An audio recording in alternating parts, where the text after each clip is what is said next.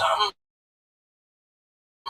That's everybody is straight. I won $200 on the slot machine. Whoa, look at that. Did you? I lost $600. No. Amazing. What else? Springfield, was that the only stop this weekend? I did 3 shows in Springfield. Next week I'm doing Minneapolis, Minnesota. I'm going right inside where the Mall of America is. Oh, that's a long week, bro. I love it. That's a long fucking week. No, they got the amusement park. I've been there before, yeah. You're going to be there. Make sure you get outside, because I was in that mall for like 5 days. I did that gig, and I did not go outside for most of it. And I was deranged, strange, and gray by the end. Yeah. Can I ask you a personal question? Anytime. What do I do outside of it? Avoid the ice rally. I'll tell you that. Somehow, everybody gets killed in it. No, I'm too high to be in rallies. What about Popeyes? Maybe Checkers? White Castle? Who knows, you know? I've been high many a Taco Bell in my day. Sorry. There's things to do in Minneapolis, right? It's up to me. We've been donated to Canada. I think Canada deserves Minneapolis, Minnesota. 100%. You could make a good trade. Maybe take a little Toronto or just a little Toronto. I'd even be willing to negotiate in Ottawa for Ottawa. Yeah, you're like a 4th-round draft pick. I know, but what is Edmonton off the board? I don't know if you've seen what Minneapolis has contributed the past 15 years or so, but I love Vietnamese cuisine. Is that where it comes from? Yeah. Vietnam's in Minnesota. Yeah, Vietnam's a little neighborhood in Minneapolis. Dedrick, anything else crazy going on? Man, I'm about to sell this cartoon to Adult Swim. Nice. Adult Swim went out of bankrupt about 3 years ago, by the way. So what? Adult Swim is bankrupt, by the way. It's not a thing anymore. I don't care where they get the money from, niggas. They told me they had the money. I don't give a fuck. Why the fuck? Oh, they were bankrupt. So was I, Red Man. I was bankrupt before I got here. I don't care how the niggas get on. Maybe Adult Swim went on Kill Tony. I don't know. That's true. We saved Adult Swim's life. Dedrick, we absolutely love you. You're the fucking man. Hey, I love you. Way to put a ribbon Shout out to Red O'Neal, the new regular on Kill Tony. Yeah, baby. Red O'Neal. You be ripping it. I'm so proud of you, dog. I love y'all. Thank y'all so much. Dedrick Flynn, ladies and gentlemen, it is right. What a night. Pat O'Neal made history by being elevated from a golden ticket winner to a regular. It was a hell of an episode. How about one more time for the great Sam Talent, everybody? September 22nd, this novel comes up, but you can pre-order it right now. It's Brute, B-R-U-T. Where can they pre-order that? Amazon? Everywhere? Barnes & Noble. It's coming out from Random House, so you can get it anywhere, yeah. Perfect. Yeah. He's on Buffalo, Chicago, Madison, and a bunch of other places. Go to punchuplive.com/Sam Talent with 2 L's. Remember, The Roast of Kevin Hart, May 10th on Netflix. It's must-see television. Yeah. The Kill Tony Mania episode is already out on Netflix because it came out April 20th. And we're going to Madison Square Garden again. So make sure you get tickets for that if you're anywhere near the New York area. And a lot of other fun stuff coming and happening because the fun train never ends. How about one more time for the best Sam in the land? Let's see what Chris Rogers drew over there tonight. Oh my God, look at that. Sam Talent back in the day. That's old Sam. That's old me, man. He was looking at a...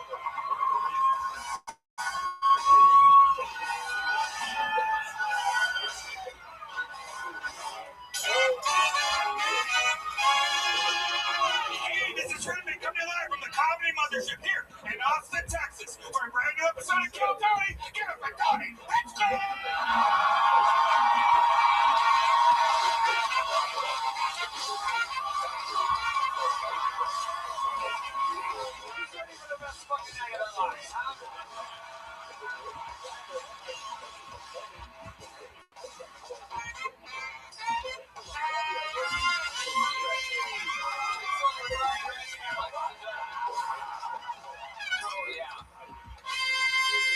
more time for the best damn band in all the land, everybody. Live here from the live music capital of the world, Austin, Texas. Carlos Sosa on the saxophone. It's his birthday, everybody. Fernando Castillo, Raul Vallejo. Normally, it's not just Grande, but tonight, I think it's Tres Leches over there. How about a hand for Justin Height sitting in tonight on the drums? We have the great Matt Mueling on the electric guitar, John Dees on the keys, and this is indeed Deep Madness live in the flesh, ladies and gentlemen. This episode is brought to you by Netflix, the roast of Kevin Hart on May 10th. Some of your favorite roasters and human beings, and just overall great people, are going to be on that. So you're going to want to watch that because, May 10th, live on Netflix, following the roast of Tom Brady. Fun fact about the roast of Tom Brady, the most watched comedy event of the past decade. So, we'll see where Kevin Hart lands and everything. Should be fun. I specialize in making fun of small black people, so this could be good. Before we get started tonight, here's a little bit more from the amazing sponsors that made it all possible. Hello there. This podcast is sponsored by Surfshark. With the help of AI, scammers are getting smarter every day. They're sending emails that look legit but are designed to steal your data, passwords, and money. If you want to stay protected, you gotta check out Surfshark. It's way more than your good old VPN.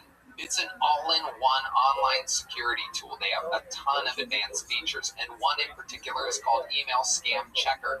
This thing notifies you if an email you received is a scam or phishing attempt. So instead of guessing whether that bank's email is real, you can check it before you click it. Amen. Tony, Surfshark is totally awesome. It's offering the best online protection out there. Surfshark still provides the standard VPN benefits of hiding your online activity or allowing you to virtually change your location and access geo-blocked content while traveling. Ooh. And the final kicker, one subscription covers unlimited devices so you can protect your phone, laptop, and even share it with your household. Pay for one tool and protect all aspects of your online life. Go to surfshark.com/Kiltony or use code KILLTONY at checkout to get 4 extra months of Surfshark. Surfshark.com/Kiltony or code KILLTONY for 4 extra months. That's right, surfshark.com/Kiltony.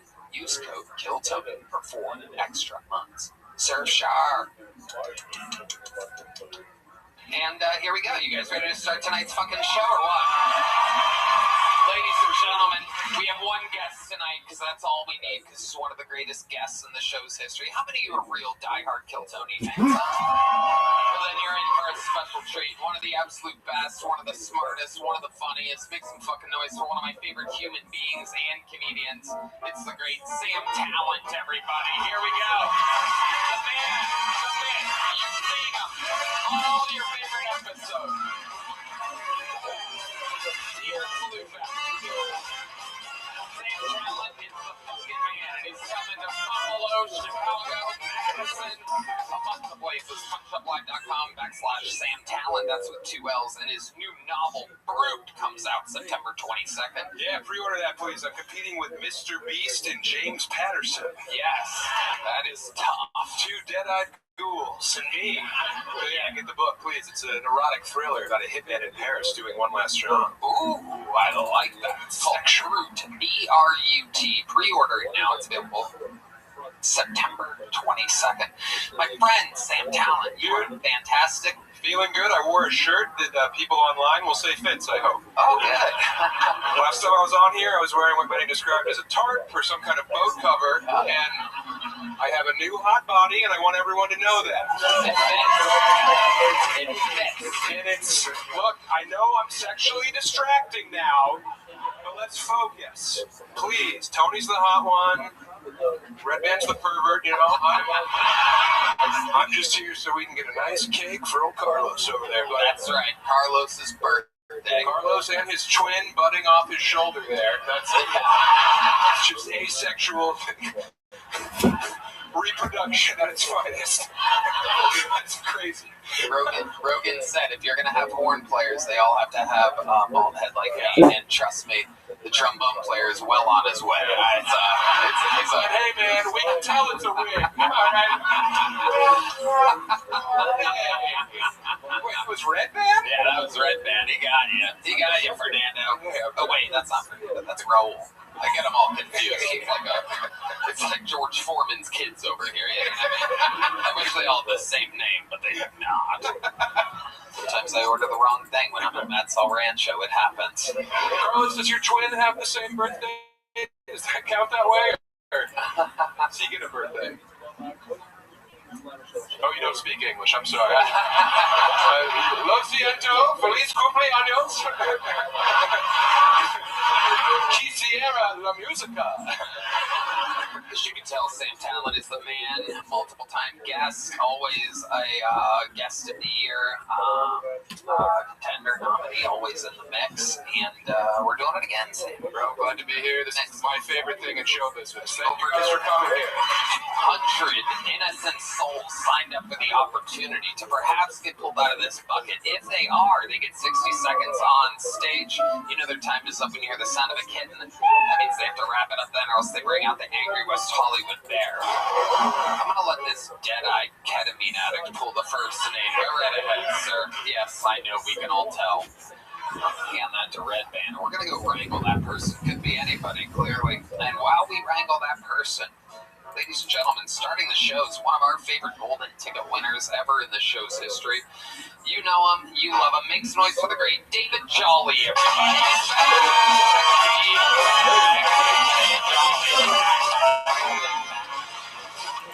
How y'all doing tonight, white people in Puerto Rico? Yeah, man, life been going good. I've been on the road and shit, you know. But most of my homeboys my age, all them boys been going through like a midlife crisis.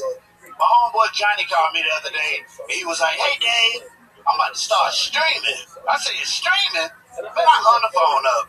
Nobody want to see no old nigga Twitch. 5:30 a.m., Jack, taking my blood pressure medicine. So I'm pass out at work again.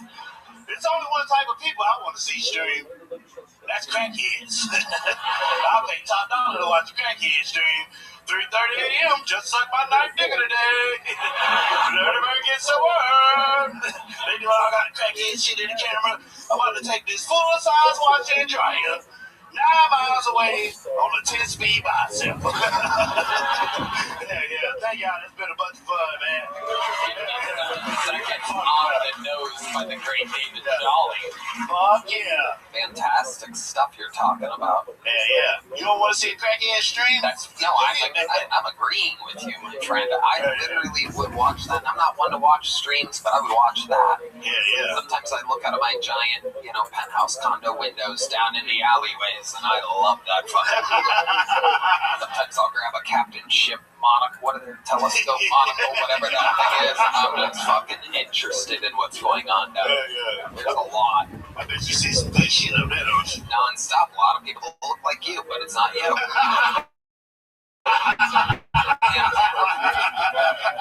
David, it's me. Oh, sorry. You heard a bit about streaming. Yeah. Honestly. Yeah. You heard a bit about streaming? I love it. Dude, crackhead streaming? Yeah. The crackheads are like that's how they transport shit like Vietnamese families, you know? Yeah. Like, you go to like Laos, it's all bicycles with like the washing machine. That's a great thing. Yeah, crackhead stronger than a motherfucker. I seen that for real. I seen a crackhead put a washer and a dryer on a 10-speed bicycle and ride where you were going with it. It's amazing, man. And you know what? Meth head's not that strong. Yeah, man, you gotta do the real kind of drug, like crack cocaine. Fuck that homemade shit, you know what I'm saying? I think this is a cultural thing, David. That's It's white versus black right Yeah, that's why crack is so strong, you know what I mean? That's why the meth heads, all still live with their mom. Yeah, exactly. Oh, crackheads live with their mom, too. They just live on the other side of the house, you know? Mom doesn't know that they're in there. Yeah, exactly. Now, David, you've smoked crack before. No, motherfucker. fuck, I ain't never smoked no. Really? Man, fuck you, Tony. I ain't smoked no fuck. I am. I thought we were gonna have a good in-depth interview about crack use. Yeah, you're a real asshole. You mean you've never You're smoked a crack? real fucking asshole, Tony. You know that? I mean, I could have sworn this was part of his backstory. Hell no, look at my teeth, motherfucker. This good like crackhead teeth. We are not your teeth, David. I'm literally you can't say that. By the way, here's a little behind the scenes for you. David had a spot in the other room. I was doing this room one night, just a normal Tuesday, Wednesday, or Thursday night of stand-up. And for some reason, he didn't take the night off the day that he got full-on teeth implants. And I don't know, Sam, if you've ever had the unbelievable pleasure of being in a comedy green room when another comedian walks in. The day of, clearly he needed whatever it is, $75 or $100 or whatever you got paid for that set. You know what I mean? I don't know what it is. Doesn't matter. But clearly he could not spare a night off of work because his entire mouth was swollen. He had these. I mean, I swear, David.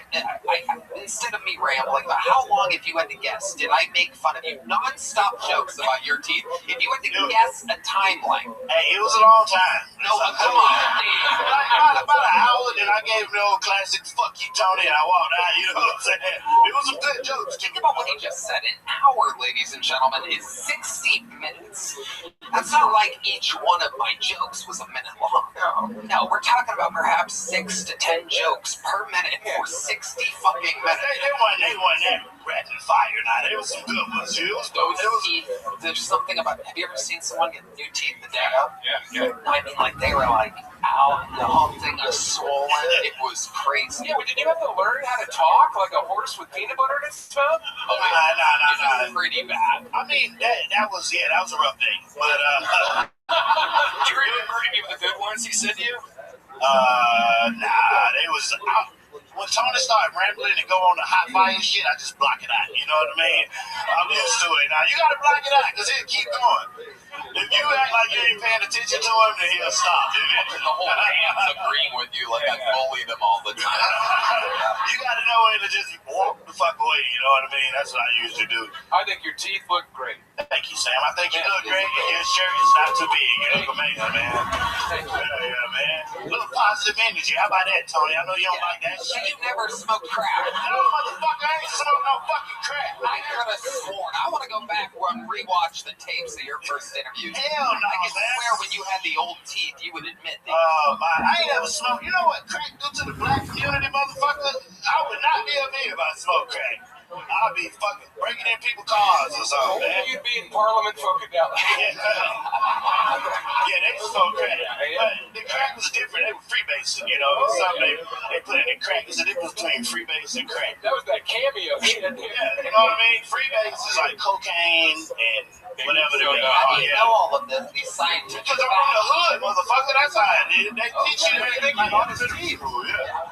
Nah, I don't do nothing illegal. I just go on the road and have a good time now. You know, I live a better life. You know, I got health insurance. Wow, that's pretty good. That's you know? very good for a recovering crackhead. Hey, fuck you, Tony. You're a real piece of shit, Tony. You know that. You're I asshole, smoked man. crack. You have? Yeah, of course. How do you like I lost the weight? No, I smoked crack. I've done freebase, I guess. I've never done crack. What the fuck is going on? You mean you two have smoked crack and David's offended that I even asked him to smoke crack? I had smoked crack, yeah.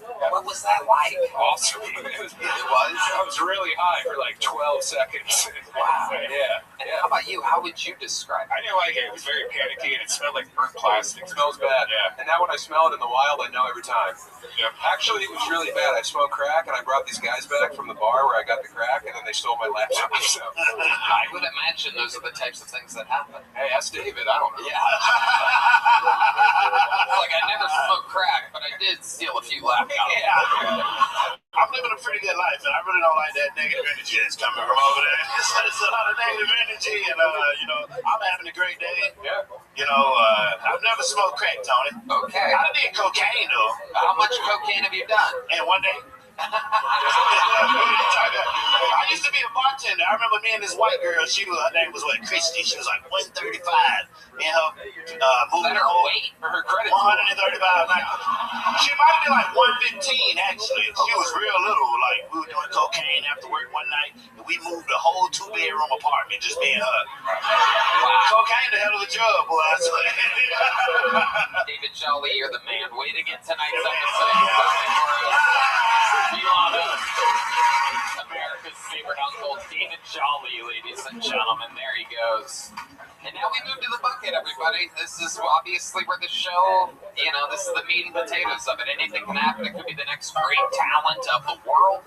It could be a crazy person. It could be somebody that's great that had a rough night. It could be somebody that stinks that had a great night. Their set could suck. Their interview could be great, or vice versa. Anything could happen. Your first bucket pull tonight, getting 60 seconds uninterrupted. Goes by the name of David Edwards, everyone. Here we go. David Edwards.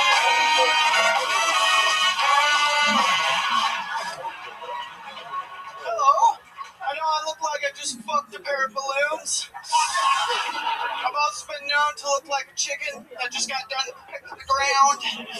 It's what it is, man. Guys, really, I just wanted to come out here and acknowledge the fact that I am the unwanted love child of Uncle Laser and Ellen DeGeneres. Just the ultimate gay, baby. It's been years. They refused to contact me. So I actually moved down here from Utah to get in touch. But I kind of got distracted, guys. A lot of just amazing Latino women here. To all my Latino women, I am like a baboon under the sheets. Brutal hemorrhoids, guys. It's. Have you guys ever seen The Ring? Specifically the scene where the ghost lady is like crawling out of the TV? That's me on the share, dude. I am just grunting, sweat like an NFL linebacker, dude. It's quite the sight. Thank you, guys. David Edwards. Even going for his barber, who really got most of the laughs tonight. Amazing. David, how are you, buddy? I'm doing great. How long have you been doing stand-up comedy? This is my 10th mic. Your 10th mic ever? Wow. Mike. Calling it a mic. Yeah, the biggest thing in show business. I'm a professional. Typical mic, just millions and millions of people watching. Like most open mics, an attentive crowd, a band behind you. Yeah, exactly. So, David, how long ago was the first mic? 6 months ago when I moved here. 6 months ago. What made you want to start comedy 6 months ago? Probably the haircut. Yeah. No, well, in Utah, I fell in love with a bisexual woman. Sexual women? Woman. Yeah. There's only one. Yeah. She started to have sex with this blonde guitarist. Yeah. Guy or girl? Girl. She's just getting finger blasted to the moon right now. So wait, so she left you for a female guitarist? Is that what you're saying? We were never together, Tony. You just fell in love with her? I fell hard. How far away did you fall in love with her? Mandatory 100-foot. Excellent. Yeah. What grade is she in? You got this. Dave. Mine. So how old are you? I'm 22 now. 22. So you moved from Utah here 6 months ago. Yes, sir. Awesome. What were you doing with your life up until that point? Doing fiber optic works. Okay. Construction. All right. Why, because the end of the cable meshed your head? Yeah. Amazing. Well, they did put you in a pipe and you scurried around like a... I just fucked the power outlet, dude. I don't know. Yeah. So how are you surviving in Austin, Texas? I finally got a job. I was in debt. That's why I only have 10 mics. So Open mics are so expensive, yeah. Yeah. It's a big barrier to comedy. Sir. Yes, sir. You don't have money, it's hard to do. Go ahead. But I finally got a job doing fiber optic works again. You specialize in fiber optics. Sure. Yeah. Wow. How? Amazing. And did you grow up all of your life in Utah? Yes, sir. LDS or no? No. That means Mormon, jerks. Yeah.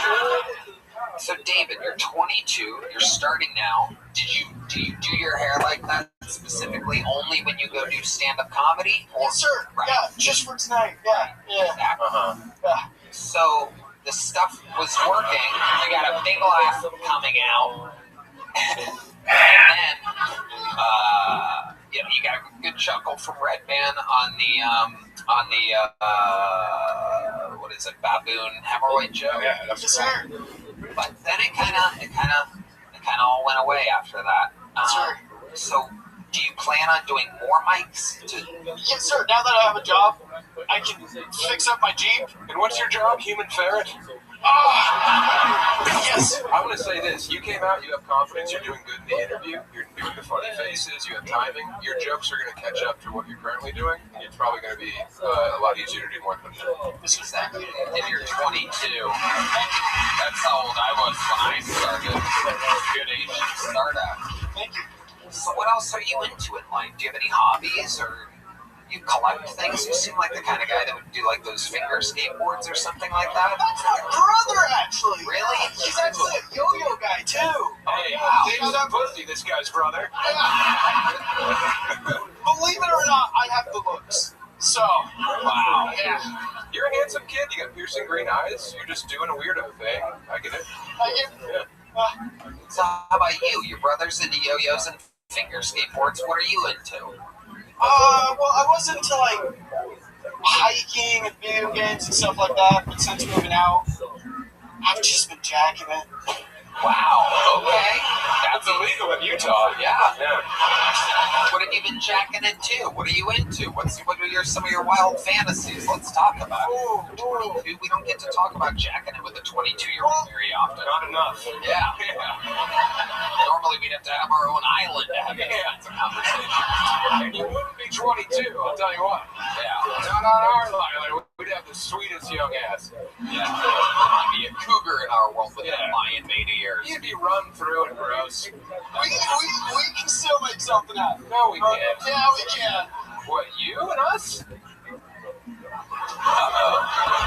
So yeah, what are your sexual proclivities? Well, I kind of had like a rough come up, so step family, mom, Okay.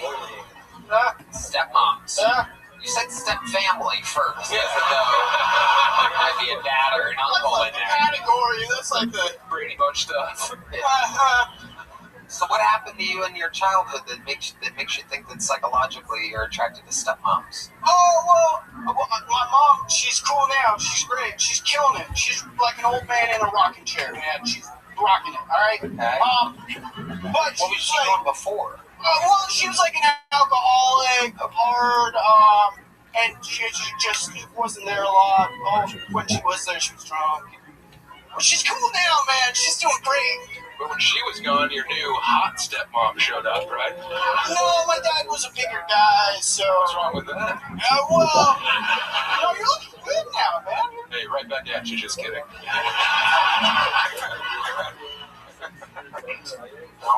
Any other crazy thing we should know about the life of David Edwards? Any fun facts? You ever almost die? You ever save a life? You ever? Well, when I graduated high school, I got 4 baby raccoons. I just kind of found them. So I raised them up, and then I let them free, and now there's like so many raccoons in Utah, dude. That's all me. Absolutely nowhere. At an absolute insane time to come out. Eyes up, eyes up.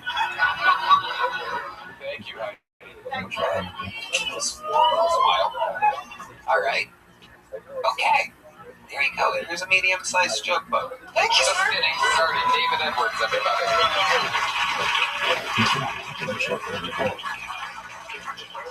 David Edwards. Haircuts will take you a long way early in comedy. Against. Well, I'm not saying anyone should have cool hair, right, Red Band? Yeah. Oh, Red Band, gross. You know, doing your hair to be able to do jokes, it's just something that kind of always been against. But You know, he's starting out. He's just getting his legs underneath him. He's got hemorrhoids. He'll figure it out. Hey there, this podcast is sponsored by Blue Chew. Guys, the future of erectile function is here. Blue Chew Gold is changing the way millions of men are having sex in 2026. The new arousal-boosting formula combines passion and performance into one tablet that dissolves under your tongue for super fast onset. No more waiting for a pill to kick in. No more moments ruined by performance anxiety. Just the results you freaking want when you want them. I'm talking hard boners again and again. Most ED meds only focus on blood flow, but Blue Chew Gold goes further by combining 2 ingredients for blood flow and with 2 for mental arousal and connection. So you're not just physically ready, you're actually in the mood. This type of innovation is why Blue Chew Gold is the #1 brand in erectile function. The process is simple and all online. Get started today at BlueChew.com and go for the gold. You know who needs a little softy pie red band. Oh, I love it. Tony, Blue Chew's the best. They're providing the best ED treatment out there. Ladies, if you're listening, send your man the link and make him a trophy husband with Blue Chew Gold. Make everyone around you hard as a rock. Discover your options at BlueChew.com. We've got a special deal for our listeners right now. When you buy 2 months of Blue Chew Gold, you get the 3rd for free with promo code Tony. That's promo code Tony. Visit BlueChew.com for details and important safety information. And we love Blue Chew for sponsoring this podcast. Hello there, our dear friends. This podcast is sponsored by Prize Picks. The regular season is wrapped and the NBA playoffs are finally here. Prize Picks, a preferred partner of the NBA. So, don't pass up your next shot with Prize Picks and get $50 instantly in lineups when you play your first $5. Now is the time to do it live with the 2026 NBA Finals sweepstakes. Pick live squares during the NBA playoffs, and you could win a trip or 2 to the NBA Finals. To enter, just make a $5 lineup with at least one live NBA player pick during any part of the 2026 NBA playoffs. Live player picks are picks made after a game is already in progress. Red man? Tony, I love Prize Picks. It's so easy to get started. You pick more or less on 2 to 6 player stat projections. If you get your picks right, you could cash in. Pick from all your favorite sports, anything from NBA, baseball, hockey, UFC, soccer, college basketball, tennis, golf, esports, and more. Prize Picks now has early payouts. If your player gets off to a hot start, you now have the option to cash out those winnings before the game even finishes. So download the Prize Picks app today and use code Tony to get $50 in lineups after you play your first $5 lineup. That's code Tony to get $50 in lineups after you play your first $5 lineup. Prize Picks, a preferred partner of the NBA. Prize Picks Predict is a registered FCM offering team picks and culture picks as event contracts. Trading involves significant risk, not for all. The content provided is for informational and educational purposes only. It does not constitute investment advice, recommendation to trade any commodity interest, or an offer to open an account. Kill Tony is not registered with the CFTC or NFA. Prize Picks Predict does not endorse or guarantee any statements made by third-party promoters or influencers. Please consult with a qualified professional before making any trading decisions. On to our next bucket pool. You guys get it? You having fun yet? All right, here we go. Number 2 goes by the name of Candace August. Everybody, here comes Candace August. Hey, I am in an interracial marriage, and so I'm the only black person in my husband's family. And because of that, they always have annoying-ass questions for me. One time, my sister-in-law was like, "Hey, Candace, can you please talk to the kids about Juneteenth?" That shit pissed me the fuck off. Because then I had to go look up what Juneteenth was.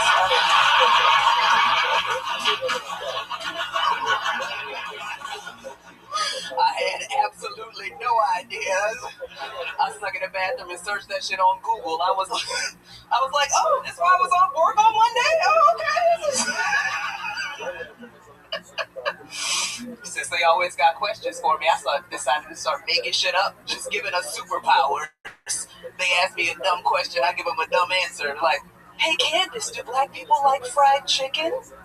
Of course we do, and we can see in the dark. Did you know that? That's my time. Y'all have a good night. Candace August. Damn! Hi, Candace. You've been on this show before. I have. Hi, Tony. Hi, Red Band. Hello. Very funny. Welcome back. Sam, is this your first time seeing Candace? I think so, and I gotta say, Candace, you came out with like 20 seconds of setup. It paid off that Juneteenth joke, and it was awesome. That was great. Thank you so much. Yeah. Sam, it's not our first time meeting. No? Nope. We were on 2 comedy festivals together, one in Santa Fe and one in Hawaii. Oh, that Santa Fe one. Can you believe it only lasted 1 year? Yeah. An industry joke. And that Hawaiian one was also like a real who cares jack off. They don't. Who the fuck's going to comedy shows? You live in paradise. They don't give a fuck. They just are like, but it was beautiful. It was a beautiful. You're telling me. Well, back. Remind us, how long you been doing stand-up, Candace? 13 years. 13 years. Where at? All over, actually, all over the East Coast. I started in D.C., then I did New Jersey, New York, then I did Tampa, Florida, and then I moved here. Thank you. There's a couple things I want to clear up. Can I have a moment? Okay. All right. So you're clearing up things from previous appearances? Yes. Okay. How long ago was your last time on the show? About ballpark. No, I remember. It was June 2025. Perfect. Okay. Yeah. Juneteenth, right? Yeah. Let's do it. Let's make our corrections here. Clear some things up for us, Candace. All right. So it's only 2 things. So number 1, I got really good feedback. They were like, "Oh, she was so funny," blah blah blah. But then no one could find me because no one spells my name right. My name is spelled Kandyce. Last name is August, like the month. If you're looking for me online, please follow me. So that was number 1. Number 2, even though they said great things about my comedy, they said horrible things about my appearance. They were so mean. They were just like, "She's so fat. Does she have diabetes?" I would like to say the last time I was on the show, that was not me being fat. That was me being pregnant. I just had a baby. Wow. Thank you. Wow. Thank you. Look at that. Redman, you can use that excuse every week. Yeah. I love it. You really just had a baby. She's 2.5 months old. Okay. Congratulations. Thank you. You know whose it is? Redman, you can't just ask people questions like that. That's crazy to do. What happened to the Mexican dude? Hi, sir. What the fuck is going on over here? Do you know who the father is? Yeah. Is that him? Yes, my husband. The drummer? Okay. My husband. All right, perfect. I can't believe that people online were mean to a black woman. They were. Yeah, they're mean to everybody, and it's a roasty show. Of course. I wouldn't take it too personally. No, they say some real wild stuff on it. Yeah. I know. But Yeah. I know that one of the things that you do on the show is when people need to lose weight, you weigh them and then you invite them back with a weight loss challenge. True. And I'm ready if you want to do it. Really? I'm totally fucking ready. Yeah. I mean, you are wearing your jeans backwards tonight. I know the times are tough. Shift buttons are holding on for Heidi, can we get a scale out here? Let's see what happens here. So what is going to be the challenge? Like, how much do I need, and when do you want me to come back? I mean, I'll give you 6 months. Okay. And let's see how much you have. And then It's a lot. It's a lot. And then we'll set Post baby weight, so understand that. You're still glowing. Thank you. Oh, thank you, Sam. Give it up for Sam. He's such a nice guy. I know you don't remember meeting me, but you were so nice every time. Actually, do you remember meeting you? Because we hung out in that bad restaurant in Santa Fe. We did. Your name is spelled with a Y, which I also remember. Yes, and remember you said it's pronounced yucca, and I said it's pronounced yucca. Yeah, that's why we're not friends. Yeah. Now I remember canned ice. That is true. Her name is spelled with a K. Candace is on the scale. Let's see what we got here. What do you got? 239. 239. Redman says that's what he weighs. There's not a chance in fucking hell Redman weighs that. Redman famously lies about anything. He once said that he could suck his own dick. Not only is he not flexible, but his dick is not big enough to reach that far.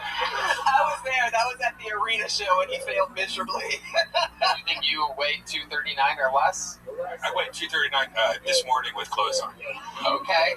How about this? I will bet $1 million right now that you come in over 239. Let's do it. Let's do it. Has anybody ever seen a live $1 million bet before? Anybody want to go live for a quick million? $1 million for Tony Tony's gonna win. No fucking way. 249. So 249. last episode, that's what I said, 249. Last episode, we found out the scale's about 10 pounds off. So you actually weigh about 229, probably. You think so? Yeah. No. No, remember last episode? No, it's been recalibrated. We recalibrated it. Do you want to get up there, see if you weigh less than 230?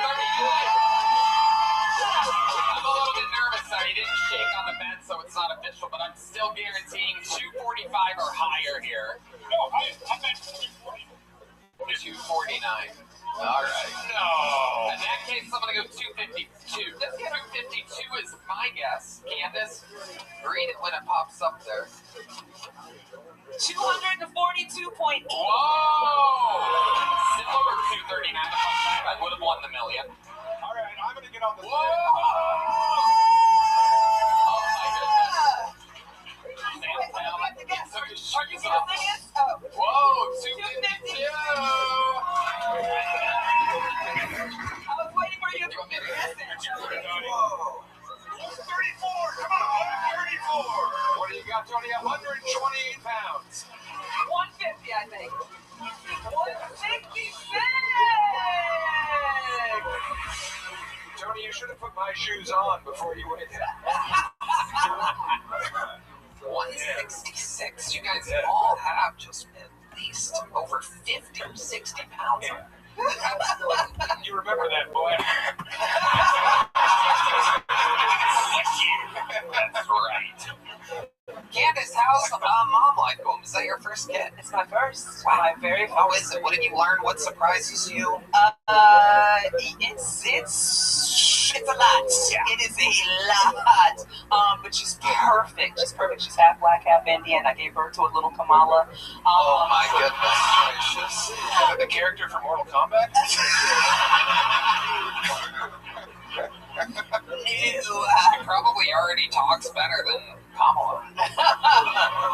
She's actually very smart, very alert. You can see, like, she follows things with her eyes. She's only 2.5 months. She's great. What a blessing. Yeah, thank you. I love it. I love her so much. And the Indian dad is being a good dad. Perfect. So perfect. Watching her right now so I can come out here and follow my dreams. Yeah, he's great. He's great. When the Indian dad holds her near his armpit, does she start to cry? No, Tony. He smells fantastic. I'm being an asshole. Gotta get some good Indian dad. No, he's perfect. What is he, Cherokee or Choctaw? No. Sometimes you don't know if it's the diaper or ham that smells. No. Great dad. Great dad. Absolutely not. Fuck y'all. He's perfect. He's wonderful. Amazing. And he works with computers and stuff, Yeah. right? I mean, they all do. Yeah. That's not even racist. That's just fact. Am I correct? Or they're doctors. Well, I mean, He actually has an accounting degree. Yeah. okay, what does he do for work, though? He works at a debt consolidation company, helping people get out of debt. On a computer. Yeah. Okay, everything's on a computer, sir. And did he clear up your debt? Yeah. I don't know how you met, I assume, you know. I don't have any. Because I'm with him. And he's really good with money because he's an accountant. Hell yeah. Amazing. Well, Candace, we're looking forward to seeing you in 6 months. Yeah. Let's set the goal. So you're 239 now. What seems reasonable for 6 months? Sam, you're a weight loss master. What do you think is fair yet challenging? You know what? I feel like if you were able to lose 20 pounds in 6 months, that's a great step forward in your progress to your 20 goals. pounds. I'm going to jump in here because it seems 20 is a little easy for me. That's what you think. You're 108 pounds. No, 166. Yeah. You have those gold bars in your pocket. You never had to lose a pound in your life, Tony. You don't know what you're I talking used to about. cut weight for wrestling. I used to wrestle. I used to wrestle with okay. man. Best days of my life. Was it hard to cut from 115 to 112? I did at times. And down to 103 when I was a freshman. I had to cut 103. I had to cut from 325 to 275. I played football at 325. I had to cut 50 pounds. Oh, it's insane. Sam, how much have you lost total? Because you were way bigger when I saw you. Oh, thanks. I'm a human. You look fantastic, is what I'm saying. Thank you. Well, I was pregnant when we met.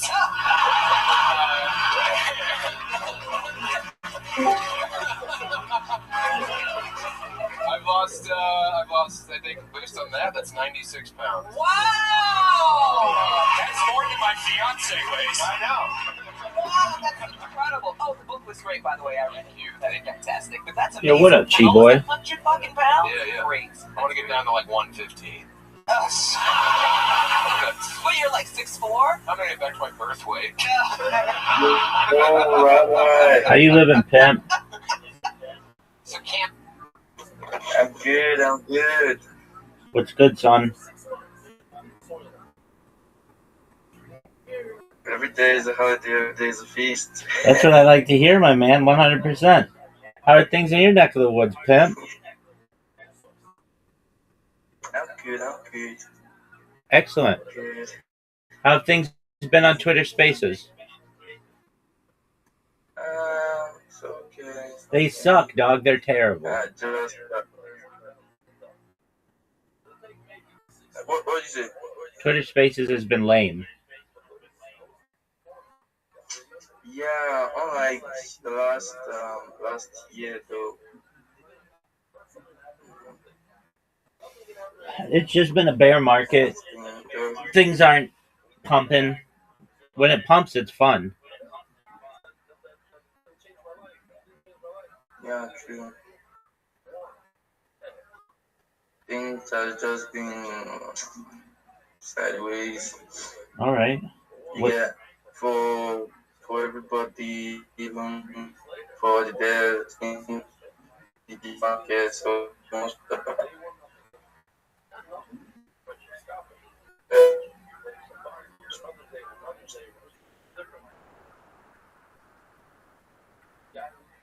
so even people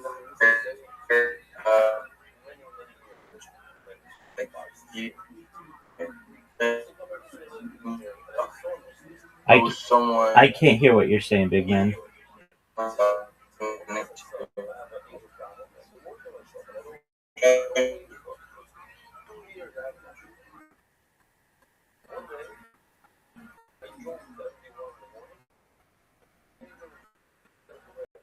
Rabbi, Yeah, I can't. know. Okay, yeah, now I can hear you. Go ahead. Okay. So I was saying, even like people are like making something profit, like maybe when like a big account like refers you to maybe if he's working with a dev or something like that, or like scrap grinding, it's not really easy. Yeah, because of this bear market, Yes, sir. it's not easy. I won't lie. Yes, sir. We're just still pushing it. 100%. Have you been hosting any spaces?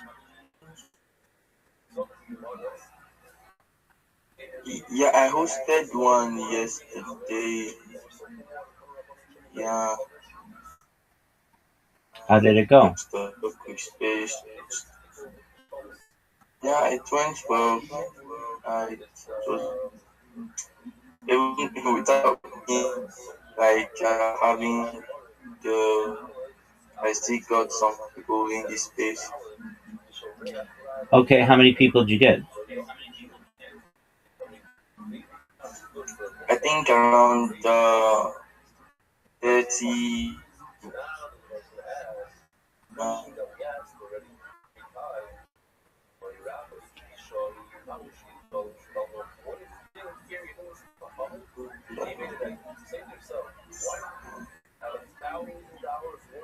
But I don't like host every day now. I like host like twice in a week. And to just keep up the grind.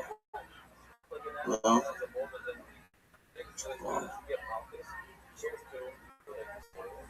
Okay. what I'm trying to like achieve now, trying to like try to see how I can raise some funds to like get monetized on X, so I can really work towards start alone monetization things.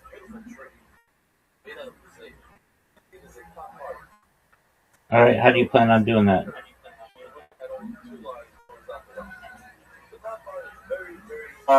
That's the thing. That's the thing. Just trying to like get money. I'm sorry, I said monetize. Trying to get my like blue check mark. Okay. So how do you plan on doing it? I still continue my grinding. You know, I just, All right. Have you put in any job applications recently?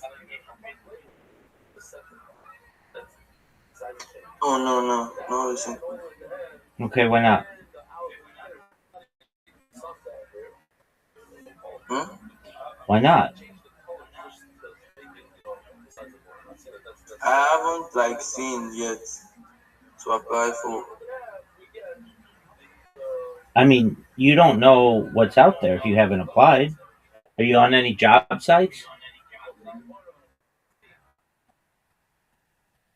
No. Okay. Well, I mean, wouldn't it make sense to create accounts on job sites and then start applying for jobs if you need money? Yeah, yes, yeah. Okay. Well, that's what I advise doing.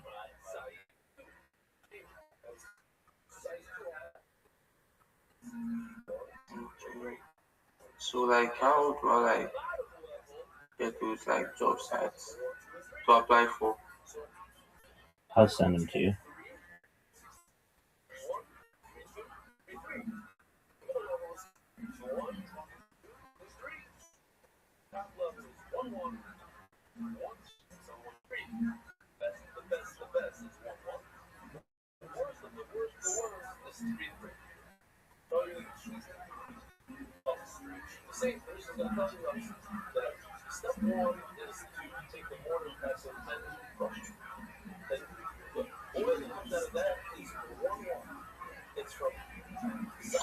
There was even a time I went when I was just free. I just went back to my ex and I was listening to one of our bases we had around last year December. It was amazing, bro. Cool.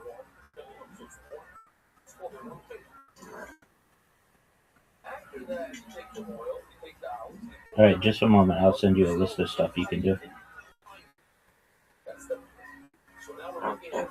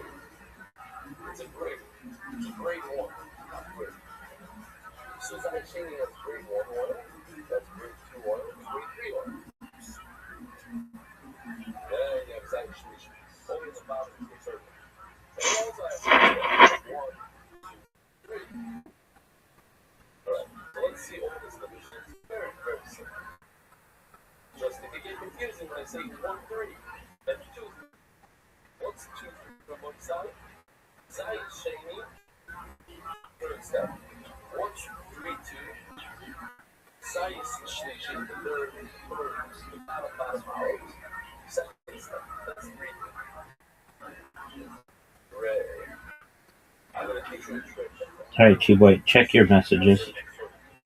on Discord.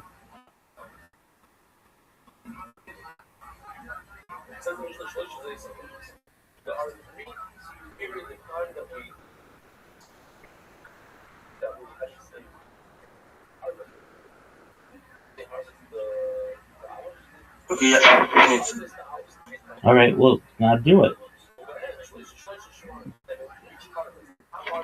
Okay.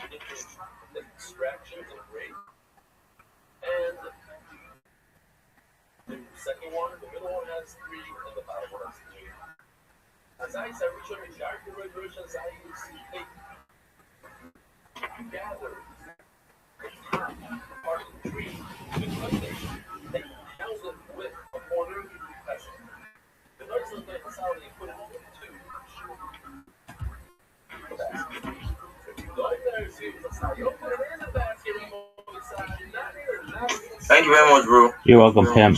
Let me know if you need anything else, okay? Okay.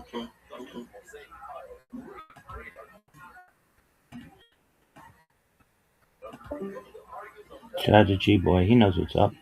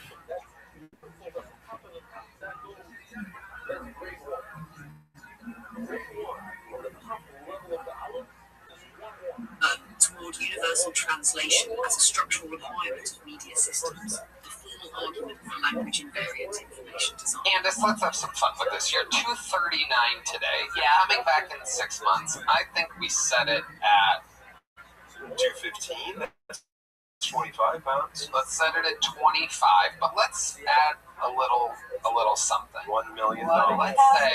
What do we have? I know what I want to win, but go ahead. What do you want to win? I would like to win. I just want to be a part of the show. I would like to win. What? Shut up. You're auditioning for black drummers.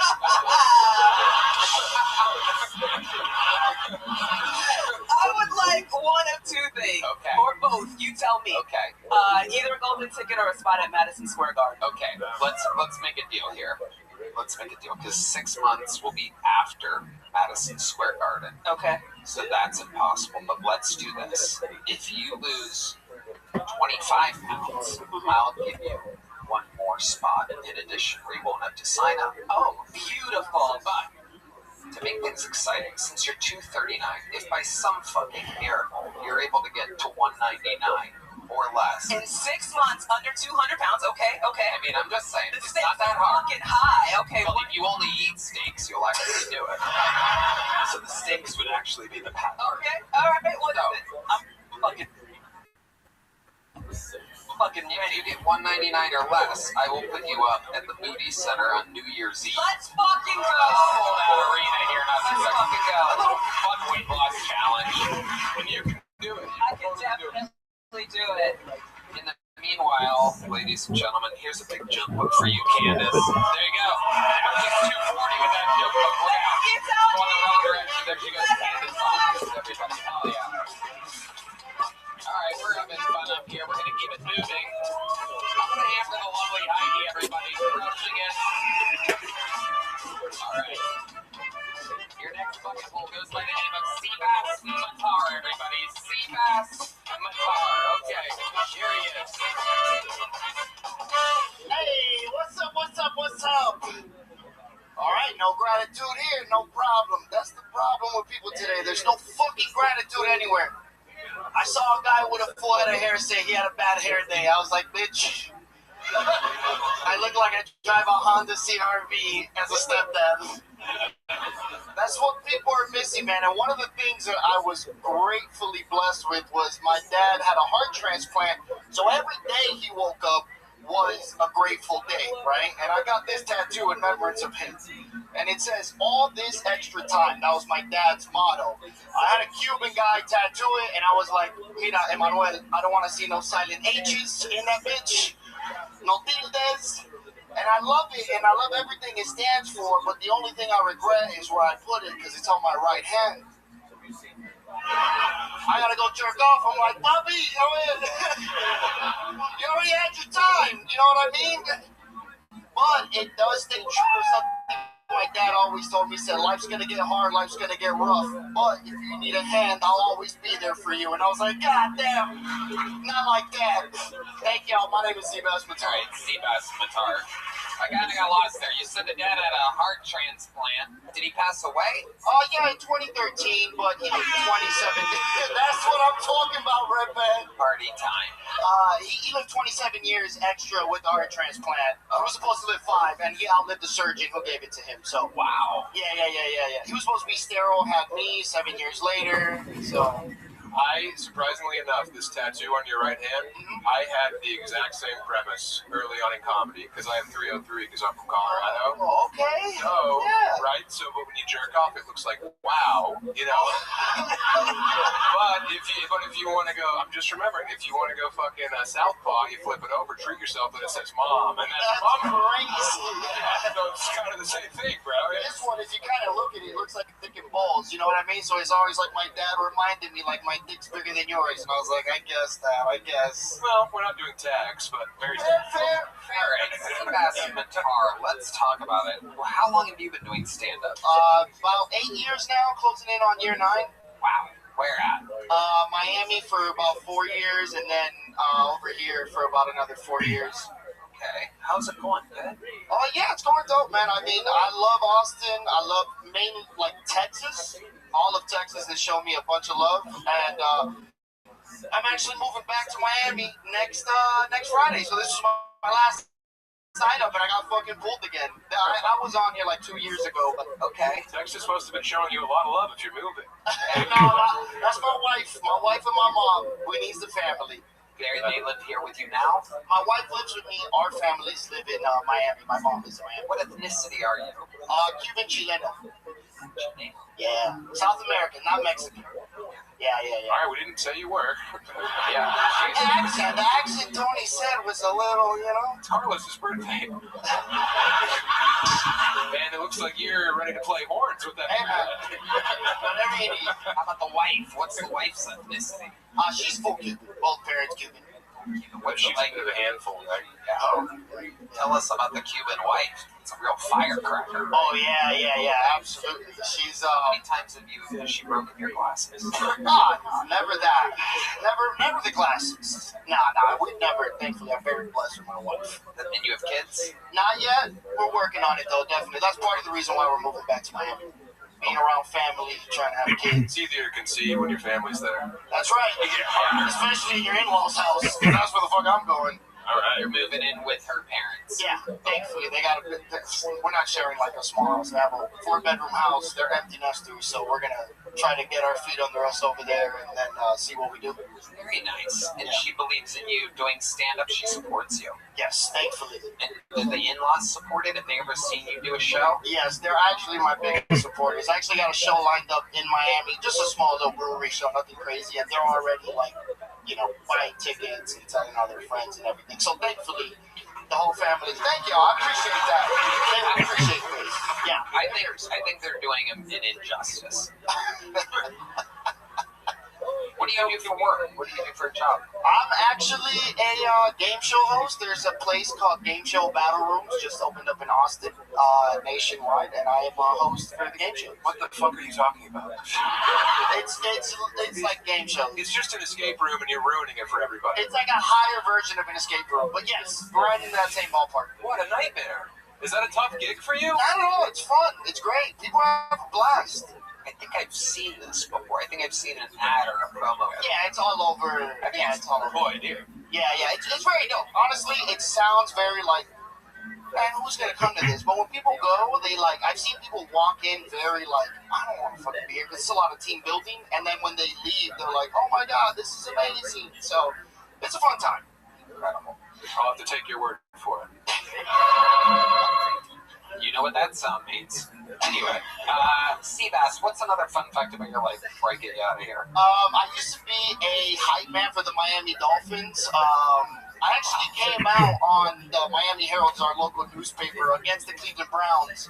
Back in 2016, Jay Ajayi drove in the game-winning touchdown. I think it was in overtime, and I came out in the Miami Herald like high-fiving him. So that was dope, man. You know. What does that have to do with you coming out?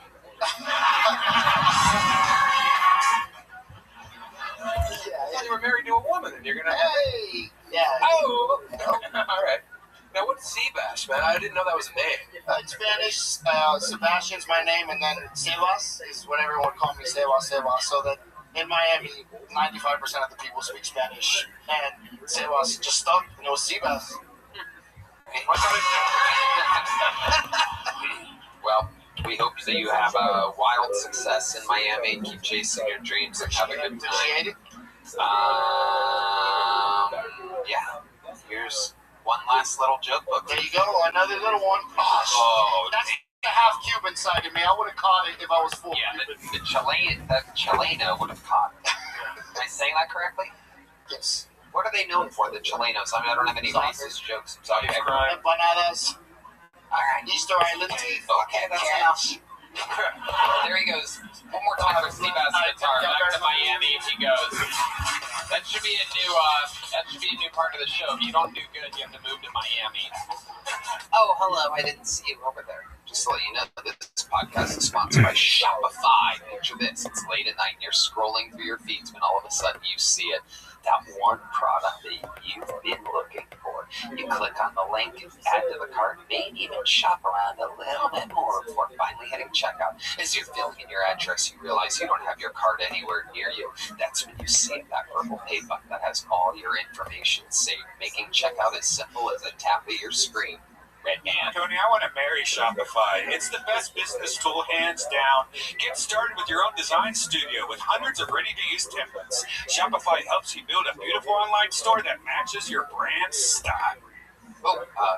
Invest at Shopify is your commerce expert with world-class expertise in everything from managing inventory to international shipping to processing returns and beyond. If you get stuck, Shopify is always around to share advice with their award-winning 24/7 support. So see less carts go abandoned and more sales go with Shopify and their Shop Pay button. Sign up for your $1 per month trial today at shopify.com/KillTony. Go to shopify.com/KillTony. That's shopify.com/KillTony. Go to shopify.com/KillTony right now. All right, your next bucket full. Anything can happen, folks. Goes by the name of Austin Ingalls, everybody. We're going to meet Austin all together. Here he is. How are you doing? Thank you so much. I'm from the Midwest. My family's old-fashioned. Is what you say when your family's still racist. And all my friends are starting families of their own. And one of my friends, his kid has Asperger's, ADHD, and autism. I can never remember the little fucker's name, so I just call him AAA. I used to work in a prison for like 3 years. You meet a lot of interesting people when you work in a prison, employees as well. We worked with this one guy who would eat his own hair. And if you can believe it, he didn't crush it with the women. There was reason for that. He was into child porn. He got busted at his house with a computer full of child pornography. That was the last time I trusted a coworker with my laptop.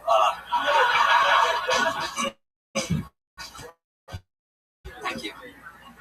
I saw a homeless person outside holding a sign that said dying of AIDS. Could use that sign before the blowjob.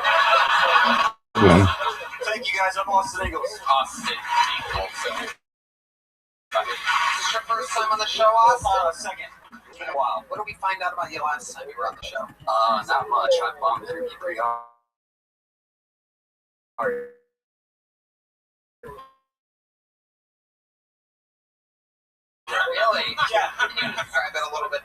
show, so it's pretty terrible. Matt Rife does that. Yeah, he's a handsome fella. You're beautiful. That guy, you're out of my body.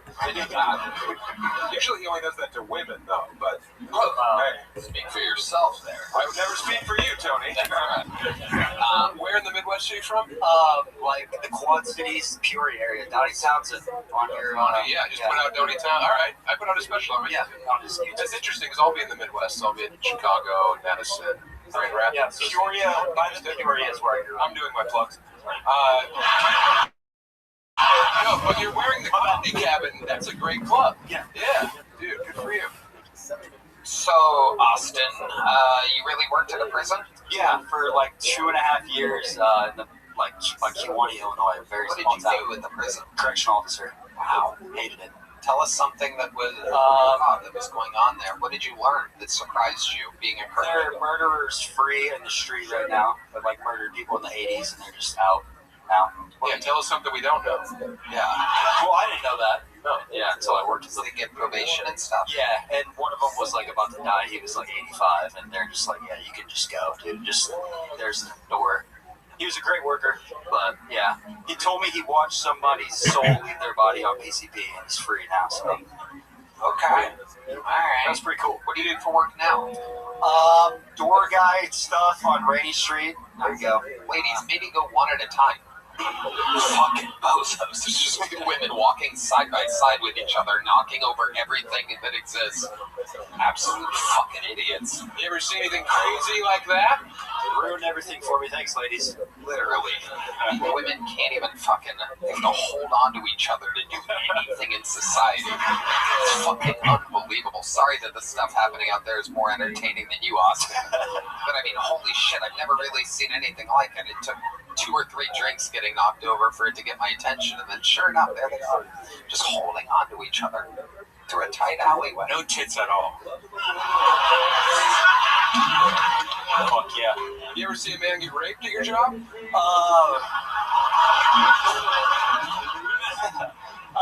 Guy in a wheelchair. Oh, I got I'm gonna let that. No, a guy in a wheelchair was getting raped by another like retarded person in healthcare. I didn't do it. I don't know why you're grounding at me like I don't know why you had to say he was retarded. He was though. He's a rapist, but you don't have to go crazy. He was. He's a wheelchair guy rapist. We don't have to cast aspersions. Let me ask you this. This happened in the showers or something? The healthcare area, back in the shower areas, like they have their own little cells. Was the guy showering in his wheelchair? He just couldn't move, so like the retard would go in there and would. Jesus. I mean, You say it like you just watched it every day. Get the hose. Mikey's up to it again. We gotta put a bell on Jeff. His wheelchair's all over. Oh, they're using the stoma. Did you ever see this take I didn't place? see it. No, You never saw it. I was in the healthcare area on first shift, and apparently this was happening on third shift. So Got I just missed it. So Damn. Just like the security camera outside of Epstein's cell. Yep. At least his ass is clean. The wheelchair guy's ass is probably, the cleanest it would ever be. Red bin. he did washed by people. Red Bin's onto something there. He was getting washed and Like taken cleaning care a of. baby in a sink, right? Yeah. But yeah. What do you do for work now, Austin? Work at a place called Crazy Conscious on Rainy. It's like a door guy. So security, do some comedy shows there, and then just do spots around town as much as I can. All right. What else? You in love? You have a girlfriend? No, I love all the Mexican. It's a Mexican restaurant, so see a lot of beautiful Latinas, and I would love to get with one of those someday. Have you ever been with a? All right. have you ever- Quit saying one of those then. I'm gonna put you on some game, young blood. All right. Hey, I want them. One of you should suck me. So you've been with a Latina woman. Yes, I have. Yes. What have you noticed is different being with a Latina woman than a white woman? What have you said about them that you think psychologically you find satisfaction? You have to get that They're loyal. I mean, they are loyal. getting the corn skin off of the pussy. That's tough. Tamale, come on, Carlos. Happy birthday. Happy birthday. Oh, that's good. They're loyal? That's your answer? No, I mean, you know, like they get psycho, and I like that. Like I was just hooking up with one, and she took it further. So Like what? What do you mean? went through my phone when I was asleep, and You just wanted your Netflix password. yeah, This is an actual thing that you can go through the history She of woke up- Tony, and you will find out that Latina women go through your phone when you're sleeping. A little fun fact for you. Jealous as fuck. I didn't have. It was a Tinder matchup. I didn't think that. I thought we were both, you know, on the same playing field, but she took it further. And, yeah, went through my phone after like the second time hanging out. Tinder matchup. This was like a first date or something. Second time hooking up. We never really Looking up, and she's already going through your phone. Yeah, never really went on a date. Okay, Red Band, stick with the soundboard. Stick with the fucking soundboard. There's a lot of buttons you can hit. Look.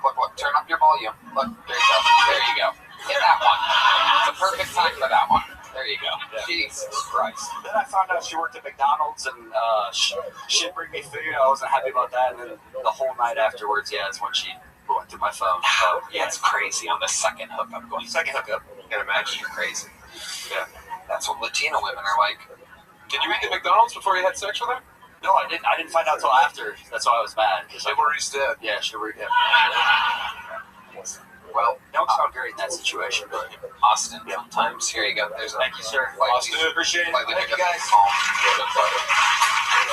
All right, let's have some fun in here right now. We have one of our newest golden ticket winners, who is an absolute fucking machine, ready to go. Very funny man. We love him. You're gonna love him. He's getting spots. He just recently got passed here at the mothership for being seen by the talent coordinator out of Vegas. Ladies and gentlemen, welcome back the great Pat O'Neill, everybody. Here he is, the very funny Pat O'Neill.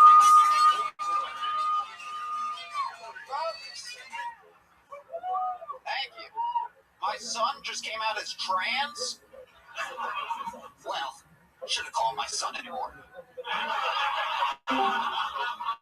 Now that he's dead to me, they got him on puberty blockers. Those pedophiles call them preservatives. Fuck it.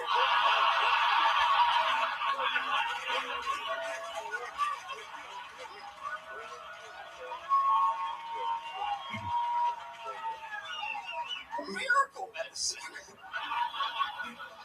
The other day at my job, I was explaining puberty blockers to one of the midgets. I work in a circus, and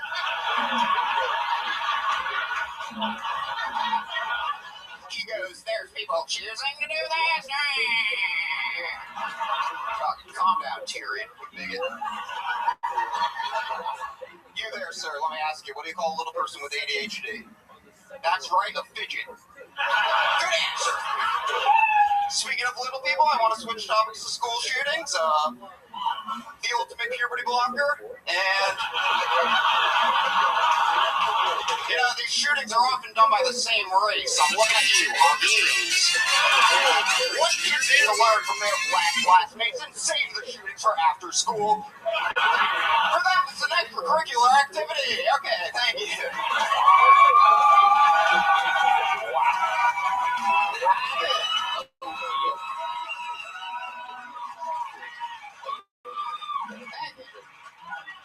Every fucking line was a punchline, bro. That's how stand-up should be. That's very good. Jokes. Yes, jokes. No waste fucking opportunity to get a laugh out of these people, bro. You respected their time. That got me fired up, dude. That was fucking sick. Above and beyond. Me too. I forgot how good it could be. That is like not only the set of the night so far, but I mean, that's like some of the best material I've heard, period, in a long time. Fucking love you, Pat. Preservatives? Preservatives is sick, and then you call back to it like 3 jokes later in a 1-minute set. Like, dude, just way to go, bro. It's amazing. I think it's a good crowd, too. Who wants some candy? Whoa.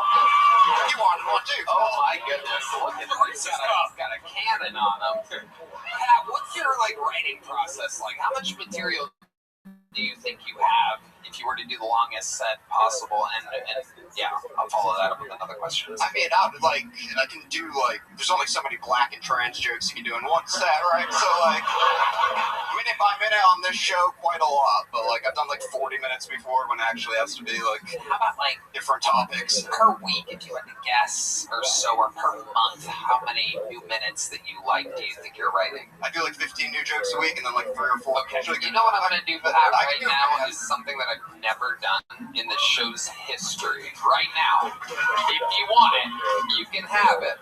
You're the first person ever, I do believe, elevated from a golden ticket winner to a full-time regular. Yeah,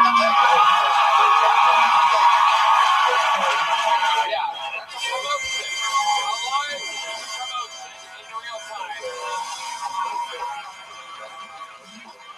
Yeah. Pretty amazing.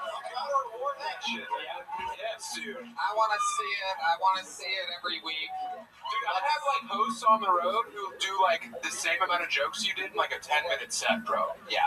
Keep this shit coming. Yeah. Yeah. You could be one of the true greats. How old are you? 30 now. Fuck yeah, man. 30. They always laugh. I know. It's unbelievable. You look like Beavis and Butthead. You are so built for this. I've said it every time since the first time I saw you. I mean, you are just a true comedian, and now we're going to get to see you every week on the show. Welcome. Your life just got a little bit crazier. Welcome to the family. One more time for Pat O'Neill, everybody. Yeah. That's how you do it. It's that easy. You fucking absolutely destroy, you get rewarded. If you just do okay, you don't. If you do bad, you get made fun of, and then you're embarrassed, and then you leave. It's a very simple show. If you're unbelievable, I want to see more of you. It's like common sense. Anything can happen. You guys still having fun out there? Make some noise for your next fucking pool. I mean, again, this could be the future. Anything can happen. Make some noise for Akshay.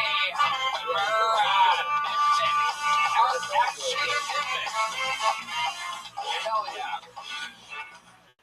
Thank you. Been doing a lot of drugs and dwelling on my traumas. And mushrooms showed me that my biggest trauma was learning that Santa Claus was not real.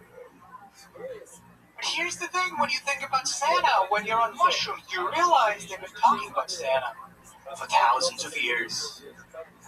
And they're going to keep talking about Santa for thousands of years. Yet I'm only going to live for 80 years. So in a way, isn't Santa more real than me?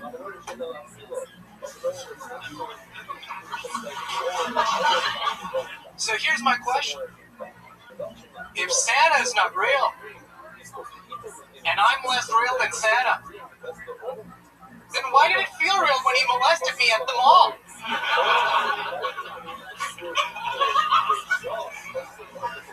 Our traumas ground us in the physical reality.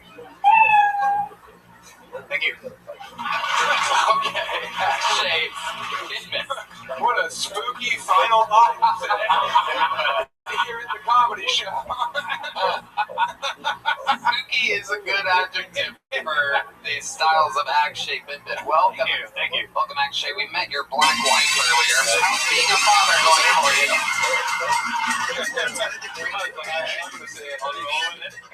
No, you're good. She was so lovely. Akshay, how long have you been on stand-up? I've been all in since COVID. It's been around a decade. Okay. Where have you been doing it at? I started in New York City. When I left Wall Street, I moved to LA. And then I moved with my band from LA to Austin. Your band. Where's the name of your band? Wow, I'm surprised I haven't heard of you. Red Man, you're going to have a hard time googling that with your search history.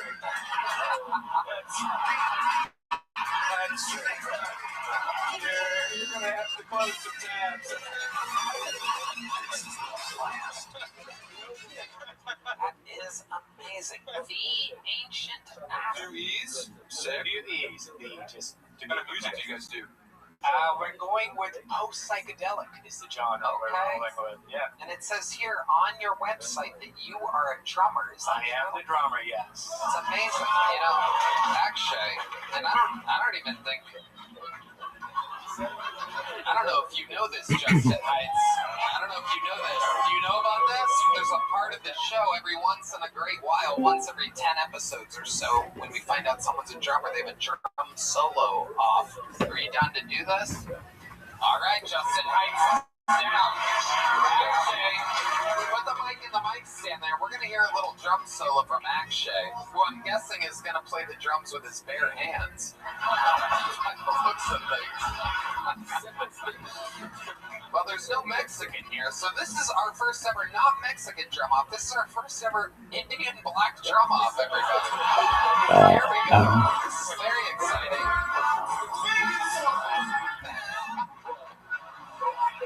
Very good, Red Band. Very good. All right, ladies and gentlemen, the first ever Indian black drum off. Here he is, Akshay Tidbit.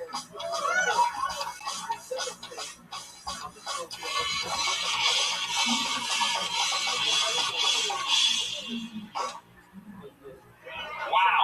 All right, Akshay. Yeah. Well, yeah, no, let's do it. Sam, you know what, Justin, before you get back there, because I believe, here, come this way real quick. We're going to get to you in just a second, because I do believe that in this crazy world that we live in, I'm betting that Sam Talent can actually beat Akshay Tidbit in this drum off. Ladies and gentlemen, this is our first ever Indian white black drum off.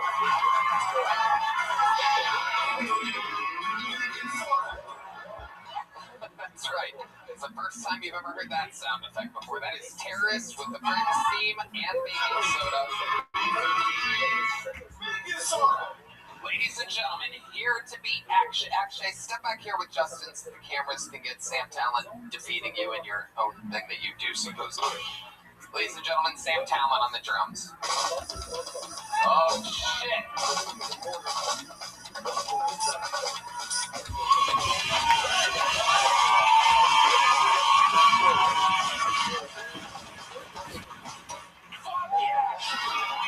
What a show! Unbelievable! Down here from the exit on the cave, ladies and gentlemen. Make some noise for the great Justin Heights. Justin, let's bring this party home. Even though, without a doubt, Sam Talent just beat Akshay. But Akshay, we're going to bury Talent in his last name. We're going to bury you one more time. Ladies and gentlemen, this is Justin Heights. What's going on? It's just the advertisement. It's all positive, but it's I guess it's just a financial decision is what I would say. Not any kind of dramatic or bad, nothing bad at all, but just a economical kind of. Yeah, oh my gosh, and by the way, that was kind of asking of me to bring that on you right now. Everybody won except for you, Akshay. No pressure. I'm just happy to be here. I love it. Maybe it's not. I gotta make it. I'm traditional. I think we're gonna figure it out. I think you like can that, figure right? it out. Yeah, we're gonna figure things out. Yeah. I got my solid decade in. Did you really? You made good money? That's I did okay. living in Austin, I guess. You still have some. Well, yeah, it was my apartment. Luckily, it is not. It never went up in here every 6 months. Thank you. Yeah. It's a year to go some places, but yeah, it's like a 6-month lease. Yeah, that's usually how it was in our first studio of a job now, or are you just going out? We started on the one price, but then we doubled. Very cool. How much do you have left? Price on a shitty studio apartment too. Enough to be present right now. Can I guess? And you tell me higher or lower? That would not be a fun game for me. Yeah, but it's fun for that. The millions of viewers at home. You already have two drummers meet me. That's easy on that. Paper plates, exactly. Oh, nice. Yeah, I used some paper plates. There were a couple paper plates last night. It's easier than washing a dish. I love paper plates too. I don't need much more to be happy. So That is true. That's a good point. What makes you happy? What brings you great joy other than comedy and playing music? Give us one fun fact about action. Passing last week. I've been taking shepherding lessons with my dog, learning to become We're talking Yeah. Should have led with those. Okay. You're a nomad. What kind of things do you shepherd? Zoot, guess what? Well, goats is all. Sorry, not goats. Sheep Zoot. is all the training facility has. Guess what? We're going to play 20 questions. You know how to play 20 questions? Yeah. All right, go. Okay. What's the first question? You're supposed to ask me the question.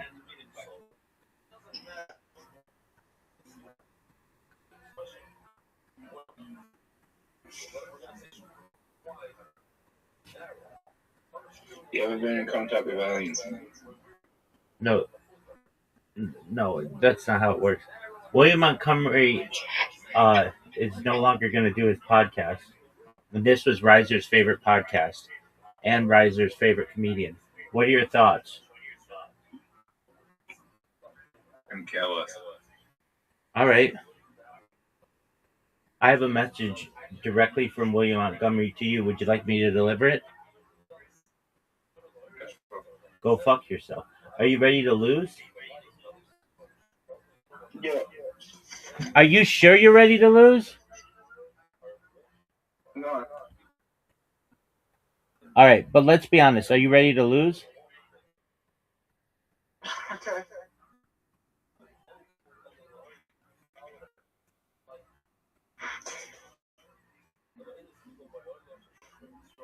Zoot, are you ready to lose? I'm ready to win. Zoot, you know you're not. Zoot, you know you're not going to win. Okay. Are you ready?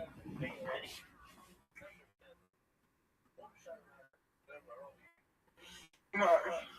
What's wrong?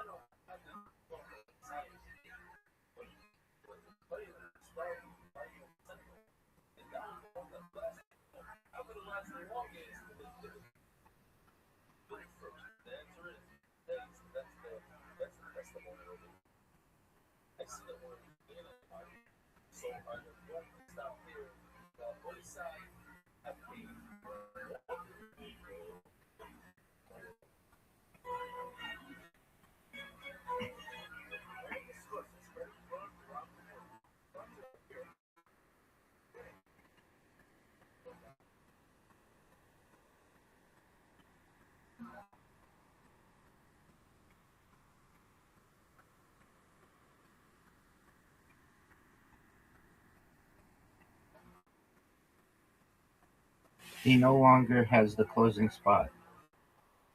Period. I wonder what is going on. Period. He and Erica broke up. Period. He no longer does Kill Tony. Period. He has announced that he's having trouble selling tickets. Period. I wonder what the deal is.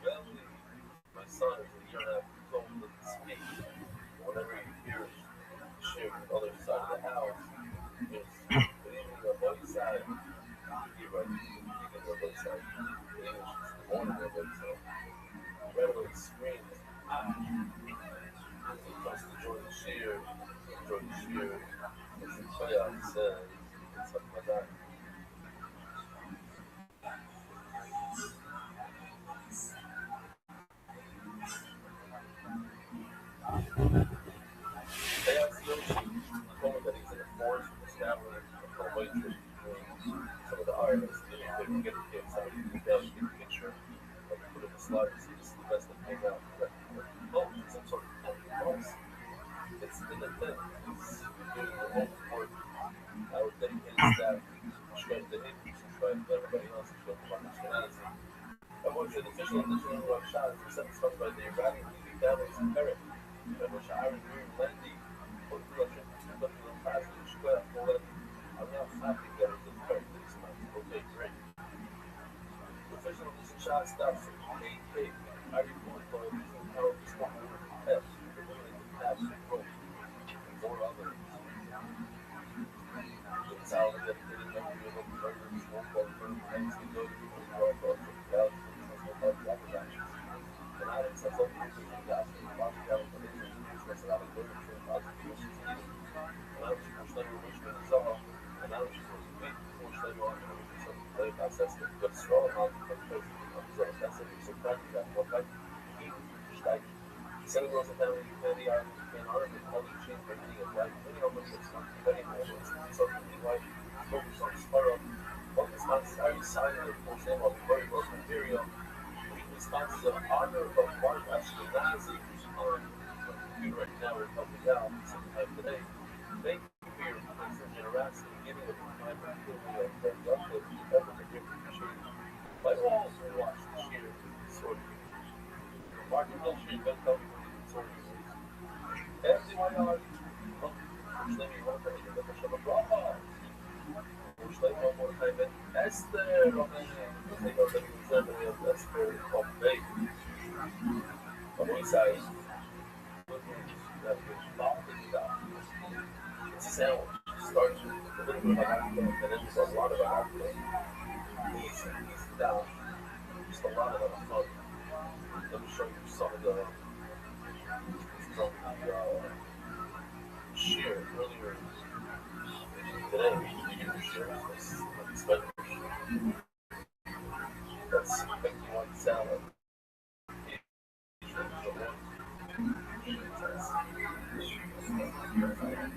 Shadi is there. It's every single night. Sacrifice next to him. The thoughts. Or the modern never everything. Okay. So the Kinaro Hotel, they have a very nice sponsor. You know, Kinaro Hotel has a program.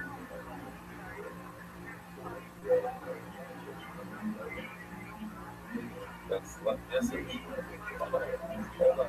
Hold on a second. That was there's some fellowship. First of all, the guy in the red shirt is getting sharp with the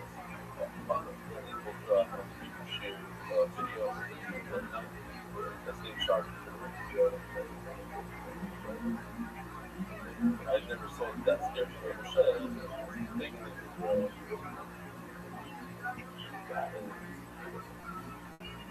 okay, what else do we have? Oh, the CR. They never stop. And we have a paper, even though they had just like a couple of hours or whatever for the situation over there. Well, they were trapped. I don't know if it's still the whole situation.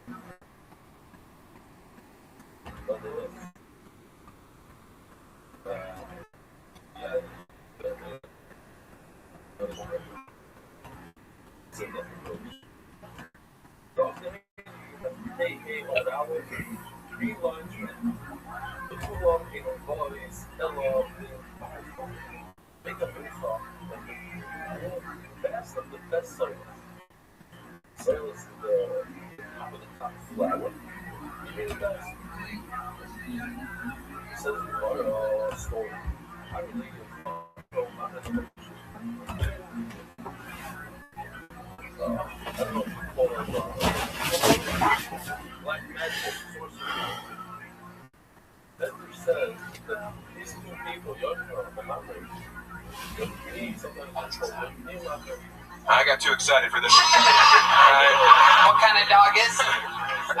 He's a blue heeler. Oh, yeah. His name is Wiley. He's adorable, but he'll fuck you up. Yes, he will. I once had a friend that had a blue healer, and this was a very long time ago. And that dog was ruthless. Yeah. To say the least. Did you call them blue healers? We call them blue tick healers where I grew up. I actually just bought him a shock collar. We're talking. Sorry. I'm trying to get down to the real differences in dog names. So, what were you saying? I'm very sorry. You killed the moment. Move on. No, we can. I don't think I did. Do you know why they call them healers? No. I actually found Because they can be your heel. Yes. Yeah. Yeah, that's what they do. You knew that, right? I did know that, and I actually bought him a shock collar, and no kidding, I was inspired by Timmy Nobrace's performance. Yeah. Legendary. To make that happen, to get the nip out. I live with my bandmates, and one of the dog does not like one of my bandmates, and so... Why? What do you think it is about that bandmate that the dog doesn't like? I don't know, I think is he trying to be a seen into his past life and doesn't approve? I don't know. That's about all I can think of. You should look up Hassan shock collar. You might like that. Okay. Some weird kink I don't know about? Sure. Okie dokie. There's Red Man again on the mic, please. All right. Actually, anything else crazy we should know about you? You have a girlfriend? No girlfriend. Okay. You into women? I am into women. What's your favorite type of woman? If you could have anyone, what would it be? Well, apparently black. All right, okay. Now, why do you have this affection for the ebony goddess? Because it was bestowed upon me by you guys. Actually, here's a little brown joke book. Just like you, a little brown joke book. Actually, thank you. It's Phil Tony debut. And the show just keeps moving along. Thank you. You're welcome, Akshay. There he goes, everybody. One more time for Akshay, everyone. Alright, your next fucking hole. This is an easy to say name after Akshay Bimbit. It's spelled very hard. This one's easy. Joe Jacks. Everyone make some noise for Joe Jacks. There we go. What's up, dogs? Chill. I was watching Forrest Gump the other day. Where my gump head's at? I don't know. I just had this thought when I was watching the movie. You know the plot of the movie? It's like a guy he goes through history. He's slow. He doesn't know what's going on. I thought it'd be really funny if Forrest Gump was involved with a bunch of really racist shit and had no idea. You know? It's like, I went to the woods with my new friends. All of a sudden, we were dressed as ghosts. They started burning a big tea, and I left because I got hot.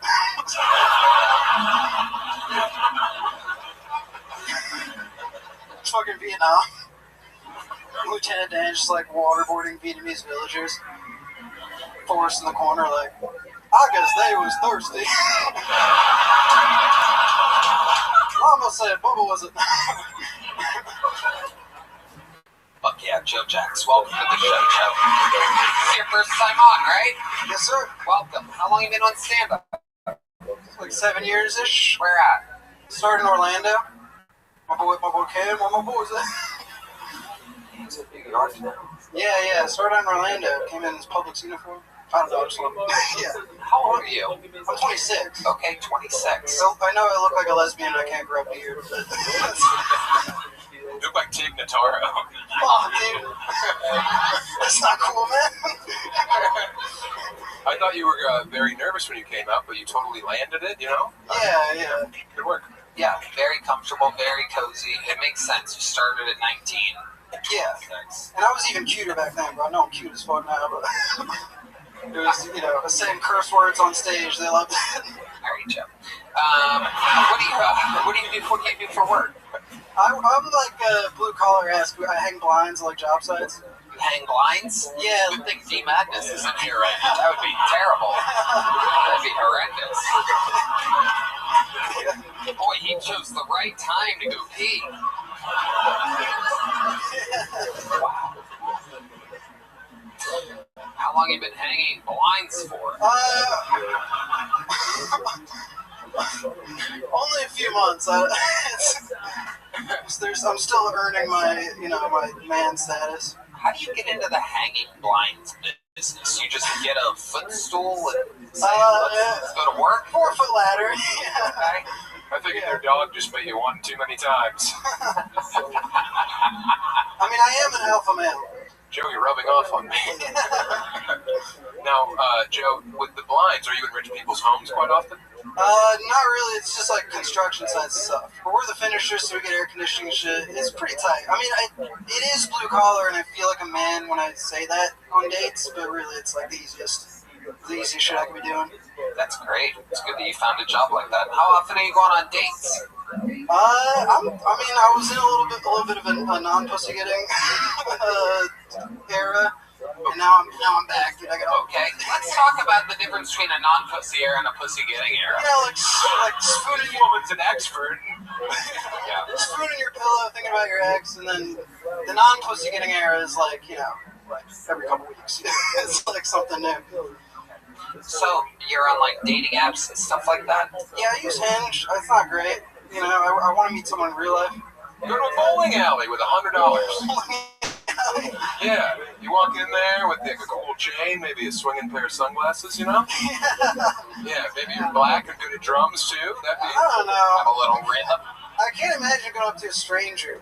Why? You went up to a bunch of strangers. I mean, you did the job. And being horny too. That's like. That's I want to see what it's. I want to see you talk to a woman. I want to see what it's like when you talk to, because you're so comfortable on stage. So short. I can't believe. Where's Heidi? Can we get Heidi up here? Let's see what happens if he tries to look Heidi right in her eyes. Because that's where we all look when Heidi's around. Right in her eyeballs. You're supposed to look at me and over here. Tony, why you doing Get a little spotlight, Keno. Come on, Joe, go for it. Are you from Tennessee? No, I grew up in Wisconsin. Fuck, that ruins the rest of this. Because you're the only 10 eyes, see? Oh, My shit. dogs. No, you gotta roll with Wisconsin. She gave you Wisconsin to work with. What would you say if she said Wisconsin? Wisconsin's nuts, no. Oh, Jesus. I mean, Now, That's not Heidi, what I expected out of this. when you hear that, are you soaked immediately? Dripping wet. Fuck, you guys took my phone. I was gonna get the Instagram, dog. No, I mean, I'm sensitive and shit. There's something about you that's just so charming. I can't put my finger on it though. What's your pronoun, shorty? She, her. He's taller than you, dude. Yo, I'm trying to she them titties. Did you go home and practice this? You're actually so good. I told you I got a lot of pussy. incredible. He's really coming out of his shell. I said. Did I mention blue collar? Fuck. You need your curtains hung or? You hang my curtains any day. Wow, look at that. Oh my goodness. I love you. Wow. Absolutely amazing. What a first moment. Are we gonna start dating right now? Hey, I'm looking for love, dude. Me too. I'm out here. How old are you? I'm 10 years older than you. Perfect. That's awesome. Yeah, let's hang out after this. What are you doing? Right now I'm on Kill Tony. After, there's a bar at Mama Dearest. I don't drink. But Get her out of here, bro.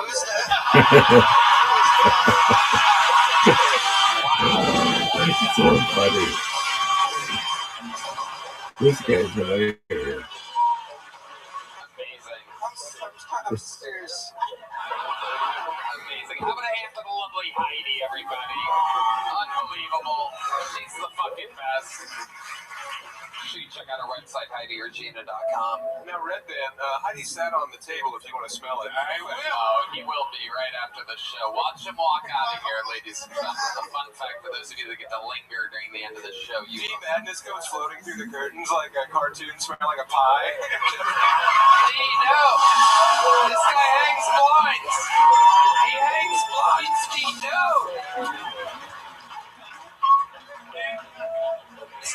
He hangs blinds, D Madness. What do you think about that? I don't like it. Yo, get him out of here. So, very fun times. You did very good. Very amazing interview. Everything went absolutely perfect. You're 19. You're 26. You started at 19. I don't think anything can stop you, dude. Just keep at it. There he goes. Joe Jax. You saw him here first. The fun train keeps moving along. That was really funny. Yeah. He was great. Yeah. Quick improviser. Heidi's great. He was great. Heidi, your dream.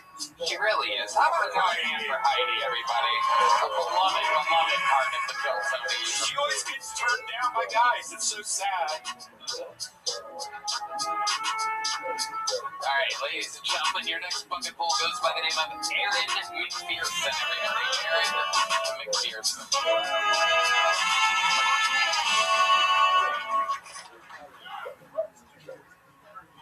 Alright. Alright, it's your boy, the pipe layer, the motherfucking throat slayer. It's the immaculate pimp, no draws, man. And I'm here to fuck. But not just anybody in particular. I got a thing in particular for disgusting bitches. Yeah. The nastier the better. Like a bitch, if you go to the gym, I don't want it. But if you could be on my 600-pound life, now that's my kind of bitch. And you know what? They give you money, man. And that's why. I'm also known as Big Low, the American Negro Gigolo. I be charging $250 a pump. Got lifting big ass legs up and shit. I'm trying to get swole. But see, when you like these disgusting things, sometimes you forget to turn off your Bluetooth. You know, and then you be, doing your thing, 30 seconds into the video, you're like, fuck, ain't no sound. Then you hear a car door slam. You're like, oh shit. Well, anyway, more of the story is, fuck it, I'm Aaron McPherson, thank you. Alright, Aaron McPherson. We had David Jolly, now we have David Melancholy. Yeah, here he is. With no hesitation, when he came out, Red Band called him Fat Kanye. He whispered in my ear, he goes, oh, Fat Kanye. And I've heard of the best. It's pretty amazing, Red Band. Oops. Welcome to the show, Aaron. I have so many questions for you. Let's start here. How long have you been on stand-up? For about 6 years now. Okay, where at? Detroit, Jacksonville? No. Atlanta? No, man, I'm from Kansas, man. Whoa. Yeah. And I was 5,000 guesses away from yelling. What do you do? Why Kansas? That's where I was born. Shit. I don't know. Where in Kansas?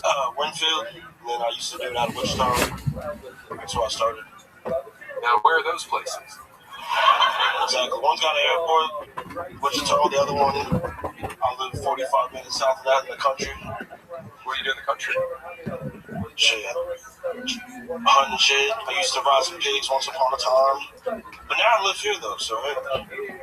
Okay, so, Aaron, let's talk about your choice of women. You said that you would be into a 600-pound bitch, I do believe you said. Where do you find these women at? Where do you find these big bitches?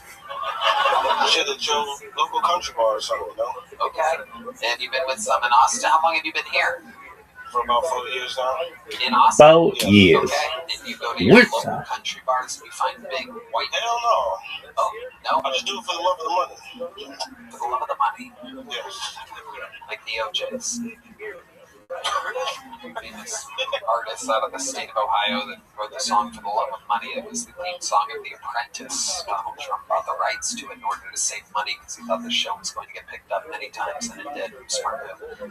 Anyway, Aaron McPherson, let's get back to it. So, you do, like the last big woman you were with, where'd you find her at? Shit, on Facebook date. Oh, hell yeah. That is, a fun fact, that is the app for 600-pound bitches. That and Facebook Marketplace. Yeah. That's Facebook dating. Yes. How's that date in Ohio? Bingo. Okay, so tell us, Aaron, what are some of your favorite things about hooking up? Was that the best episode of all time? Fuck no, bitch. What's the best episode of all time? Well, zoo.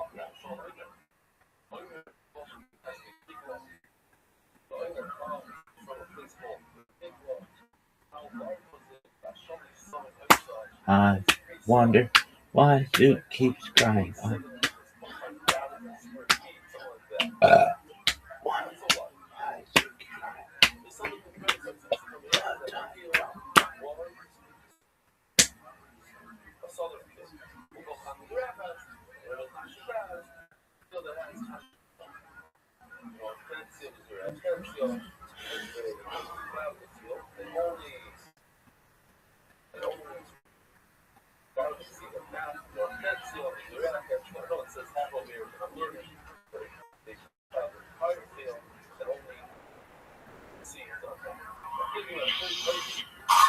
Hey, this is Redman coming to you live from the Road Famous Comedy Store for a brand new episode of Kill Tony Volume 4.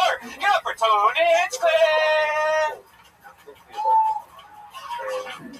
I just put eye drops in right before you started the show, so it looks like I'm crying.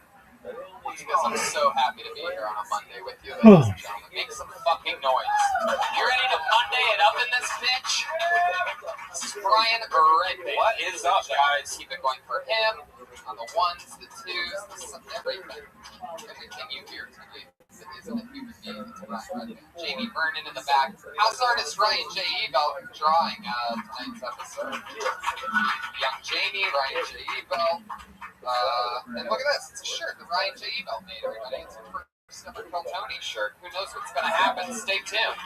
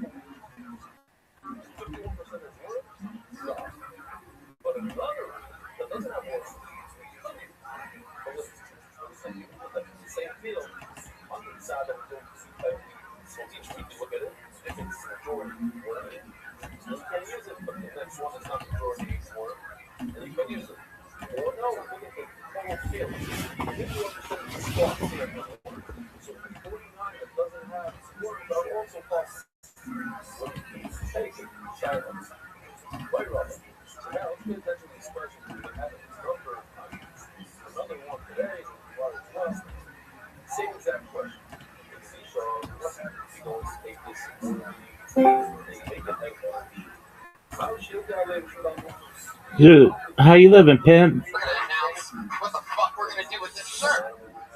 Pimp, what's wrong? Nothing. Dude, you've been coming in here randomly crying. Let's play Fighter. Okay. Have you been taking your medicine? Breaking news, the first ever 3 years and 170 episodes of this podcast. Okay. And we are the longest That's alright. Just one moment, dog. I'll send you an invite.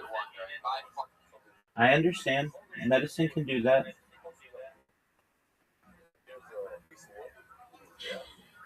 I just want to make sure you're not getting emotional because you suck dick at dice parties. That's correct, right? Yeah. Cool. You've got an invitation, son. I won the last game with Dice Party.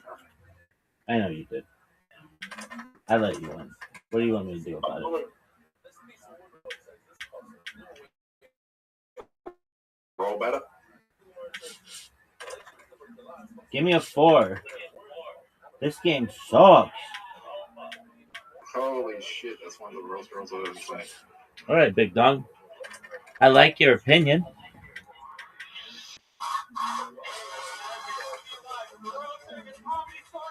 Dude, this game does suck.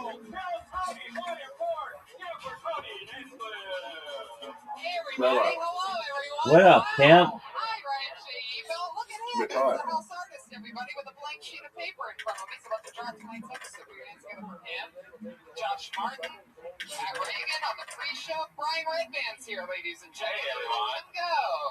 He's on sound effects, sound, a whole bunch of fun Dude, stuff. this What do you guys sucks. do on Monday night? You ready for a crazy fucking night or what? Come on, you can do better than that, you fucking idiots. You're the mater of the comedies.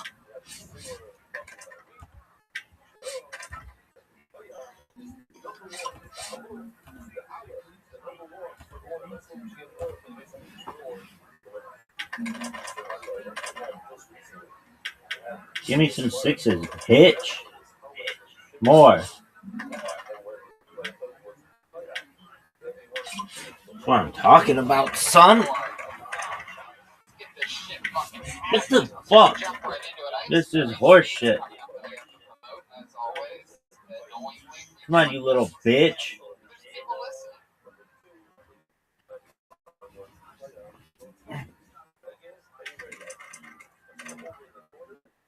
One, two, three. Give me a 4. Are you fucking serious? Dude, this is awful. Dude, this might be my worst game ever.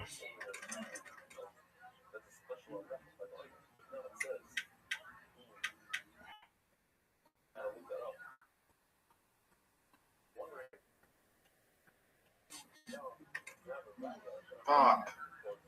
That was a risk, son.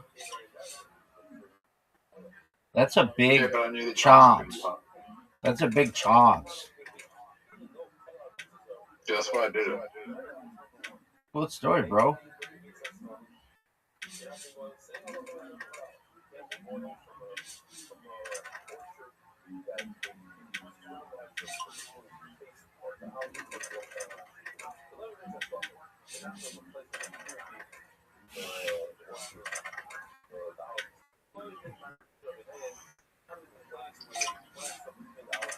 Why did you go with 3 of a kind when you had 4 of a kind?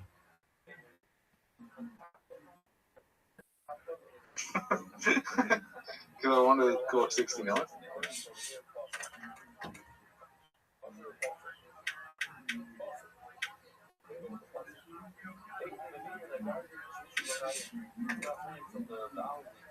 No, I don't know.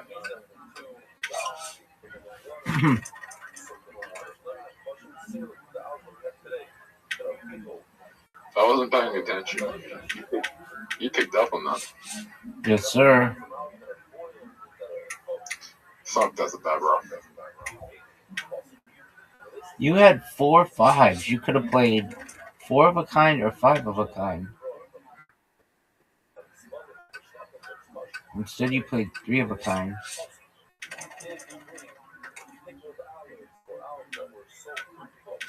I could have played the 5 and go to 20.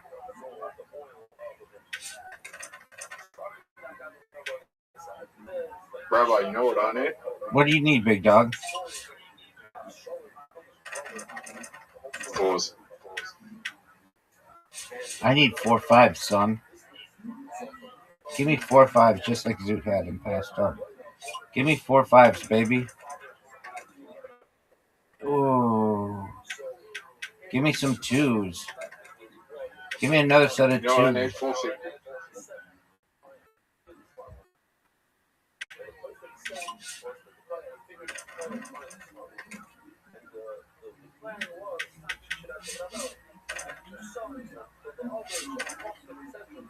Fuck. Fuck. I told Riser that his favorite comedian was ending the podcast, and he was sad.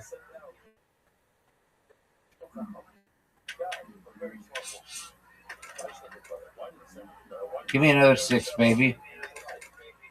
Oh, shit.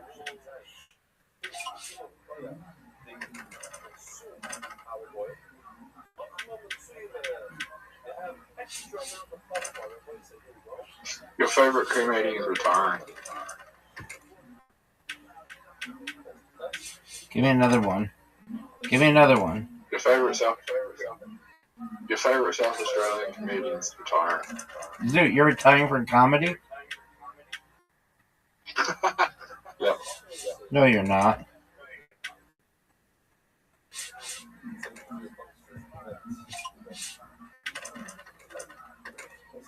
Are you retiring? Yep. You're full of shit. If you could bring anyone back from the dead, who would you bring back?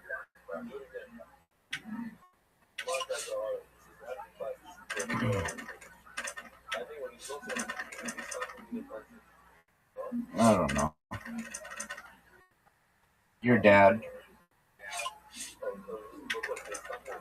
My dad? Yeah, I mean that. He's gonna be one of the first people we revivify.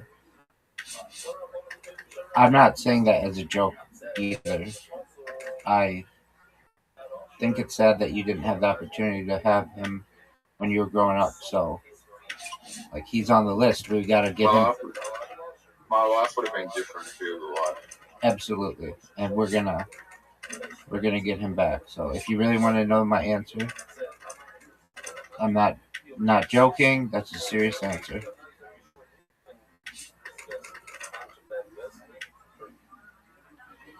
Fudge. Like I would have had a completely different. Completely different. Your life would be different now. Everything would be different. And I wouldn't have had to go through so much bullshit. Agreed, big dog. All right. Now we're gonna play bullshit, and then I'm gonna go to bed. Sound like a deal? Yep. All right. 3, 2, 1, go. Good job, Zoot. I was so late for that. Yeah, you were. Why were you so late? I didn't have my finger on the button. That worked out.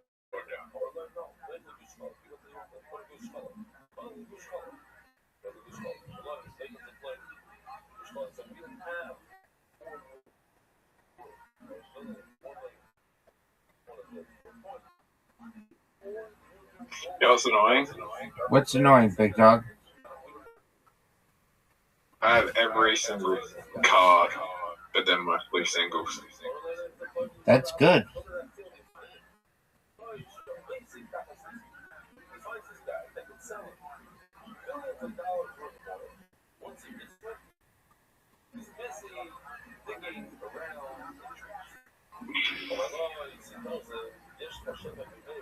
Rabbi, it's us that you're taking too long. I'm thinking. Why are you taking so long? They're gonna put bullshit on you.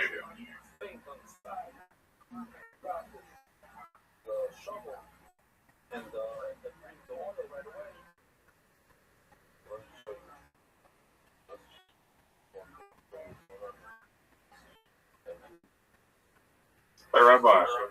What up, pimp? Be honest with me. Did you send her a friend request as well? Did I send who a friend request? Look who we're playing with. Just like one of the most beautiful women I've ever seen. Oh, that girl's hot as fuck. No, I didn't send her one.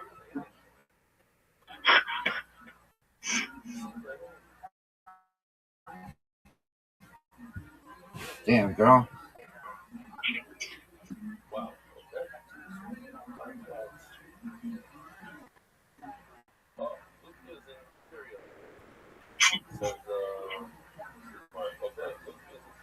I bet this bitch just gets fucking friend requests all day long. She has 571 views on her profile. Everybody else has you have 185. The other guy's got 73. I've got 173. She has 571. You are so desperate. Bro, it's AI. Is it? Yeah, dog. That's an AI photo? Yeah. That is too. Yeah. You got tricks. That's fun. You got tricks, Zoot. I like Alex. Alex is so funny.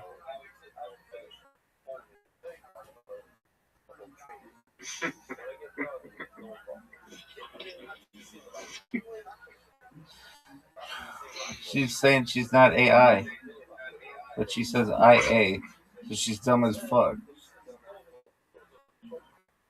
She says I'm not IA.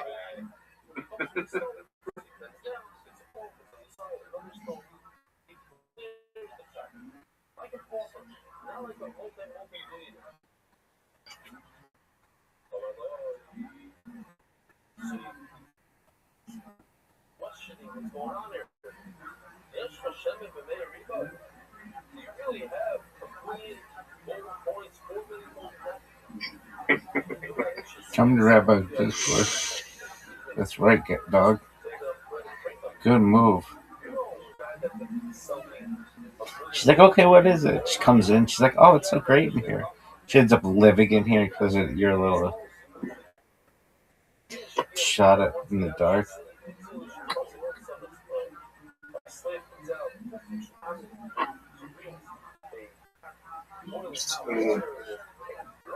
Dude, you're a douchebag.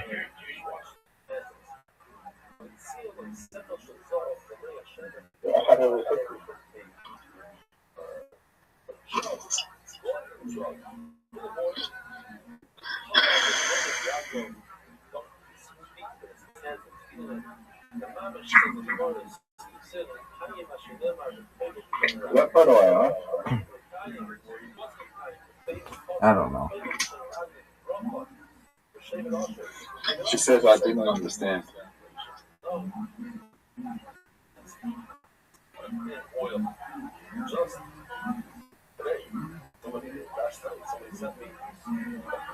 Dude, this bitch is a hoe.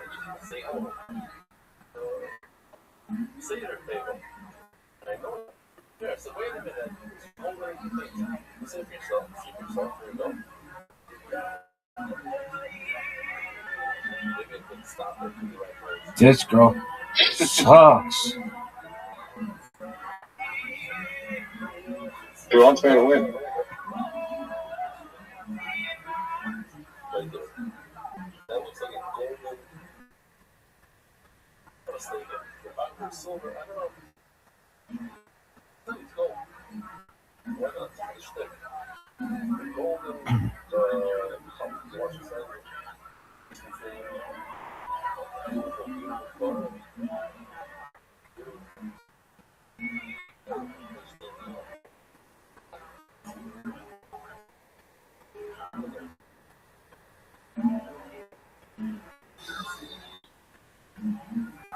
I didn't have a choice.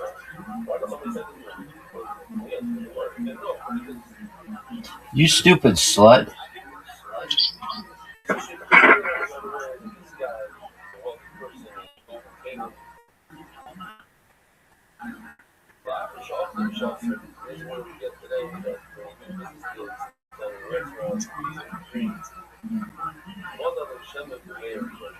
What's the point of calling bullshit when they've only got one card left and it's not their last card? No one knows. Do you have any sevens?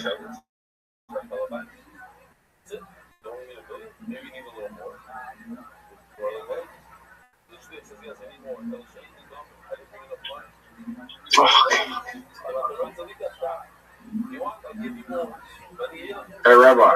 What up, pimp? You weren't bullshitting about the sevens.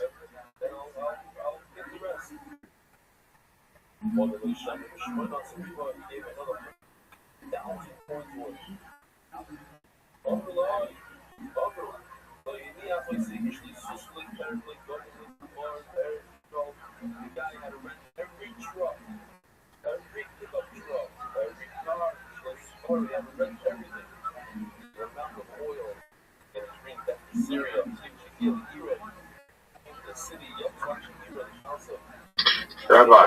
What up, pimp?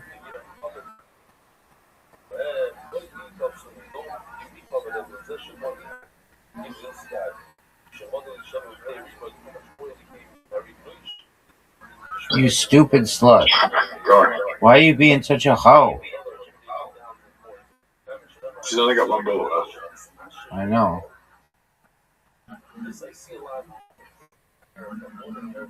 Well, it really shows you a hot picture gets you 4 times as many people to look at you.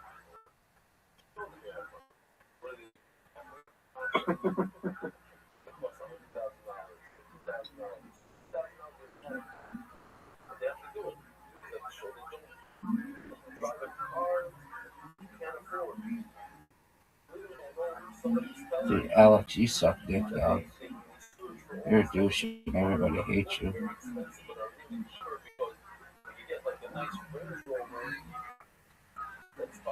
Hey, Rabbi. What up, pimp? What do you think the chances of reincarnation being real? You never know, big man. Sorry? You never know, big man. I think it's possible. The only thing that I think have doubts is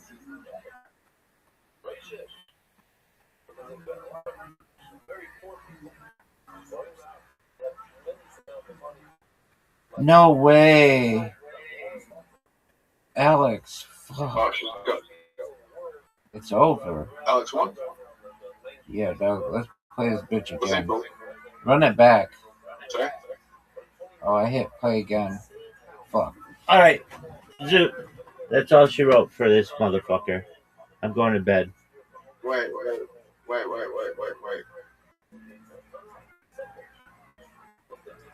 Did you message her? Yeah, dog. She's sucking my dick right now. How do I? Zoot is fucking thirsty. You're thirsty. I'm gonna get her in the Discord. You're never gonna get her in the Discord. Not in a million fucking years is that chick coming to the Discord. I mean, that's okay.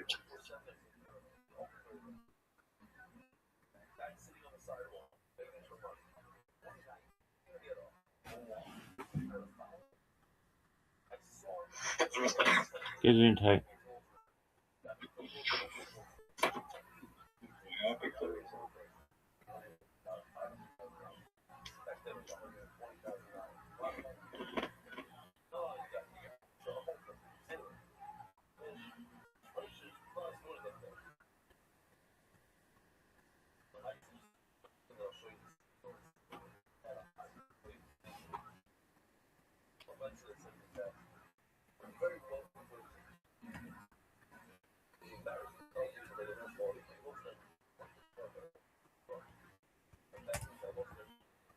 Zoot, if that girl wanted to get married right now, would you?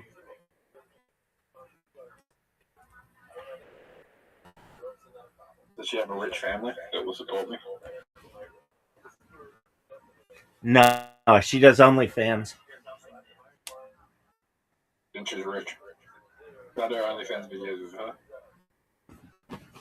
No.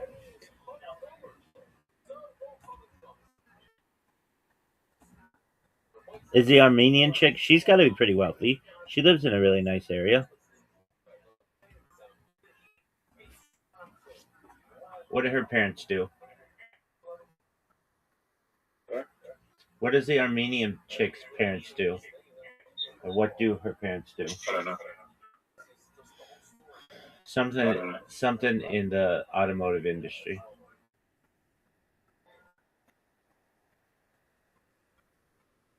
There's like a 99. What'd you say? Is 50 Cent still having a baby?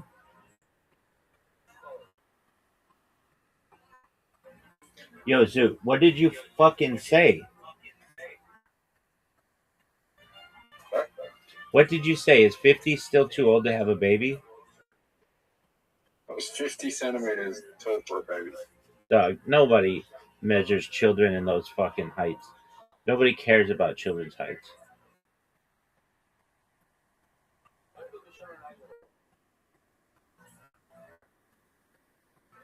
Are you still going to be around? No, I'm going to bed. Peace. Shout out to Zoot.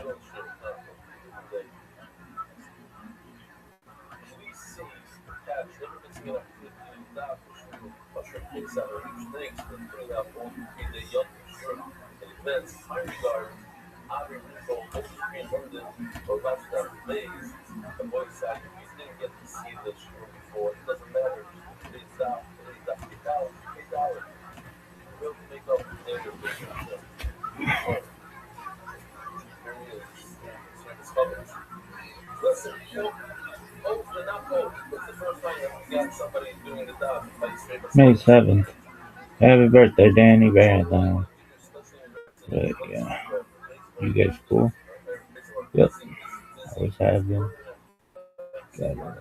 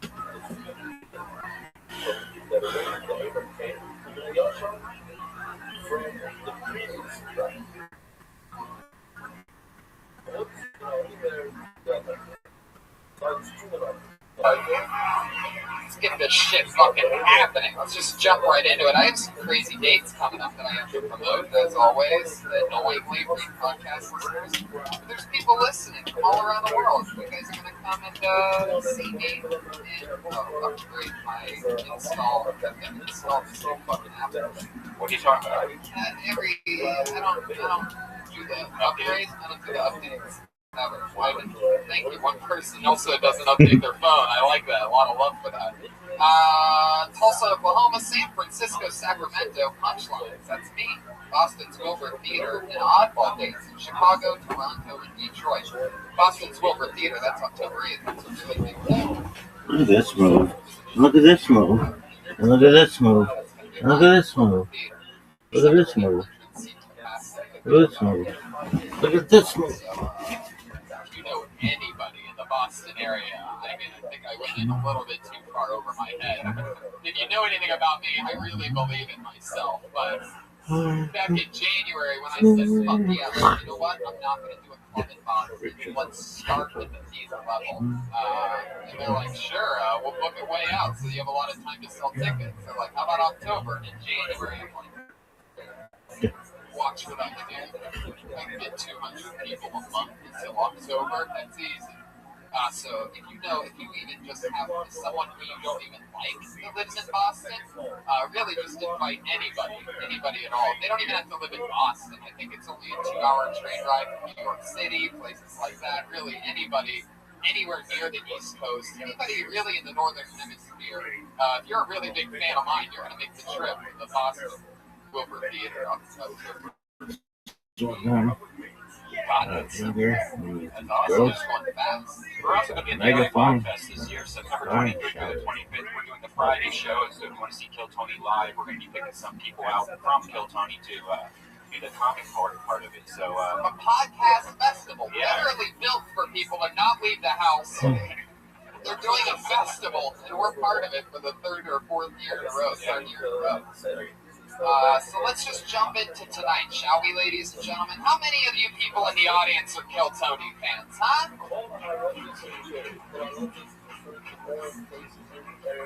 Me too. I'm a really big fan of this show. One of the biggest. And I'm super excited. Ladies and gentlemen, the Kill Tony Band.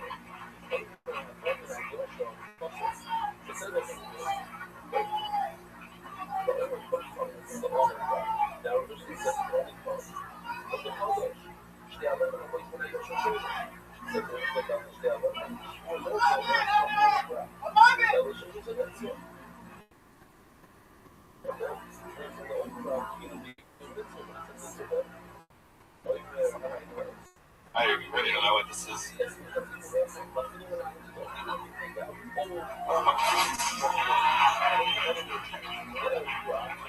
Wow, I have no idea what just happened. Normally, I guess the intro last week was Olympics. The week before that was Pokemon Go. I'm guessing, by the looks of the Mexican with the bloody nose, I'm guessing that had something to do with McGregor Diaz over the weekend. No. What was it? Netflix's own Stranger Things. Oh, look at that. I'm a big fan of that show, and it was recommended to me after I watched Netflix's One Shot so many times. That's a Tony Hinchcliffe 1-hour special on Netflix. I know some of you may not know that I am one of the first comedians to ever debut my stand-up on Netflix, but you just so happen to be in this show right now, so fuck yeah. Did it suggest it because it left both audiences horrified? Oh my god! Hello! You're so lucky that you're fully clothed today, or I would make fun of how strikingly overweight you are.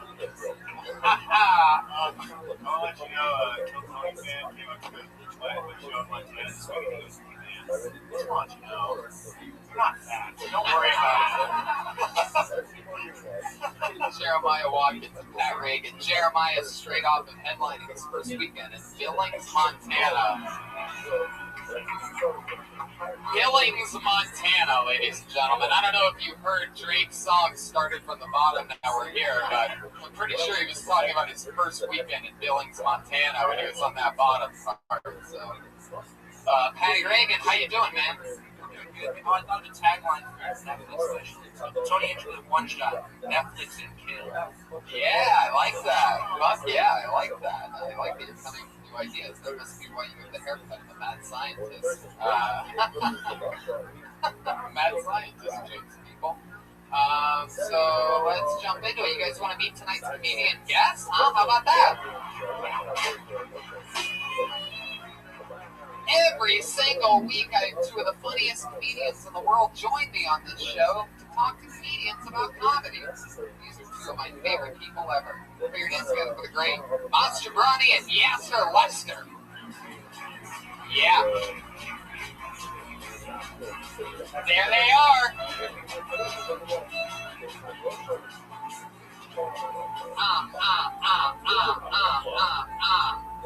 Fuck yes. Welcome, gentlemen. Yeah, man, we brought our own water. This is the first lesson of the comedian. Have a lot of water. Yeah, you guys have an hour and a half. So good luck. Welcome to the podcast. How's it going, guys? Moz, you've done this show before. Welcome back. I'm happy to be back, man. I got the call today. I feel like I'm filling in for somebody, but here I am, man. I'm ready to go. Yeah. Yeah, so this is your first time on the show. You are substituting for someone way more famous. Yeah, I had a crazy weekend. Got caught up and didn't book my show properly at all. I didn't book anyone, and then I had Josh Martin go today. You guys are the fucking greatest for me. I got stuck up in all that great DMs for the weekend. I got to go super fight. You guys watch UFC. So you were in the middle. You were so taken by the fight. I was. I'm friends with Joe Rogan. I sit so close to the octagon that I literally like 9 feet up. Crazy. Was it one of those things where like the party just kept going and you were like, I gotta book somebody, I gotta book, but you're like, but then they're like, we're going to the club. You were at the club and then we're getting shots. You're like, I gotta book, but then you keep forgetting. And I drove there and back with my buddy Keith, KC. So you had 4 hours there and 4 hours back, and you still did not book anybody. I tried to book the show on the way back on Sunday, and yeah. Hey, you know what? Segue. Before the UFC is, before the UFC is a pressed, punching ballet. One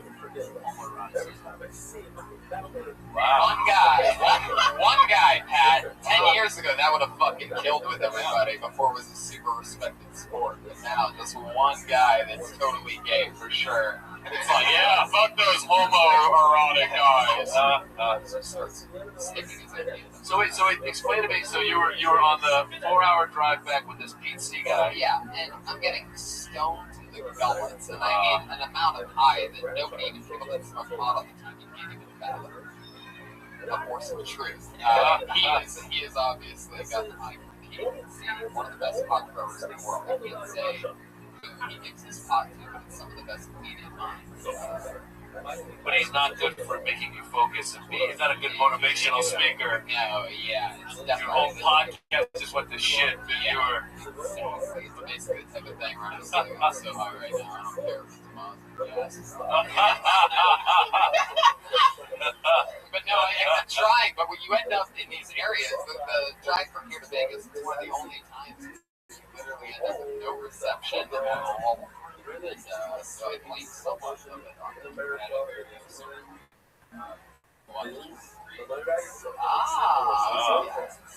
the poor man's UFC is it was a Blu-ray, so actually it's the rich man's UFC. Whoa! Yeah. I love it. We have a song on the fifth show, Creed, with Brian's queuing up. With arms wide open. Oh, yeah. That is from the movie Creed. You may not have noticed it. Yeah. That's the kind of Creed we are seeing when we watch it. Why wouldn't they use that as the theme song? They really should have. We're having too much fun, and guys, this isn't even the real show. How about that shit? Yeah, there's a whole bucket here filled with over 30 comedians' names. Wait a minute. It's a fucking small one. 30 comedians. Wait a minute. You booked 30 other comedians and forgot to book us? No, we didn't book them. No, they just show up and they sign up. Anything can happen. This is some of the craziest stuff in the world because sometimes it's like one of the brightest young comedians in the future. Guy named, what was that one fucking guy? Ichabod. Oh my god. Ichabod, the fucking legend. Like, it was like I pulled a ghost out of the bucket one time. And just this fucking real corpse came on stage. Like, anything could happen. Yeah. He was so scary that when I remember you specifically playing that sound, and everybody died of laughter because it was so spot on that it was frightening. So there could be another Ichabod in here. Fuck, the actual Ichabod might be here tonight. So let's just get into it, guys, shall we? So you don't vet these guys at all? At all. That's crazy. 1 second, sometimes it'll be somebody we've seen do good a few times. Sometimes. But if Trump wins, you can do some extreme betting. We actually had Trump on as a part of the band. Trump and Hillary. They looked a little bit like Jeremiah, but it was 2 weeks ago. Pretty epic. What? Trump. Ivanka. Okie dokie. So let's just get into it. Comedians, you know what happens. They pull your name out of the bucket. You get 60 seconds of uninterrupted stage time. Wrap it up in 60 seconds, or else you're gonna bring out the. Wait a second. Well, 170 episodes. 60 seconds, you'll hear the sound of a kitty. Yeah, that means wrap it up then. Don't run the light, or else you're gonna bring out the name you must fully prepare. Alright, you get it. Yay! Okay, very good. Holy shit. There is happening. It's a little bit longer every week. Alright, I pulled the name out of the bucket. This looks like a new name. Let's see what happens. Put your hands together. Uninterrupted, 60 seconds. Lauren Davis.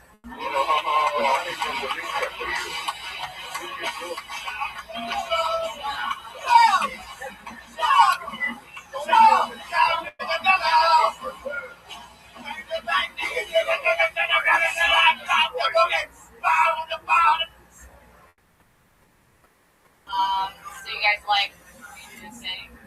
Just remind me. My boyfriend really likes the main guy in it. Sorry, I did not know I was entered in this. Sorry, I'm okay.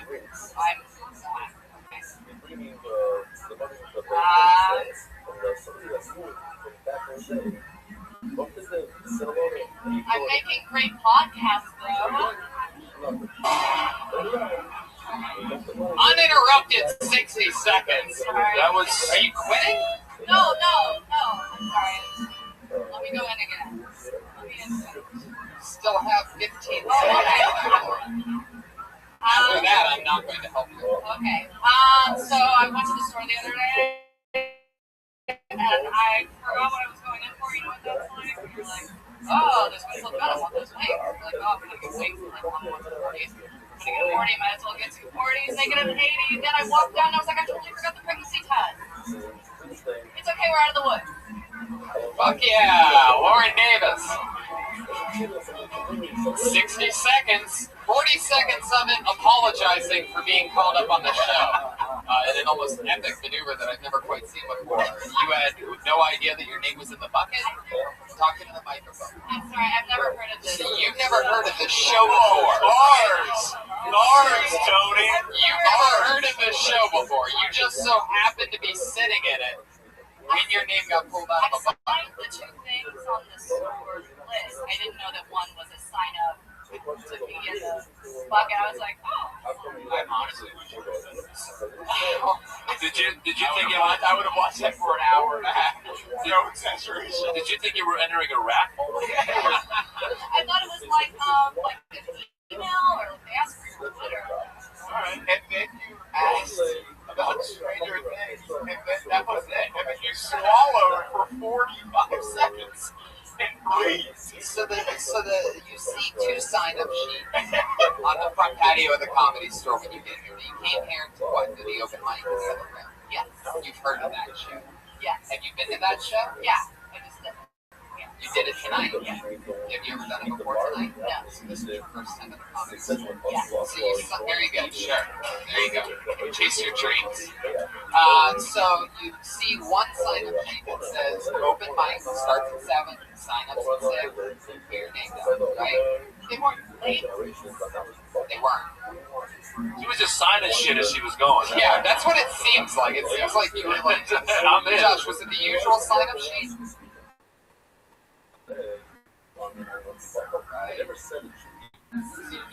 How many things do you put your name on today? Also, he literally explained the show, and then he called you, and then you came up, and you had just done stand-up. You literally just done the exact same thing, and you just went over there. No, she did 3 times the material. It's a smart show, man. I was heavily thrown by. Dethroned. So, all right, Lauren, let's just get into it. How long? That wasn't it? You're on fire now. You television, you're doing 9 more sets right now. Yeah, 9 sets of 60 seconds. Lauren, how long have you been on the stand-up for? 4 years. 4 years? Wow. Dallas. This is the person that just keeps starting applause breaks. You have to stop that. 4 years was the key. 4 years, really? What the fuck was 4 years? That's where every Congress is. Is that 4 years? Yeah, it turns into someone that just signs up for random shit, obviously. That is very unhearing of it. It's like, I'm about to get from Dallas, and I'm going to sign whatever comes my way. Hey! Oh, wow, people are signing their names on the wall, too, in big letters. This place is fucking incredible. Lauren Davies. Davis. Where are you from, Lauren? Dallas. Dallas, right? Yeah, how long have you been in Los Angeles? Like 6 months. 6 months. Have you been gigging these 6 months? Still drinking. Do you have a solid 1 minute? I do. I've never.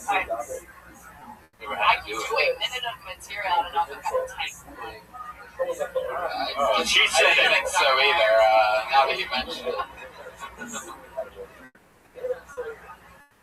Might have a loose one, but not a tight one. Even Snoop Dogg phoning in. Lauren, what do you do for work? What do you do? I do marketing for a hedge fund, and then I do telemarketing. So, by the way, the second one cancels out the first one. I don't care if you're the president of the United States. If you do a telemarketing for flappers, it's a second gig. I'm like, I don't trust it. You mean you're cold calling for that comedy club? Not cold calling. Like people give us their. People sign their names. They sign their names, and then you call them. They're shocked as you were today when you came up here. Like, oh my god, I didn't know I was gonna get a ticket. I'm here. Oh my god, I'm sorry. Wait, I don't understand the marketing for hedge fund. So why? It's just because it's a hedge fund, then it's not telemarketing. Like, No, it's email. so for the comedy club, it's phone calls, and then the other one, emails. I work at Goldman Sachs, and those are my 2 jobs. Yeah, you are. That's a wide range. So there's material in that. I think that's kind of there's actually material. We're working for exploitative business that does help the world.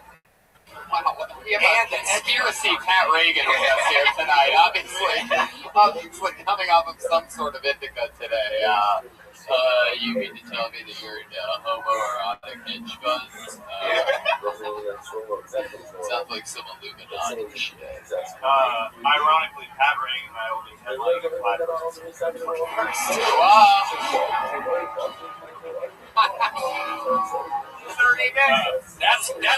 That's called marketing. Nice. Well done, guys. And also, when it's empty, you know who to blame. So, Lauren, do you make good money doing the hedge funds? No, you don't. Why is that? I'm a contract worker.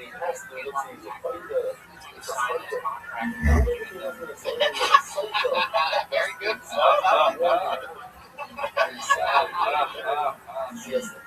Lauren, what's the rest of your life looking like? A couple jobs still paying well. And then I do open mic. Learning.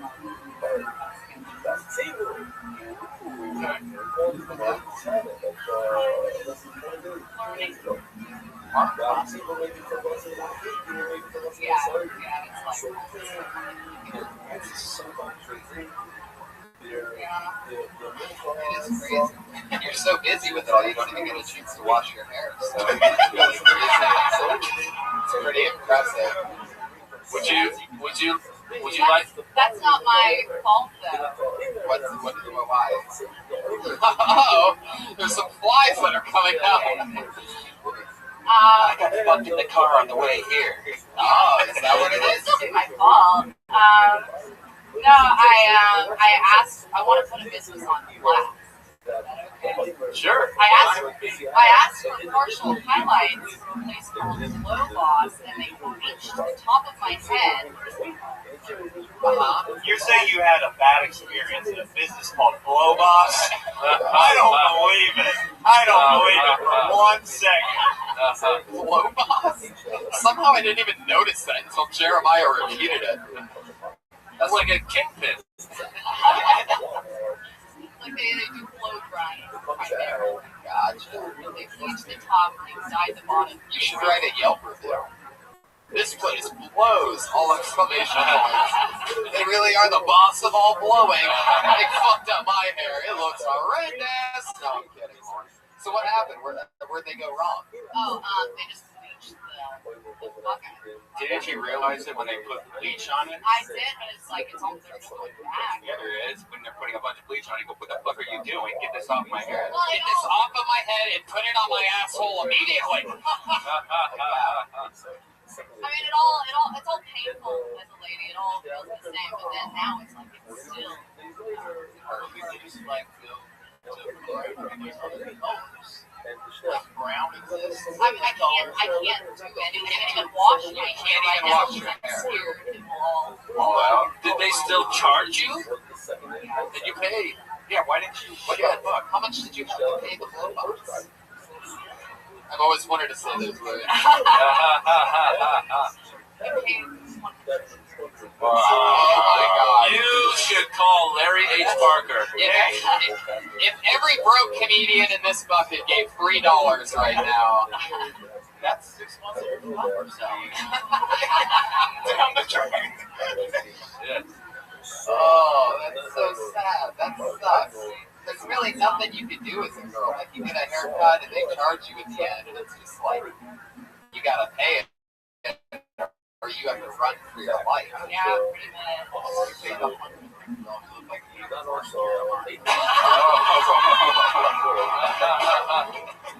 Yes! Dude, this is the prettiest I've ever felt. Woo! So, Lauren, how long ago did you get this, This was 4 days ago. Oh, you should be able to wash it now. Just decondition it. Decondition. Okay. We have our fashion expert on the scene, reporting live from Fashionville. At least they have a good toner on it. It's not too very yellow or everything like that. They did a good job if you wanted it bleached. I don't think it looks like You don't that. think I've got hot ribs? No, you're fine. Just decondition it. Oh, yeah. Ryan's going balls deep. Trying to join the itty bitty titty committee tonight. So, Lauren, tell us something else about you. What else is going on in your life? Find a boyfriend yet? You're 6 months in Los Angeles? No, I moved here with a boyfriend from Dallas. Oh my god. But Right. Right after you went to Blow Boss, he's like, what the fuck? What you do with my girlfriend? And you found him blowing the boss, and you're like, oh shit. Yeah. Do I get a split at 130 you got from her? How long did you date him before, prior to? Yeah. Well, the truth, that's the truth. we'd only dated a month before. You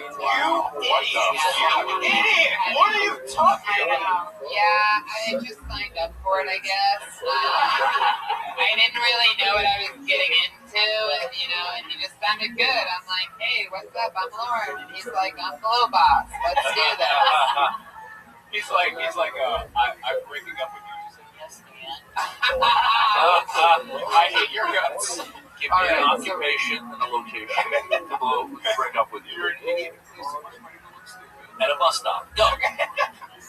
So, Lauren, look, everybody makes mistakes, and this is the shit that's like liquid gold in comedies. Like this.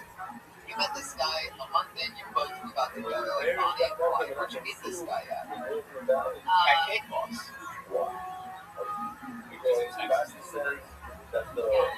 All you die-hard Cake Boss fans in the room. They're all haters. Lauren, where did you meet him? There you go. Shit, you gotta be kidding me. Improvers in love.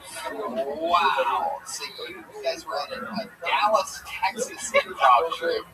where instead of yeah, what up, Lauren? So he came out here to make it and was like, come along. No, we were both planning on moving But along. he came out. What did he come out here for? Stand up. He doesn't. Just stand up. That guy quit stand up, and you quit him. Yeah. Way to go, girl. Or did he quit you? Who quit who? I quit. Okay. Why is that? Why'd you quit him? It's like really. Okay, so you went with this one. Yeah. So you fucking women. You moved in together, right? When you moved out, you moved in, so you had to get a new place immediately. Wow. Were you guys improvising together all the time, like in your apartment together? Oh man, we tried, but it was pretty brutal. You tried to improvise in healthy relationship. When he hit on you, when he first came up to you, was he like, zip zap, son?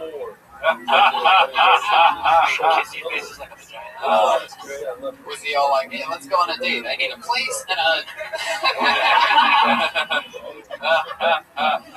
Oh, fuck. Oh, my. So, you guys moved out here 6 months ago. How long did you guys last in that relationship out here? You guys lived together for a little bit, then he got his own place. We been together for like about 4 years. Lauren and Jeremy, do you? Say what? Lauren and Jeremy, do you? Oh, geez. So his name is Jeremy. At the very beginning. Hey, let's not go see them.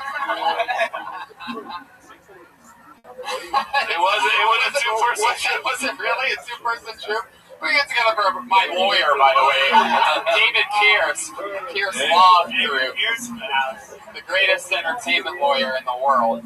So good at comedy law that he noticed that it was only a two-person troupe and felt the need to let us all know. It is true, we all missed it. That's what you want. You want a lawyer who can tag your jokes. That's fantastic. That's it. He's like, listen, dude, I didn't negotiate the best deal, but I got a tag for that joke. Right, exactly. So, that's amazing to me. How about since then? You've been a month free. I know they've been 5 months out. Yeah. So you've been a month free. Anything fun happen for you? I've been tendering a little, but it's like the cliche thing, like no one lives there. Right, especially after they go to Blow Boss. I swear I used to look different. Alright, But I'm deep conditioning now on my way out. Lauren, what you have any like short-term goals? Besides what you I'm singing right now. I don't know, just right. Hang in there. Shut up. Do you still do the improv troupe solo? I did tonight. No, you didn't. Oh, snap. Lauren Davis getting us started off. Thank you so much. There she goes. She's on Twitter at Lauren or whatever. Lauren or whatever on Twitter. You met her here first on Kill Tony. Get that pussy comic. We got some new meat in the audience. Jesus, Brian, there's certain times where you definitely shouldn't say things like this. Hey, good luck her, guys. Seriously? Yeah. She needs a place to live. You know why she has low self-esteem with that? Yeah. Go show her who the real Blow Boss is. It's just so creative. Yeah.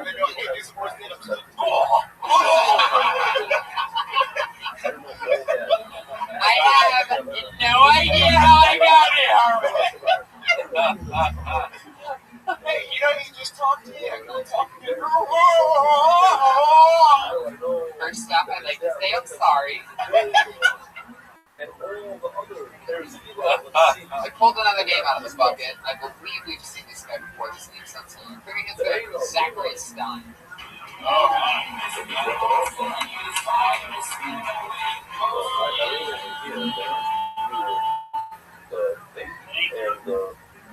was born into a rich family, like really rich, which I recommend. guess you tried it. It's awesome. It's not all good though. There's some negatives. People make assumptions about you. People make assumptions about my ideology. It's like, oh, you're rich. You must be a Republican. You hate black people and gay people and women. I'm like, no. You think it's dick? I'm a fiscal Republican.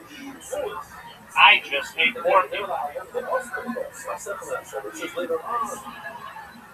People make assumptions about my wife. I think it's easy. They're like, oh, you're rich, don't have any problems. Like personal experience, I have a mother who's not doing well, who's physically and emotionally abusive, and her abusive showed me was. Yeah, I would say I have some problems. I also had an indoor pool, which helps a lot with problems. Fuck yeah, Zachary Stein back on the show. Yeah. I can't believe someone with the last name Stein was more rich. Yeah. What a shocker. On Vin Stein's money. Nice. Oh, very good. Very good. Zachary, now I'll be here all week. Why? Were you able to do this show once a week? I don't have anywhere to go. Pat's just gonna stay here for the week, guys, if that's okay. Comedy Store staff, you can just let him smell conspiracy theories from his side mic over there once in a while. Did you really grow up rich? So you look like Dan Quayle. You had a ton of money growing up. Did you just do a Dan Quayle joke? No one does it anymore. Was that Dan Quayle? You know what? I don't even remember what he looks like. I'm almost like a Republican. Yeah. Exactly. Let's just get into it. The reason why I remembered your name when I pulled it out is because you are actually, in our history, some pretty famous characters. Because the first time Zachary was on the show, he wore very tight khakis. So we realized immediately that, and we talked about it for the rest of his time up here, his gigantic penis. Now, I don't know if any of you can notice, but even jeans are not hiding. Now, don't try to fix it, Zachary. Let them fucking see what you're dealing with. I mean, it is almost shockingly impressive. He's rich and has a big cock? It's unbelievable. Oh, I mean, come on. It's so big that, I mean, literally, it really is. Everyone has been looking. You know how many Trump supporters you can bang? About 40. Whoa. Have you been to a rally? Have you been to a Trump rally? Yeah. You did? Have you been with a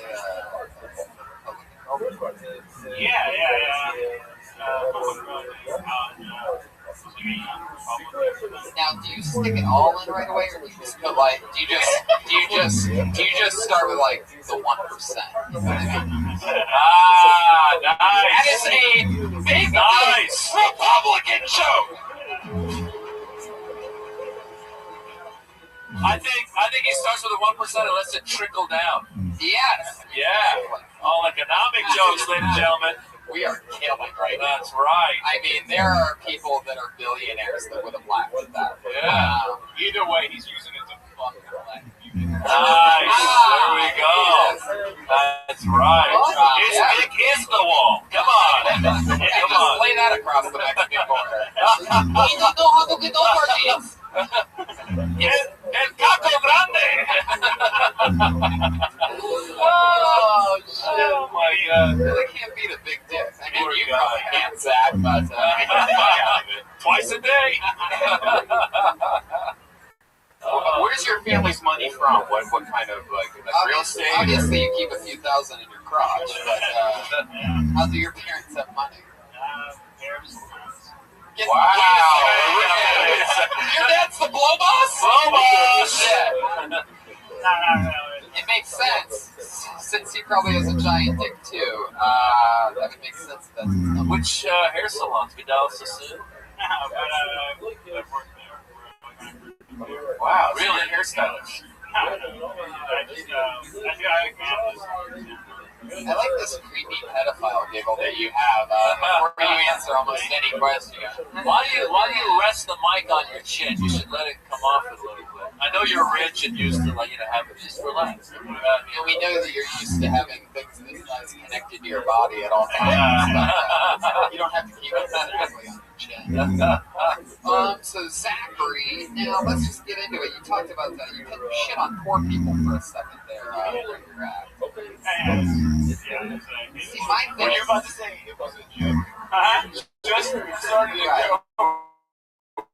It was a joke. Let me just give you a note on it. I say if you're going to go there, go all the fucking way. Like, if you're going to say, good thing I don't relax, Mexicans, some like poor people, then fucking, after you say that, like, get back into it. Like, you say, most of them are black and Mexican, you know what I mean? Fucking attack. You get, sharks don't just go like, nibble, and then leave you. You have to fucking either go for it or don't go there at all. You know what I mean? It's hard to make people laugh at it. He's a Republican. He's shitting on poor people. Andy obviously has a giant cock. I mean, why do I even want to laugh at this guy? I'd much rather watch him on a bad day.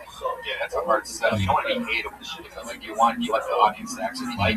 I mean, he had some good self-deprecating stuff with the mother has all the problems with the indoor pool was making it easier. That's kind of where he needs to be. A lot like self-deprecation when you're so come from such privilege and you go right up top and go, I'm white and I'm rich. Your mom has mental health issues. Yeah, she's like borderline personality. Well, your dick is definitely bipolar.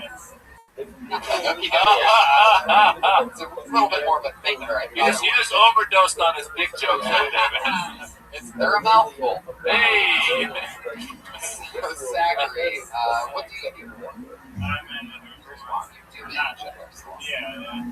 Did you get in because you were like, yo, my dad owns a bunch of these? Someone I work with,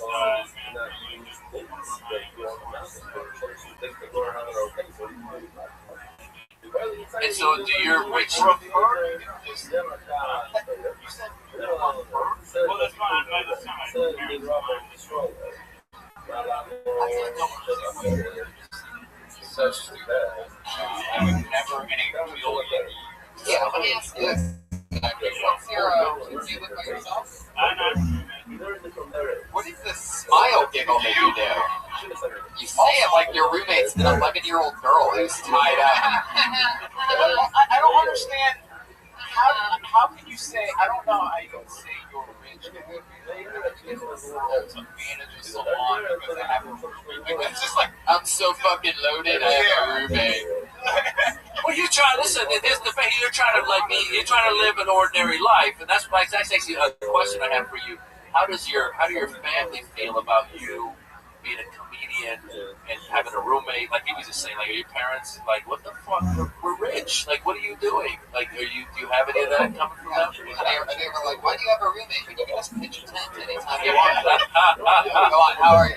Back to Mozz's question. Dick jokes. I think it's that joke. Back to Mozz's question. No, I like me having a roommate. Like my whole life is constantly like I'm losing my stuff. He's the only guy that can do lines and coke off of his own dick. Nothing, only 5 people. You guys, you know what? Let's just come back next Monday. How many drugs are you into, Zachary? Tony, it sounded like his roommate is a fucking I have a roommate. His name's Alfred. He watches the Batmobile. What does your roommate do for work? So he does editing. He's just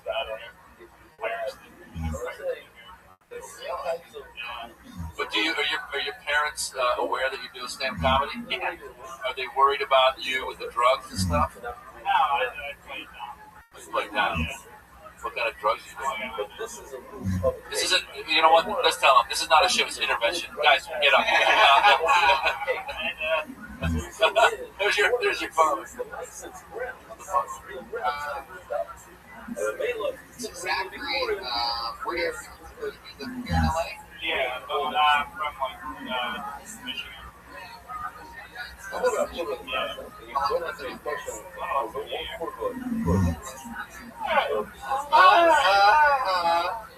the blood's going to his cock, man.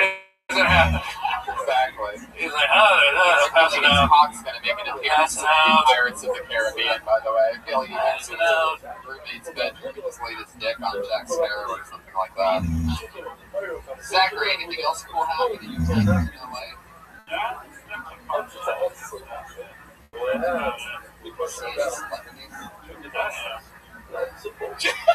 Would you like to know which ones? What? Would you like to know which ones? Sure, go ahead, Zachary. I mean, you didn't have to ask me like you were about to kill me afterwards. But You're not gonna tell me know which ones before you die. Who is it, Zach? Wow. That didn't even have any. Thought about it. Stupidest thing I have ever seen. Would you in my like to know which entire life. ones? Yeah. Tony. I shared a stage with Tony. Nice. Wait a second. Tony, this is why he needs referrals. He needs terrible. Yeah. What's your previous work experience? Do you have any questions for us? Yes, I do. Do you want me to ask now? I have a question. Are you high right now? No, I was earlier today. Oh, okay. Here's a story. This is how you tell celebrities. Ladies and gentlemen, earlier today I was buying a grill. Portugal Supply Hardware. Who's the line behind me? Miss Catherine Keener. That's how you tell a story. Yeah. Catherine Keener from They don't Big even- John Malkovich. Yeah. Idiots. They don't even know who that is. No, this is how you tell a celebrity story. Jack Nicholson fucked me in the ass. Yeah. There you go. That's a celebrity story right there. Here's Jack.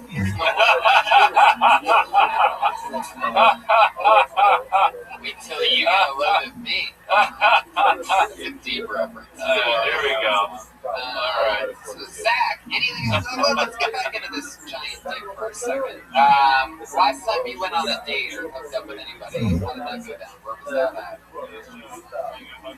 Up at your place. Wow, very honest. Now you're talking. That's more like it. That's what rich Republicans should be doing. Did you? I got a hooker at my place. What level of hooker are you getting? Are you getting like a 200 flower, 500? Like, are you? No, there's like 140. Wow. 140. How'd it go? So you're fiscally responsible when it comes to hookers as well. I wanted to go out less than a day. Wait, say that again. You need less than a day until it's like I'm getting a good value. Less than a day? Alright. Less than a date. He actually does the math and goes out with me. So like if she's leaving, he's like, I have a bottle of water. No, it's gonna be another $2. It'll pass the limit. No water. Rich white guys always. Yeah, is that true? Wow, he agreed to that very quickly. Have you ever gotten rough with a hooker at all? Tell the truth, Zach. Don't try to be funny. Craziest hooker experience you've ever had. If I don't remember, then tell me. What was it? What's the gist of it? Yeah, it was just like, it was nothing crazy, but there was, she asked me around to put in her asshole, and when it was an asshole, it was just very wide, and then it was like wider than I can do. That's right, you said that the asshole was looser than her vagina. Yeah. I do remember that. Wow. That shit's crazy. That's talented. Yeah. So Zach, She works for Metamucil. That's why. Do you prefer black, white, Asian? What's your favorite style hooker? They're called black because they're called people. What's your favorite style of hooker? Yeah. All right. Do you like? I prefer black and Hispanic based on price point. Oh. I don't know the market, man. Tell you what, that just shows you the economy. Like minorities don't make as much as white people do. It's a goddamn shame because they're just as talented. Well, see, you are a Democrat after all. You're trying to help the poor. Oh, that's so nice of you. But it's not really because of the price. It's because you're... Like whatever. Yo, pussy is pussy, baby. Yo, that's what's up. I don't know, yeah. Did a girl ever say anything crazy when they see the meat hog that you're feeling? Yeah, well, I mean, it's just something like, I can't be on top. Yeah, they say the craziest things, like, this might hurt a little bit. I'm bleeding. I'm dying. I'm choking to death. You're hurting me, Zappy. You can never be on top. No, she can They can't be on top. They can't be on top. Because it's like sitting on a fire. Jeremiah has such a small penis that he can't fathom what's happening here. He's like, no. He goes, what direction doesn't it work in? Jeremiah's like, no, I just imagine like it would be easier for the girl to be on top, so she could slowly do squats like,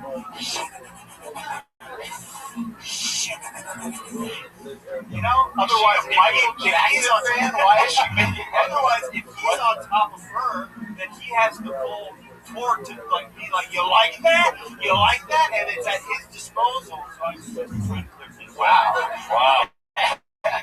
Jeremiah put a lot of thought into this. You were like a lawyer just pleading your case right there. That was amazing.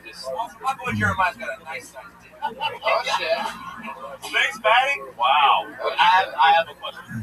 Is it a grower or a shower?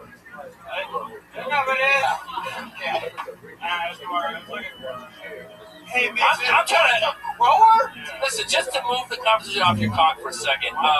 With that Republican girl that you dated in college, was it? So was she into premarital? Like, did you guys have sex? Yeah. So all that shit that Republicans talk is just bullshit. Yeah. And so it's like, oh, let's have sex and I'll have an abortion and fucking whatever. Republicans are hypocritical in their views when it comes to the bedroom. All right, well, let's go back to it. Anyway. All right, Zachary, that's pretty much the gist of it. I think we got enough of you. Am I sitting on a chair with your dick right now? Just answer the question. There you go, Zachary Stein. He's on Twitter at @hack_Stein. @_Stein. Yeah. There you go. Get right into it, shall we? Pull another name out of the bucket. I believe I've seen this before. Put your hands together for Tim Hamlin, everyone.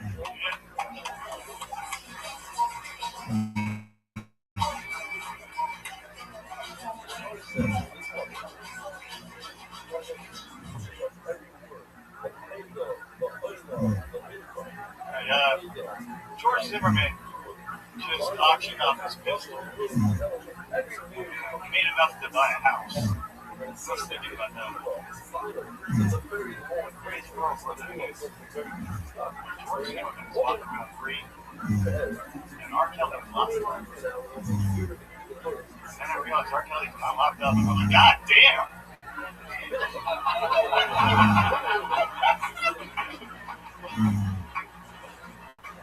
What have you got to do to a black teenager in America to get locked up? That's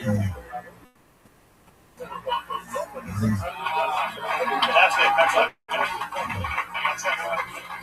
Well, the legal system is fucked up, and I think I know why. It's because we have to get a new Supreme Court judge right now. And Supreme Court judge, you know what that job pays?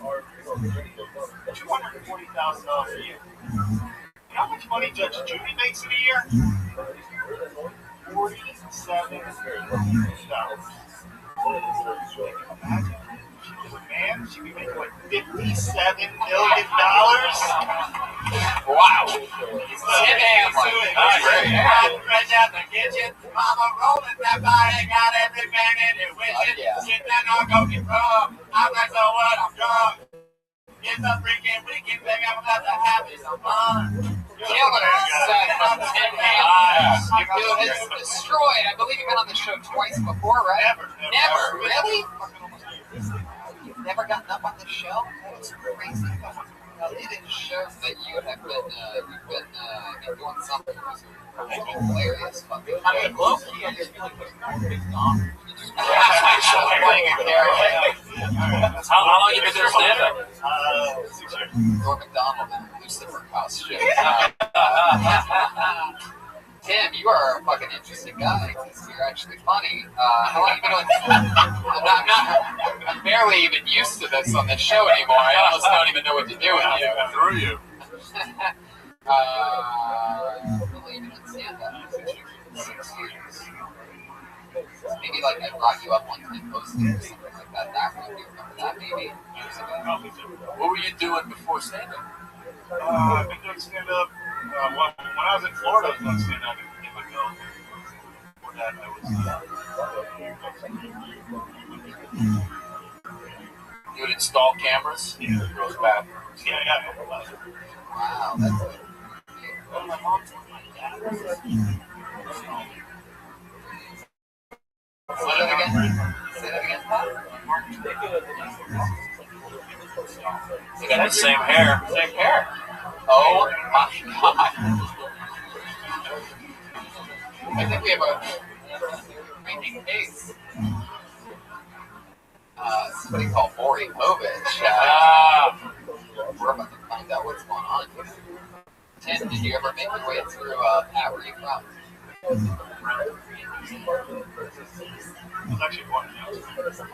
No way. You were born in Youngstown, Ohio. Then you had to pretty much, I mean, like 95% odds that you were born in St. Elizabeth's Hospital. Yeah, we had to be born in the same hospital. That's sort of crazy, Tim. Why were you born in Youngstown? Is that where you're from? They went there for the delivery. I don't know. Like it seems like if you're not from Youngstown, then it seems like you'd have to be passing through. It's Interstate 80. Wow. Where in Youngstown did your parents live? Oh, that's okay. I'm sorry. Interesting. So, Tim, when did you get out of Youngstown? Wow, that's awesome.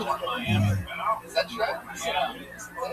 Next thing you know, you're going to come see where I ran for some time. One summer. Were you part of the Iran-Contra arms deal? No? Do you have the missiles? You got the cash? You certainly dressed like it. Yeah, he did. The look of a man that's made many briefcase exchanges before. What do you do for work now, though? Still security? I'm able to do it once in a while. How about your personal life? What's going on with that? I've been with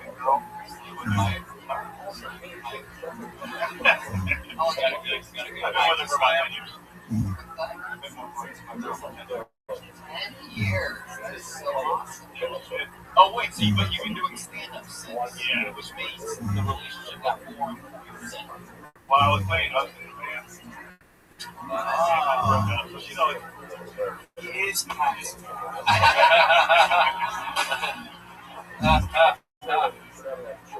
He gets musicality oozing from his pores. He was in a band called Hamlin and Watkins. Tim Hamlin, what was the name of your actual band? Swoop. Swoop. Baby Swoop. How many members? Big band. What did you Usually 4. What did you do in the band? What would you do in the band? Play bass. Okay. Were you a funny bass? Basically, they always like, with the guys, always like, you should do comedy. You're always funny. Now, people that know me say, people that you don't know wouldn't say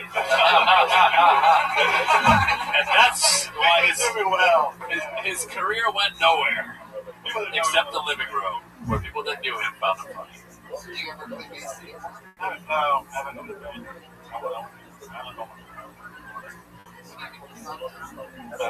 I'm just trying to get this going. Right on the long. Getting the mics on it. Have you ever noticed that in your people remember me? Do people, let me ask you this. I'm talking to people I met like 8 years ago, and they're like, oh yeah, I know you.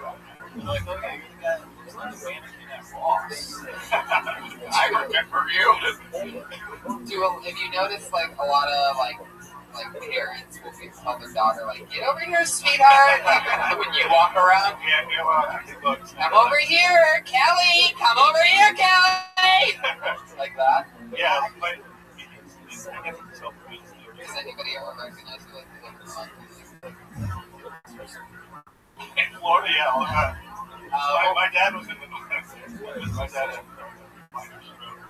And when I went to the hospital, Wait, or something. I mean, I'm sorry. It's Florida. That's how they diagnose it. This is very important for pets hereditary. He knows what runs He had a minor stroke or it was an allergy attack.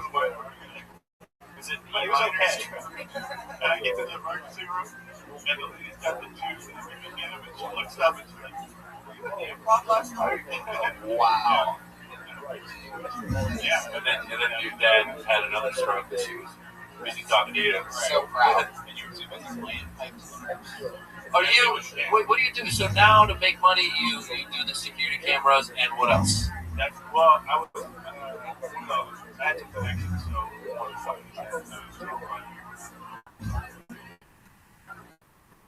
Those are what you do for like big companies. Security cameras. Okay. How much?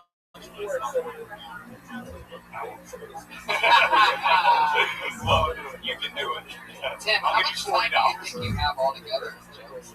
I had mine like a small show like working, but I have but I can do it. That's so great. Well, again, I know that I definitely just in a while. So you killed Tim Hamlin, everybody. There he goes. Easy breezy, baby. Can't psych yourself out, bitches. Hey, Tony. 2 chokes. Bloody murder. Tim Hamlin. He's on Twitter at Tim from the 70s. The number 70S. DA. Tim from the 70s. Tim Hamlin. One more time, everybody. That guy's got material. Not just a 15-inch Republican cock. You know what I mean? You know, like, yeah. And Travis Bickle too, was it Travis Bickle? They had a similar. It reminded me of the BTK. Yeah, a little bit. I pulled another name out of the bucket, and this goes by the name of Gary Curtis.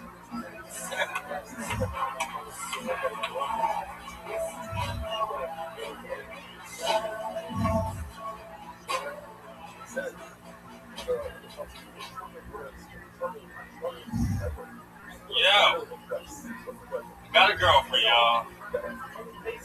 Yeah, I try to say it with confidence because I'm still trying to figure out whether I'm bragging or complaining when I say it. One thing about getting in a relationship is it changes your perspective on things. Like, the way you look at things before the relationship is not necessarily how you look at them once you're with. Like, when you're single, if you go on a date with a girl and she farts, that's a deal breaker. You're like, nasty ass bitch. But when you get in a relationship, first time your girl fart around you, be like, how was you? Must love me. It's a little nasty ass. When you single, you ain't out here just sleeping with girls in their periods. Hell no. I was trying to get something the other week. My girl was like, baby, I got my period. I was like, do I like a sentence to you? Is that shit supposed to stop me? When you single, you ain't out here just sucking on people's toes. Now, my girl was like, baby, you trying to suck on my toes? Shit, we gotta say something for marriage. Fuck yes, Gary Curtis. Doing it, getting it done. Staying in the zone. One subject, multiple punchlines. Boom, boom, boom, boom, boom. Hitting the speed bag like a pro. And talking about real shit about your life. Hitting it all home. Different style than Tim Hamlin, but another really good set. So, alright. Somebody said the word fart on stage, so Brian's gonna lose his shit and annoy the podcast listeners for the next few minutes. So, oh, we found a wet fart. Here comes an airy fart. I can actually read the board. A pinched fart. That is a pinched fart. Here is a two-tone fart. There you go. Guess what? Sustained fart. Wow. How about a quick fart? Quick fart. Quick fart. Quick fart. Can I just say, a gentle fart? Would you guys? Hey, how many people here would like to hear a squeezed fart? Of course. All right, you're by the last but never the least. They literally labeled your standard fart. Wow, I don't know whose standard fart that is. That's a pretty powerful fart. Farts are awesome. I will now. Wait, can I We are back. I just say we live in truly amazing good times. Never before 2016 did a simple boy like myself hear 9 to 12. Very distinct. Well, had you been in the women's room 5 minutes ago, you would have heard her letting one rip. She farts in the bathroom, people. Come on. Farts are you could just do farts all day. I could have a podcast instead of this podcast. We could do in front of a live audience, hour and a half long podcast. Be going, how about wet fart? Have you ever taken a shit and then farted at the same time? Okay, Brian, we let you do your sound effects. You don't get to just do your fart, poop, shit jokes. Suicide bomber poop. Ryan working out a new minute of his stand-up live in front of you right now. Poop, poop, shit, fuck, fart, energy, fuck, fuck. So, Gary, let's get into it. You fucking killed. You have a good look. How long you been in Los Angeles? 3 years. 3 years. I just want to say it's a little landscape. Also well dressed. No way. He well dressed. Ryan, you know. No slave music. What did I tell you about playing slave? Just because we're a free podcast doesn't mean we can get away with that shit. They're never going to make us into a TV show if you keep. Too edgy. Moz with the laugh. Too edgy. I like that you call it slave music. Like, I mean, the slaves are crying. He's a white guy. That's what it is. It's slave music. I thought that's what it is when black men were singing. Yeah. Isn't that what the old P. Diddy does? The old slave music is like? His ancestors told him and passed it down. This is slave music. By the way, which reminds me, I'm gonna toot my own horn. Saturday night, I met Kanye West. Yeah. There's a celebrity story. What was that? I said, I called him a genius, and I bowed in front of him. I go, you are a genius, sir. And he laughed and said, and you are the host of Kill Tony, and I loved that show. And so shout out to Kanye West, who listens to every episode. Jesus Christ Almighty is what I call him. But, so, Carrie, let's get back into it. What do you do for work, buddy? I work at Tom's. You work at Tom's? Financial analyst. In the shoe place? Tom's? You're a financial analyst for the place that basically, gives shoes away? Yeah, we're just we should stop half of the stuff we do, and we'll make more money. Wait, these guys give away shoes? What's Tom's? Isn't it you pay 10 and, another person gets them or something? It's called 1 for 1.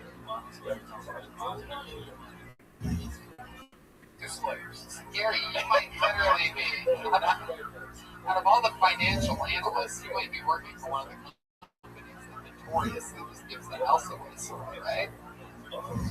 How'd you end up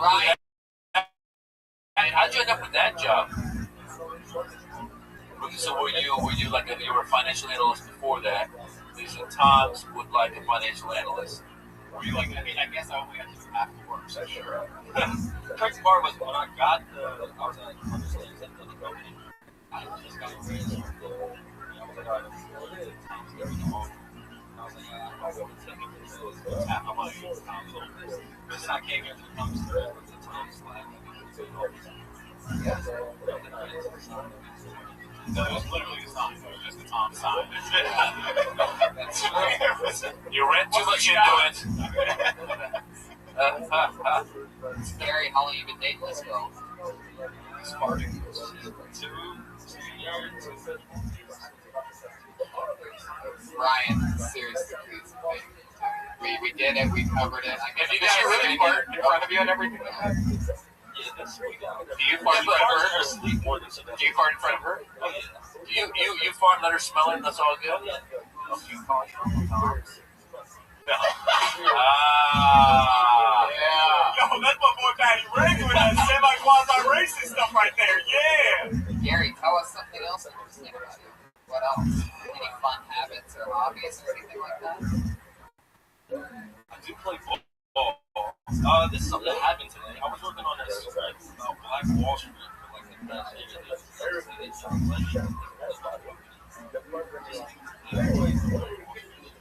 Really? Oh, there you go. Some bullshit. Wait a minute.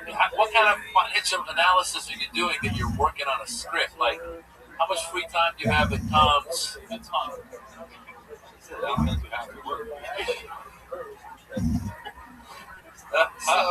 is there like a big scene of black people on Wall Street that we don't know about? No Black Wall Tulsa, Street. Yeah, Tulsa in the early 1900s. Tulsa, Oklahoma. Black Wall Street.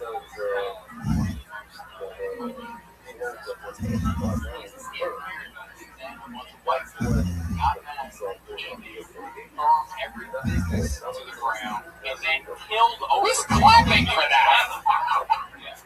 Somebody just clapped. How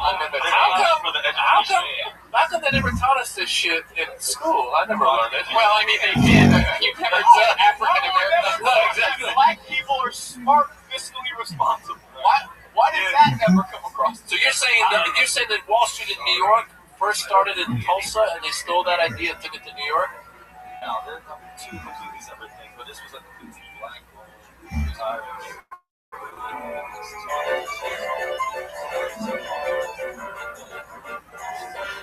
Congratulations. What page were you on when you found out that John Legend is doing the series? Page 40. Tony, you better speed. We can produce that shit before John Legend gets to it. Yeah, I think if we hustle up, we can get some. Gary, John Legend has a podcast now called Kill Tony.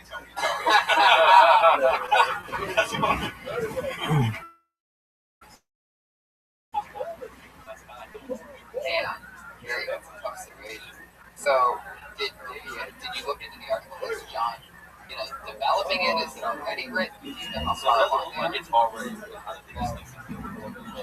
Well, then, this is when you put the pressure on, man. If you're into that, you already have 40 pages knocked out. I hit him up on Twitter, Instagram, this, that. I think every check approach that there is. Because at the end of the day, if you have 40 pages and anything to be helpful to them, then fuck it. That's the crazy way to get actual work, is by having work already done. Unless he gets jealous of your school, right? And burns those 40 pages. And then he's just gonna steal it from you. You can just get in touch and be like, yo, I want to give you some Tom shoes because somebody just bought a pair. So you get a free pair, and then go to deliver it and be like, oh, what's this script that just fell out of my backpack? And then go from there. What's this third of a script I have? John, I think John Legend's here.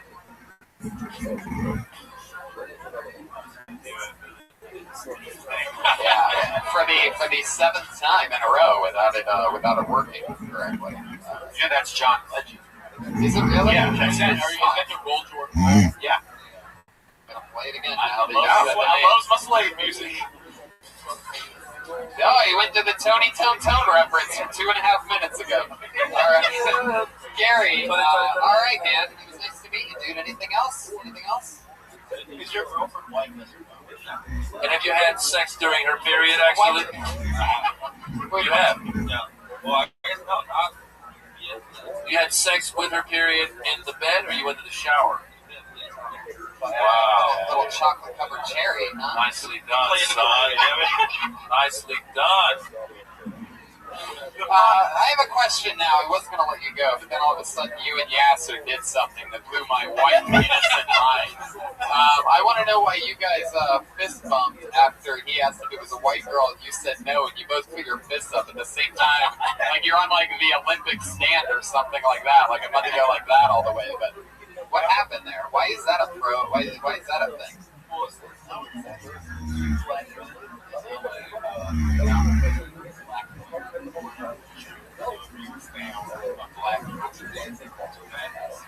Did you find her north of Wilshire or south of Wilshire? Wow. Post op. Good. Where'd you meet her? Where'd you meet her at? Wow. It's not that bad. We found love in a hopeless place. You could have found her at the KFC. Man, salary. So you're hanging out with your friend. She's hanging out with her. You see her. What do you say? Birthday brunch at Saddle Ranch? Yeah, what kind of friends do you have? Another black one. My God, what's going on here? Actually, this is crazy shit. Fun fact for you all, I also have the corn saddle ram. It's good. Yo, man, Black Lives Matter, right? Yeah, that's what I'm talking about. Yeah, my dog. Spike name. Yeah. It's the same black thing I know. 20 years. No, I love the Black Lives Matter happened after cornbread.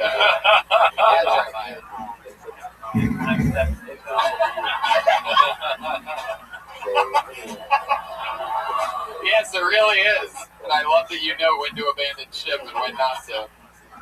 Oh, all right, Gary, that's it. Gary Curtis, he did it, everybody. There he goes. This is on Twitter at GCurtCSB. I don't even know what song that is. We actually know me and Gary.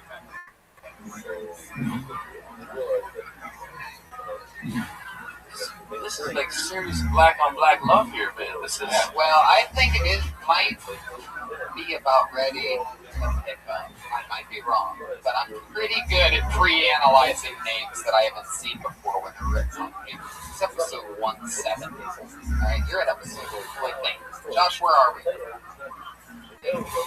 But we're around episode 170. 170, hour and a half long episode. Now, every single time, sure, save your energy. I think you might need it in a second. Now, when you pull names out of the bucket, you start to get a little bit more of a vibe for every time you see a name and the writing and the handwriting and what it's written with, you start to get a better vibe for what you're in for. I get the feeling that by the name and the all capital letter handwriting, and the fact that they wrote over their name a couple times to just make sure it was darkened, I'm picking up on what might be a very entertaining person.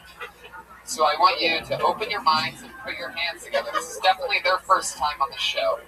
For Aphrodite.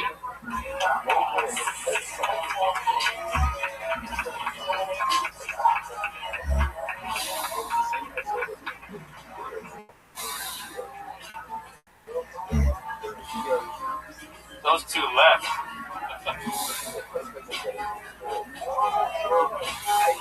Hey now. I want to talk a little bit about problem. Are you sure? It's been over. I have to say about this late conversation. Talk, she said, well, you all say something about the situation, so we can go over what do you have to say?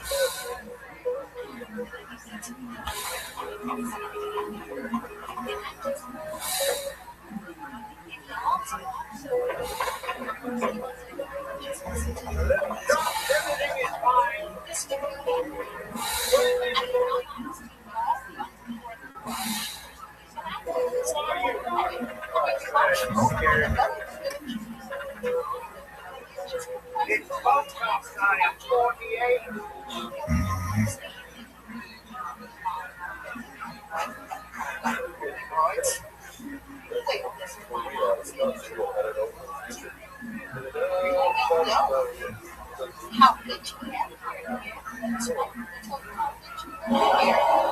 All right. Aphrodite. Fuck yeah, very good. Yasser Lester, our senior black correspondent. Here we are checking in with Yasser Lester. If I may start. Don't talk about my ass. I'm not. I was going to talk about the fact, number one, that you're wearing gloves, which is the craziest thing for someone that's Alright, now we do any other sound other than that. wearing gloves. Like Fat Joe in 1998 wore gloves. Also, every time you said Negroid, these two brothers over here just took the biggest size I've ever seen. They didn't know they were Negroids. No. I'm like, Negroid, I just saw both of them. Am I allowed to say that word? Probably not, right? Okay, there you go. The word is Negroid. But she added an I to make it worse. Aphrodite, you have a lot of big features about you. Let's get into it, shall we? Aphrodite, how long have you been doing comedy? Tell the truth. Since the other night. Since the other night. No. Just started. There you go. No, Aphrodite. actually, I did it 20 years ago. Once, right? No, actually, I horrified people for like weeks at a time. Weeks at a time. Yeah. And then what happened? I just gave it up because I love singing. What do you like to sing? Oh, a little bit of everything. I'm actually recording. You're a recording artist? Yeah, I like your style. Do you always put your lipstick on your teeth, or is that an accident? No, I just looking for a freaky white boy to come lick it off, you know what I'm saying? Oh, shit! Go, Tony! Yeah. Tony has done it again! Lick the lipstick off her teeth, a light one. Lick the lipstick off her teeth, a light. Tony, go, Tony. Go, Tony. It's your birthday. It is not my birthday. Not your birthday. You better keep looking, Aphrodite. But it's your birthday, baby. You might not He means a mirror. You put lipstick on. Will you, break me into so many pieces. I wouldn't even Oh, know yes. And even at 60 years old, I mean. You're 60? I'm 60. Oh my gosh. Holy shit. Way to go. You're almost as old as the actual Aphrodite. That's right. That's right. But guess what? My ass is very useful. It is? Yes. You say it's useful? Are you saying that because you're wearing a diaper right now? No. I can make this bad boy move, okay? Hey, what's that? Tony, I can make this bad boy move. I think what we need to do is have a twerk off so we know. Oh, shit. Oh, Maya, you go first. Get the twerk. Maya.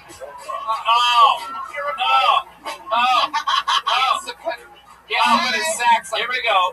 Twerk. I'm gonna freestyle with your badass baby. And play. Twerk. And play. Your first twerker, Jeremiah Watkins, ladies and gentlemen. Twerk, get to work. Twerk. Wow. Fine. Yeah!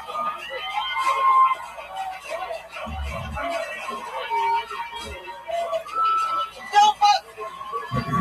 And this is real ass, you know? Nice. None of that $9.95 ass that people $9.95 ass. Yeah.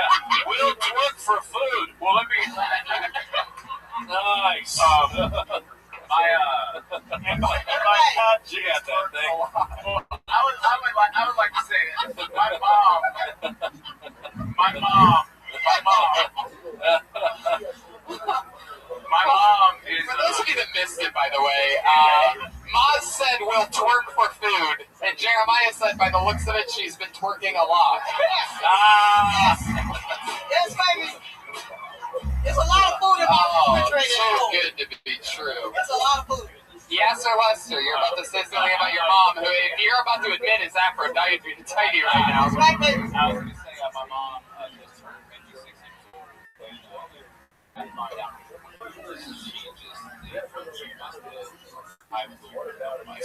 Well, get ready to die, baby. Get ready. Aphrodite, you have any kids?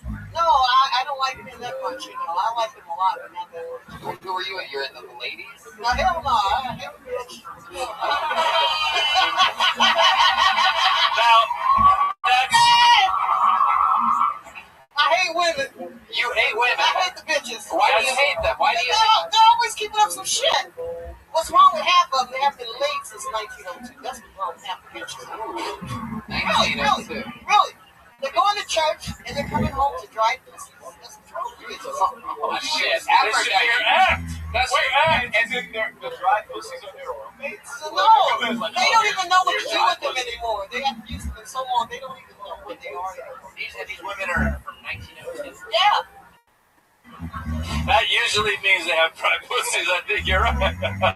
Aphrodite, let's say I take you back to my place tonight. What's the first move you pull on me? What's your first base? What's your first move? I pull out a pin, make your ass right chick. What? What'd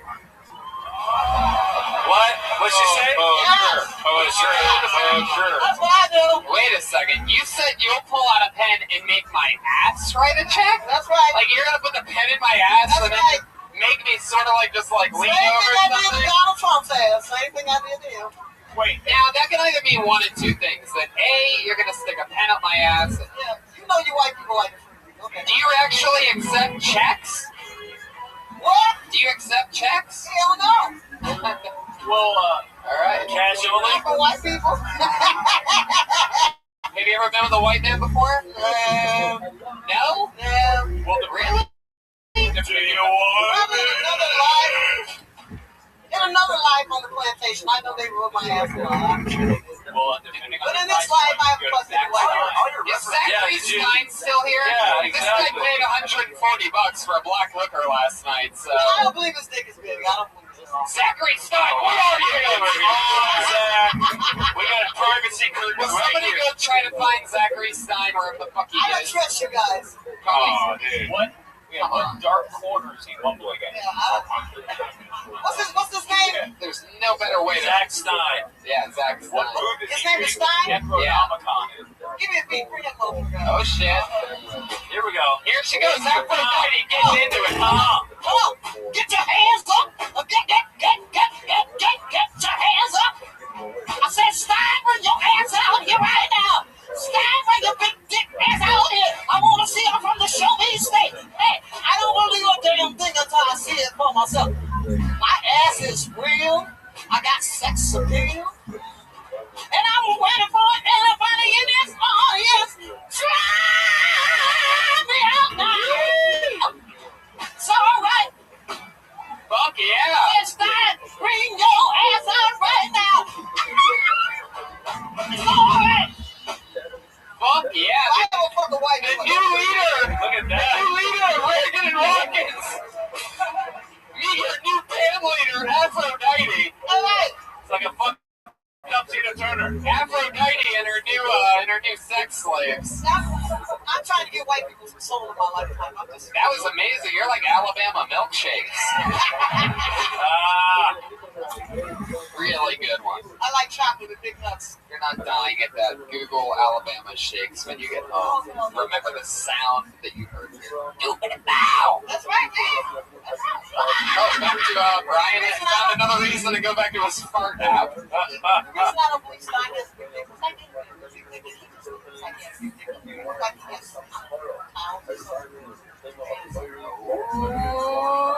Zach, Talking shit. Aphrodite.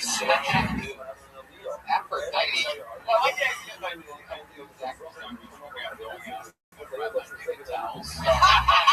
So everyone thinks it's shaky. That is so fun. Aphrodite, what else about you? You single right now? Married? What's your deal? I'm single and I'm doing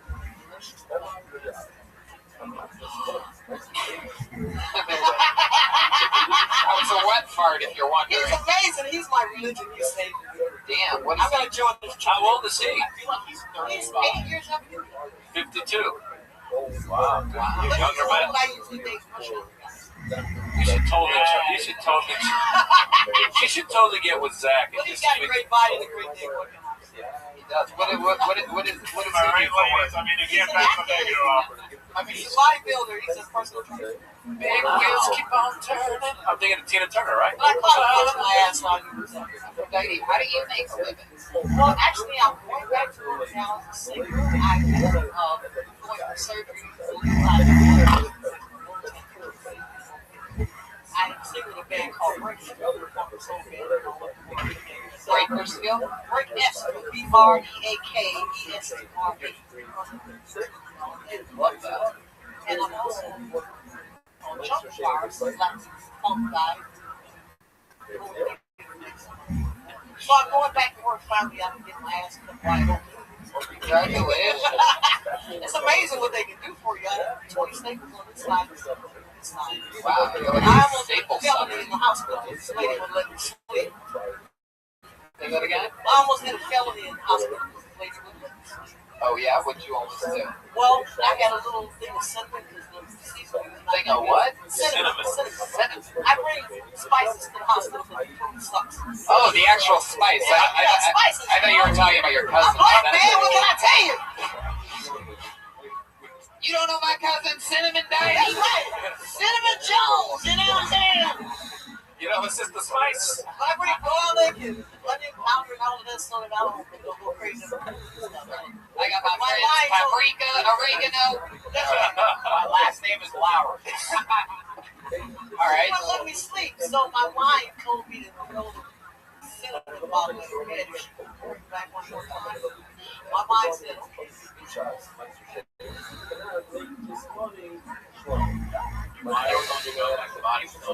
No,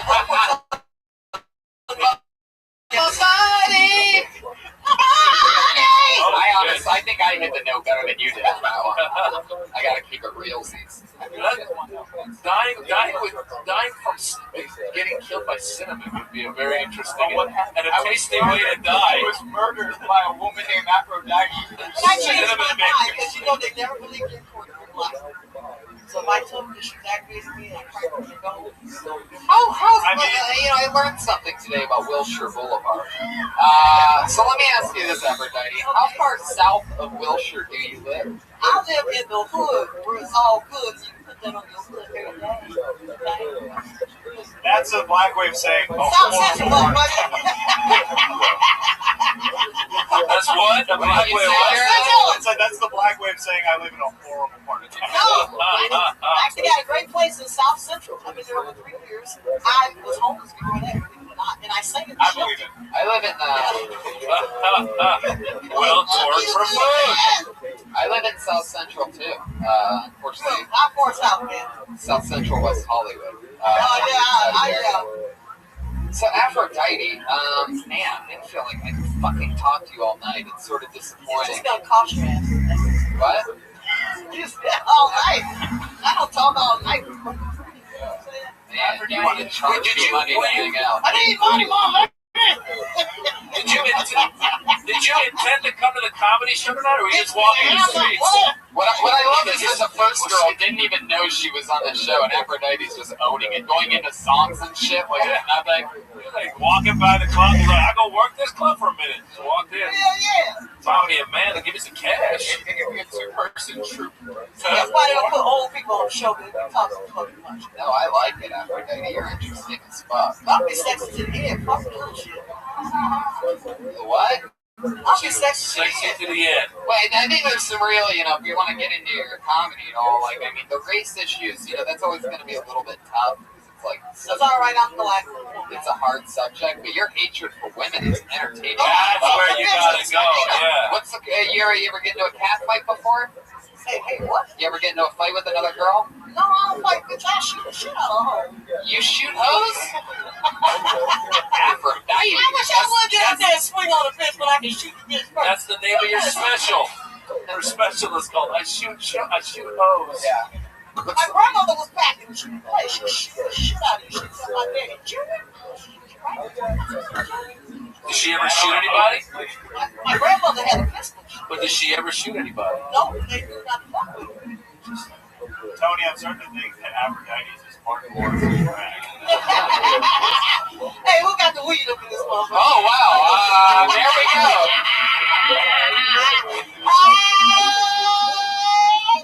Aphrodite, I think I just saw a couple staples fall out of your skirt. There she goes, everybody. Aphrodite! You better hear on Cody. Thank you. Aphrodite still talking into the microphone. 60 seconds after I let her go. Thank you, baby. There she goes, Aphrodite, everybody. You met her here on Kill Tony, her first appearance ever. Please come back, Aphrodite. Don't let that be the last. Aphrodite. There she goes. Please don't fall down those stairs. Aphrodite's on Twitter. I know you're wondering, how do I spell that? Aphrodyete. She double bolded it just to make sure that you know how to spell it. Aphrodite. Dyete.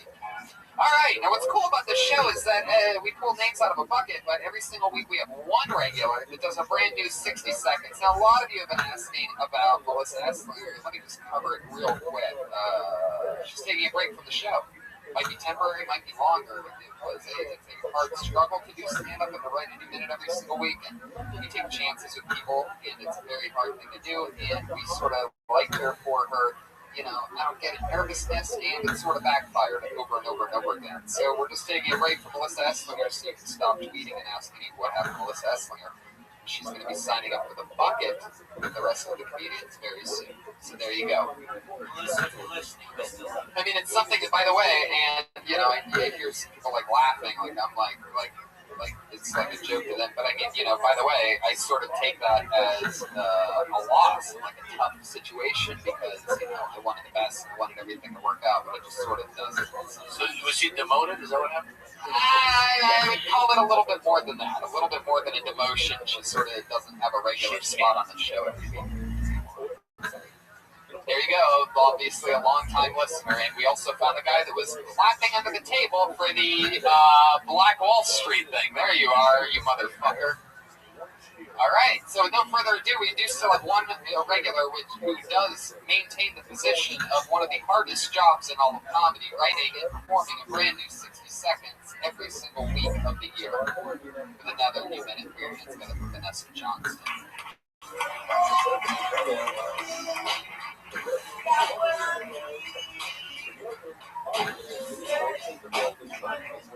Hi guys. Who isn't fired? Did it by yourself. One person is the comics. Okay.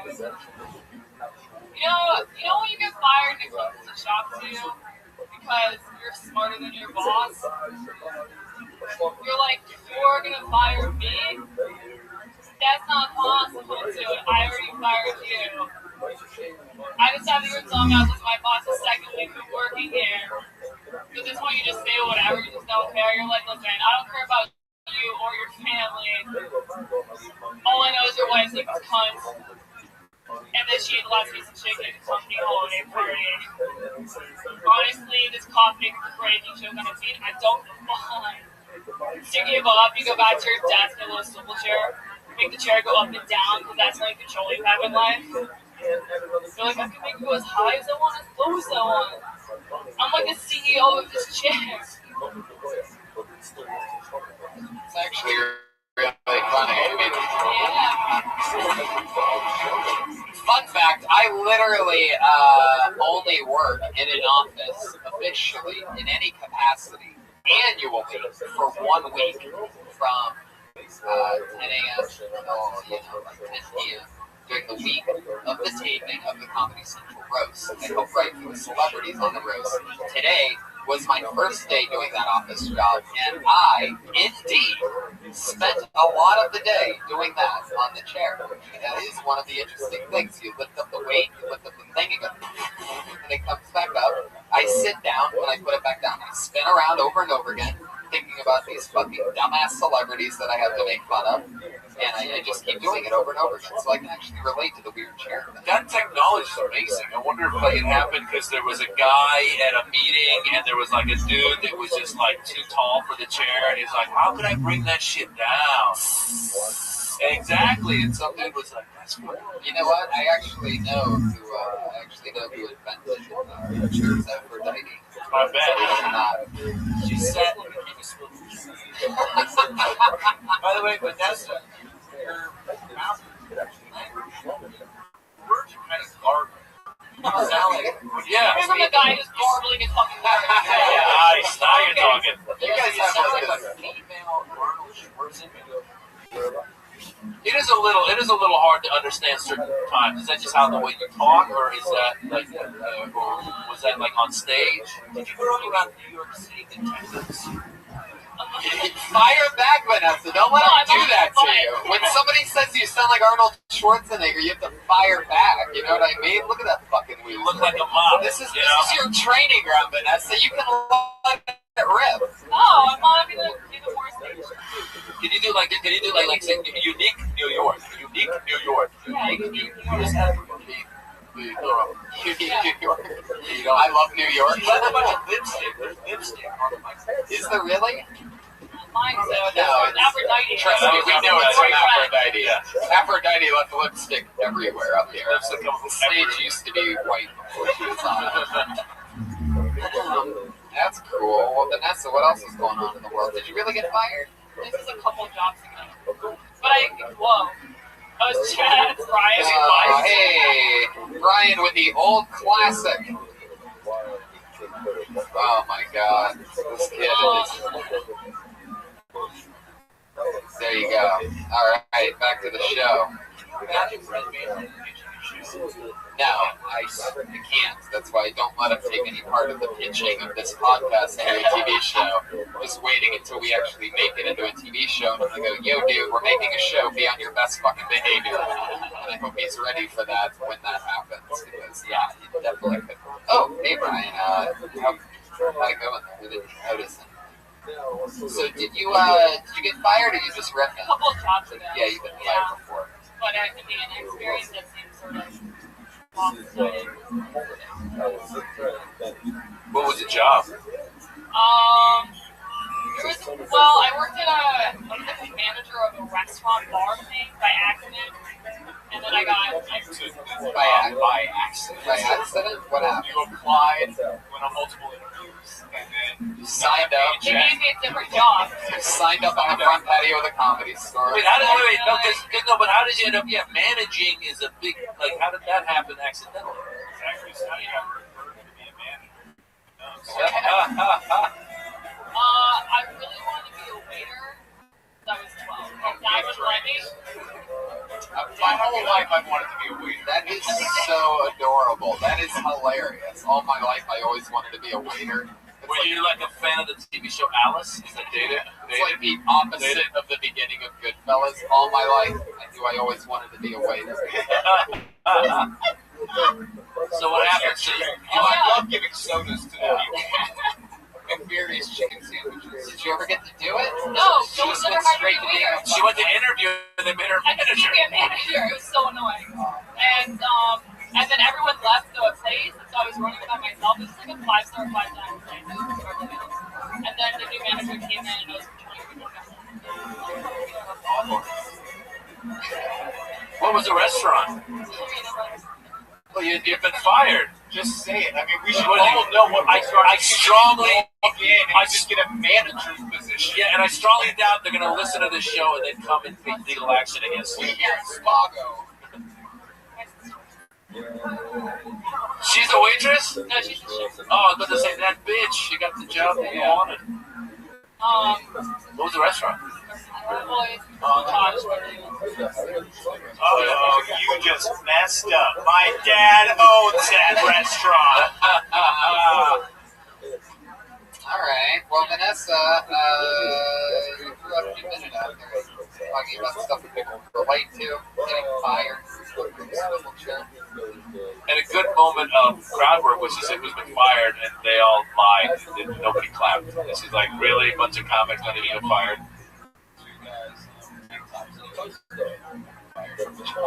Definitely history. Yeah. That guy's looking at you, doesn't think you're talking about it. Our jobs are being swole and you've never been fired. Couple of guys. So funny.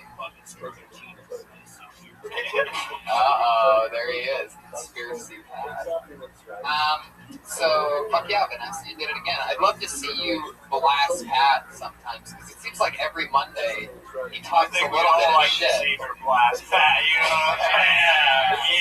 Yeah. Jeremiah, blast isn't a sexual maneuver that a woman can do to a I think she's just trying to avoid looking at them. Like these two. Let me just look over here. She does treat them like they're like idiot little brothers or something like that. It's like Lenny and Squiggy over there. That seems like a kid who has a crush. She's like, you're stupid. Yeah, She's just exactly. like, I don't care. You look ugly. All right. Vanessa, great stuff. Another new minute from Vanessa Johnston, ladies and gentlemen. Twitter and Instagram at Vanessa Johnstew. TOO at the end of that. My dream was to be a waiter, but I became a manager. All right, everybody, let's just get into the end of it, shall we? Watkins and Reagan were the band tonight. How about that? Yeah, guys. You can follow on social media at Jeremiah Stand-Up. I'm in a movie with Yasser Lester on video on demand called The Bet. Yasser's shaking his head no. I saw it. I liked it. I went to the premiere. Yeah, you did the premiere of The Bet? Yasser didn't even attend this premiere, but I was in New York. I know, I'm just kidding. Jeremiah, get the rest of your plugs out there, you machine. Okay, and the Goddamn Comedy Jam airs this Sunday on Comedy Central and MTV after the VMAs, so watch it. Patty Reagan on Twitter. What else? Listen to my music and watch the Eric Andre show every Friday at midnight. That is one of the main writers on the Eric Andre show. Joel Jimenez is on Twitter at Mostly Sorry. Always hilarious. You were on fucking point all night tonight. Absolutely love the live dynamic you bring to the show. Joel Jimenez, one of my new favorite people on the fucking planet. Look at tonight's drawing, everybody. That's Ryan J. Evelt. He draws that. Those prints are all available at RyanJEvelt.com. All those proceeds go to Ryan J. Evelt. And also the official Kill Tony poster. Check that out. Hey, that's the only piece of merch available. We still haven't made that part of our set yet, but that'll be here next week. We're getting that framed on a non-reflective frame so that you can see it every episode. And buy one, you cheap fucks. Yasser Lester, what's going on? Nothing. On Twitter at Yasser Lester, YASSIRLESTER. Him and I started together 9 years ago. One of my favorite, truly hilarious people. One of the funniest, the most brilliant comedians, writers, whatever you want to say. Tony's brilliant. Thank you. Glad you guys are coming. Yasser is as well. He's in New York City, absolutely killing it. We all started together. Me, him, Gerard, Willie Hunter, Jeremiah, a bunch of fucking beasts. Yasser, Jamar Neighbors. you have a show coming out in the fall, right? In the spring. He's got his own show coming out in the spring, everybody. What's it coming out on, Yasser? Tell us now. It's coming out on Fox. Fox, I think I've heard of that. You're in the NFL? Yeah. What is the Super Bowl? What are you, the new light-skinned Simpsons or something like that? Kind of. I'm the new light-skinned Friends. But it comes on after the Simpsons. Do you have a name for it? Yeah, it's called Making History. Guys, my pal that I started with has his own show after the Simpsons. I have my own show after they show videos in the fucking main room. He's all in the Simpsons. Monster Brawny. One of the greats, ladies and gentlemen. You're making me feel old, Tony. You guys, you young kids. Elvis. Persian Elvis, otherwise known as Pelvis. No, it just was fun, man. I told my wife I had to leave the house. She was a little upset, but hopefully she doesn't listen to this to see what I was doing. I got my special just came out on Netflix. Check it out. I'm not a terrorist, but I played one on TV. I'm not a terrorist, but I play one on TV on Netflix, our favorite network in the world. Yeah, the #1 way to consume visual audio products is by Netflix. I mean, other than, of course, DeathSquad.tv, where you can watch all your Kill Tonys. Have fun. Live audience, what can I say other than thank you? We'll see you on the front patio if you want to say hello. Have a good night, everybody. Take care. Good night.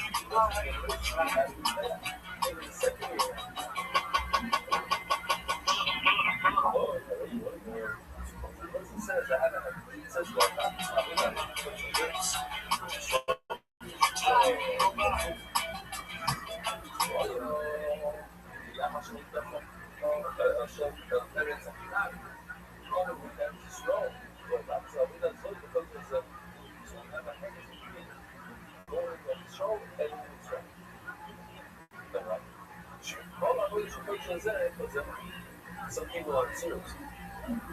Some people work.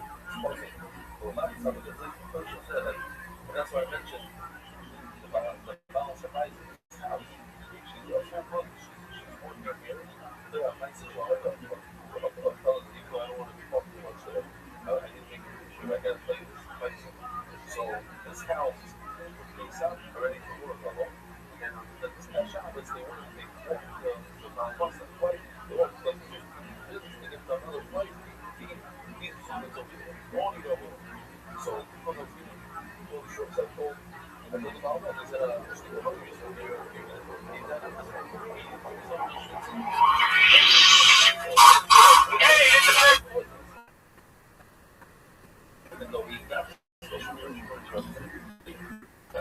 Coming live from the Road Famous Comedy Store for a brand new episode of Kill Tony Volume 4. Give it up for Tony and Hank. Hello, everybody. Hello.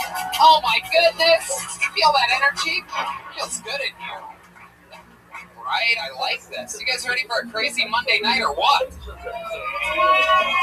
like it like this. I can feel the energy. There's like an extra light on or something. It feels good. Is that back neon? Is that normally on? I think this light's usually not so bright. Wow, I think we got... Put your hands together for new light bulbs at the Comedy Store, ladies and gentlemen. We perform here so often that it's a noticeable difference when they replace the light bulbs from 1972. It's good to be here. A lot of fun things that we have to promote right at the top of the show. We're doing the LA Podfest. This podcast that you're at, ladies and gentlemen, Kill Tony, is doing the LA Podfest. What are those dates? It's next month. I think it's the 20th. We're doing the Friday show. It's Friday, Saturday, Sunday. I think it's the 23rd, maybe. That's next month. You go to LAPodfest.com for tickets, and we're picking people out who perform on Kill Tony to come with us. So we're gonna pick like 5 or 7 people or something like that. Yeah. So be a new, interesting person. Sign up for the show. Doing Boston's Wilbur Theater October 8th. That's a really big deal if you're listening to a live podcast streaming right now in Boston. That's where I'll be October 8th. Chicago this Friday, Detroit Saturday, and Toronto Sunday with the Oddball Comedy Fest this weekend. So if you're listening live there, why not come out and see me and a bunch of funny people at the Oddball oddballcomedyfest.com, something like that. Hi, live audience. Welcome back from the promotion part of you're at a live podcast. It gets weird for a second.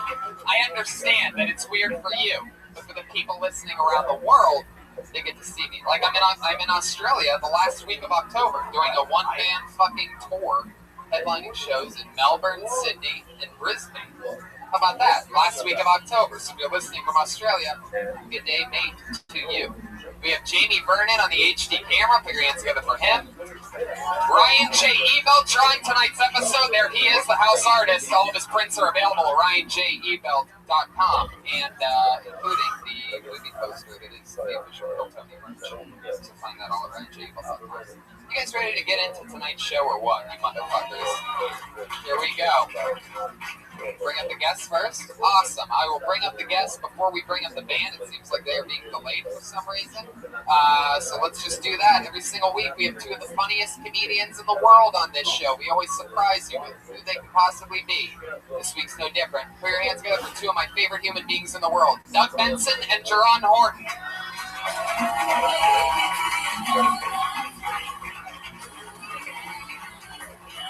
Fuck yeah. We are live. Hi, everybody. You guys are in it. Doug Benson's Periscope. Periscoping, you guys. 285. Yeah, 285 human beings more. Where should I tell them to go, Tony, so you can just watch it on the internet? DeathSquad.live. DeathSquad.live, fuckers. Yes, live streaming podcast. We are the number this show one. Is about who's here right now. Make some noise. Or watching right now. Have them come to Kill Tony, the number 1 live podcast in the world. Jerron, how are you? This is your first time on the show. Jerron, for you listeners that don't know, is one of my favorite human beings, one of the funniest comedians that has come up through the ranks here at the store. And he's a writer and performing on the new Showtime show. Yeah. Not only is he a writer for that, he's on it, you motherfucking bums. And of course, the return of the great Doug Benson, one of our Hey, everybody. Taylor Rizzo's in the house. Are you in the bowl? I'll recuse myself if you perform. I know that guy. Yeah, I'm all in here for the people I haven't seen before. But real quick plug for me. Yeah.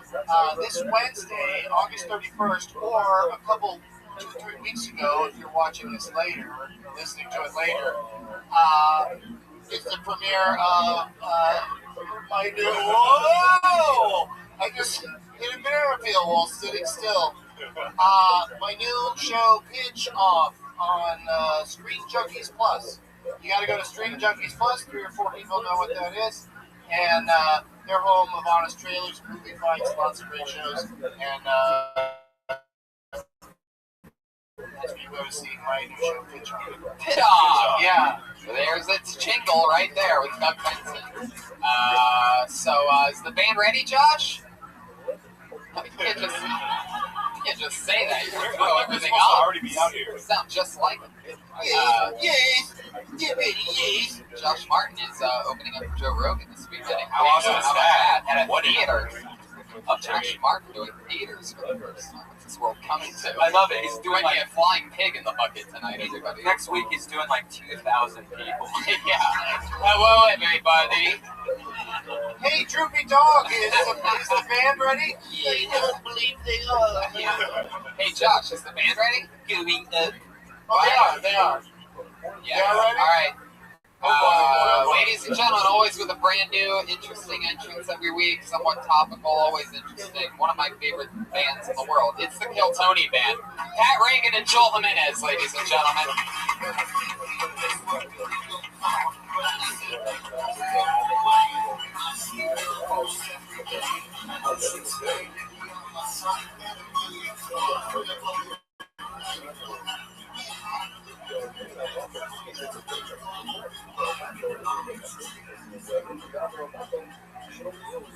Whoop whoop!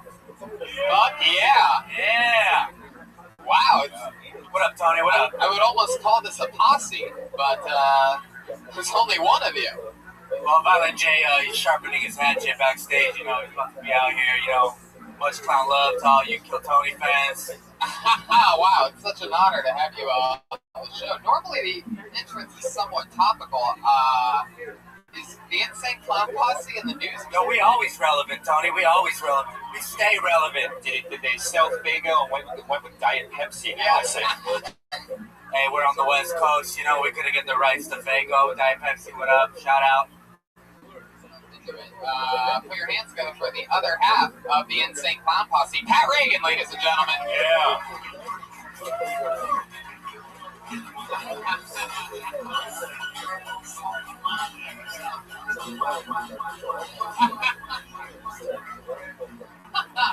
Wow, that is scary as fuck. Whoop, whoop. I don't care for this at all. It sounds like an Insane Clown Posse with an acoustic guitar. How's it going, man? Oh, good, man. Just living that juggalo life. Posse unplugged. Yeah. I'm excited for this. You guys did some real makeup. Put your hands together for Pat Reagan and Joel Jimenez, ladies and gentlemen. Live. If you want to do this on the regular, you should call yourselves Posse Riot. There you go. The party has begun. The party has begun. Doug just did a 12-minute into the show joke. 7 minutes into the show. We're getting the party started early. There's a little mouse going around here somewhere. I don't know exactly what that means.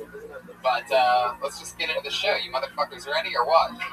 Here's what happens. A ton of comedians signed up tonight for the chance to do 60 seconds uninterrupted of stand-up or anything in the world on the stage.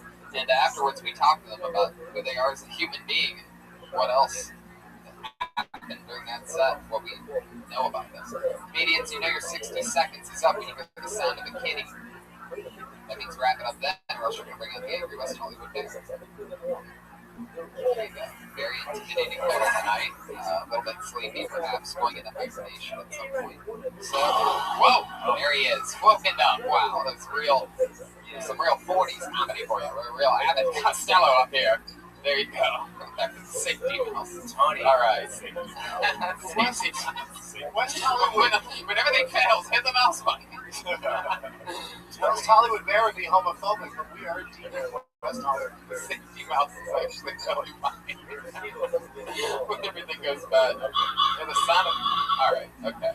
So you guys ready to start the show or what? I got a bucket full of names. All right, okay. Someone's about to be on stage for 60 seconds continuously, uninterrupted. And they go by the name of Spencer Calendar.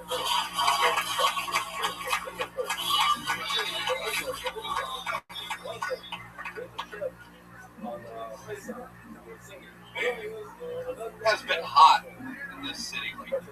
And it harkened me back to a time like in December where it was actually cold here for 2 seconds. Colder than here than in New York City.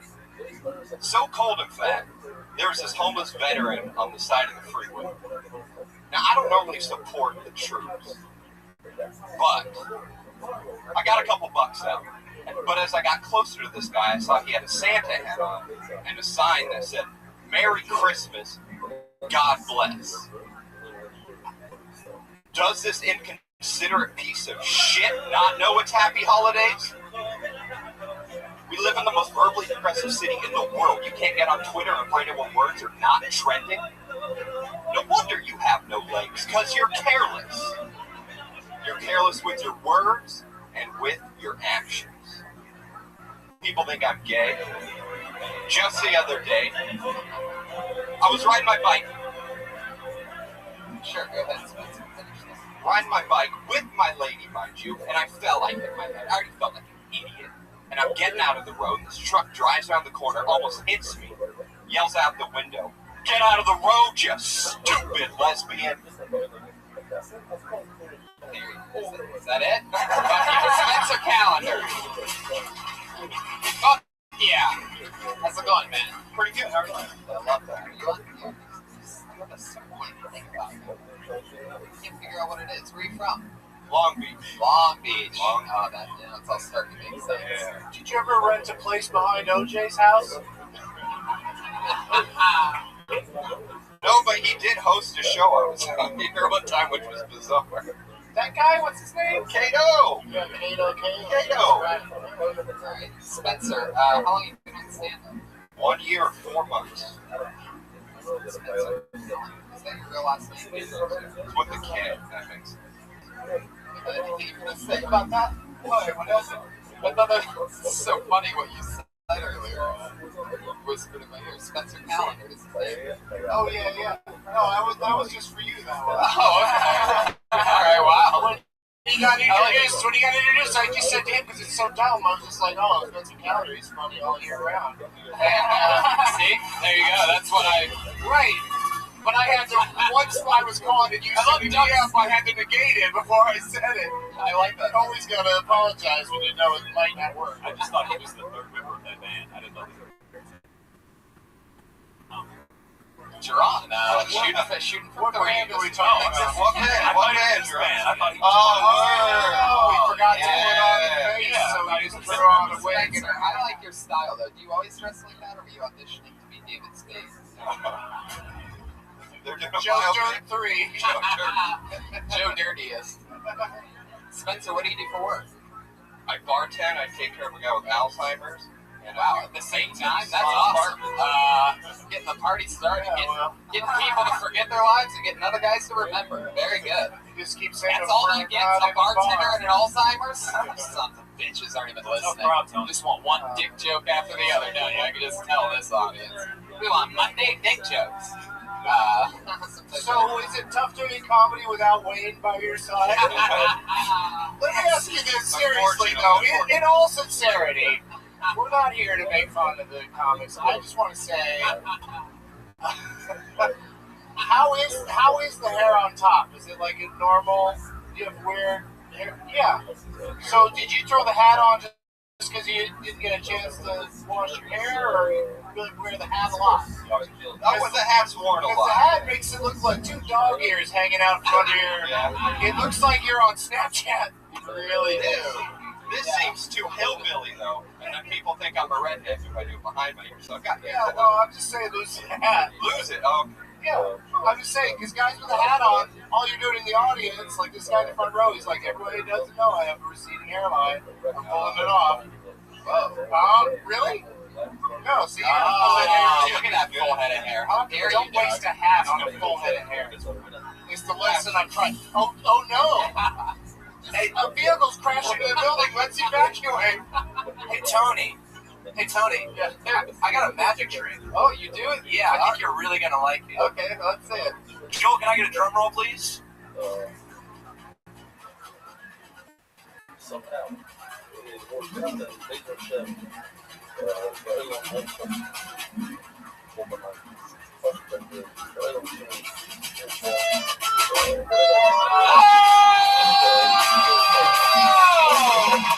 Holy shit! Wow! Jeremiah Watkins! Holy shit! I don't know what just happened, but I think Pat teleported me from the goddamn comedy jam all the way over to kill Tony. Wow! I'll take that trade any day. Oh no! Oh no! The magic is wearing off! Oh no, that means he probably heard what I said!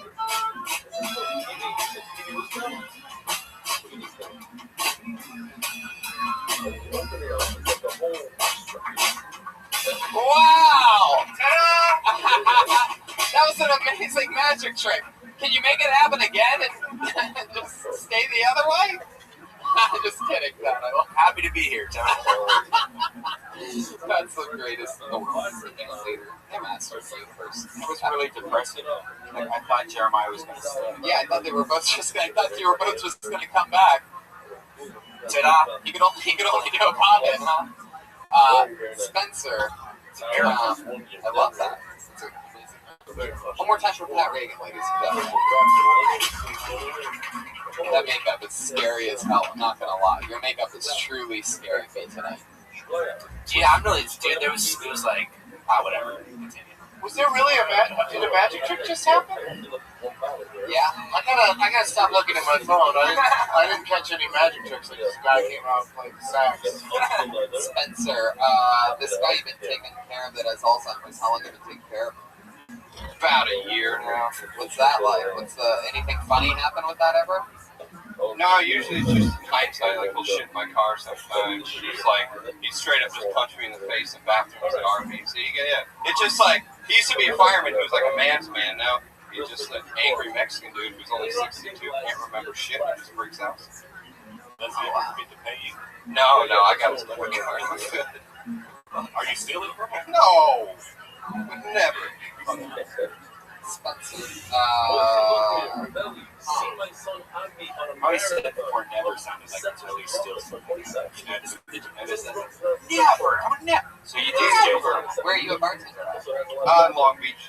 Wait, what's it Called a red tape. Is that like a dive bar? No, not a. It's more upscale rich people. Yeah. It's communist. Yeah. Yeah. It's a lot of communists. By the water, boat people, rich white folk. Do you have any special fun hobbies or skills or talents? Special fun? Did you collect Zika mosquitoes?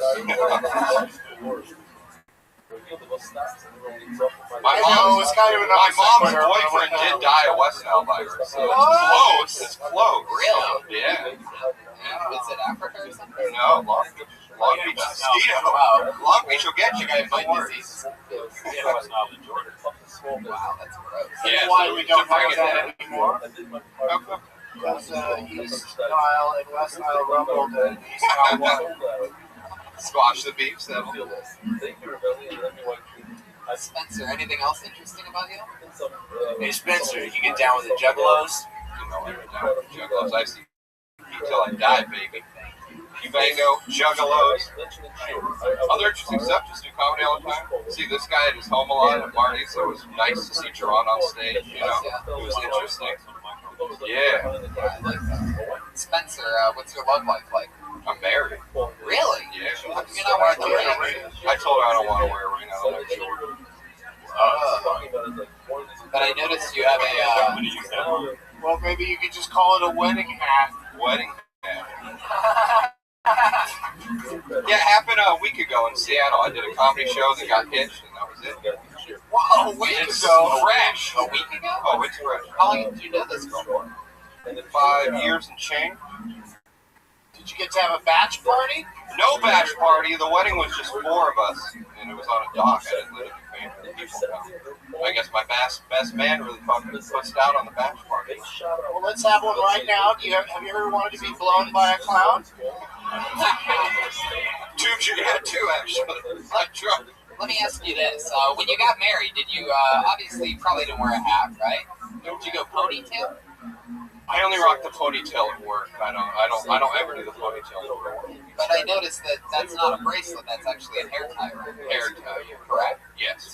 Sometimes you go into it at random times. You never know. Like I built a shed. I built a shed earlier. I had to pop a key in. You never know. You said to be prepared. Better safe than sorry. Hey, you said work isn't the real world. What's reality to you? Work is.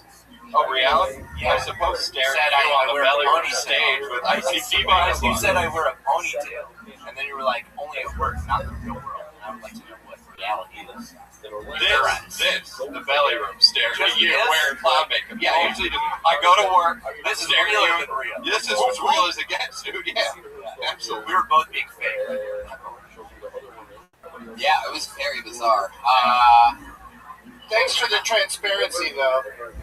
It's not there with most of the posse. They're so private. Spencer, what do you normally do during the day if you're not working? Do you work at the bar during the day? No, I work at night, but I get out early enough where I can sit in comedy. During the day, I really just write comedy. I just moved, so I built a shed. Wow, The shed is new. Yeah, I like the shed. What do you make in the shed? He has a woman in there who he had a child with, and he keeps her there. And she's He's married. I keep all my hats. Remember that movie Room? I just wait hopelessly for comedy to start so I can go to parties. Spencer, you have a good look, but you seem kind of boring. Boring? Yeah, I'm not gonna lie. You sort of, we should let it rip. Yeah. What's the craziest thing about you? The craziest thing about me? What's the insane shit you've done? Yeah. Creepiest thing you Googled lately. Creepiest thing I Googled? Probably the R. Kelly sex scene. Wow, Yeah. the one with the feet. I couldn't bring myself to watch it, but I heard someone say that he peed on her, and came again. Yeah, so it was looking at some porn, searching for porn. How far into the tape did you make it? No, I didn't make it. It was 0 seconds into it. I'm working on R. Kelly bit that I'm working on, so I went deep into the research. Yeah, you just call it research, right? Well, it's funny. He walked right into it. To Catch a Predator figured out that a lot of open micers are probably up to something, and so we're under arrest. Breaking news. All right, Spencer. It was nice to meet you. That's There you a go. wrap. Spencer. On Twitter at Robot Spencer. Let's just keep it moving. Hey, real quick though, what do you gotta go to watch this live streaming? DeathSquad.live. All right, because Peanut from 311 wants to know. Perfect. Awesome. I'm hooking him up. We love Peanut. I told him to comment if he has anything to say. Pulled the name out of the bucket, and that name is Gary Curtis. It's a black guy. Do it.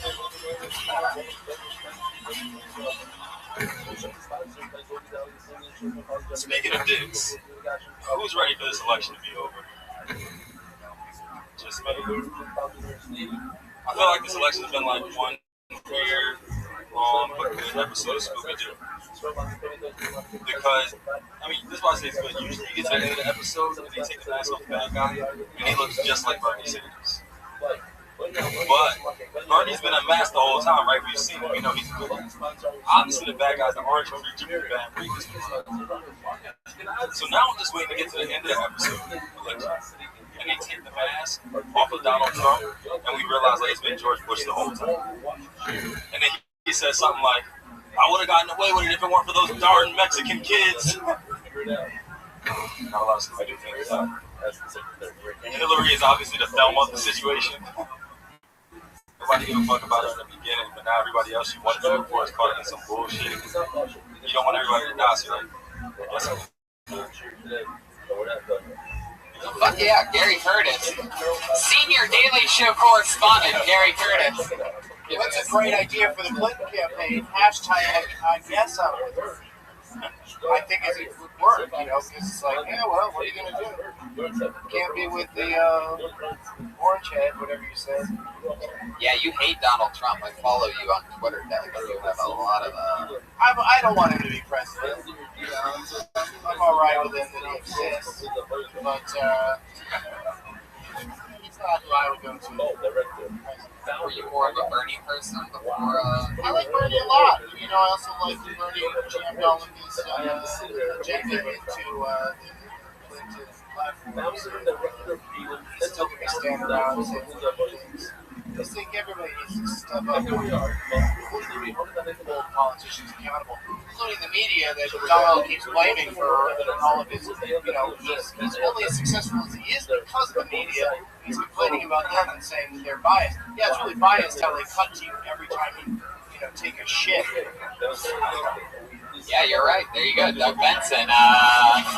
Giving you what you need to know going into this year's election. We all vote with Doug Benson. Wait a second, there's an election this year? So Gary, we got your political views.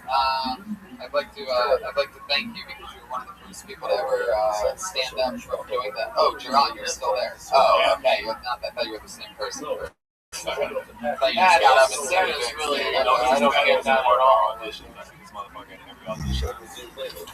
guys are all going for Jaden Smith. All right. Gary, what do you do for work? Work at Tom's. Oh, shoot. That's right. We did this last week. Yeah. I'm here 7 days of occupation. Shake up the bucket. It's a different bucket. Fuck yeah, Gary. Anything changed since last week? I don't remember anything about you. What'd you do in the last week?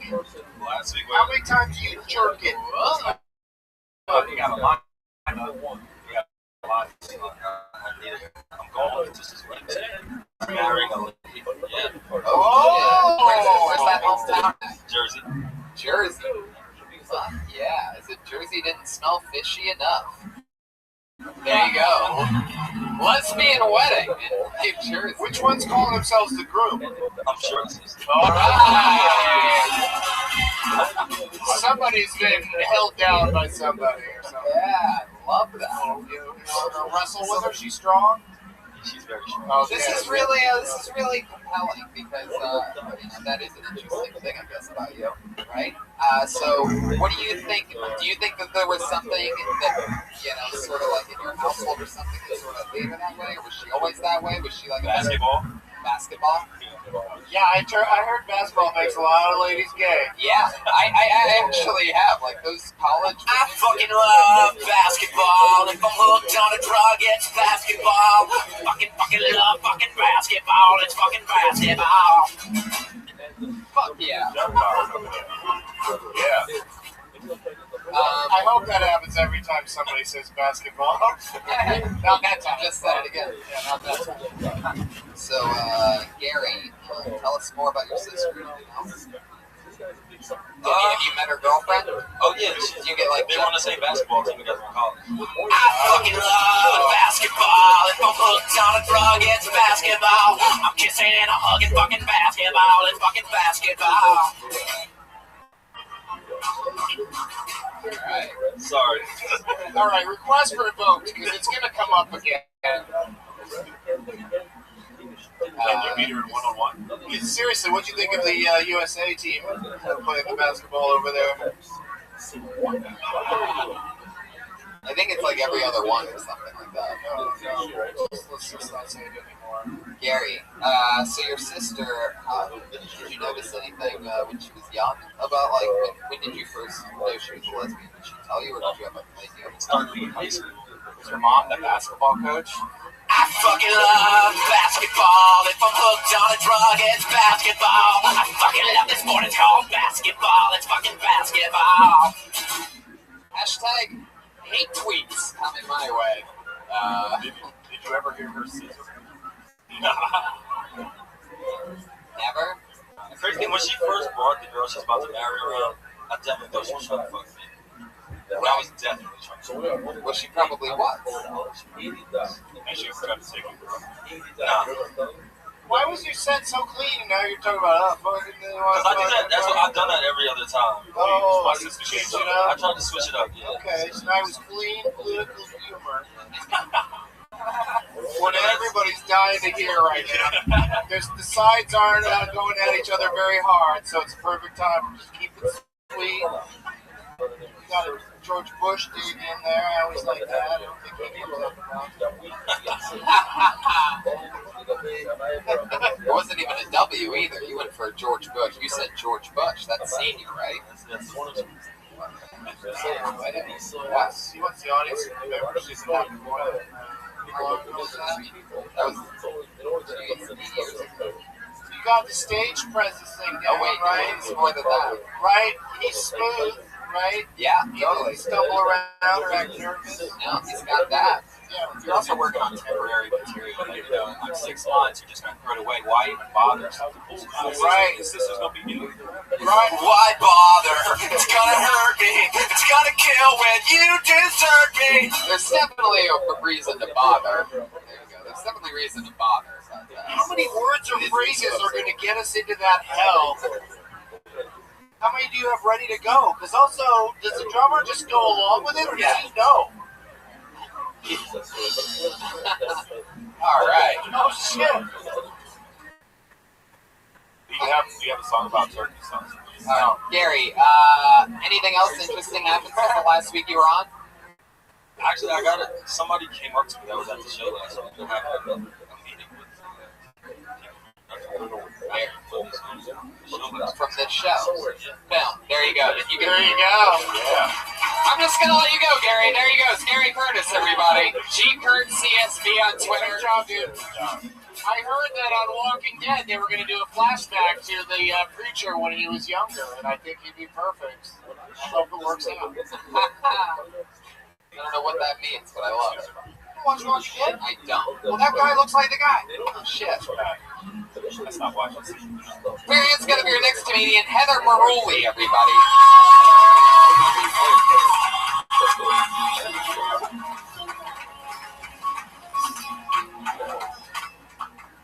My ex recently texted me a screenshot of his credit score, just to remind me that he's human trash, just a terrible person. I always knew he was bad because his name is Herb, his name is Sway, which isn't a real name. But I was suspicious of him for a while because he sent a text with what the credit score and said, "Numbers don't lie, mija." And I was like, well, that's interesting because you lied about your age when you first started going out. And I found out he was actually 35, he said he was 28. But I was suspicious that he was older because he had his old concert tickets on the wall. And one of the concert tickets he had was to Radiohead at the Hollywood Bowl in 2001. So I was like, oh, so you appreciate Radiohead when you were 14, but this doesn't make sense. But I was suspicious he was older. I texted him, I was like, how old are you really? And he texted me back, he goes, how old do you think I am with the way that I sex you up? And I say between 55 and 75 years old. Fuck yeah, Heather Maruli. Sorry, I was kind of caught off guard.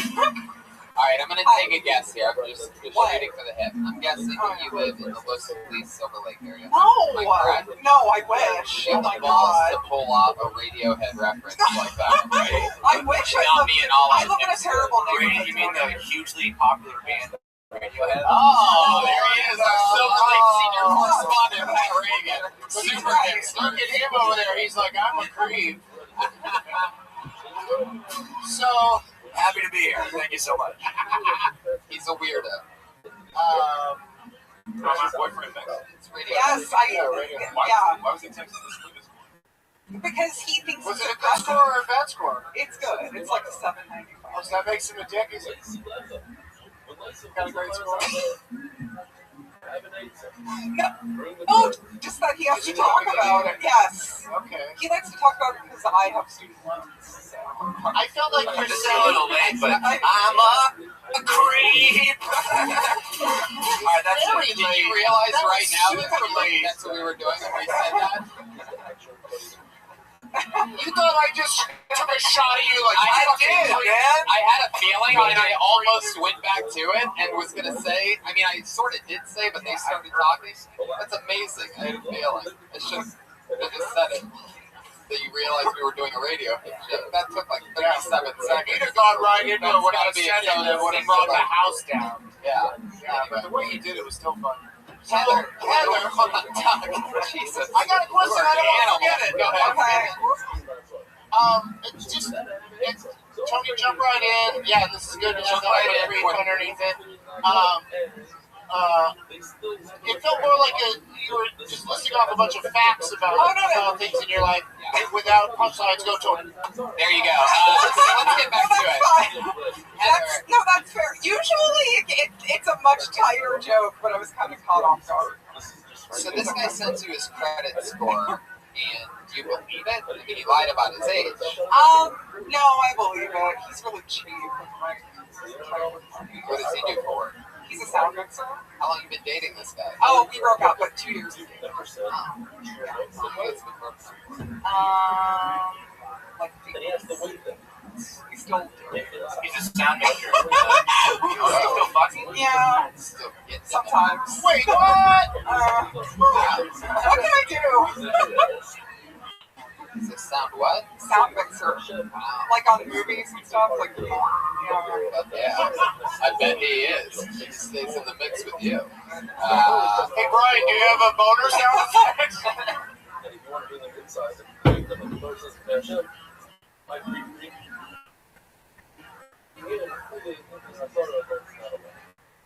So that means it's not good.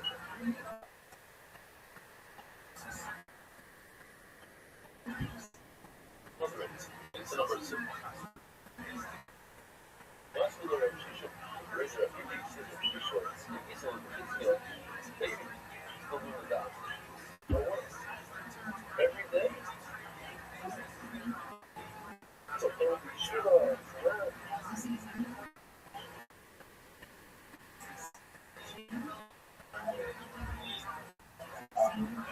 Yes, he does. I was implying that he just had a boner and it made that noise.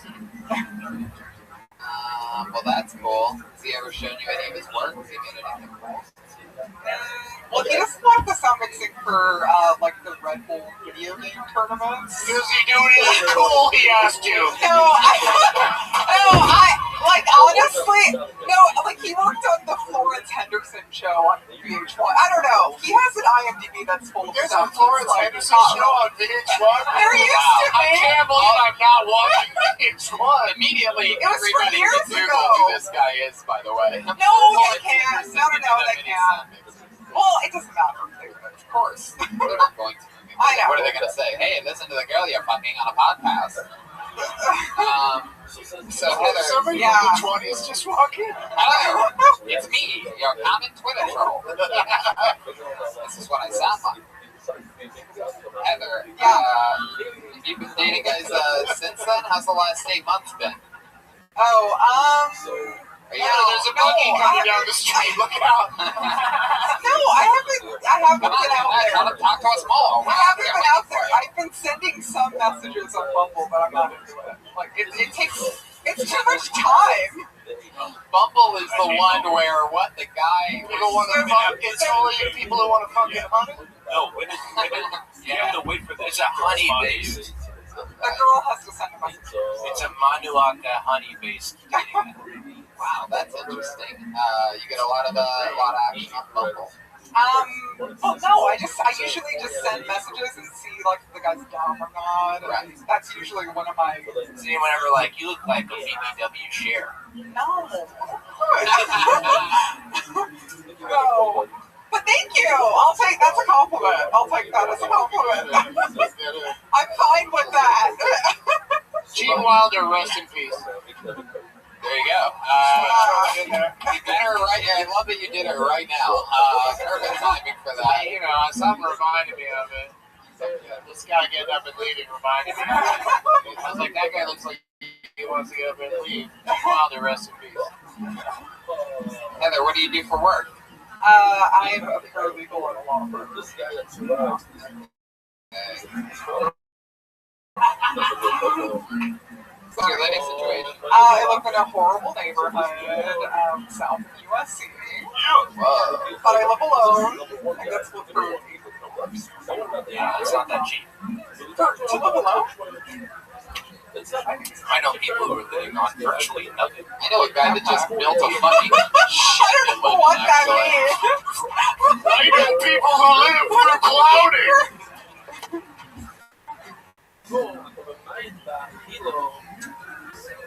What else, Heather? What else? I don't know. There's not really much else. What do you want to know?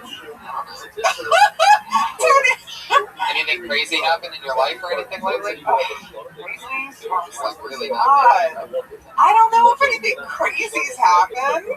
Okay, Heather. Well, there you go. Heather Maruli, everybody. There she goes. We're going to fly through them tonight, baby. She's on Twitter at FixedAirHeather. What's going to happen next? Yeah, if we call your name, you better have a crazy story ready. There you go. Thank you, Doug. Just let them Get it ready in your heads. Let them be boring. Put your hands together for Chris Wilmot, everybody.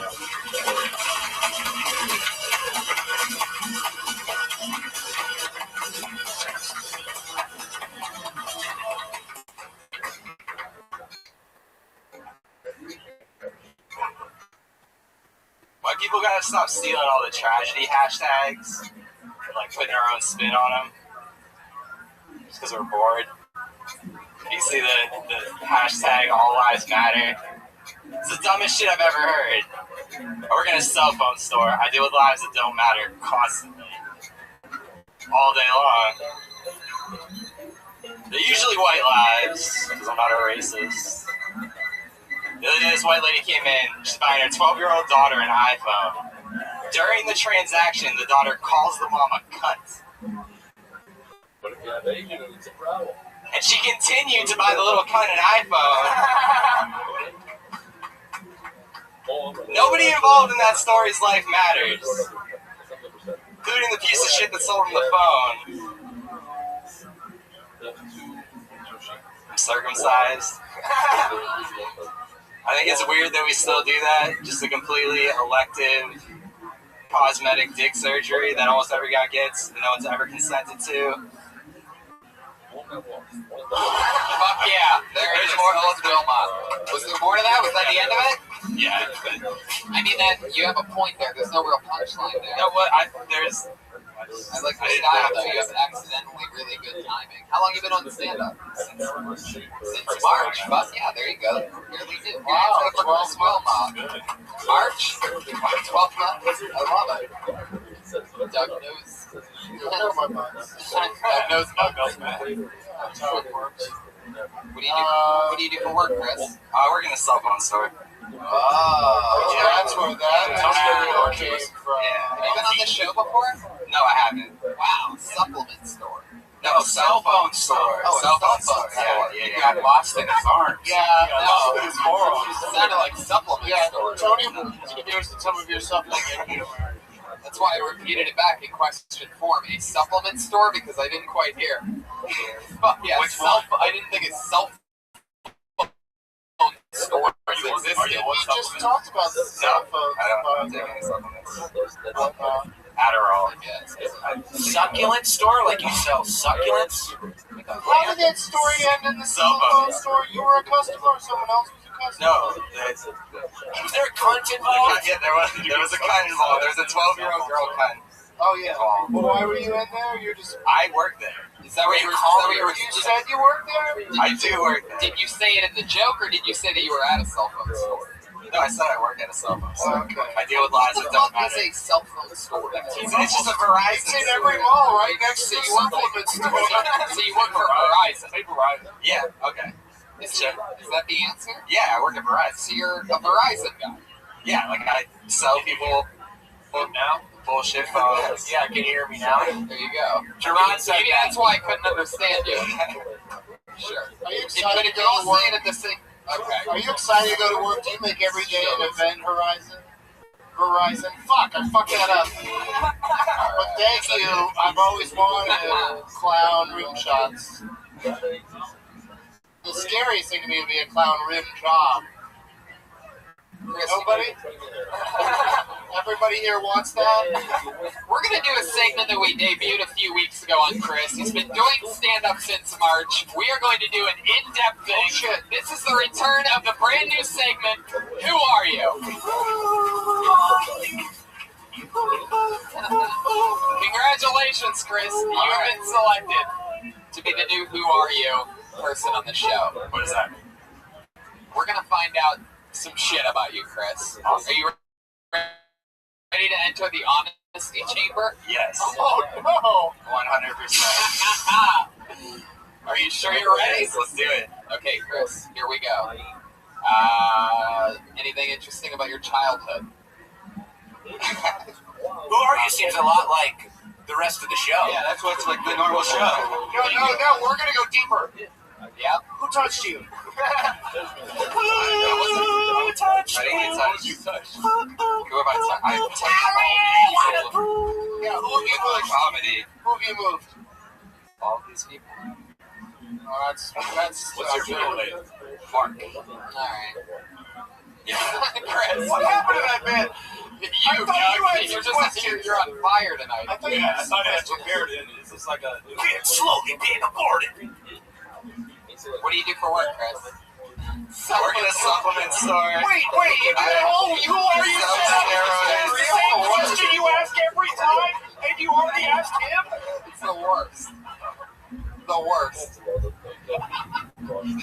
Are you ready to enter back in, Chris? Yes. Get into it! Doug. Chris, where are you from? Pennsylvania. Here in Pennsylvania. Can you get more descriptive than this? Just the name of the state. Here in Pennsylvania, Little Detroit, they call it. It's right on Lake Erie. What do your parents do for work? My mom teaches autistic kids, and Josh Meyerowitz at Autistic Thunder in the house.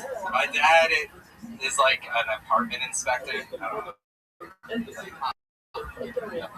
Make sure they're up to code, I guess. Yeah. What do you do? What did you do before moving to LA? I was dispatching snowplows. Jesus Christ. Yeah. What laws have you broken? Good question. I mean, I don't even think I'm legally like allowed to be a resident in my apartment. So like I feel like I'm constantly breaking laws at all times. Why are you not allowed to legally be a resident in your Not on the lease or anything like that. This segment is called Who the Fuck Are You? We're finding out deep. One of the most boring human beings of all time. Who's your man? I guess the naughtiest law I ever broke was sleeping in my apartment at night. I'm not on the lease, it turns out. I'm that kind of roommate. On Halloween, I reached into the bowl and took 2 mini fun bars. The selfless. I'm what you would call the guy that sleeps in the other bedroom. Chris, last date you went on, what was that like? I was actually G-Eazy's baby mom, according to her. I don't know. Who's G-Eazy? He's like a rapper. Yeah, white rapper. And she has a child. She has a child by It had like interesting beats.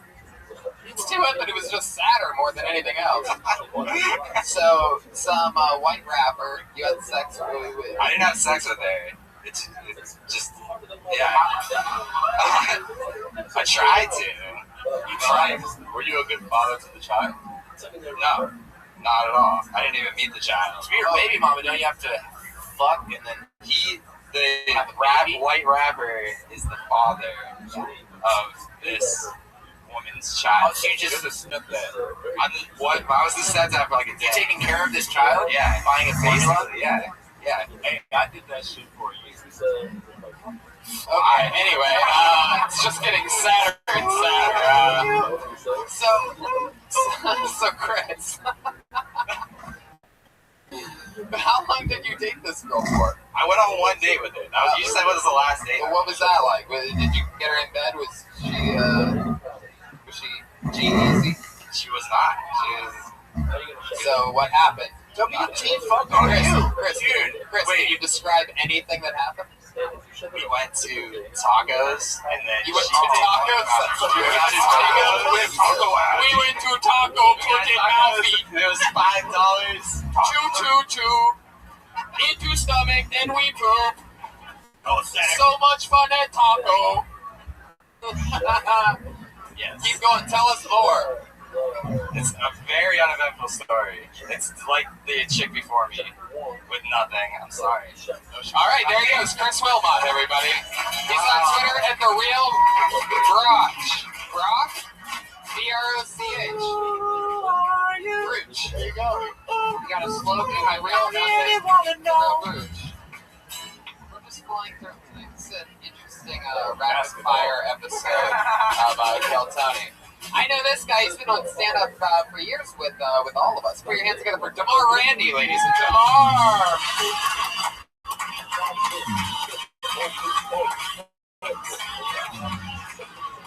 Oh, that's just sad. Is that Damar? Oh, no Damar. Basketball. I fucking love basketball. I pulled another name out of the bucket. Drug, it's basketball. Basketball. Yeah. I pulled another name out of the bucket. Put your hands together for Dicey. I fucking love basketball. If I'm hooked on the drug, it's basketball. I fucking love motherfucking basketball. It's basketball. Hey. Okay, I hate to bring the mood down. I know this is a comedy show, but I have some statistics regarding white people. Yeah. Apparently, 80% of white people can kiss my ass.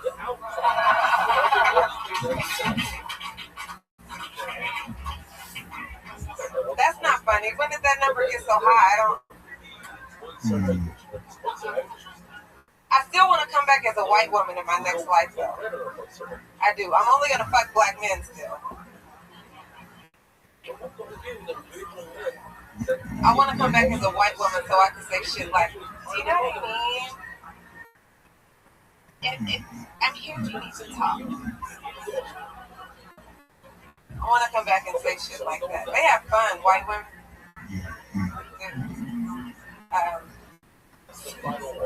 There should be more diversity in the world, especially in the tanning industry.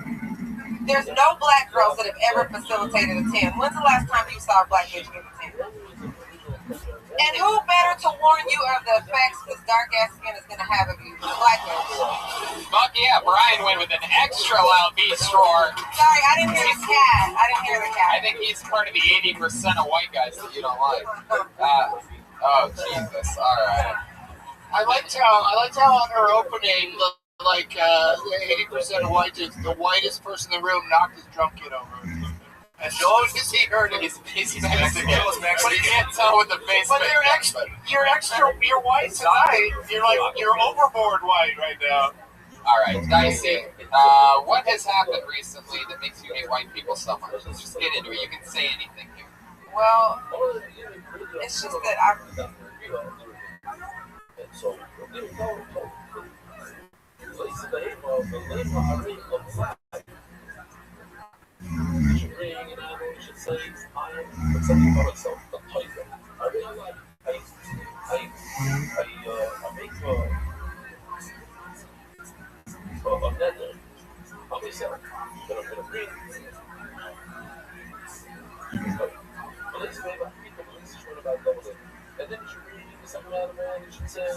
Black my whole life, and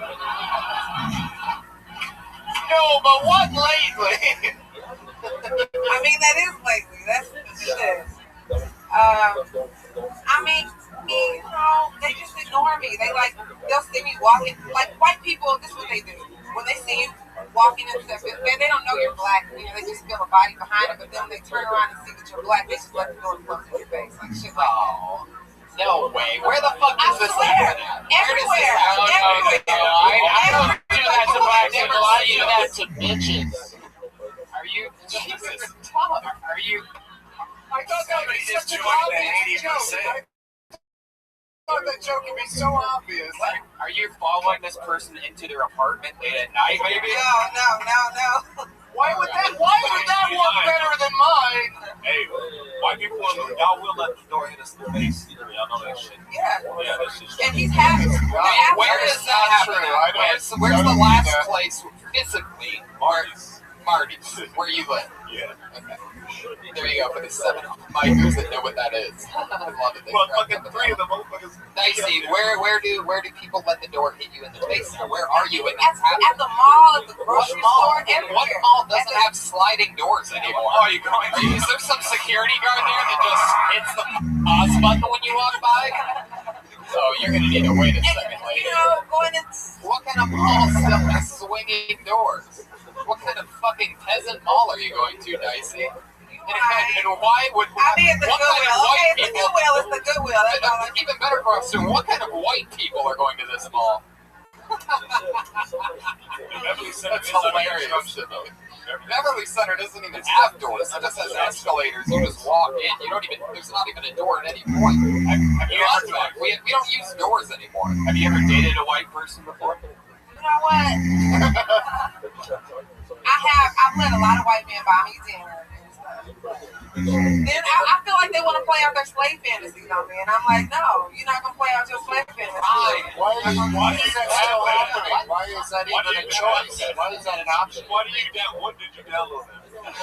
For every single week, anytime a black person's on my even though I specifically tell them that, less is more, but I guess more is more every single Monday with Brian Redman. Is more. Right.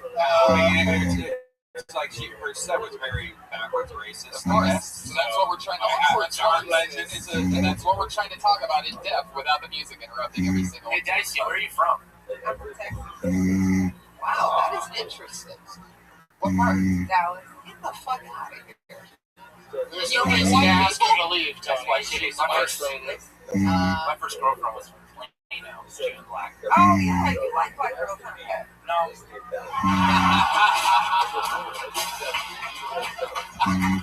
Dicey, you said that a lot of white guys have gotten to take you to dinner. Where does it normally go wrong? When you say play out those slave fantasies, like have you had sex with a white man? No, I've never had sex with a white man. What's the closest you come? I mean, like how many inches from it were you? No, how many inches from it? No.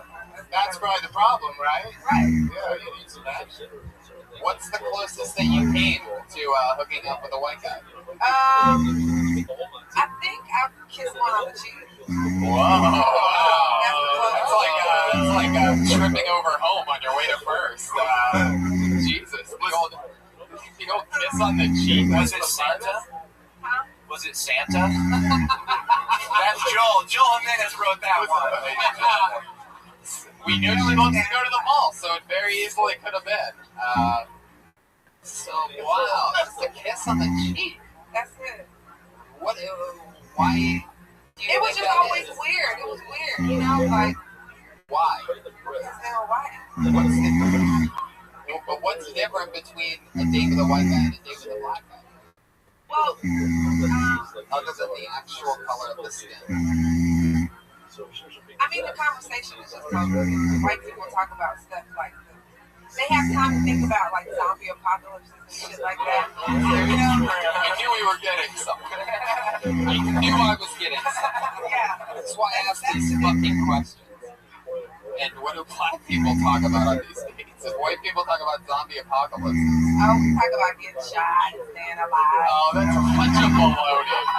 No way. They're not having sex with white people. So funny. Getting shot. I haven't dated in a long time. I sure have been getting shot a lot, lady. How about you? This is one of the best first dates I've ever been on, black person. Sure been getting shot a lot. But yeah, I'm about to shoot you right now. Let's do it. That's my impression of a black guy for some reason. White surfer voice. I liked when she did the white voice. I like that. Yeah, that's cute. The white girl? Yeah, white girl thing. And I thought of it sounded like Stacey Dash. She's not white, but that's a white girl voice. She should be. Yeah. She's honorary. Exactly. What's the whitest thing about you? The whitest thing about me Finally. is probably like the white man who raped my great-great-great-grandmother so I could have this. Wow, Wow. I wonder how many generations like it's gonna take before like maybe like that starts to dissipate a little bit. You know what I mean? No, I eat kale. But I mean like literally like I wonder like how many thousands of years do you think those people like because there's been so many cultures that Yeah, but you can't like just get Right. And also, Yeah. wait, what Unless you're one of Bill Cosby's ladies. But I was going to say, in Germany, the students, the kids, who study the Holocaust, they have a moment each day to remember the Holocaust, like forgetting this stuff, accepting it, and moving on from it. So I don't think we should sit around and let's stop thinking about slavery. Let's think about it more. Oh my God! That's what I'm saying. I know you were joking around. Literally one of the most depressing subjects ever. Yeah, no, that was horrible. I think we should. Everybody's really down now. I think we should think about Armenians. I didn't say we should think about slavery. Hey, Dicey. Says things are going to stop coming up. When are we going to stop talking about it? Never. We should never stop talking I about didn't it. say when are we going to stop talking about it. I just said Sure, roll back the tape. So Dicey, you're married, right? I'm married. Yeah. What's your husband do? He's an actor, and so pretty broke. He's an actor. Is he better than anything we know? It's an Adidas commercial, Lifetime movies, stuff like that. Scary black man. That's what he does. Really? That's cool. He kind of looks like a predator. I saw him in the bathroom. This is your boyfriend? That's my husband. He's here right now. Oh shit! Really? Oh shit! Shout out to Travis. Is that him? Did I just immediately find it with my eyes? Shout out to Travis. Husband. I've got good news for him. They just greenlit Battlefield Earth 2. But yeah, he does look like Predator. Holy shit! I like that. Like Larry Fitzgerald. They're making another Predator. Oh, love that. Where'd you meet that guy at? At the grocery store, fresh and easy. Oh, fuck yeah! That's where the white people slam the door in their face. They're fresh and easy. All right, fuck it. I'm done. I'm done. What neighborhood is that fresh and easy? It was in Hollywood, and our wedding was Hollywood themed, and he had a girl from TMZ married us. And she was like, she was fresh, and that's what she actually said that in her parents. Girl from TMZ. What did she do for TMZ? She's one of the hosts on it. She's actually the only person that replied to our Facebook ask for a. So instead of like It's the funniest shit in the world. It's the truth. You talk about that? Sure it is. She's the only person that would. instead of like you may now kiss the bride, was it you may now attack the cameraman?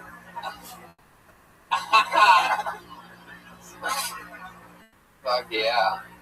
Dicey, what's the nicest thing a white person's ever done for you? Or that let me ask that differently. What's like your biggest favorite thing that a white person's ever done for you? Well, my white friend, I always ask them if I can do something with whiteness, like to find an apartment and shit like that. So the nicest thing is find me an apartment, like calling and being the white boys for me. West Side. Yeah. That's the nicest thing. That's it. Probably. Would you like to do the Ice House this Friday for the Desk Watch? Hell yeah! Whoa, Dicey! Look at that! Thanks for the up and up. I killed Tony. Look what happens. We complain about racism. We have to overcompensate for it. Welcome to 2016, ladies and gentlemen, right in front of your fucking eyes. What time on Friday? 10 o'clock. Okay. Don't be late. I won't. Anyway. Dicey, there she goes. She's on Twitter at Dicey Comedy. Dicey. Flying through it. Setting what could be one of our most recent land speed records. We're getting through people. Can I get another drink? Do you want Fuck yeah. Yeah, I'm going to have a Crown Royal and drinks for Coke. everybody, please? Round of drinks for everybody, Josh, or anybody. You hold another name out of the bucket. Put your hands together for Rich Castaldo.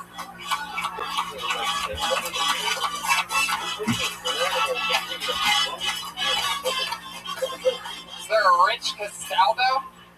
Oh, he's coming. Here he is, Rich Castaldo. Fuck yeah. Help Rich. Help him. Give him the mic. Just hand him the microphone. Or put him up. Fuck yeah.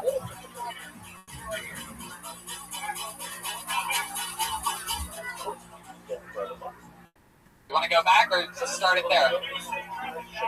Yeah, grab the handles. Fuck. What's happening? Fuck yeah! Rich Castaldo! Yeah, you should give me a round of applause for getting up here, because this is a pain, yes. Yeah, they did. Alright, yeah, so my name's Rich Castaldo. This was until I got to Ellis Island. They're like, Casta what? You don't understand what that is, so they shortened it to Dick Castle. It sounds more American. Anyway, so yeah, I'm doing a sit-down comedy, and I say that, you know, I know it's stupid and lazy, but you know, we're here. So anyway, so people ask me why I'm in a wheelchair all the time, which is kind of annoying. I was actually, I'm Italian, and I was shot 9 times, so people think I was in the mafia. Like, what actually happened was I was shot by 2 white disgruntled goth kids. But I have a solution to your problem, and that would be to build a wall around Hot Topic. That's it. That was a minute already? Do you want to here, do some more if you want. Yeah, I like to smoke. Actually, on my 420 shirt, I like to smoke weed sometimes. Yeah, Doug Benson and pasta. Yeah, but sometimes it's not legal everywhere, but it's quasi legal here. But when I'm in other states, I smoke to I stick to government sanctioned stuff. Liquor, porn. Yeah, there you go. Okay, assault. I gave you some extra time, but Jesus Christ. Get a real good look. It's already something looking me up. That are legal. Yeah. I don't think that joke had legs, Rich.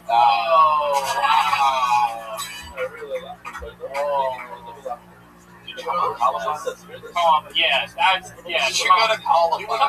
Yeah, it really was a Columbine, and that's not funny because everybody's like, "What the fuck?" You know. You didn't really. No, I swear to God. Are you fucking serious? You can have this book back. Holy shit! What? What is this? What are you talking about? Are you serious? I am 100% serious. Wow. He said he got shot by some goth kids. Yeah, Goth Kids, Colorado. Add that up. I saw you in the documentary as well. Yeah, I'm in that fucking Michael Moore. Yeah, he was on this. Bowling for Columbine? That's the one. Yeah. Wow. Recognize him from that? Yeah. Because that was how many years ago now? 2000. Why does a guy up there know exactly when Columbine happened? Autistic. What a weirdo. He's autistic. The movie you're talking about came out in 2003. 2002. Wow. Is it hard for you to talk about that day? Yeah, it's not really my favorite topic. It's like I said, people ask me that shit all the time. It's like fucking. Of course. It's kind of irritating. At the same time, it's like.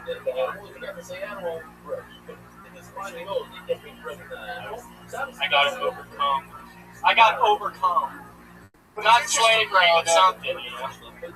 It's interesting that, like, we kind of, I don't know how many people put together, specifically Columbine, for just a couple of goth kids. So we just assume there's some random goth kids. Like, it's almost like you pretty much kind of need to just really tell us the story. Yeah, I mean, it's but.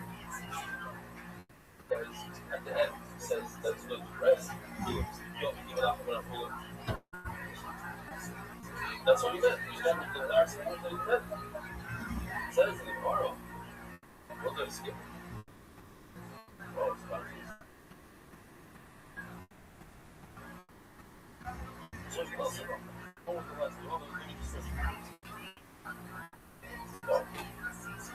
Also, this is all about the serve. What a person says, and And again, the Hot Topic line's pretty funny, but I don't know how much people laugh at it in the context of being part of Columbine. Yeah, if you were at Columbine, I would just say, hit it on the head. If you just say a couple goth kids, people are going to think it was Reagan and Joel Jimenez. Maybe have it in your intro when you play a club, like you know him from Columbine. And yeah, isn't that a challenge though? He did come out to like basketball. Yeah, Columbine, if you say you're in, he's playing because it's about school shootings. Oh, okay, I get it. If you say you're in Columbine in your act, though, you will become like a Columbine guy, and people will ask you questions about it nonstop. So I think I see. Also, maybe don't bring it up at all then, instead of a veiled reference to it. Yeah, I mean, if you want to tackle it, then you can tackle it. You know, there's certain things that, like, you know, I feel like, how long have you been doing stand-up? Not really tackle. Are you taking the Ren as easy approach? Okay. I didn't get what. Rich, how long have you been on stand-up, Rich? The last, well, off and on for a few years, but a little bit more serious the last 6 months, I guess. It looks like your side caps are handicapped too. Like shit, sideburns. Oh, side. Oh, yeah. Side care long. They got really fucked up side caps, dude. Gotta go to the barber, get your side caps taken care of, see? A little long, I guess, yeah. Got a real side cap situation. Oh, rigmarole over there. So, fuck yeah, Rich. It's an interesting conundrum. Yeah, definitely. It is one of a kind. Yeah, I do follow up jokes on 9/11, AIDS, and. Do you do jokes about those things? No. You don't? What do you mostly talk about? How much time altogether do you think you have? Of material that you like to comment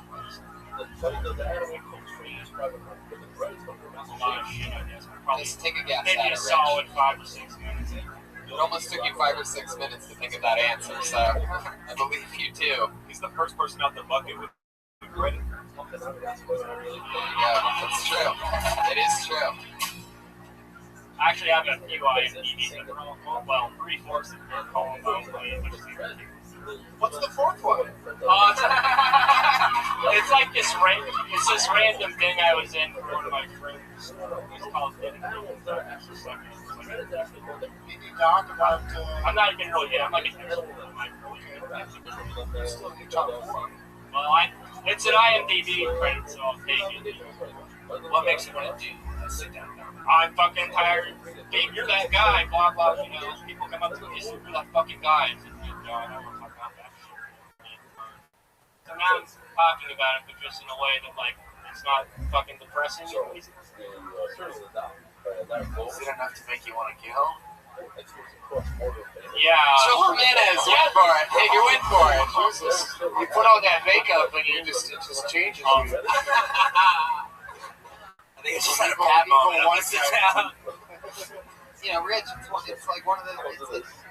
It's unbelievable. Like, so I can't tell. Like, are you trying to talk about it yourself to, like, therapeutic, or like, does it feel good? Do you notice when you talk about it on stage?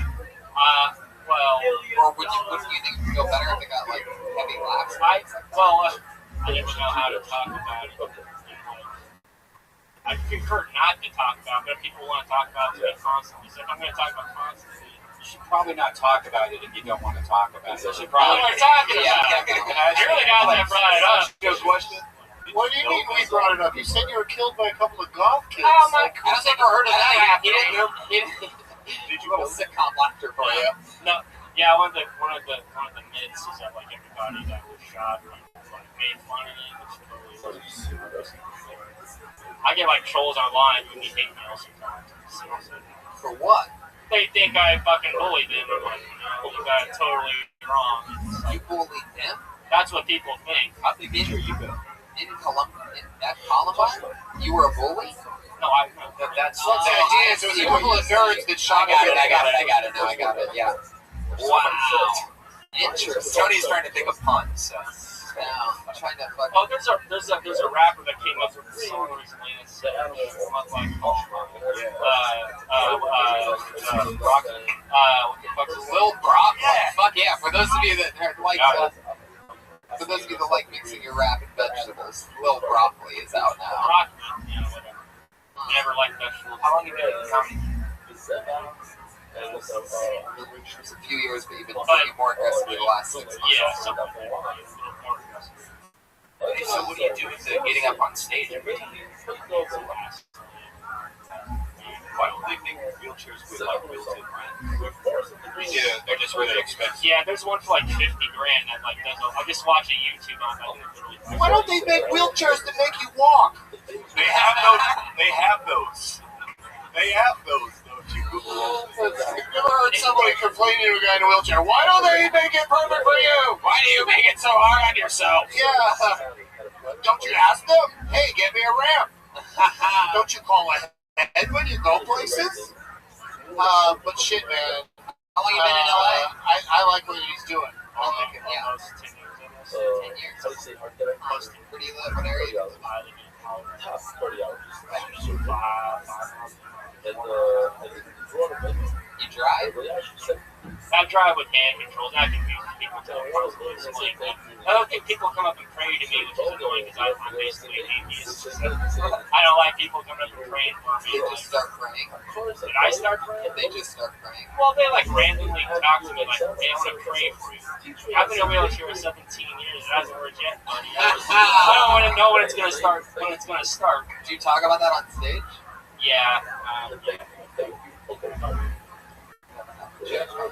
this partial. He just has to decide between talk about Columbine or not talk about it. Because if you talk about it, it's very interesting and unique to you, but also, you may just not want to have to discuss it with every single person. We know a guy that got an HBO show out of saying that he has cancer. What's the first thing you do if you got the use of your legs back? Right? I mean, he might have. And that man, walk on the Carlos beach, can see it. Carlos gets. My buddy opened for him, actually. Oh, that's cool. Your buddy opened for Carlos? Yeah, I know this dude, Josh. I used to know. I don't really talk to him. So Josh Blue's famous from last one stand. Josh Blue's a good dude. I'm sure you'll probably never be on. Sorry. There it was. They don't. You can still. Rich, what do you do for work? Nothing right now. You hire? Oh yeah, you probably make like some sweet Columbine money. Like there's gotta be some type of way to. Did Michael Moore just keep it all for himself? Yeah. People say like, shit. You didn't give me any of the money. No. You guys get like a full settlement from that or anything? How does that work? Oh yeah, I mean there was a settlement. Like the cops.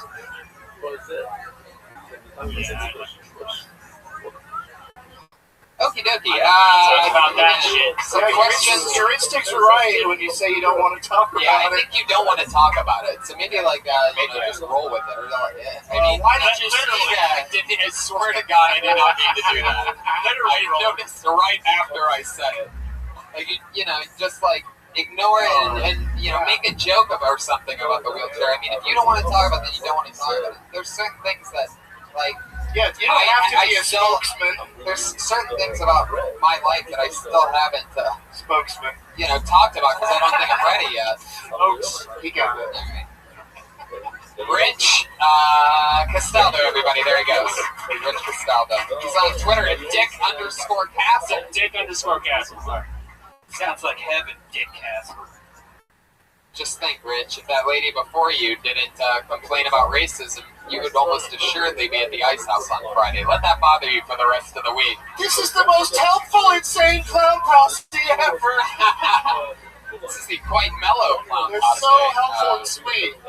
They're really gentlemen. Those. Come on, ladies and gentlemen, one more time for Rich Castaldo. American hero, literally. Some insane shit. He's on Twitter at Dick_Castle. If I could get another break, that'd be great. We have a regular. She does a brand new 60 seconds every single week. It's one of the toughest things to do. Unlike the people that you saw in the bucket who debuted a lot of those 60 seconds. So tonight she does a new one every single week. Put your hands together for Vanessa Johnson.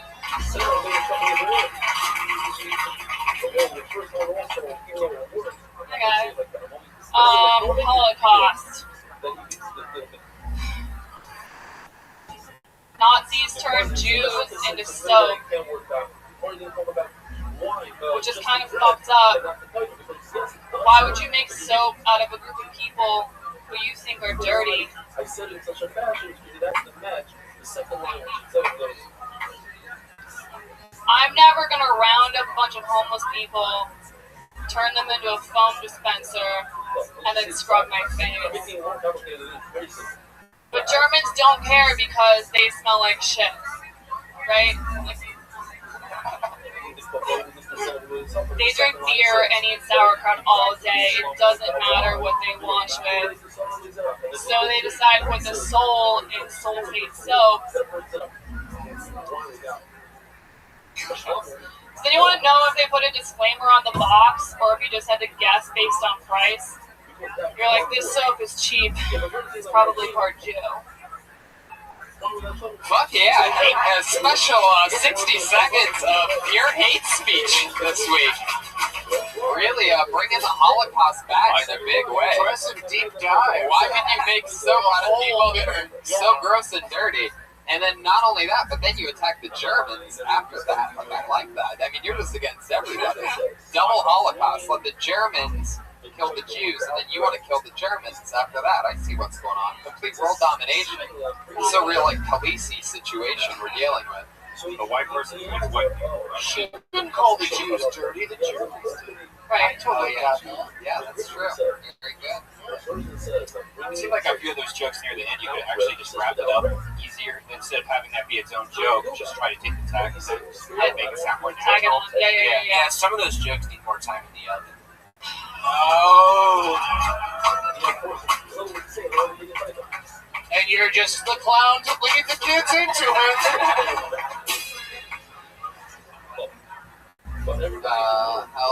Anything else exciting in life happening? Anything else crazy happened this week? I watched Dexter all weekend. That's probably why it's fucked up. My friend, the first season, the whole thing. All weekend. Yeah. I like it. It's like my inner monologue play. I'd love it for a couple more seasons. No, I'm gonna cut off in the first season. Well, there you go. Vanessa Awesome, Johnson. thanks, guys. Brand new minute for Vanessa Johnson. We have enough time for a turbo set. We'll go into the bucket one more time.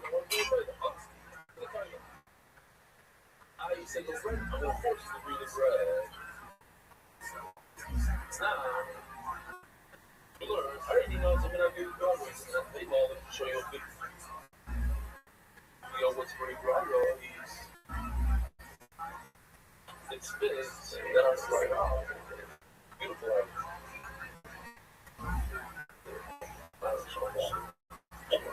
It's serious. It's like. Do your minute. Keep it tight, whoever you are. Joe Wattler, everybody. Here we go.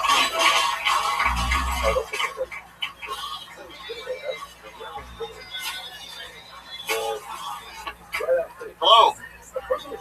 I have two boys, and kids are a lot of fun. Hanging out with my kids even inspired me to create a new drink. Pig's Juicy Juice, Otter Pop, whipped cream vodka, quarter Pig's stick, human tears, either for you or the kids. Then you drink it through a licorice straw and call it the drunken babysitter. The kids like that drink too. I don't know if it's the booze or the sugar. They're pretty sleepy. It's nice because it has all the flavor of the Casey Anthony, but only the strength of the Cosmopolitan. It's tight. That's tight. That's tight. Wow. It's tight. Good night. 35 seconds. I've been tight. You've been great. Good night. Holy shit. How long you been on stand-up for? First time? No, like, oh, shit. Sorry. Sometimes I guess, and I'm dead on. I thought you meant keep it tight like 30 seconds. Yeah. Well, that's a great line if you come too fast. That was tight. Good night. Keep it tight. Everything's all right. Good night. Yeah. Please forget everything I said before. Joe, what's the story? What do you do for work? I gotta go. Joe, that's Joe Wattler. There he goes. There you go. Oh, we gotta go. I shouldn't have gone to the bucket. I'm sorry. He's on Twitter at Max Capacity 1. We've run out of time. We have a hard out. Here's the trolley for Brian J. Ebel, ladies and gentlemen. Young Jamie. Wow. On the ship. Look at that. That's crazy. BrianJEbel.com. Young Jamie Vernon on the back. Pat Reagan. You can go. Joe Wattler's Max Capacity 1 on Twitter. Pat Reagan's at Patty Reagan. Joel Amina's at Mostly Sorry. Mostly Sorry. Jerron Horton. Watch him. Showtime coming up in, what is it, November or something? Until March. Not till March. Doug Benson. Oh. Screen Junkies Plus, my new show Pitch Off, starts Wednesday. Fuck yeah. And watch the Eric Andre show every Friday on Adult Swim. Definitely watch. Why not? The Comedy Central roast of Rob Lowe, another roast that I wrote for. It's going to be out on Labor Day, so you can watch that. Watch Ann Coulter eat shit like she deserves to. Terrible human being. You thought Ann Coulter was bad before. Turns out she's worse. I love you all. Thank you, live audience. Good night.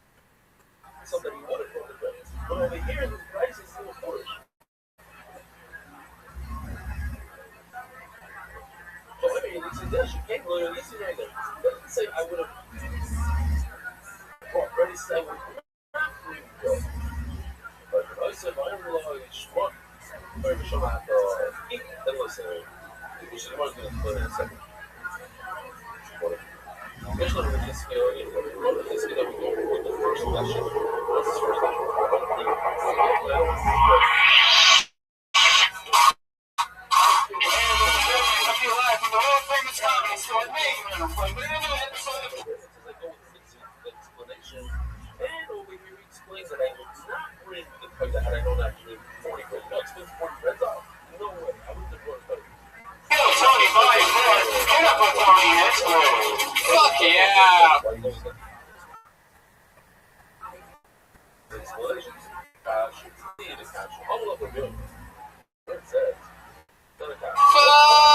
yeah!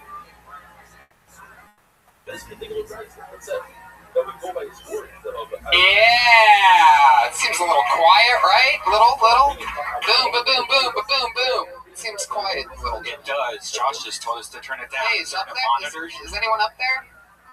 No. Yeah, this fucking, that feels a little better right there, right? Yeah, fuck yeah, baby! Nice. Feel that power? Volume's a big deal, guys. Welcome. Happy Monday to you all. Welcome to the #1 live podcast in the world. We're gonna have another super fun show for you guys. I love these Mondays, man. Look, we have like a real audience. Yeah, for Labor Day also. For the goofy show that we do, like, it's so surreal how serious shit has gotten. Anyway, good to see you guys. Nice to meet some of you. We have some people obviously visiting from Florida. Am I correct? Where are you visiting from? Tell the truth. The UK? Ireland? Pretty fucking close. That's our Florida. I nailed it. Pretty much, that's how we consider Florida. Just another country on the other side of everything. I like that. So is it Dublin or England? Dublin, fuck yeah. Some of Conor McGregor's ladies in here tonight. Some of the squad. I love it. It's a bunch of Irish people. You guys listen to the podcast out there? One of you guys does? You're just like, free show. Let's do this shit. The budget got tight. Turns out the conversion rate's not what we thought it was. There's a little mouse here tonight for some reason. Keep an eye on the mouse. He's been appearing in some episodes lately when shit gets super awkward.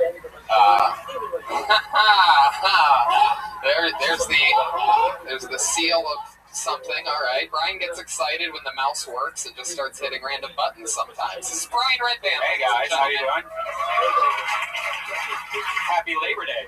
Happy Labor Day, everybody. Fuck yeah, does Ireland have a Labor Day? No, fuck that. You guys just work all the way through, picking potatoes all day long. Welcome to the show, Ryan J. Ebelt, ladies and gentlemen, the house artist. Super points to Ryan J. Ebelt because he's drawing tonight's episode, and right now he has a blank sheet of paper, and at the end of the episode, you're going to see that he drew tonight's episode in some way or another. Every print of every show that he's been part of is available at RyanJEbelt.com, including, which will be on set starting next week for the rest of ever for the video podcast. The official Kill Tony poster is at RyanJebelt.com. Super fucking cool poster. It's hanging up framed in my living room. So you could be like me. Ryan J. Belt's the best. Young Jamie Vernon on the HD camera in the back of the room. You know what that sound means. He has a new t-shirt out, the new Powerful t-shirt. Young Jamie, is that youngjamie.com? Youngjamie.com! I nailed it just by guessing. Youngjamie.com, that awesome t-shirt's available at. What else? Dates real quick. Sorry, live audience. This is the part where I lose you and then I have to win you back over. This Wednesday, if you're in town this Wednesday, we're doing a Death Squad secret show. We got Joe Rogan, Bert Kreischer, Christina Kaczynski, Tony Hinchcliffe, Steve Renazizi, a bunch of people. So it's Wednesday at 8:30 here in the main room. And we're doing some cool comedy festival in Houston. The show Kill Tony is. Brian and I are both going to be there. It's the Something Something Fest in Houston, Texas. Literally, it's not called the Something Something Fest. Actually, that sounds like a hip name that would be the name of a comedy festival. The Something Something Fest. But it's the something, November. Keep an eye on that. We'll announce it better next week. I'm headlining Australia, just like these people from Ireland. I'm going international in Australia, October 18th through the 30th. I'm in Tulsa this weekend, San Francisco Punchline, Sacramento Punchline in 2 weeks, Boston's Wilbur Theater, October 8th. That's a really big deal.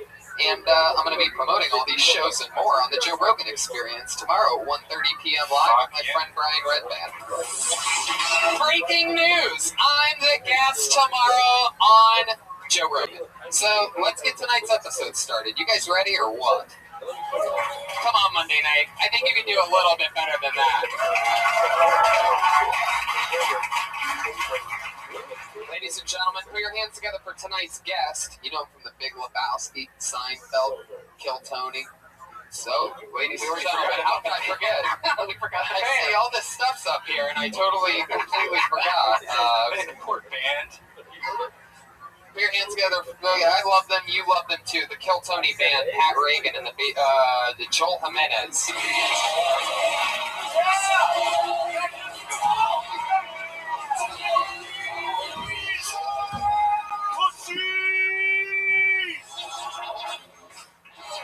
Fuck yeah.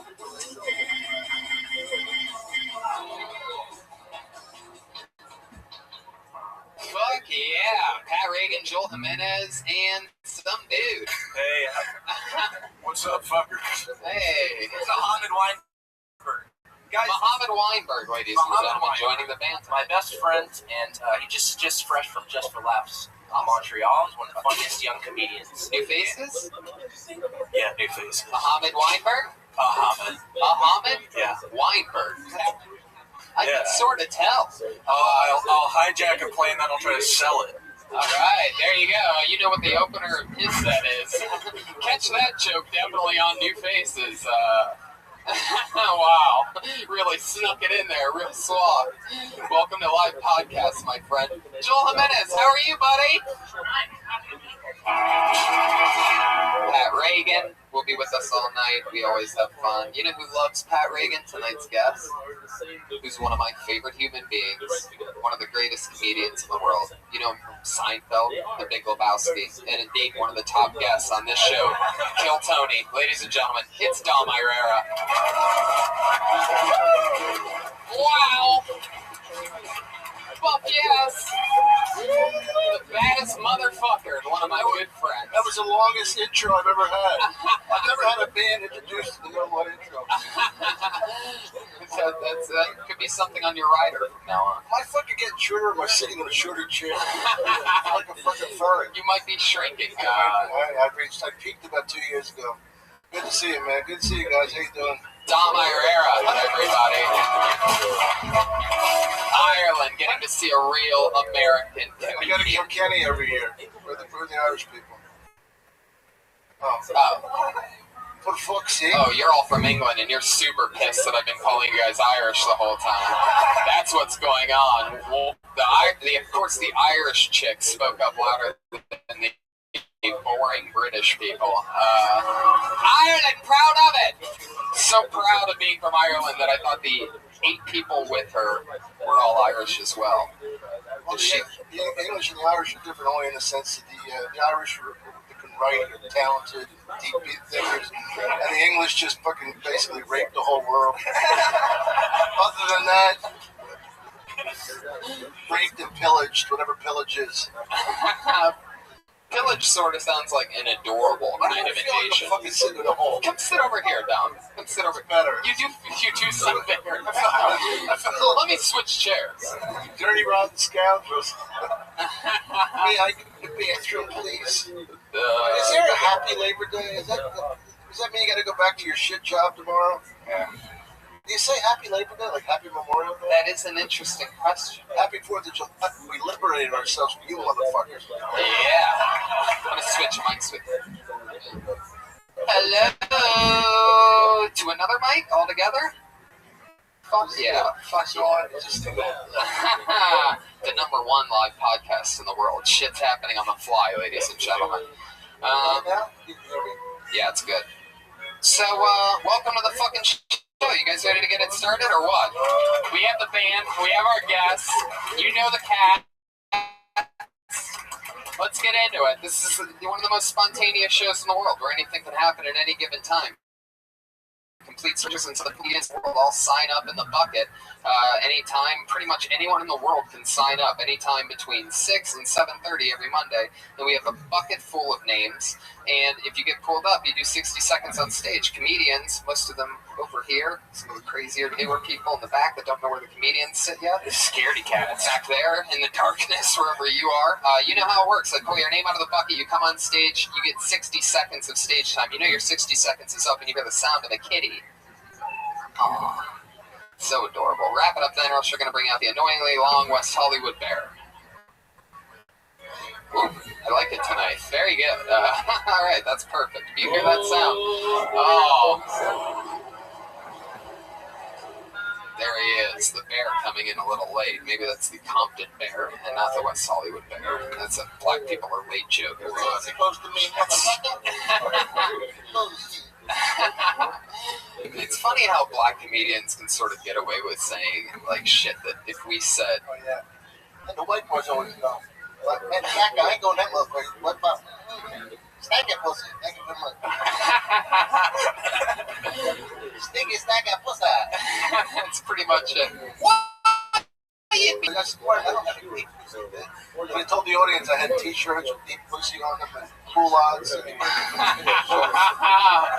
Let's get it started, shall we? We're going to go to the bucket. You get 60 seconds after that. We talk to you about anything in the world. All of a sudden, you went from being a comedian for 60 seconds to a person being interviewed on a live podcast. You guys ready to get this shit started or what? Here we go. My hand is in the bucket.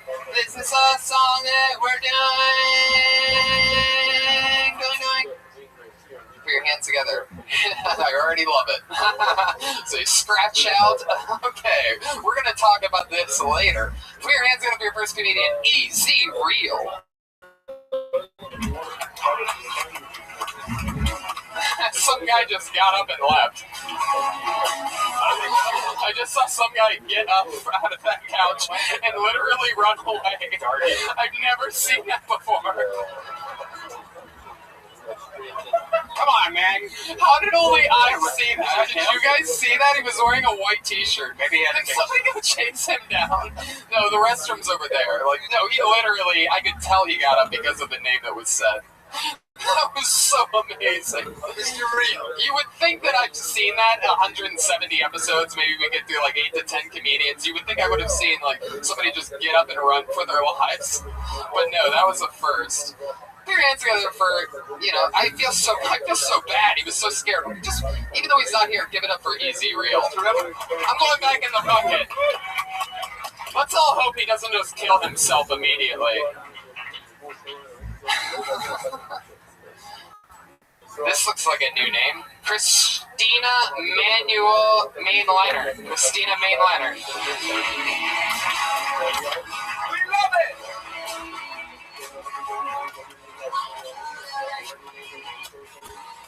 Christina Marie Leonard, everybody, come on!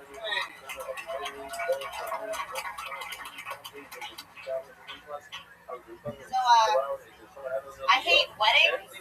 I don't know if there's anybody out there that really likes weddings, but especially for girls, weddings are so expensive. You have to spend money on a dress. You got to spend money on a gift for the bride and groom.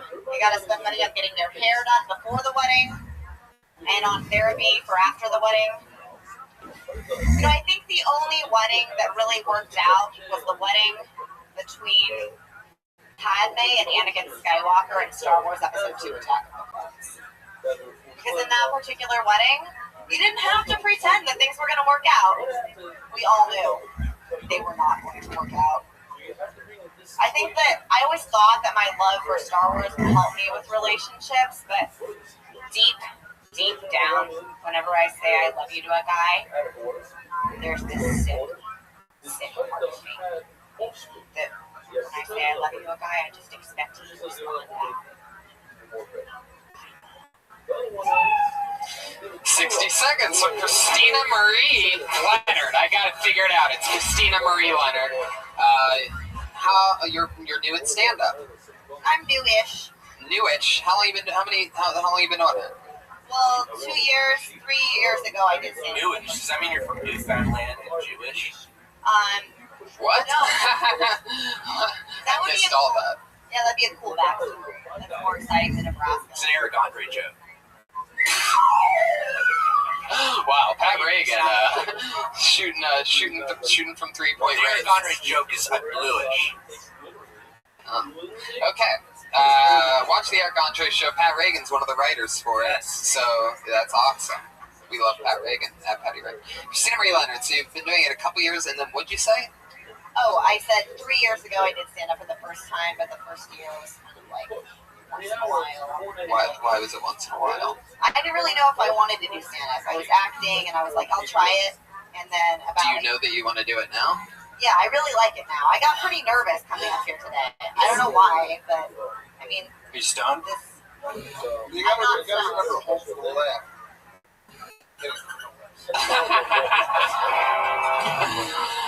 Do you really like Star Wars that much? I really do. How's your hygiene? I shower every day. Oh, you're testing how much I love Star Wars.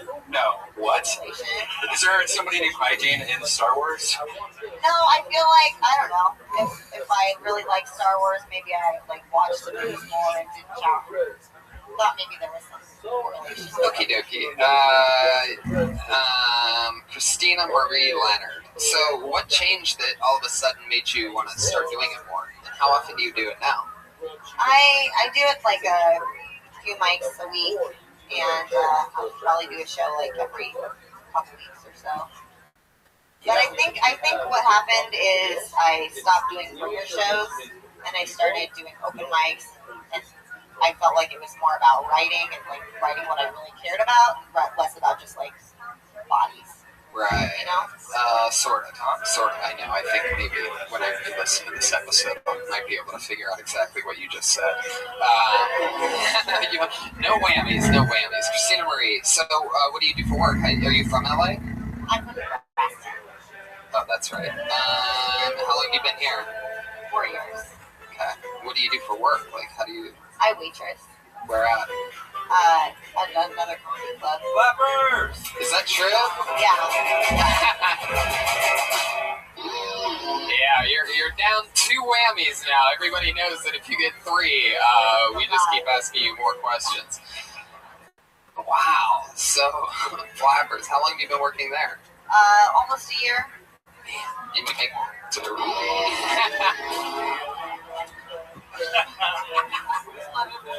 Barely. Wow, okay. So, that's interesting. Your friend whose wedding you went to, how long ago was that? This was, it was the same weekend as Comic-Con, so I had to miss Comic-Con. I'm sorry, I don't know what that is. I'm a human being. What time of the year is Comic-Con? It was, this was in July. July.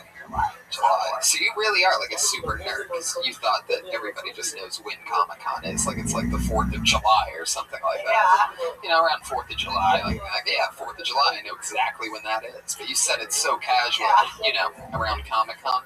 You tell me. Yeah. Alright. So, what other nerdy stuff are you into other than Star Wars? Well, I just finished the new Harry Potter book. It's almost the right thing at the right time. Sort of segued out of Star Wars, went somewhere else. But somehow it still worked. Tony, I feel like it was Easy Real's wedding, and he probably got cold feet there too. Oh yeah.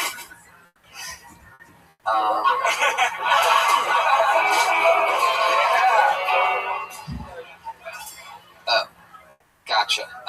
Christina Marie, tell us something else interesting about you. Like, what makes you different? Mohammed Weinberg striking for the kill. Luckily, it was during technical issues, so I never really caught any of it. We had our own thing going on over here. Did you say something funny? It wasn't funny. Oh, okie dokie. All right.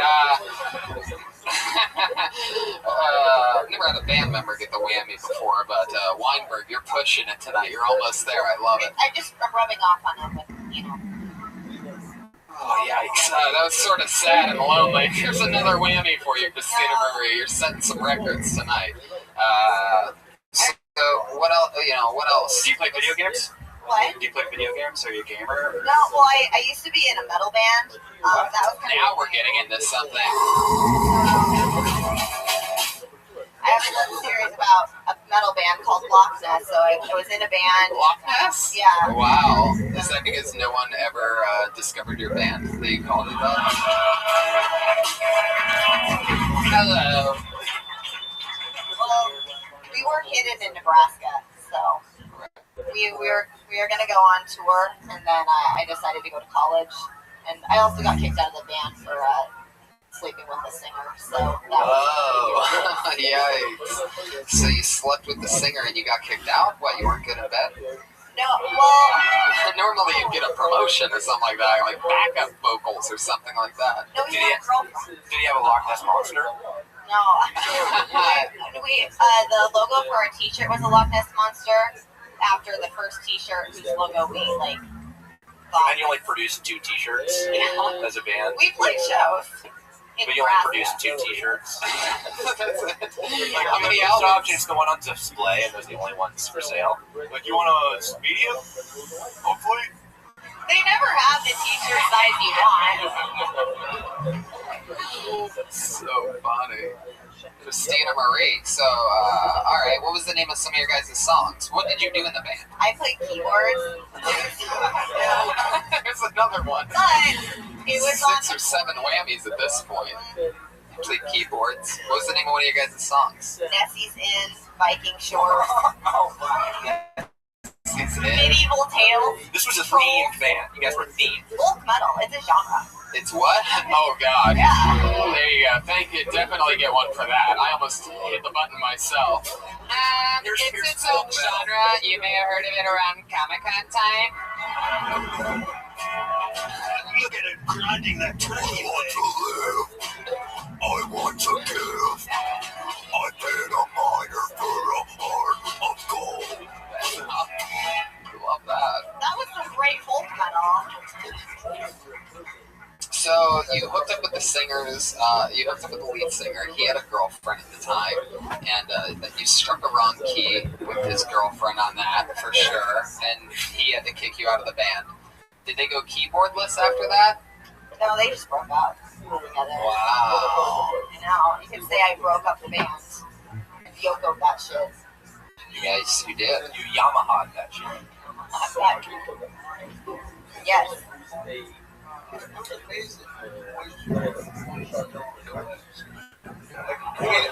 would have. It really was. I mean, the fact is, if that was on a video, the audience, TV audience didn't know that. How can you say so poised? Oh, I'm so bad. I'm serious. I'm not trying to be hurtful, but because do you know what a bringer show is, everybody? You know what a bringer show is? A bringer show. Explain that to them. Show where you have to bring people in order to perform. So that means basically she was getting people. She was paying people to laugh at her. And I'm not trying to be hurtful. I cannot deal with that sound effect, by the way. It's literally like, it's like, it tickles my brain. It's unbelievable. The sitcom laugh. Anyway. I hear you doing it at the weirdest times now. I totally thought that was a wave until you referred to it as a sitcom. I was like, why are they playing? Right, you are so not used to the sound of laughter that you literally get it confused with like, what, is that a wave crashing in the middle of the Comedy Store? Wait a second, I think I hear a big one now. Must be Tony's creating a tsunami in the main room.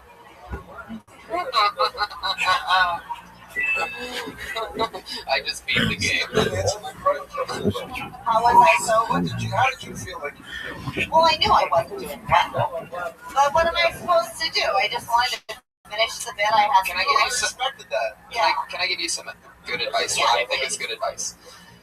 You're doing now a lot of open mics. Naturally, your smarter references, Smart gets claps and laughs from comedians. Smart does at those mellow, chill open mics. So your Padme marriage reference, I'm sure, will crush at an open mic. I did open mics for fucking years. I mean, continuously. I know how it sways. You're performing for these people. I mean, they all have their own expectations and shit, so they'll give you points for a reference. But nothing you said was funny. Your marriage thing... I get it now. Literally, it's like my kryptonite, this one sound effect. At least I know what it is. What was I talking about? Oh my god. Okay, Brian, settle down. Jesus fucking Christ. Alright. What were we just talking about? It was on to something. Oh yeah, nothing you said was funny. So, you have to make sure that, like, you have something in there that's, funny. Exactly. Dom used the word humorous. I say funny. You need something with a little bite. There's no, like, misdirections or anything. Like, you sort of have to figure out of the situations that you want to talk about what's funny. Because right now you're just going to get points at open mics, and you're going to think it's funny because they're going to laugh because, of course, every comedian, I thought it was funny at the Padme thing. I mean, not funny enough for me to laugh at, but I would in an open mic where I'd be like, hey, that's a good one, because you do know that the relationship's not going to work because it's a prequel. But look how nerdy you have to be to know that. So Christina Marie, like, here's an example of something funny. Boom, that's it. That's all he had to do. That's crazy, right? Timing, execution, maybe hit the brakes once in a while when people don't expect it. Go, take chances. Don't play it safe. That'd be my advice. Do you have any questions or anything? Do you want to hear my example of something funny? Let's hear it. All right. I'm half Jewish and half Muslim. I walk into a crowded plaza with my mother strapped to my chest. Wait. I say, don't move or she'll go off. That's amazing. I have 50 of those. That's a great tag. 50, but for you... Anyway. Jewish. Jew joke on a Jew joke. It's a Jew for one. Christina Marie. That's a different crowd laughing. I can tell. Oh, and award-winning applause break for that one. All right, Christina Marie Leonard. There you go. You have your homework. Go stay away from the bringer shows. Keep doing the open mics, but you got to talk about you, and you got to take chances. You got to mix something in there. Because right now, you would get booked to be like a newscaster or something like that, like one of the on-the-field reporters. Because you seem like you're delivering like serious information. Cool. Put your hands together for Christina Marie Leonard, everybody. She's on Twitter at C Marie Leonard. The letter C. That seemed really harsh for some reason. What? That seemed awfully harsh. It did? Yeah. Is there a record of how many comics kill themselves after this? No, I mean, it's harsh, but yes, that is part of the show when people do fucking horrible. I get what you're saying, that open mic shit, that flapper shit can get to you after a while. You need to, like, really hang out at the Comedy Store more, I guess. Well, stage time. Get out of LA. Watch more comedy. You want to perform in your first 5 years? Never did one open mic. Why?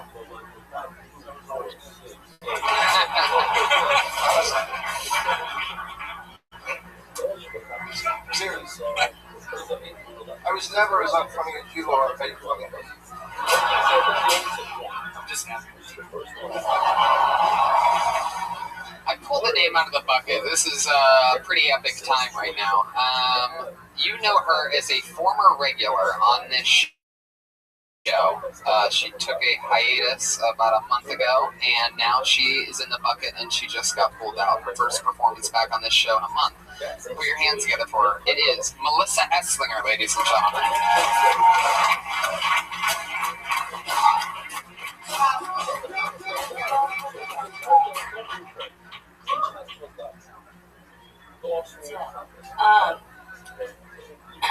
I only see the good in people, which is probably why LA feels really lonely sometimes. It's really mean, but whatever. I was going to start a non-profit organization where it would encourage people to be kind to people. I was going to call it Killing Them with Kindness, but then I realized it was just one K-word away from being a really bad racist organization. So I didn't do that. I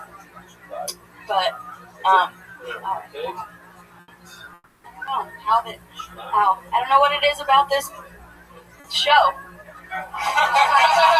I really don't. Bipolar is weird.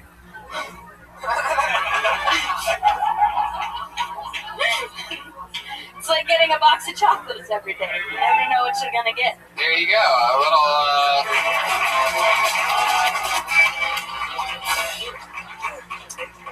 You acknowledge the tension in the room there for a second. You got a huge pop. Crazy, right? Yeah. That you can build that and then call it out, and that's what happens. How's it been going, Melissa? Better, especially the last week. Better than... Yeah, I've been getting better. Doing That's fun. Working hard, having fun? Yeah. Amirera, you know Melissa. Let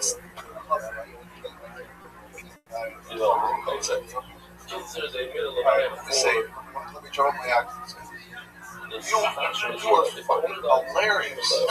That was terrific. You helped me to laugh and just kind of rode through it. Yeah, but you know, it shows us that moment of honesty got the biggest laugh. You felt the pain being in the middle of all this and being up here. Because I've seen you do well, so I know that you've been doing it. But to see you just freak for a second, just go about that rhythm for 15 seconds. Yeah. That's how hard it is to do a minute to sing that long. And then it just goes to show off that you rode a wave of that momentum because bipolar is weird. It was a setup. I was hoping that you were done. You know, it actually was. You did the box of chocolates or whatever. But I was hoping that was the end of the joke. Like, just bipolar is weird.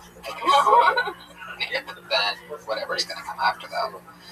So there you go. We know you, Melissa Esslinger. How about that? Anything else? Everything good? There you go. There she goes. Melissa Esslinger, everybody. You know her. You love her. Easy breezy. A brand new minute from Melissa Esslinger. This looks like a new name. Maybe he's been on before. Put your hands together for Isaac Hirsch.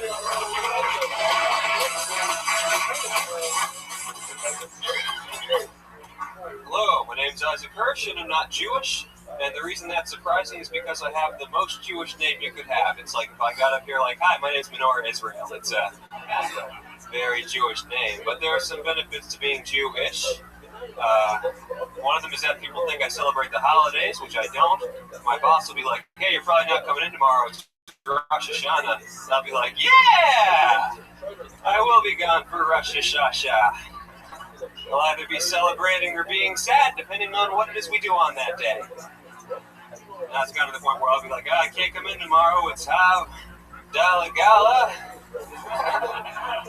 the Jewish Festival of Sleep. The video games, it's actually a 3-day holiday, which I think is a little long, but I am Orthodox, so... Alright, sure, thanks. Fuck yeah, 52 seconds. 52 seconds from Isaac Hirsch. You're so Jewish, you're just gonna save that extra 8 seconds for yourself. No one believes me. I mean, you're definitely super Jewish. I am. I thought you were Jewish when you were facing that way, but now that we're head on, super Jewish. I mean, wow. Totally crazy, because I have a friend who's half Muslim and half Jewish. You do? Yeah, I support ISIS, but I write it off. That doesn't even make any sense. I love it, though. I love how big of a laugh something that totally doesn't make sense is. How do you write off ISIS? Okay. It's just a Jewish stereotype after another thing. Anybody can do that. You know what? I bet you do have 50 of those. All right. Isaac. It is funny, though. I just refinanced my cave. Jesus. What is your realness?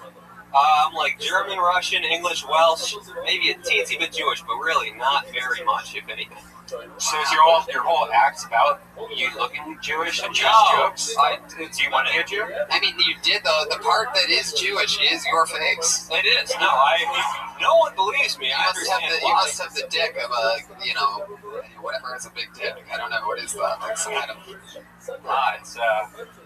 it's okay. Isaac, where are you from? I'm from Maryland. How long have you been in LA? 6 months. And what do you do for work? I'm an expert. Oh, that's cool. I thought it would be. Now it's just a job. Now it's just. I mean, I wanted to do that when I came out here. I'm like, oh, it'll be so fun. I'll be on the set, and 6 months later, anything's a job, you know? Right. And you've been on the set for anything cool? Yeah, I was on Dying up here, and he was there a couple days ago. Yeah. You're funny. I don't need you fucking joking. Where do you get the balls to come in? You couldn't even do a fucking minute. I'm networking, Dom. Jew face, man. Dom Irera. That's why he's the best, killing it. Me and Dom have this long where, I think actually you probably do it with some people, but he's very open with how good you do on stage. It's always funny. Did you did a good job? At least he had a joke. Yeah, totally. Yeah, you did jokes. Fuck yeah. So what was the thing I wanted to ask you? Oh yeah, what else have you been an extra on? Just a bunch of shit. I mean, I haven't seen that. I'm trying to think. Is that on Amazon? Okay, I'm trying to think what violate NDAs. I don't know. I did this low budget teen movie a while back where they had me as a high school basketball player. That was pretty fun because I didn't play basketball in high school, so I got to sort of live out that fantasy. It was nice. They had a uniform for me and everything. It was way too big. It was like a large. I looked like a... You're kidding me. You weren't a basketball player in high school? I was not. So I got to be that. He needs that for the setup of his joke. Go along with it. Ask again, Pat. Oh, this is not... You're kidding. You weren't a basketball player in high school? I wasn't. I'm half Jewish and half Muslim. I'm all about profit. Muhammad. Oh!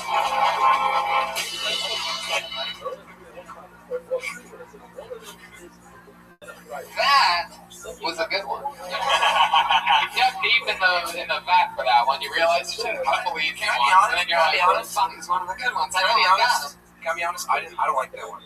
Really? Yeah, I think that one's a little like it's kind of cheesy. The other ones are funnier to me because I can see that one. I liked it. My shoe bombs have great arch support. Great. Isaac, so are your parents Jewy too? My mom's a Southern Baptist, and my dad's, I guess vaguely, he's less Jewish than I am. I don't know what happened. My dad's a government employee, and my mom's an editor. What kind of government? He works for the Department of Health and Human Services. He allocates grant money to hospitals. This is not going to be a good road to go down, Tony. I don't know. Does your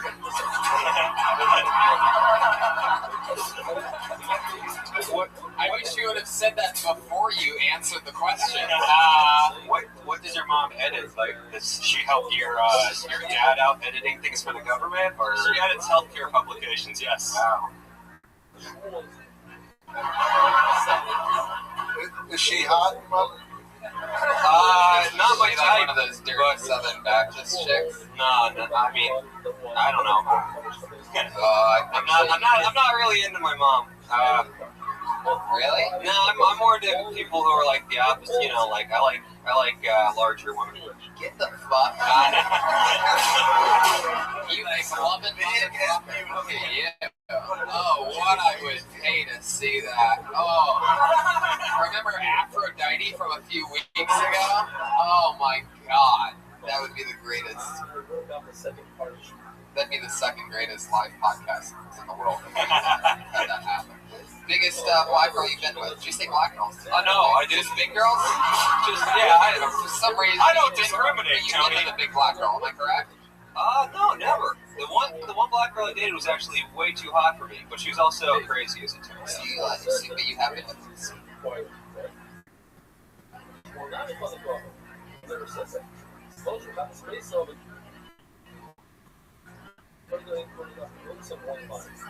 If the habits must die, there's no bread. Never spoke about a situation where I can imagine what's the stage. Big white woman. Yeah. What do you think the biggest one? If you had to guess a weight on, if you had to guess her weight. Welcome to a special segment we call it Guess the Fattest Chick You've Ever Been With's Weight. I'm really bad at guessing weights. Come on, dude, that's not true. Let's say, I don't know, 200 probably. It's not that big. No, I'm not like. I'm almost glad you didn't exaggerate the weight for comedic effect. No, I'm honest. Would have gone crazy and you said 380. No, that's too much. I don't want to, disappear. What is it? Do you think that a big girl? I don't know why I keep going big and black on this. What BW? If you had to get BW. It's their lives matter too, all right. So I'm just trying to mix them in here. It's mostly availability, man. It's they're what's into me. So wow. In a moment of super honesty, Isaac spilled the beans on that one. Well, they're easier than hot chicks. Turns out the hotter the girl, the harder it is for me to fuck her.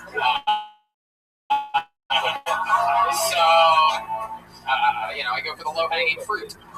And then I explain to the girl I hook up with exactly what fruit is, because very unhealthy. And the type of sweets that a girl like that actually likes are not that of the fruit nature. Normally more carb-filled things like Cheez-Its. Thank you. Fuck yeah, thank you. Do you have your hip bones like dig in? I don't understand what you're asking. Your hip bones dig into a fat girl when you have sex with her? Weird question. Let me ask a better one. Do you prefer top or bottom? Or doggy style? I prefer top.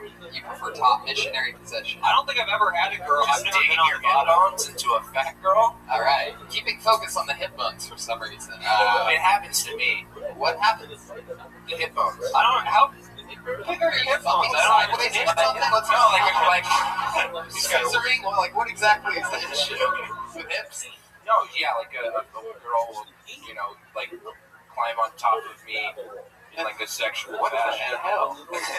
And pretty sure Pat just had a stroke live on a podcast. And then she'll be like, "Ow!" You're Really? I thought I had weird sex. Okay. So missionary position. I have better sex. I didn't say you didn't. Well, it seemed like you did. I just said yours was weird and not worse. I'll give you that. They're having a sad off, everybody. Thank you, crowd.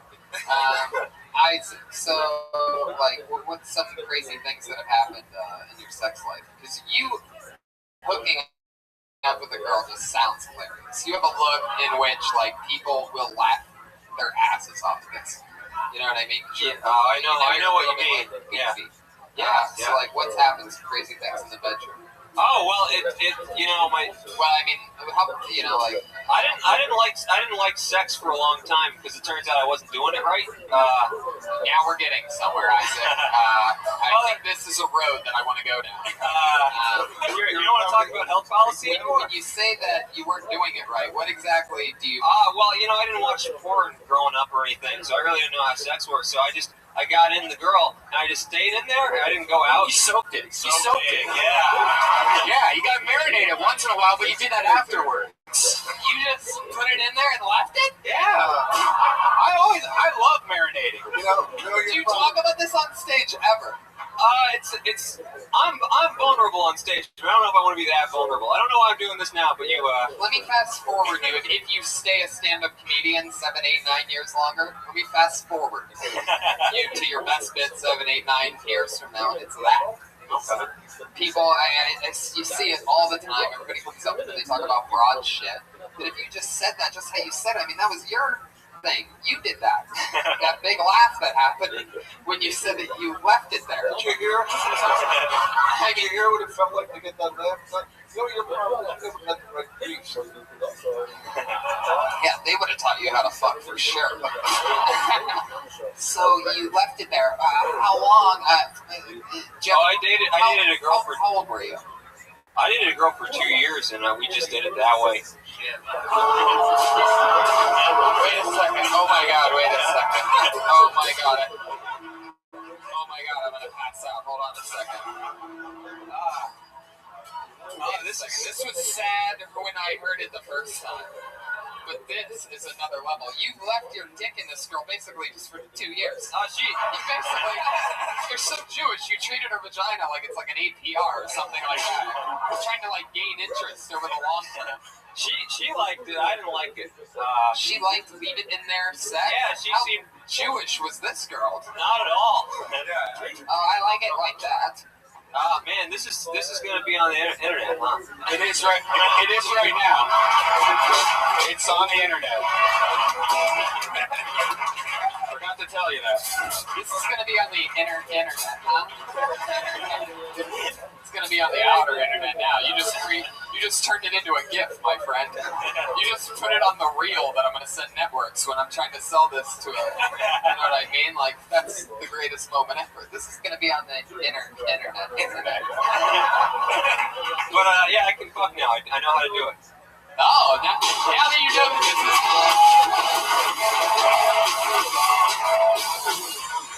Turns out moving back and forth is something that it's sort of a big part of it. Yeah, I slipped out one time. I was like, whoa, that felt good. Wait.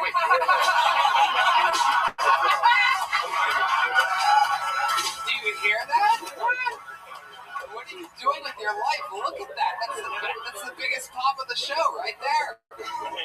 Do you go super fast now? Like, are you like a jackrabbit and you like just go in a second? I don't know. I really only learned how to... Now you're trying to make up for all the Yeah. Because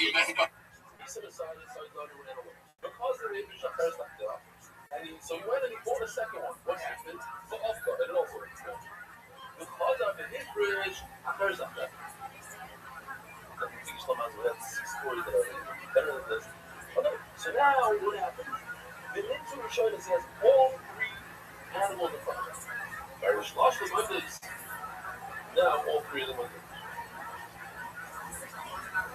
I'm just glad told me, but the thing is, it's happened. That's all. He lost his radio. Lost his radio.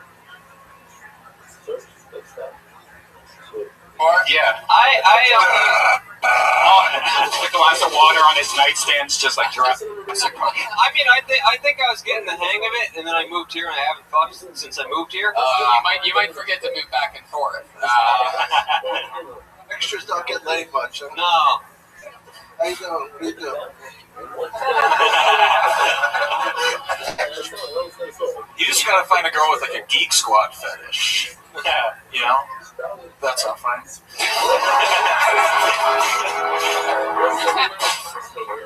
I think that's so funny.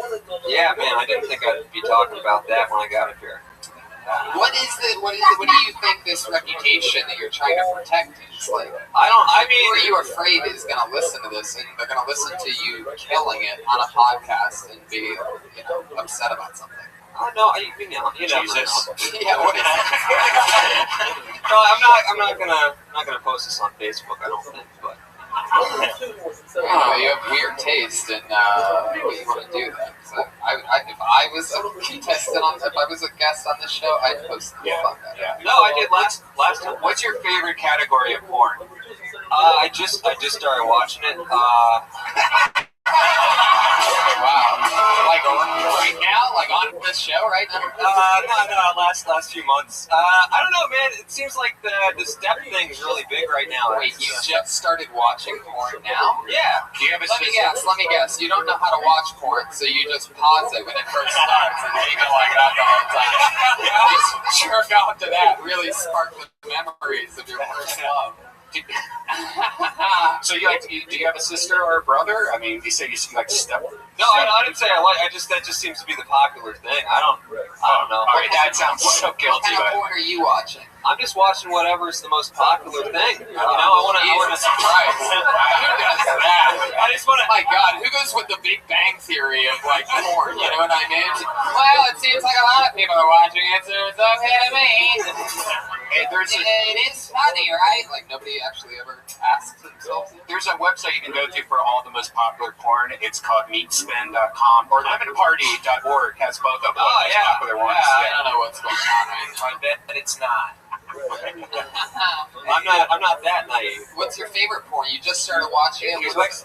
You're seeing a lot of new shit for the first time. Yeah, wow. When you say you just started watching porn, you didn't have like a magazine under your bed as a kid? No. Why is this? I just didn't. You have a lot of wet dreams, right? No. I just didn't develop. Do you have testicles? Yeah. I got balls. What's going on down there? How are you masturbating to porn now that you found it a few months ago? Oh shit! Oh man, somehow this actually feels worse than like talking about not being able to fuck. This seems more personal somehow. You just pretty much answered that by saying hundreds of times a month. It's okay. Wipe it off with my cell phone. What are you doing? I'm wiping your cell phone. Just a little bit. All right. Jesus. Now I smell like an Armenian in Vegas. Armenians in Vegas. Did you come? Sugar-free Red Bull, everybody. Did you come when you soaked?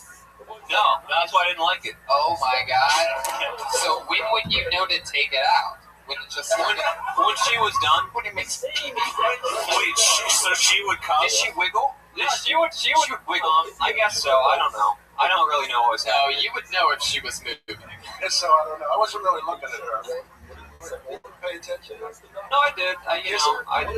Yeah. Is that what you guys pretty much did? You put it in and just make out? No, I mean, like, supposedly, she liked it, and then after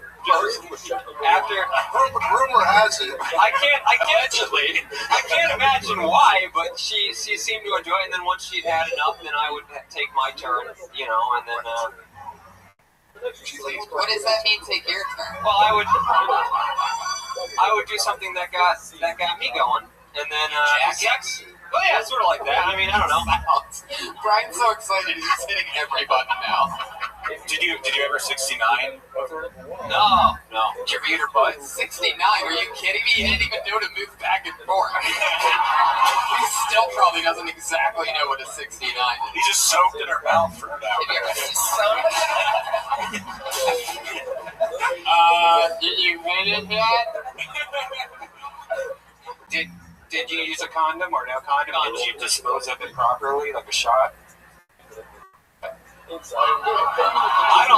think you're making that up. Do you remember how you disposed of it? We used condoms, but there'd be nothing in the condom. So what? Oh my God!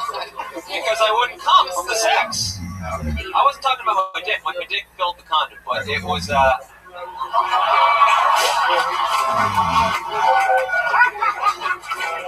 This is all gold. It's funny that you think that you shouldn't be talking about this stuff? Well, I mean, part of the problem is I've tried to talk about it before, but my level of like sexual noviceness It makes it weird. But it's literally unbelievable that But when you see characters in movies that look like you, and they're that guy that's having that funny sex scene that steals the comedy movie and shit like that, like you realize that that's funny because it's funny. Yeah. Well, when you put it like that, yeah, I guess people want to know how like nerdy people fuck. I think. Especially if it's big girls. I mean, you ever fuck in the kitchen? No. Man, that's so advanced. Why would you think I did that? That's just code word for asshole. Oh, no, also no. You take the, like by the sink, if you have one of those cables, you just put it inside of it, turn it on full blast, trust me. Well, I don't even know what he just said. No, I have no idea. Were the bits? Was the bit good? Was it a good bit? Yeah, the Jewy Jew face stuff, sure, yeah, I mean, absolutely, but you have to realize that, like, you know, you gotta, you know, I mean, there was great stuff, but you're doing, you know, Jew jokes that have been done by all the funniest comedians, all the funniest Jews, hundreds of years, yeah, which are mostly all the comedians that are very, like, Jewish controlled, you know, art form, because they're very funny fucking people, like Dom Herrera, the Italian here, that's like a rarity, you know, Hugh, Sebastian. Those trolls are pretty funny. Yeah. De Niro, Rogan. Oh yeah, Rogan's okay. And just yeah. Fucking screaming. It's a high. I mean, did that teach you anything? It doesn't have to be dirty. It's the imagery. Image of you sliding on top of his fat and just leaving it in there. I mean, it's incredible. You know, one day you gotta build up your toolkit so that you're able to talk about those things. Was your first girlfriend heavy? That's not true. That is a misconception. Building a toolkit to be able to talk about those things is bullshit. Doing those things and learning sink or swim, and then you're fast forwarding yourself. There's not a build up. LA has a huge hunk of bullshit that people convince themselves of because they don't want to do the best shit. LA has original to them. They'd rather do Jew jokes that you think everybody's not. They all know this stereotype and this stereotype, and you are trying to please them by telling them what you think they know instead of talking about your personal shit, which I've never heard that before. Ever of somebody just leaving it in there. Because it's you. I've never heard that, bro. I've heard everything. I mean, you know how many fucking hacky Islamic Jewish jokes we've heard? My lawyer's name is Ramadanovich. LA just hasn't fucked you yet. Like, you're so innocent and pure right now. Like, you don't want to do, like, the dirty stuff. I get it. But you have to either be awesome at clean jokes or you have to tell the truth of, like, shit like that. You had a good set. Don't get me wrong. It was good. But you fucking killed in the interview part, which is a really big deal and is always foreshadowing on the show of what people turn into when we see them later on the show again. Which I feel like you're so deathly afraid of the stuff that you said tonight that you'll never sign up again. No, I did this before. It was very polite. Yeah, I know. It was, I can't remember what I did. You guys liked it, though. Yeah, funny guy. But I'd love to see you talk about that crazy shit that's only personal to you. Right, Don't be afraid of it. Give it a chance, and I guarantee you'll be happy. Isaac Hirsch, ladies and gentlemen. He's on Twitter at IBHirsch.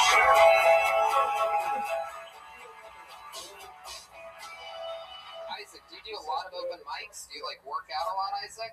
Well, you know, one of the things is if you want to have fun and have it be exciting, I should have said this when you were up here, but I'll say it now. It's like it gets redundant doing shit over and over again at these open mics every night, keeping it exciting for you. But if you're talking about shit that you do find challenging and you do find like you're not ready for yet, then it's going to be more exciting for you. It's going to be a more fun process for you. I mean, maybe, you know. Isaac, does that make sense at all? Well, I can imagine. You take more chances than anybody. You do a new song every week. I can imagine, cut to next week, he's at an open mic in front of 4 people, telling about how he soaked his dick in his first girlfriend, and people are incredibly uncomfortable, and he's incredibly uncomfortable. No way. Yeah. And so many open mics are like in coffee shops at 4 p.m. So not the best. Pulled another name out of the bucket. This is a new name for you. It's got for Bella Rose.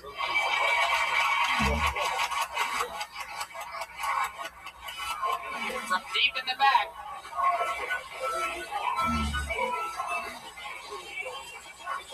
Bella Rose, ladies and gentlemen.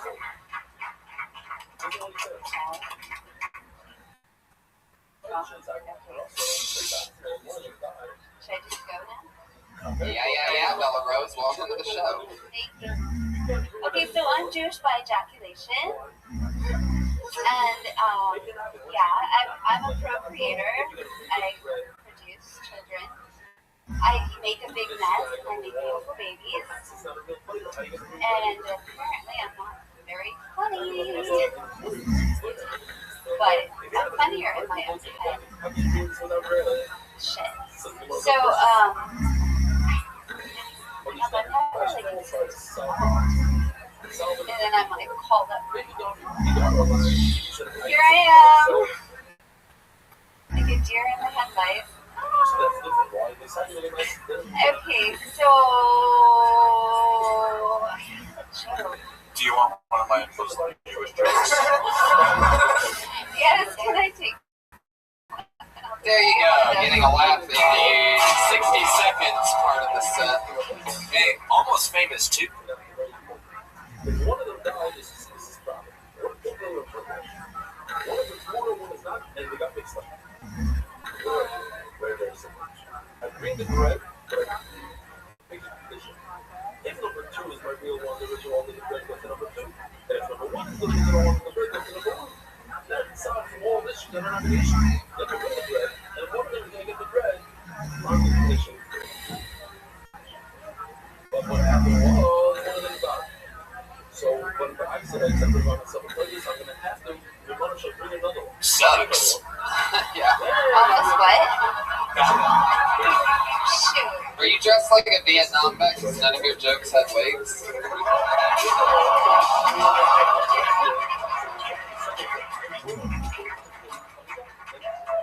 I mean, you had nothing.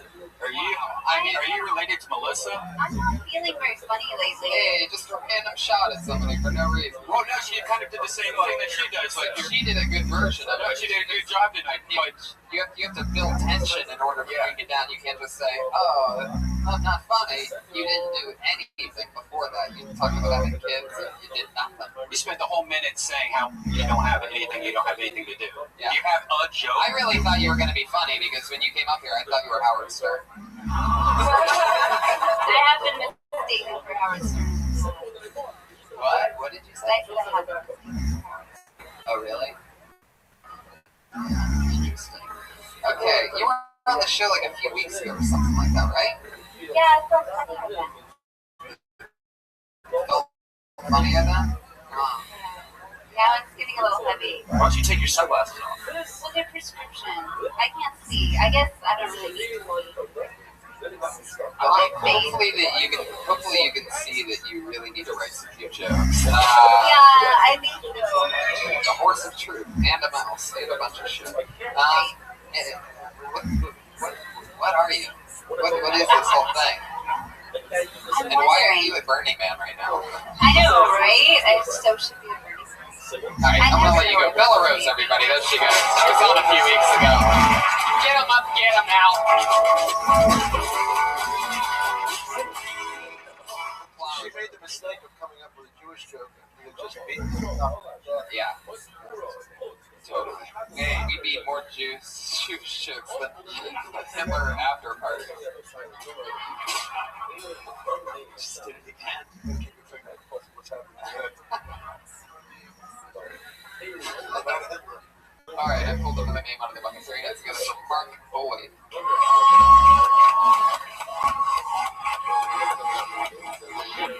It doesn't seem like looks like Mark Boyd's coming to the stage.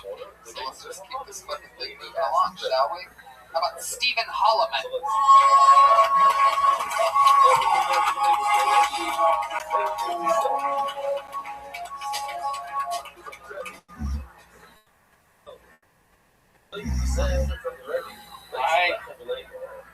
I'm a funny comic, and I went to New York, and I was doing some puns, and I had 9 punts, and then I added 11 more, and I called the joke 9/11. Thank you. And the joke crashed and burned real bad. And, thank you. I'm not a pilot, but the joke did not fly well in New York. Thank you. I'll forget it.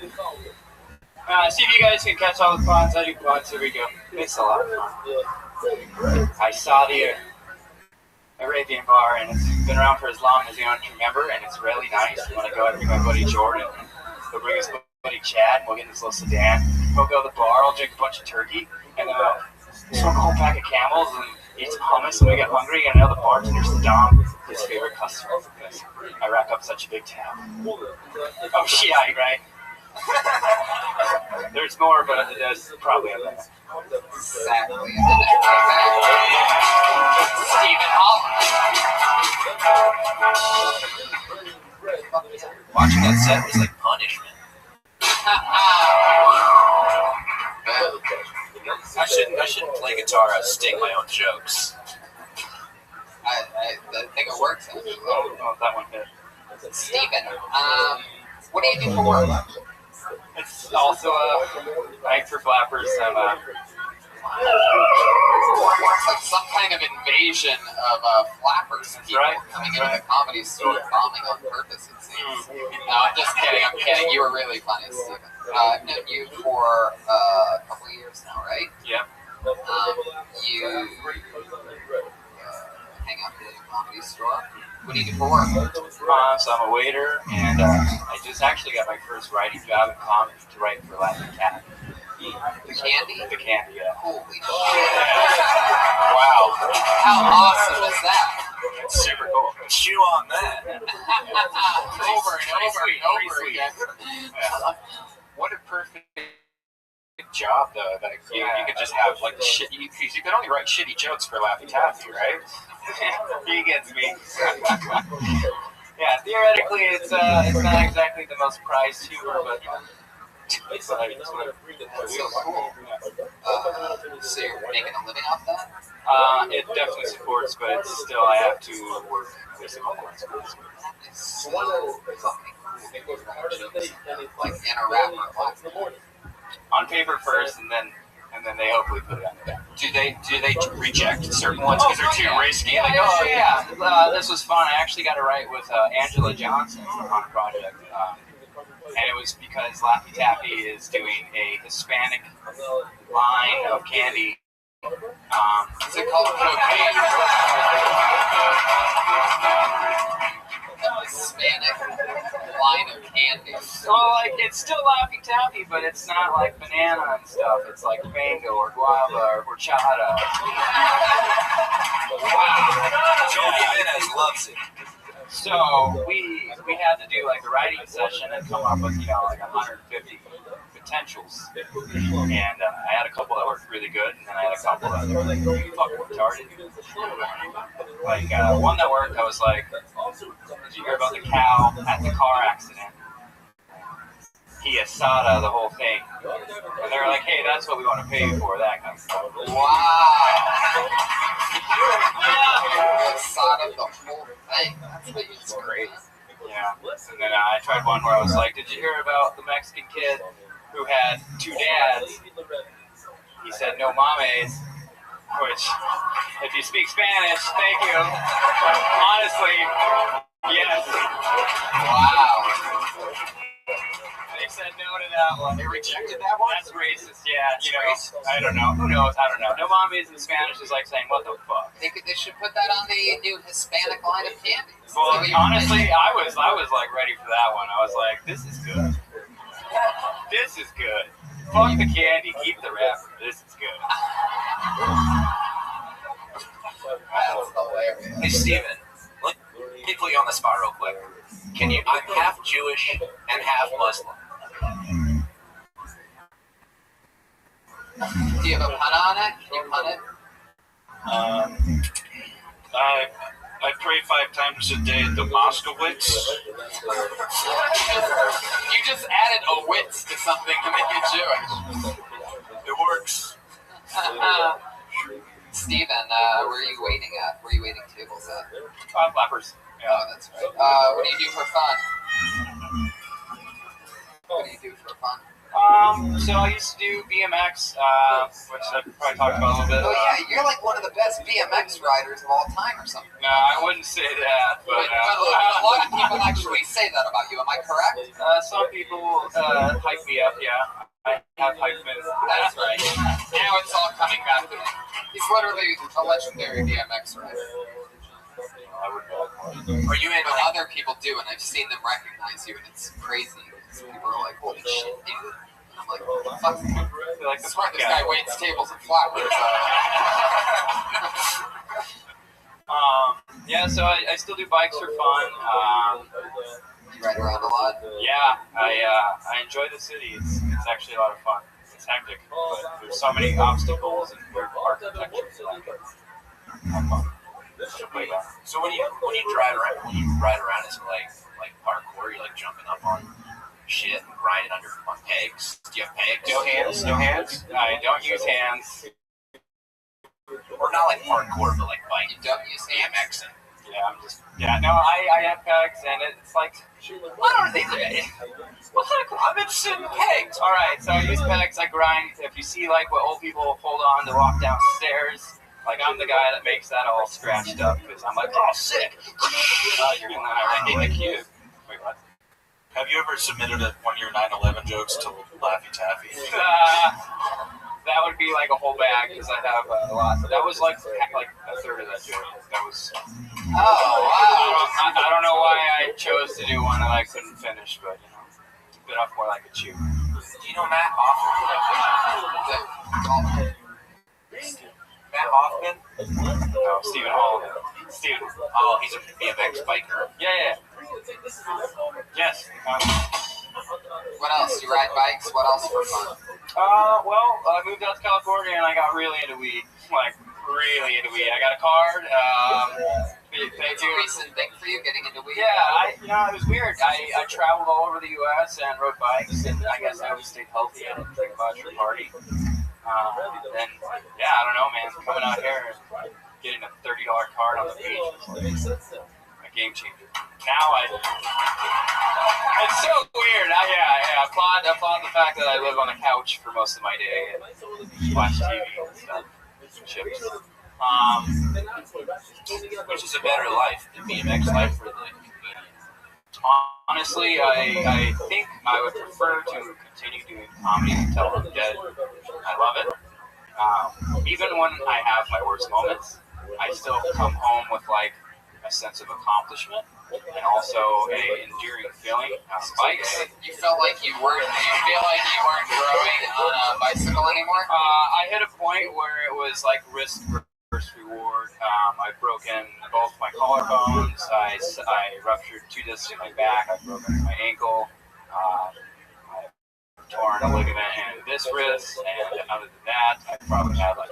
And that was from waiting tables and flappers.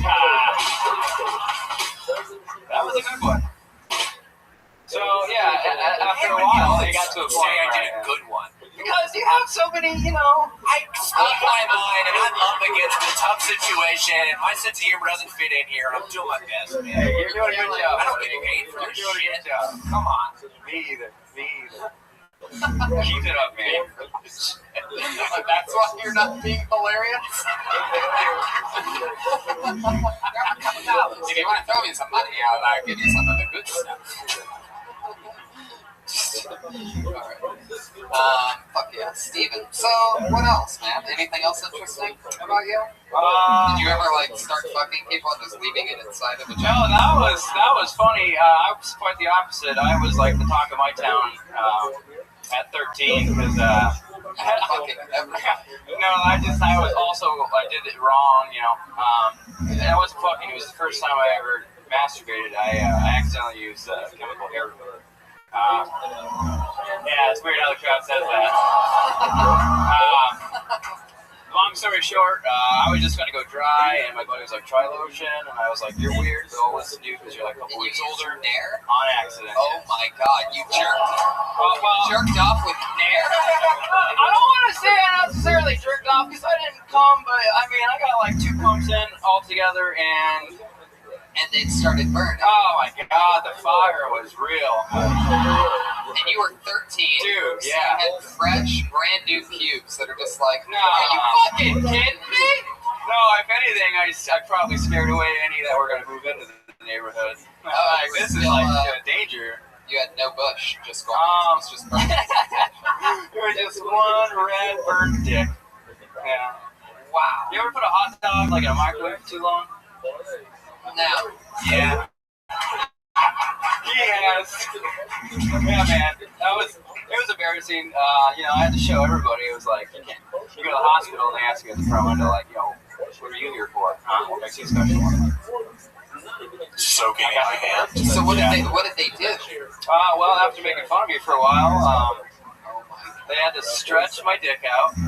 I'm serious. It's gross. It's disgusting. But I had to watch it happen, so it was like, keep going. Whatever.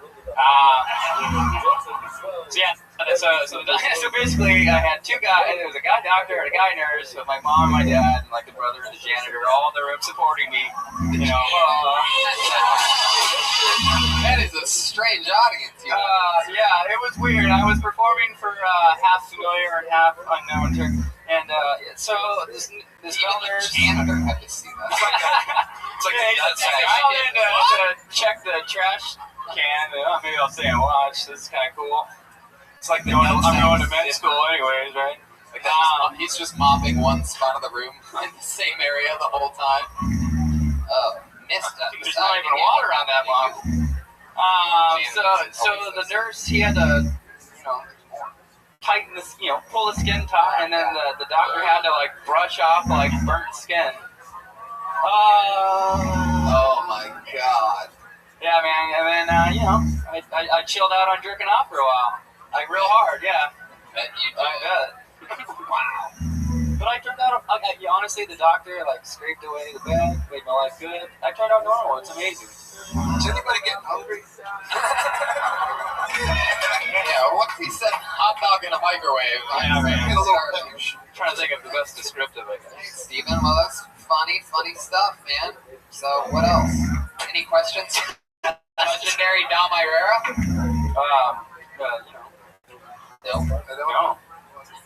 No, man. I enjoy it. Keep doing you. Hey, I believe he was just about to start doing somebody else. Thanks for giving that advice. Alright, Steven, so I guess that's it. I feel like there's something we almost covered. I feel like we almost found your something. Big areolas. Ticklish. Dime size. It's gross. You're very likable. I like what you're talking about. Pot helping you save your life. And you're talking about watching TV and eating chips. That's motivating all of us to smoke more pot. Yeah, man. And watch Yeah. Oh, yeah. I enjoy watching comedy. It's a lot of fun. There you go. You can answer a lot of questions like you're accepting an award sometimes. You know that? There you go, Stephen Holloman, everybody. He's on Twitter. Holloman Jokes, HOLLEMAN Jokes. What do you say we get our one regular up here and then go back to the bucket again? How about that? Sound good? Let's do it. Our one regular writes and performs a brand new 60 seconds every single week, following on a long line of people who've done that. And put your hands together for Vanessa Johnson, ladies and gentlemen.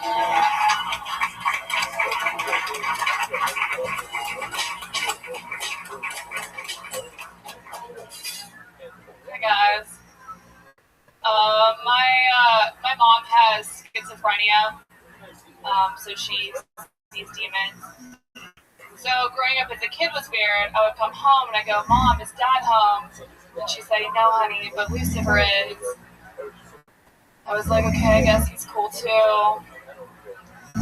She would drop me off at school and go, "Vanessa, stay in the car. There's a demon directing traffic." I was like, "No, that's Mr. Long.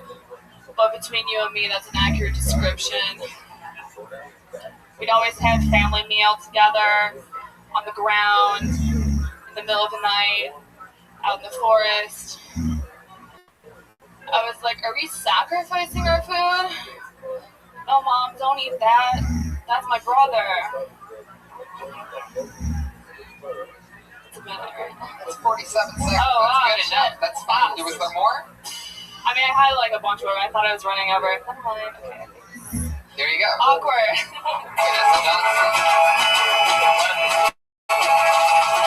If it's still on, if the other stuff is still on schizophrenia, yeah. Like, what else do you end up talking about? Let's see. I had a joke about.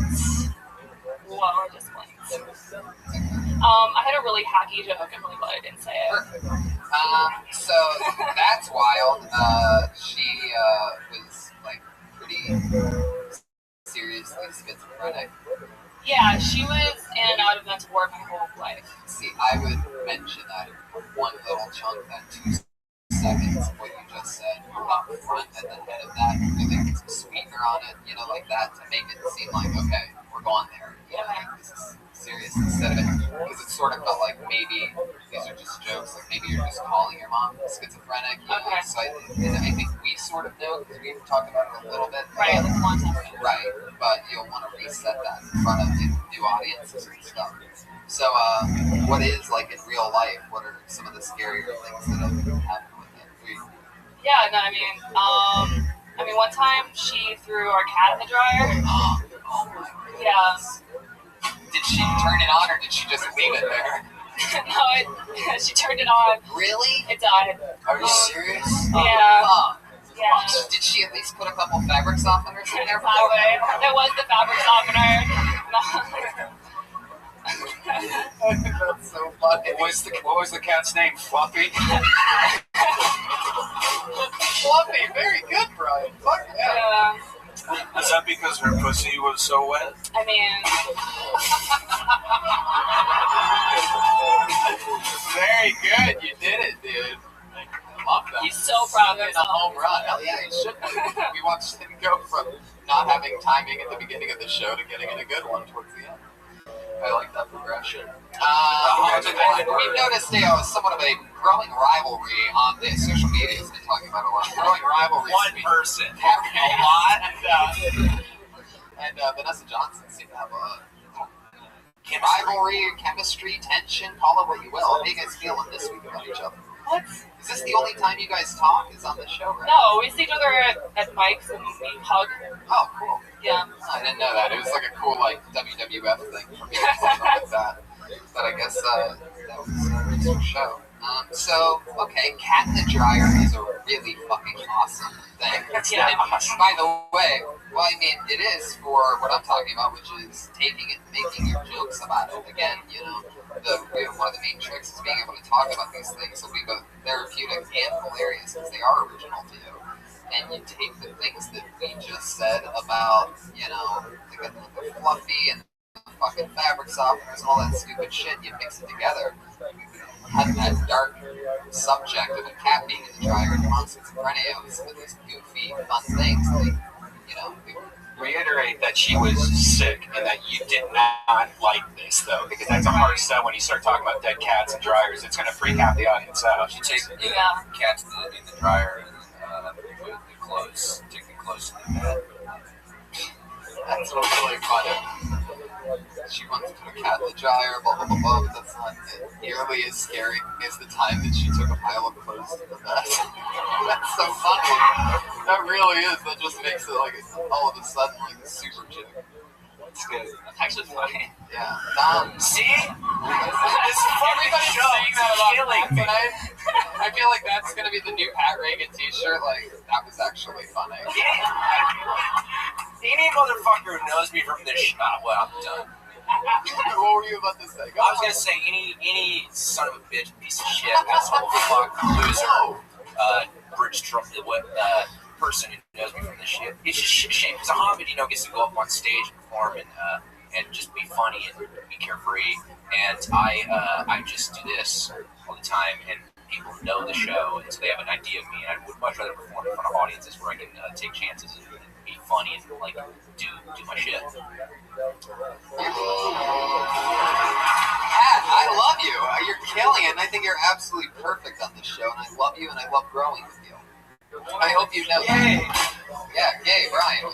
That little great sense of humor for you internet trolls. Brian said that was gay, so you can baby his next tweet. GHAY. Every Instagram for followers name is like Jaw Punch 123 or something.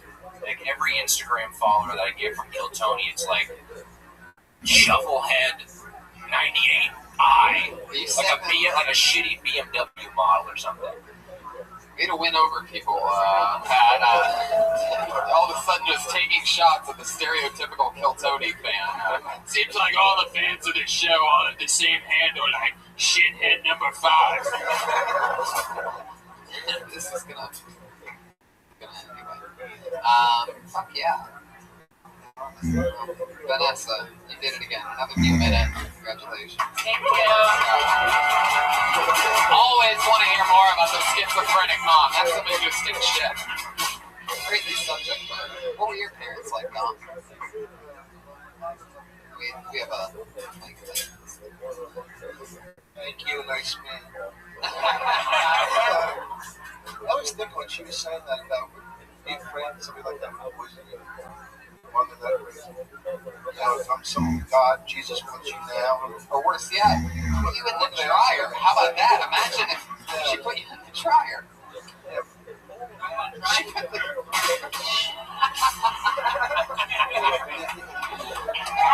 Joel Jimenez.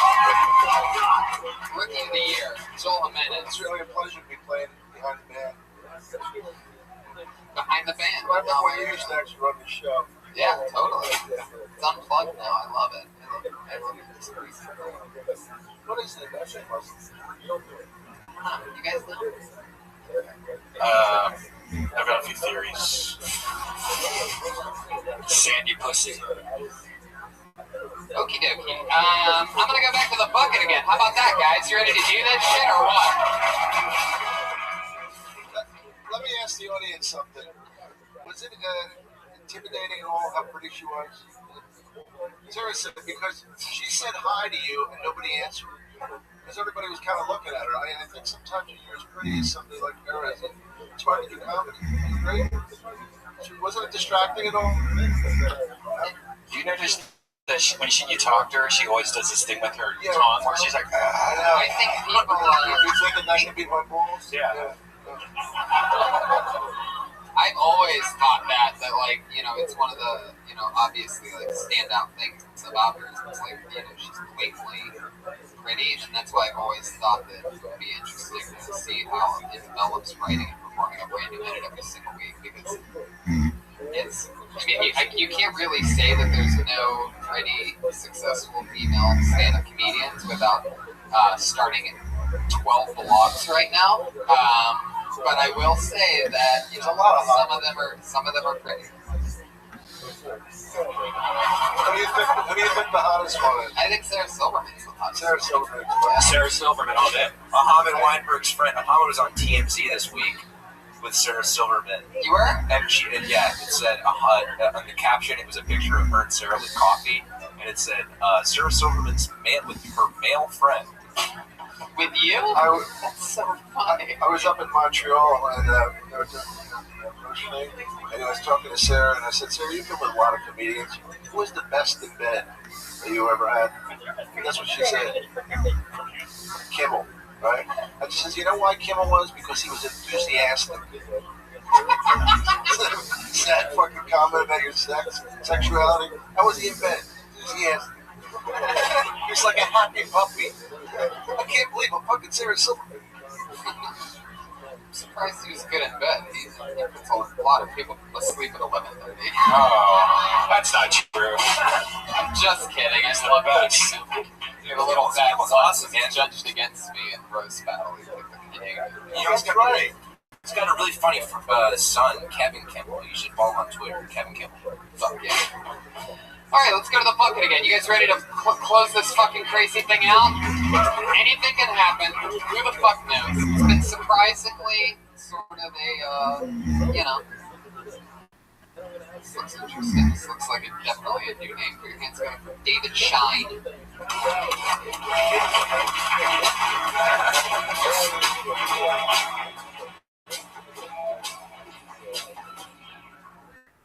what's up, everybody?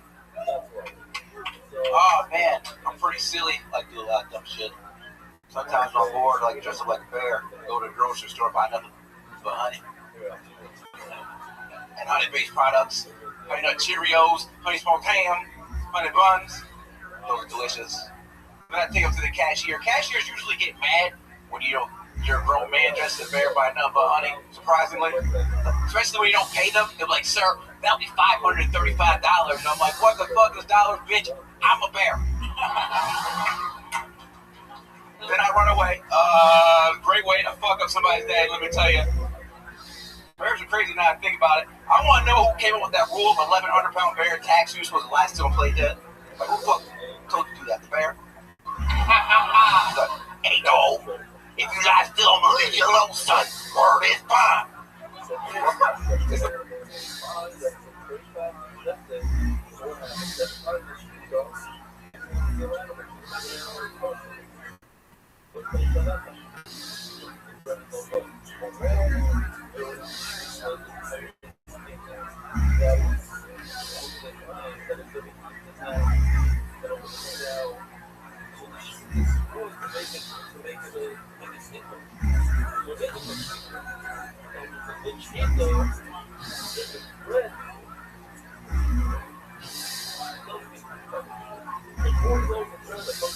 Black bear guys, obviously, let's not be racist. Let's not be racist.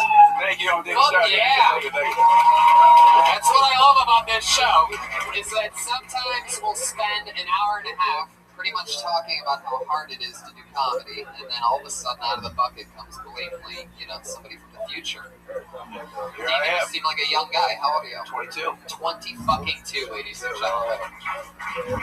That's incredible. How long have you been doing stand-up? 5 years. 5 years. Where'd you start at? New York. Not in the city, though. I started my first year upstate New York, the city. I just moved here like 2 weeks ago. Holy shit, congratulations. Thank you. Jesus.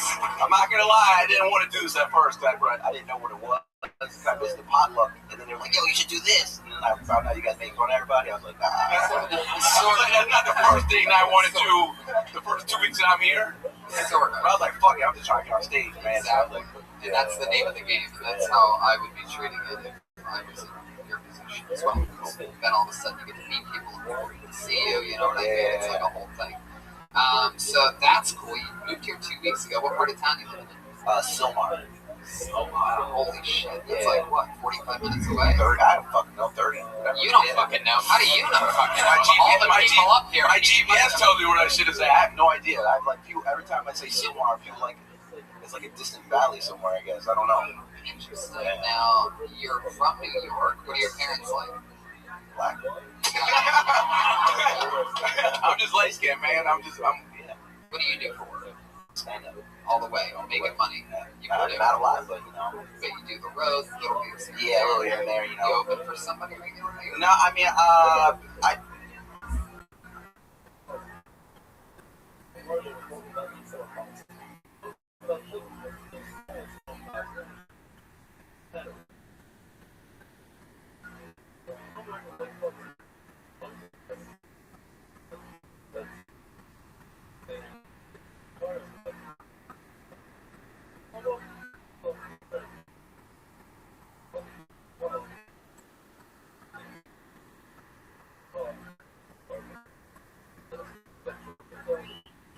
Like a lot of like funny bone and feature work and stuff like that. That's great. I'm trying. I'm still there. Albany? Yeah. Anyone from Albany? No. Hell no. I heard the woo of that.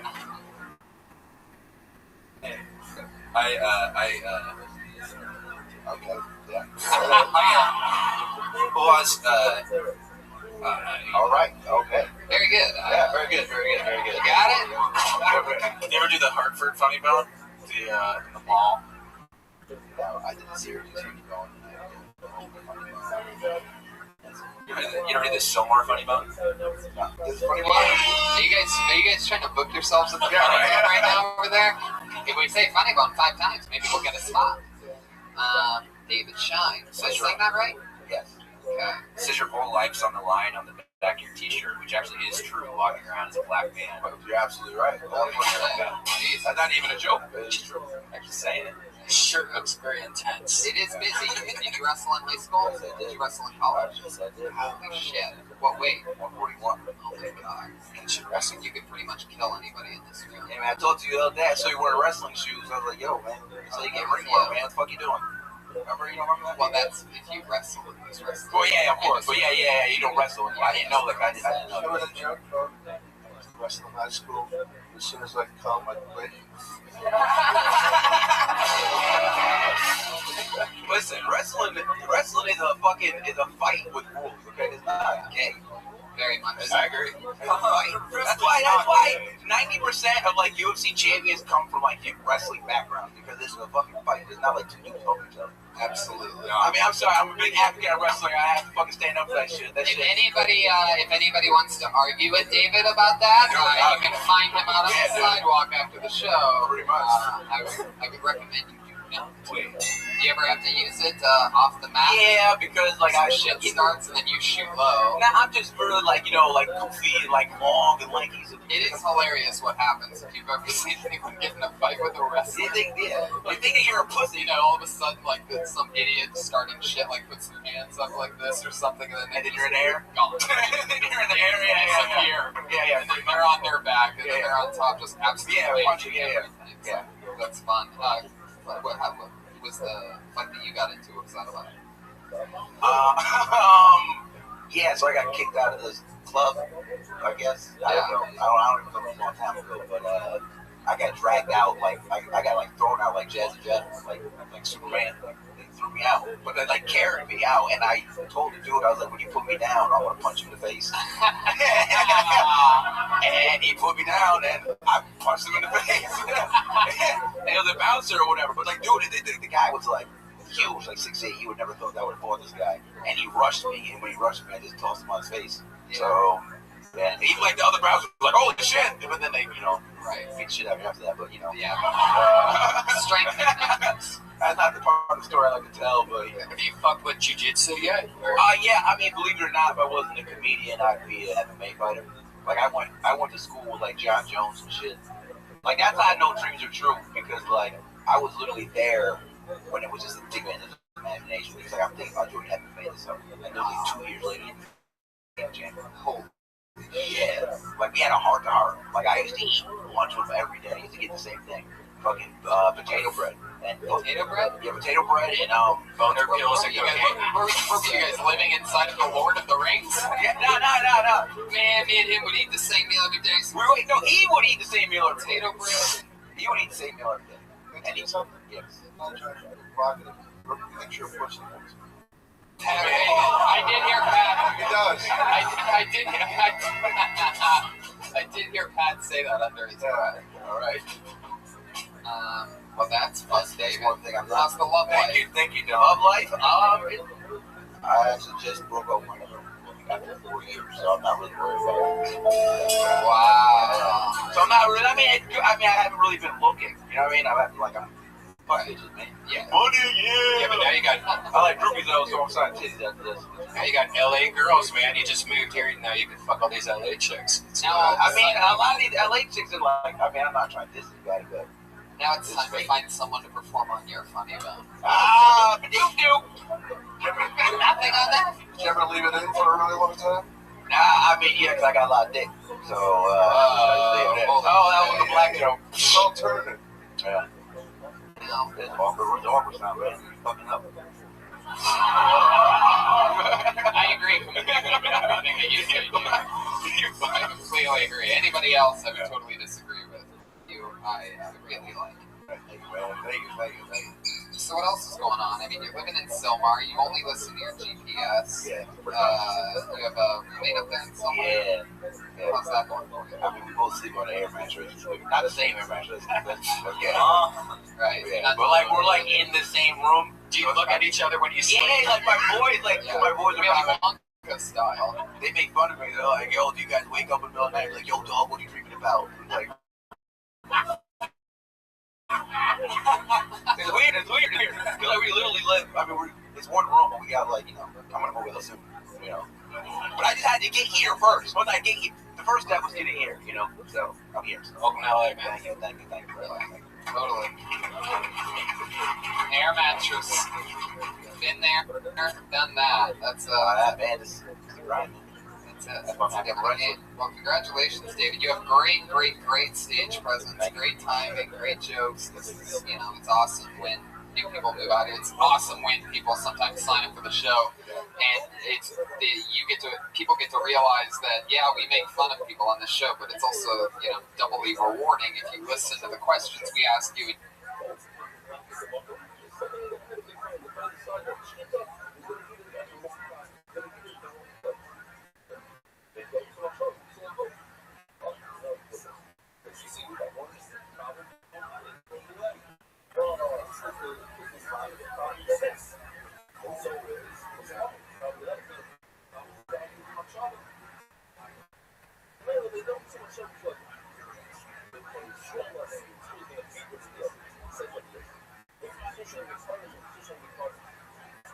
Answer them honestly, the crazy shit that can happen, and you were funny all the way through. Awesome stuff. Nice to meet you, and welcome to LA, David Shine, ladies and gentlemen.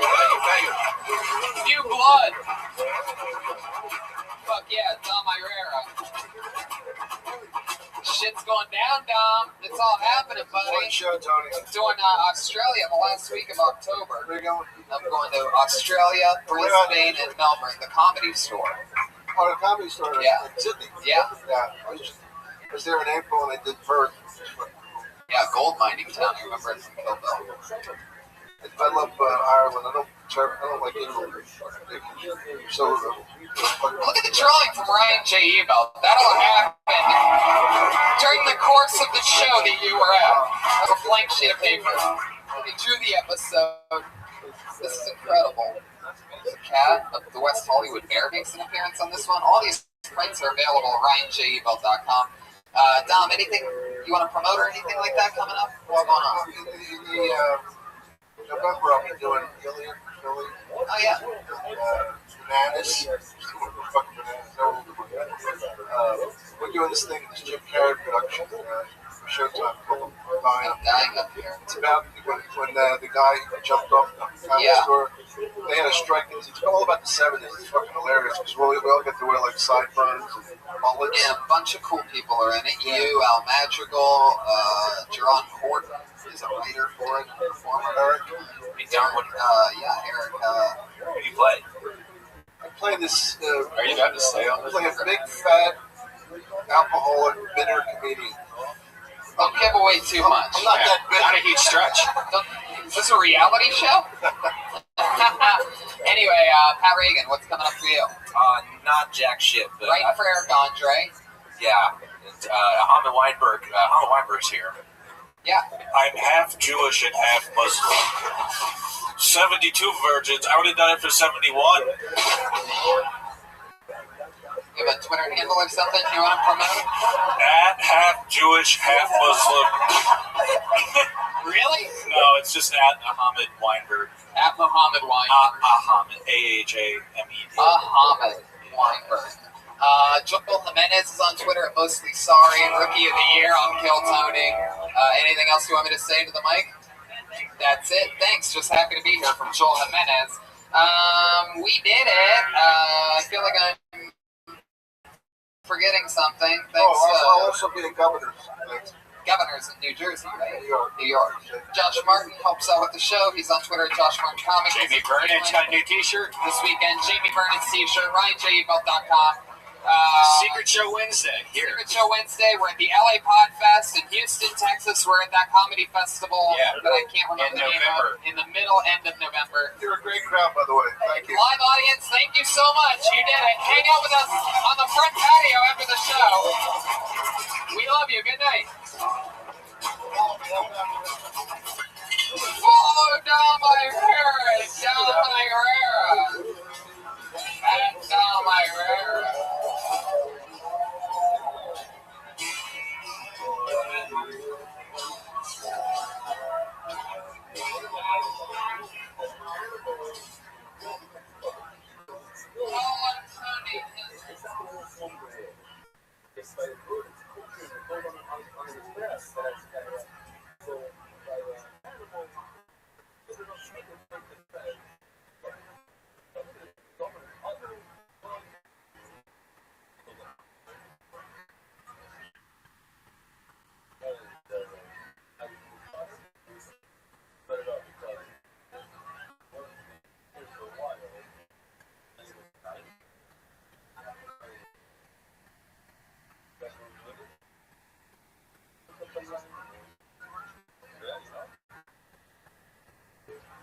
Hey,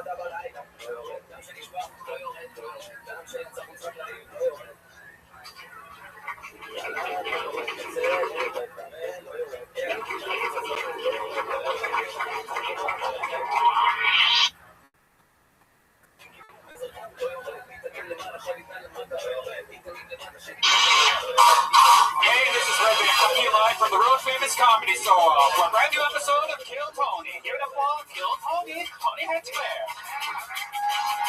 Yeah, it's like a real show in here. Come on, Monday night, you can make more noise than that. Let the people on Ustream right now know that we are in front of a live audience, having more fun on a Monday than the rest of fucking America. Craziest show in the world. You guys ready to have some fun tonight or what? I'm pumped. I'm super excited. A lot of fun stuff coming up. Been on the road. How's the old Oddball Fest going? Oddball was amazing. Had a lot of fun in Chicago, Toronto, and Detroit. And I just did the Tulsa Blue Whale Comedy Festival, which was a lot of fun. You did singing, didn't you? Or? Yeah, I did the goddamn comedy jam there. Jeremiah Watkins was there on the saxophone, my very good friend Jeremiah. And we played Careless Whisper. He played it on his saxophone, and that's out there on the internet somewhere. San Francisco, tomorrow night, I headline Your Fine City. Tomorrow night and the next night. Sacramento, Thursday, Friday, Saturday. Boston's Wilbur Theater, October 8th. And Australia, I Am All Yours. October 18th through the 30th, Tony Hinchcliffe headlines Sydney, Brisbane, and Melbourne, Australia.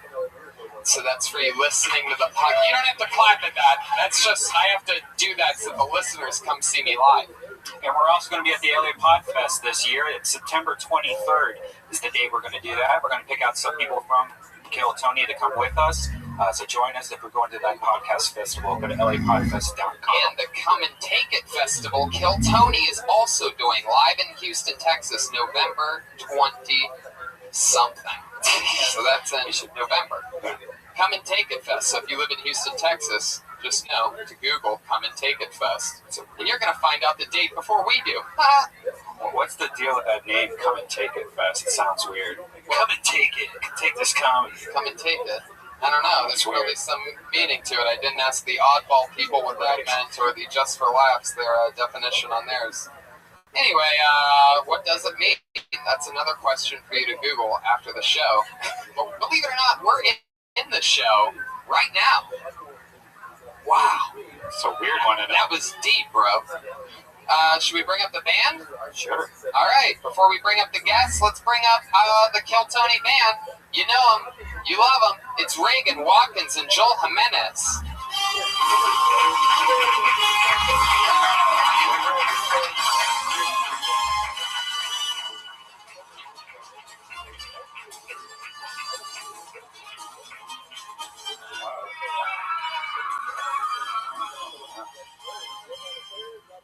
It's because of football. It's football, guys. It's football season. You get it?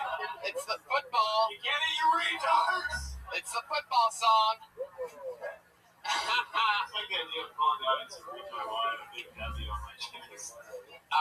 I love it. RW. What does that mean? Reagan and Watkins. Oh, wow. I didn't even think of that. Hey, wait, where's Joel? I saw him earlier in the night. Do you maybe have a way of being able to summon him up here? Oh my God! It seems as though you have to get up so that the people can see. A lot of thought went into this one, guys. What happened? Oh! If Trump's not getting rid of all the Mexicans, she's gonna do it. Wow. Wait, where did she keep you? I think her vagina or her butt was dark. Just said something in Spanish. She had aneurysm and I ran. Joel Jimenez surviving the current tough conditions for a Mexican as he pulls the rest of the duct tape off of his face. So the band is here. Good to have you guys. Feeling good? How you guys feel tonight? Oh, pretty solid, Tony. Pretty solid. Really glad to be back. Feels good in this room. I was just talking about the fun we had playing one of the two songs that you know how to play on saxophone over the weekend. Yeah, it was pretty special. So maybe we'll get a little taste of that at some point during the show. Yeah. But I'm glad you guys brought up Ann Coulter. You know why? Because one of our guests is the guy that I helped. Me and him tried to help her. We tried, but we literally tried to help her. Yet our brain, all she had to do was read the prompter, and she didn't want to do it. Your guests tonight, two of the funniest comedians. You've seen them here before. They're two of the funniest human beings I know, and we're about to have a fucking blast as I bring to you Mike Lawrence and Earl Skakel, ladies and gentlemen. Here they come. Big Earl Skakel and Mike Lawrence. Two guys that have been on the show multiple times, two of my funniest friends, two of the most Earl, how's it feel to watch other people be funny with their shirts off? Gimmick infringement. Lawsuits are pending. The roast battle never ends. Two of the best top contenders from the finals of roast battle, Mike Lawrence and Earl Skakel, are here, ladies and gentlemen. Oh, that champ is here. He is. I saw the roast recap. It's good to have Mike Lawrence and his sidekick here. Trust me, I'm still out of breath from carrying through that. What is this, the Earl Skakel roast? Both of you put together. Shit. We've gone full WWE already with Mike and Earl out here. Why does it look like you made your own t-shirt? This costs $500. I don't know what that costs. I'd be ashamed to wear it. that looks like what Captain Morgan wears when he picks up his kids from soccer practice. Are you making fun of how I look? You look like an Amber Alert combined. You did that last week on the roast. Yeah, we're going to go weeks. On to next week. I'll take using the same shit for $400, Alex. My line's making fun. Do you guys both get your glasses at Lens Crappers? Hello. Whoa! Sure, he actually has that written on a piece of paper. What is that? It's called written material. Heard of it, Hitchfoot? Yeah. Yeah, I have. Did you write on Undateable? No, they laughed.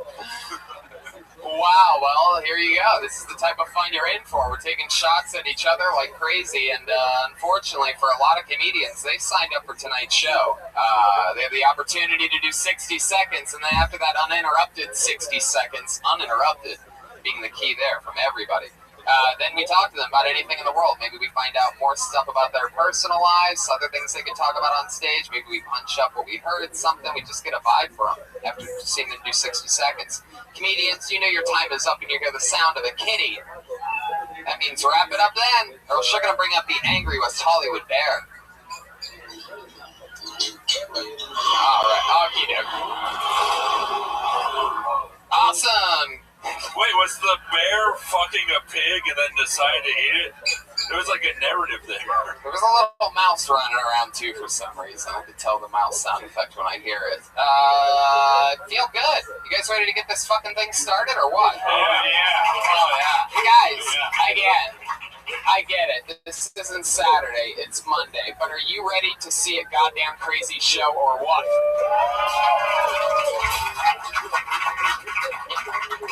Shaky crowd tonight. You guys need to all do a shot and loosen up. Really? It's a fucking tight crowd tonight, Jeremiah. What do you think about this? I feel like we need to loosen them up. You know what? This guy that I just pulled out was the guy that got pulled out last show. So super lucky. Probably the first time ever comedians done back-to-back spots on this show. Last on the last show, first on this show. A lot of energy, very funny young dude. Here he is, David Shine, everybody.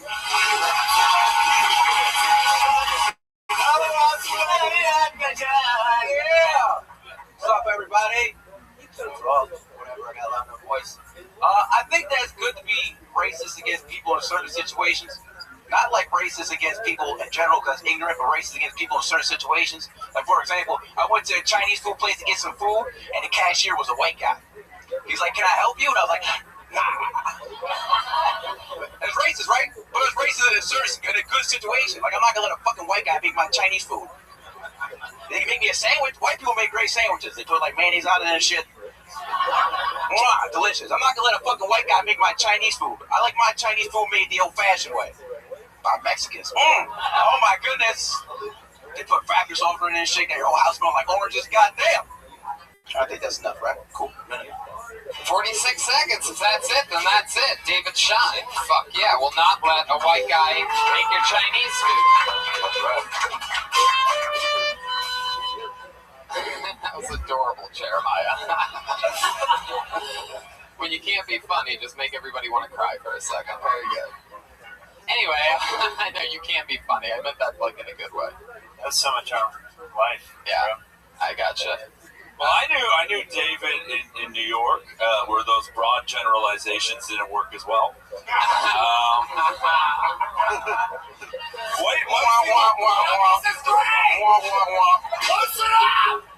White people and mayonnaise, I love it. In 1999. You look like the guy that dies at the beginning of the... Wait, we're not going to say what we look like, because you already know what you look like. Well, then you better say it. Yeah, what does he look like? What do I look like? A guy who loves mayonnaise? Pretty much. Excuse me. I would purchase some mayonnaise, please. Jars and jars of it. You have the thing? All right, go ahead. Oh, it's on. Yeah, it's on. You're interrupting the Mike's great insight. I was excited to see what he was saying. I was excited to see what's going to happen. Me too. David, so is this a real story? Did you do this bit? Have you done this bit before for a while? Yes, for a while now, yeah. And the white guy was making Chinese food? Yeah. This was in New York? This is in New York, yeah, definitely. What really happened? Did you eat? No, like I went to a Chinese restaurant and it was actually a white dude, and I was like, that's actually funny. He was being the waiter? He was like the cashier, like, you know what I'm saying? And then like, and I looked, the owner. No, yeah, probably the owner. But no, but then I looked, it was... You're not going to let a black guy touch the money. No, definitely not. Earl Skakel also plays a character what he looks like house racist on Tuesdays in the LA roast battles. Yeah. You look like you guys fight each other in an off-Broadway production of Gran Torino. Audience, where are you at? That one wasn't good. I'll take that. No, Gran Torino, great movie. Yeah. Hey, you were in a thing. You were in a movie. It's short, Earl. We shot a thing called Gran Torino. Check it out. It's me, David Arquette, another guy, and Earl Skakel. So look up Gran Torino, Pat Reagan, David Arquette. That's the worst one, man. Yeah, what the fuck? All right. Okay, so David... Audience, please don't give up on us. Please don't give up on us. It's gonna prove. Don't hurry. So what restaurant was it in New York where there was a white? It was across the street from this staff, David Arquette. And what's the new one? He was in the long one. He's like the long, deeply moved on. David, do you just talk over anything that? I was talking to him. He was asking. You literally just kept answering the question while there's a whole thing going on. Oh, my bad. He was asking a question. Fuck. Thank you. This is one of the weirdest starts of this show, right? And I like your racism is doing as bad as my obscure references. David, my racism is getting laughs. David, you were on last week. Has anything crazy happened this week and this past week that we didn't talk about last week? Yeah. A lot of people hit me up because you said my name on the Joe Rogan. I did? Yeah.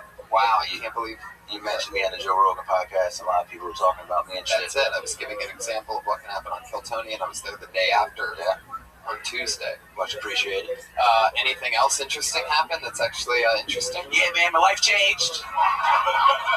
All right, David. I'm living in mansions now. It's crazy. All right, buddy. We'll see you again soon. A new minute from David Shine there. Thank you very much. He's on Twitter at Dave Shine Comedy. That's right, because...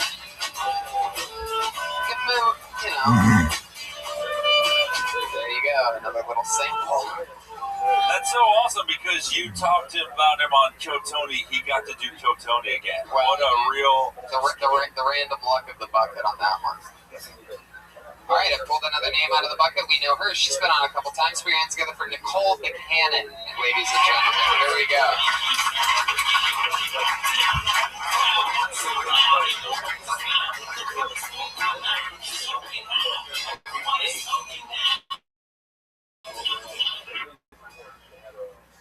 I wish I was less approachable. Just kind of the vibe I have. Like, guys will hit on me, not always because they're attracted to me, but because I'm like a safe person to practice on. Like a cute, chubby waitress or a slightly bangable second cousin.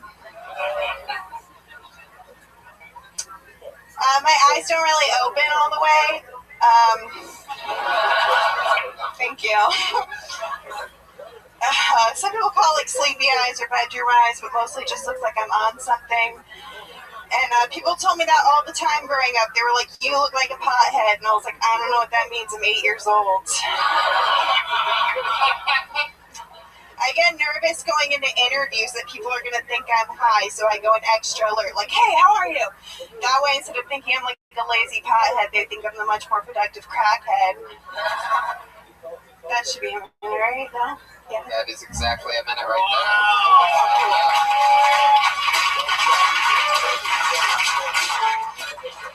That was awesome, Nicole Buchanan, everybody. That's super cool. It's been a while since you've been on. I feel like that's a super solid performance. Thanks. Yeah, you do look that way. That's why it works. I do. So I've been told. That's funny. Yeah, that was great.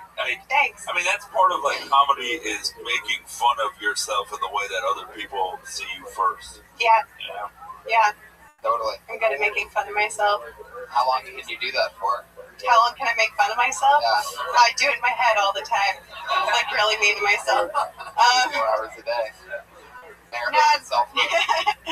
No, I just do like at the beginning of my set, I make fun of myself a little because I say some mean shit later, and it like warms the crowd up to me saying mean shit, and like, yeah.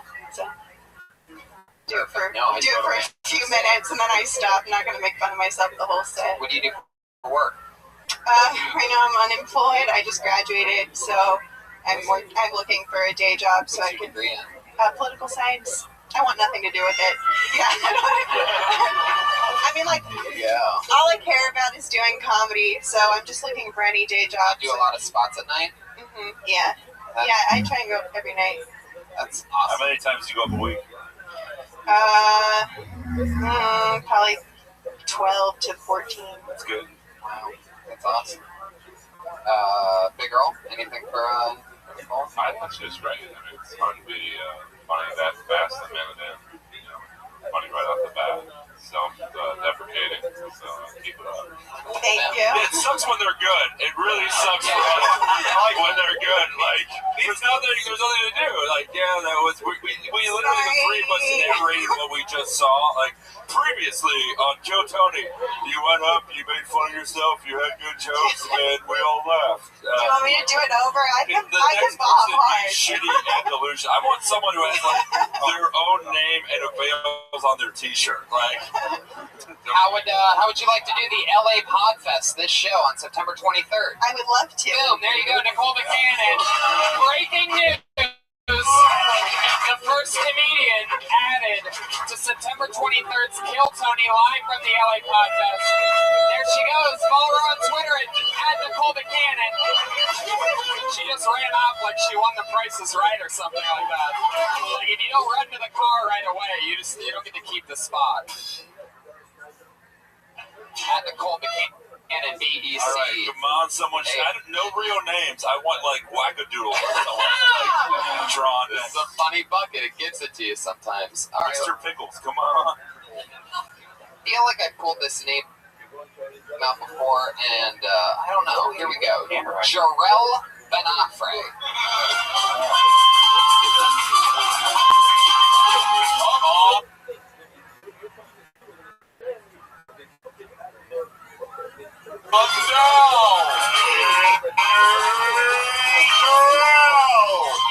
Super easy. So, yeah, it's Superman's dad's name, but it's really a black name. In real life, it's a black name. I know this because no one calls me for employment. I don't have a job anymore. Fuck yeah.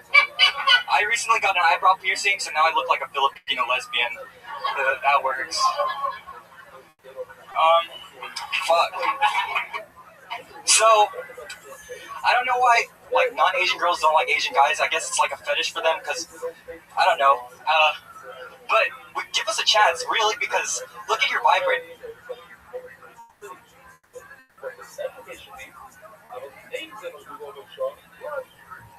Peters, what the fuck does it say? Made in China.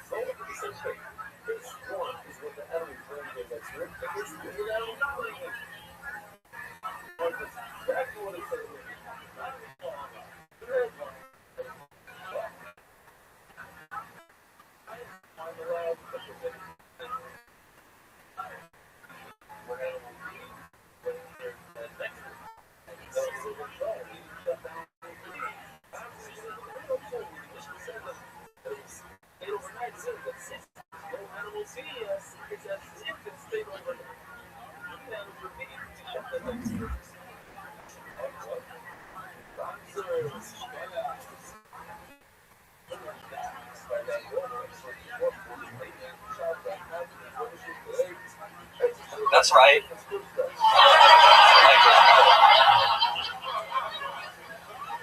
But I've been taking care of my grandpa lately. I had to buy him diapers. And there's only one brand, Depends. That's a horrible name for that diaper. Because you're going to ask yourself, do these diapers work? Depends.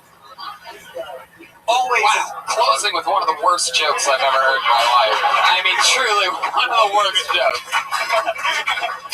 Sometimes,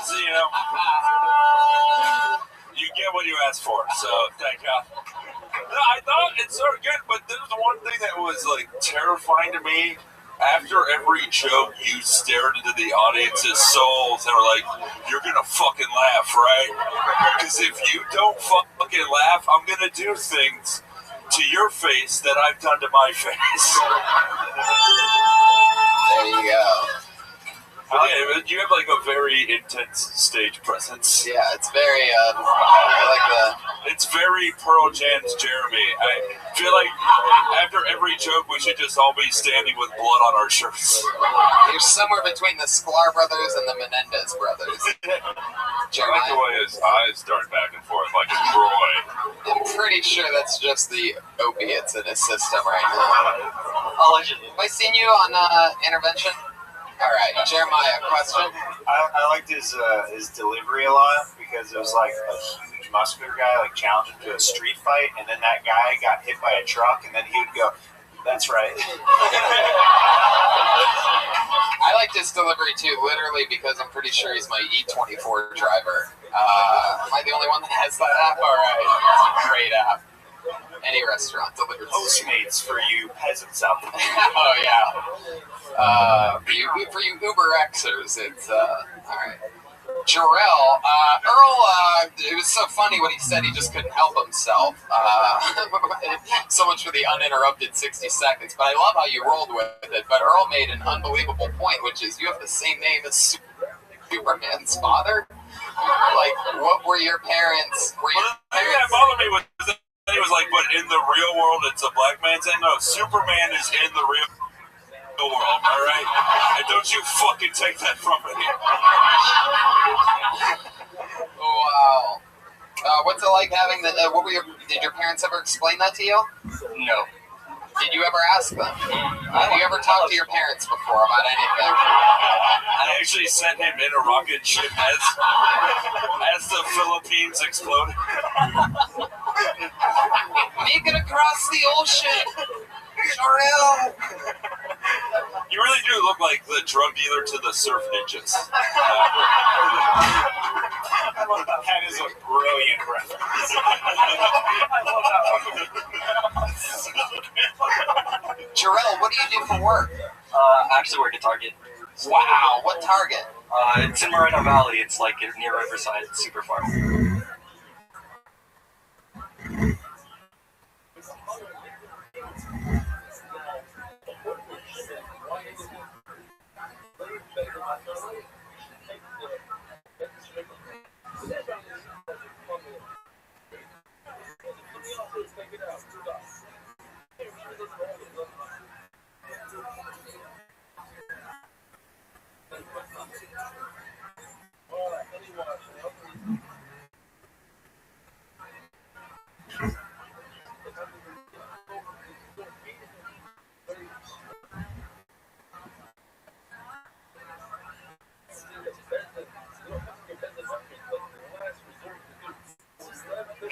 Is that where you live? Yeah.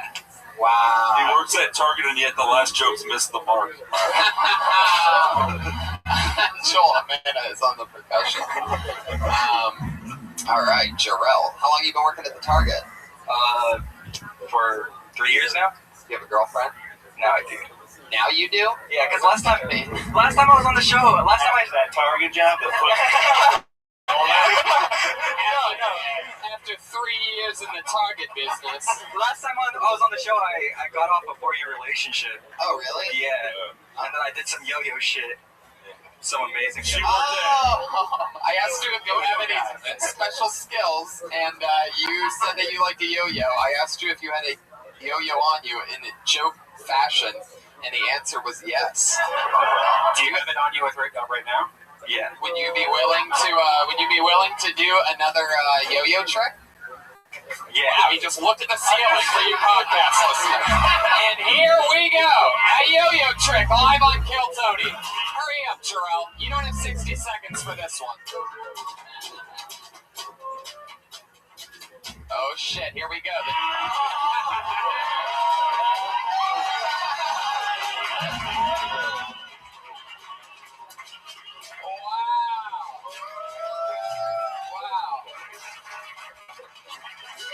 This guy is good.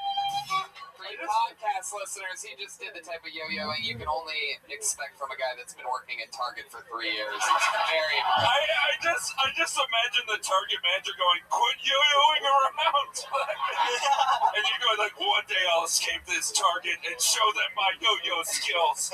They'll see." Jarrell.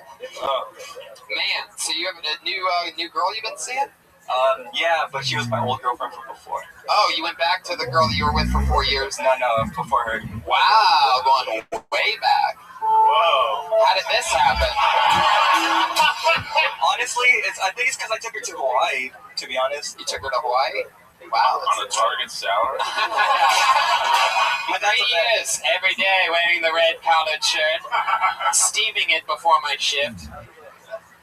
All right.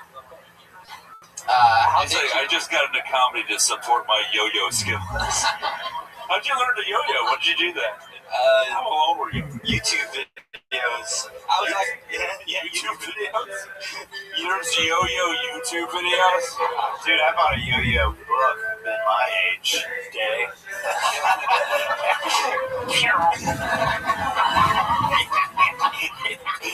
I just imagine, like, if you master yo-yoing, you will eventually hang yourself with the yo-yo. I learned the final trick.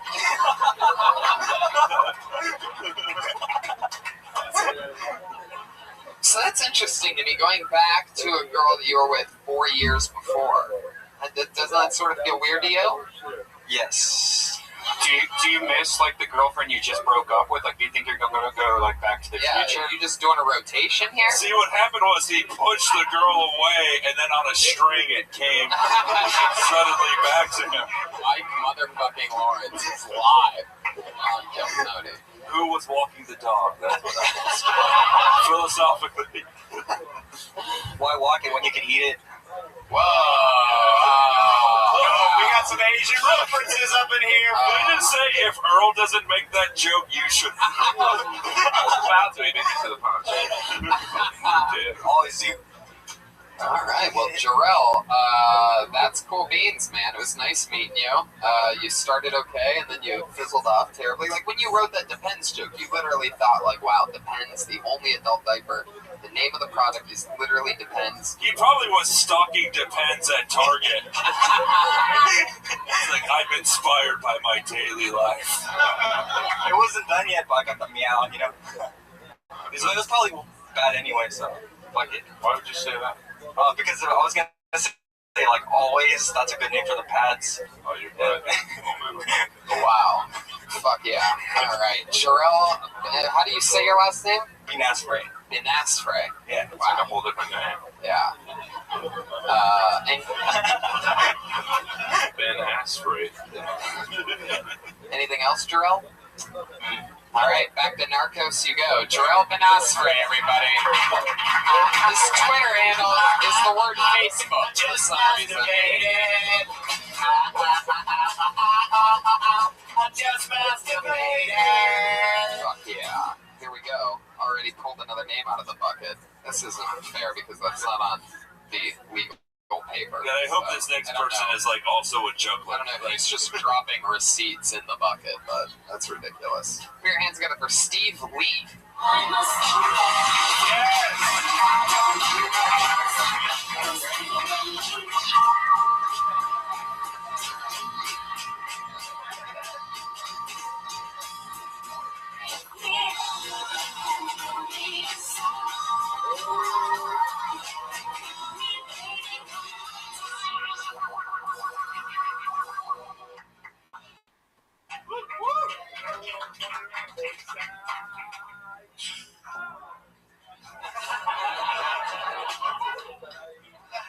All right, that's my 30-second. Good night, everybody.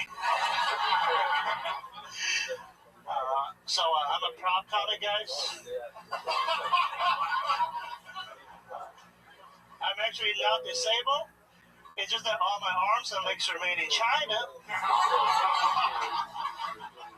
What, just guys?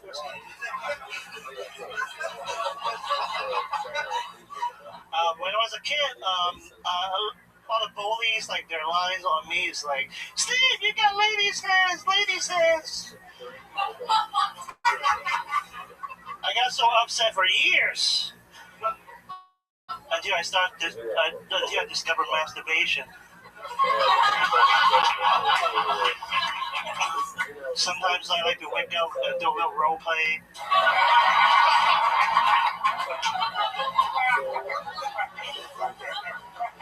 I call my hands Lindsay Lohan's. Wow, Steve motherfucking Lee. Holy shit. Is this your, Steve, stay with me. Just masturbated. That actually, somehow you fulfilled a prophecy there, because Steve did talk about that. So, Steve, is this your first time on this show? Yes. But I've seen you do roast battle before. Yeah. Correct? Yeah. Well, that is awesome. Welcome to the show, Steve. So funny. Thank God that was good, because none of us wanted to have to be mean about that. Oh. Yeah. I was really hoping you were going to acknowledge that whole hand thing you got going on, Steve. Would it be great if you just came up with like, women be shopping, am I right?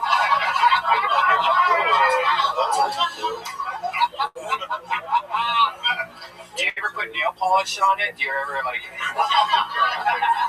It seems like you might have to get somebody else to put the nail polish on it if you ever do want to, Steve. That's going to look like you're going to end up looking like a clown after that. You got a hell of a gimmick. It's quite the act you have. So do you just keep your real arms like behind your back or something like that? You have some like little It feels like they can make the shape of a swastika. I do have a joke about that. So, But you do. what, like, it looks like a corner of a swastika. If you look at that. That's incredible. Man, so what is your condition? I have. Unbelievable. Being Asian, I guess. Yeah, that's my condition. Is that what it is? Now I see why you guys are such terrible drivers. Can't quite reach that wheel, can you? Red Bench just finally met an Asian he doesn't want to fuck. Hey! My God, the horse Maybe I left my hands awakened. Wow, Steve Lee, this is awesome, man. I love this. Funny guy. You have the balls to do roast battle, so you can take the jokes. Actually, I was roasting another disabled guy who has cerebral palsy, Joey Rell, and he hit me up. He challenged me first, and I was terrified, so I turned it down. They made an episode about on the South Park about this, right? Yeah, that good old-fashioned program in the South Park. Yeah. I think I read this in the South Park. game, I let you watch the South Park on the television set. Giddy up, it's a real humdinger. Oh, look at the snicket back in the back. We eat our Swanson dinners and think about the divorce silently to ourselves. Got hit in the head with a newspaper the other day. Dad, will you play catch with me? Not now, son. The South Park is on. Steve Lee. Yes, sir. How old are you? Did you? I'm 39. 39? Yeah. Fuck yeah, what do you do for work? I know you're not a dealer in Vegas.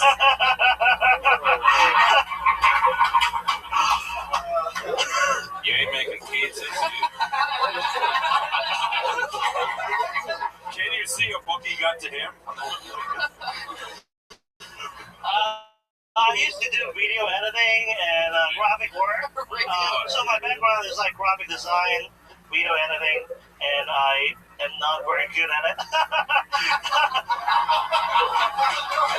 What does that say when there are like able-bodied people up here that are unemployed and this guy's a fucking professional video editor?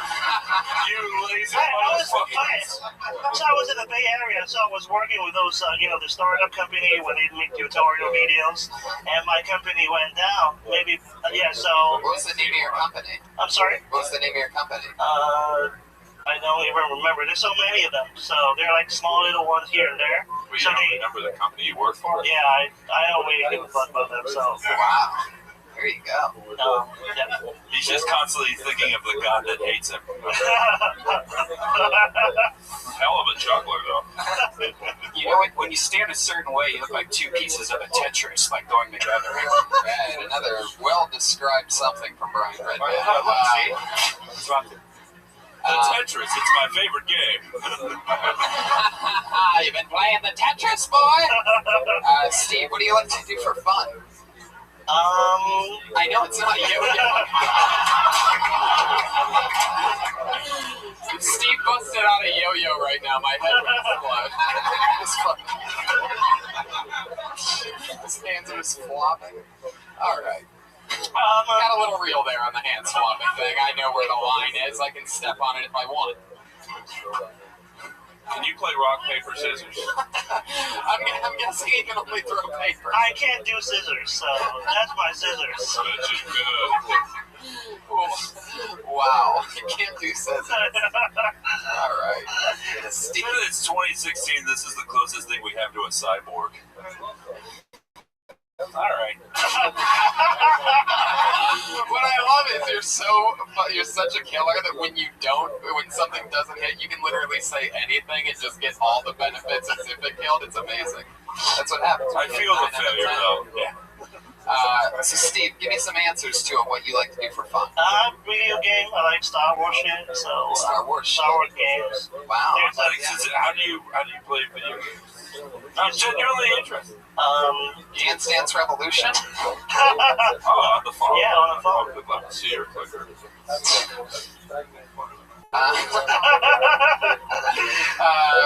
So video games, what kind of Star Wars shit are you in? There's a great game called Star Wars Heroes. And I just, you earn a lot of credit, yeah. Star Wars Heroes. And I watch Han Solo puts mayonnaise on his and Lando judges him for it. I love the, white guy. I love the 12-inch Millennium Chicken. And I watch Steve Lee blacked in that one, and he's the Star Wars fan, so you can all go fuck yourselves. Thank you. There's some fucking laughter. And I watch YouTube videos, and that's what you do for fun? YouTube videos? I'm a geek. Videos, the South Park. I'm a geek, so What's the geekiest thing you've ever done? Because I believe you when you say you're a geek. I used to study animation.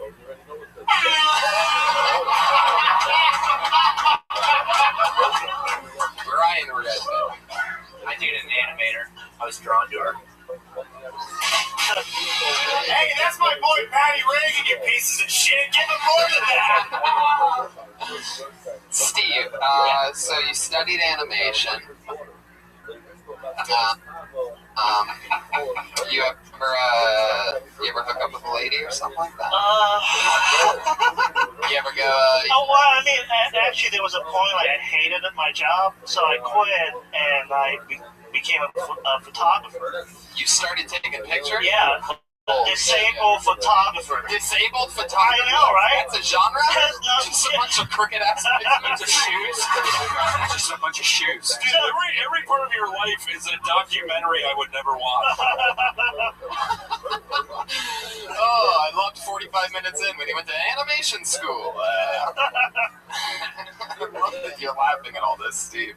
You have a great sense of humor. So wait, tell me about this lady. What happened? Where were we? It's like I was pretty good. I had a photography studio in Hong Kong, and then there's some big, a lot of models want to be, and I guess she's. A lot of models wanted what? A lot of models want to be, a lot of models want. Yeah, they want to do. A lot of wannabe models. You put the kung pao before the chicken there. That was not. Models. A lot of models want to be out there. And I guess it's the one of those. Oh my God, he's like so inspirational. He's taking pictures. I'm like, okay. And then I did a good job. I was trying to think of that earlier, the reference of what that would be. Some of that. What's the little thing? Is there like a GoPro? Is there like a Terry Richardson of disabled photographers? What the fuck? Is there like a famous? The guy, the Francis for, he's on an electric wheelchair. So he could only do one angle. And I didn't know any better. I was like, oh my God, this guy's You didn't know any better from that band? You should read audiobooks. At one point, Eddie Vedder was a model wannabe. I thought you could only take one angle. It's like the pictures are shitty, but they're so inspiring. Steve, I'm trying to figure out if you've ever been late, and we're getting. No, I did. We're 5 minutes into this. Yeah, I did. Oh, really? Yeah. By desperate Hong Kong models who wanted to make it. Or, you know about like the paid or not? How many rooms? Wow. I'm not paid for dinner. I mean, I want to talk more about this, Steve. This sounds interesting. When you have hooked up with a prostitute, is there a specific kind that you prefer? I've done it a couple of times. I was in Hong Kong, so it was a thing. Sure. In Hong Kong, do they keep them all laid out under red lights, and steel pans? What I know. They do with Chinese food, you pieces of shit. How many rows? This room tonight at all. In Hong Kong, how do you say, let's just fucking do this already? No, actually, I was rejected many times because, they don't want to have anything to do with disabled people. They think I would give them bad luck or have disease. Bad luck? You look like a Chinese lucky cat. How can you give bad luck? I mean, your arm just swings. Wait, are you telling me Hong Kong whores have a choice? What the fuck? They have dignity. And probably they think I have disease or something, I don't know. I don't, but... How many roses did you have to pay? What was that? How much cash did it cost to blow it out? I don't know. It's like... So let's get to the nitty-gritty. You go there, some of them passed on you, which means that the chick that hooked up with you, let's face it, this chick will do anything. So, did she do anything crazy that you weren't expecting? It's just the regular stuff. Steve? Yeah. What did you say? Just the regular stuff. Just the regular stuff. Get your egg roll. Alright. Well, that's cool. Anything else, Steve? Anything else that is interesting about you that we want to know? This was so fun until it just got into prostitution. Yeah, when this became a Vice episode. Eddie said he was with a black woman or something like that. The place would have gone crazy. So last Ryan, you have got to stop doing that for a couple episodes. We have to take a physical break from it. It doesn't work. Red band! Red band! Red band! Oh, wow. There you go. All right, Steve, anything else before you have the long walk back to your I have some opportunity last year to feed. feature in Asia. So I performed in Singapore, Kuala Lumpur. No, to do stand up. So What do you think? I feel like, my comedy is kind of picking up. So I'm feeling kind of We know you're proud to be an American, Steve, because you are eternally doing the Pledge of Allegiance.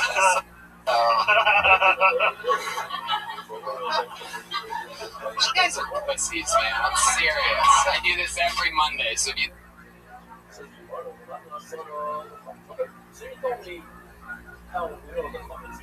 I think I'm wrong. You're wrong. Every Monday. Every fucking Monday. And we give them the business on the TV with the South Park. So you guys don't know what's going on, you idiots. So we're going to keep getting this guy down until he's into tears and say goodbye. Awesome. Wow. That was impressive. Super points. This was at midnight. You had so many points for that, Jeremiah. I hate when people feel bad for me when you guys make fun of me. I'm like, come on, man, we're in comedy. We're in a fucking comedy. Yeah, that's right. Steve's on my side, you motherfuckers. Represent.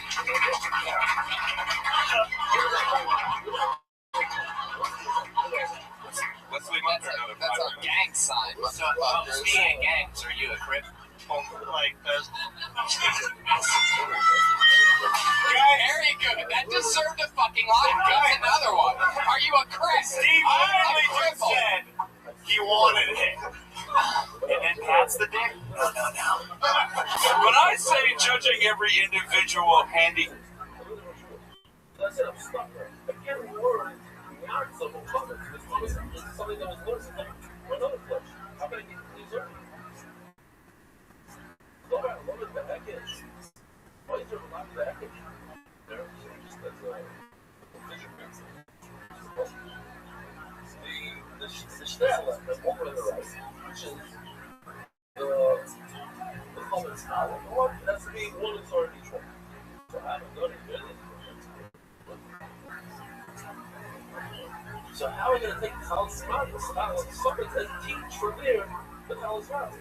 The guy in the middle is something that was living from another place. And was a process.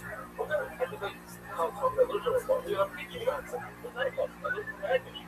So I can only do English once. I can't do it over another. Can't joke by their own merits is real progress. Yeah, and if anybody puts the hand in handicapped, it's Steve. Let's face it. You guys give Steve a hand, or two of them. Couple arms. Literally, please give him a hand. Off the stage. Somebody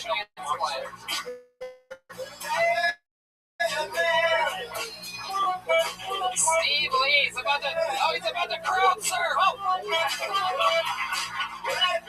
We almost had our first crowd surfer ever. Accidental crowd surfing. One more time for Steve Lee, everybody. Come on. He's on Twitter at Steve Lee Comedy. How awesome is that? I hope he doesn't get into politics because he'd be crooked. Yeah, that was good. That's what he wants, you idiots! Jeremiah.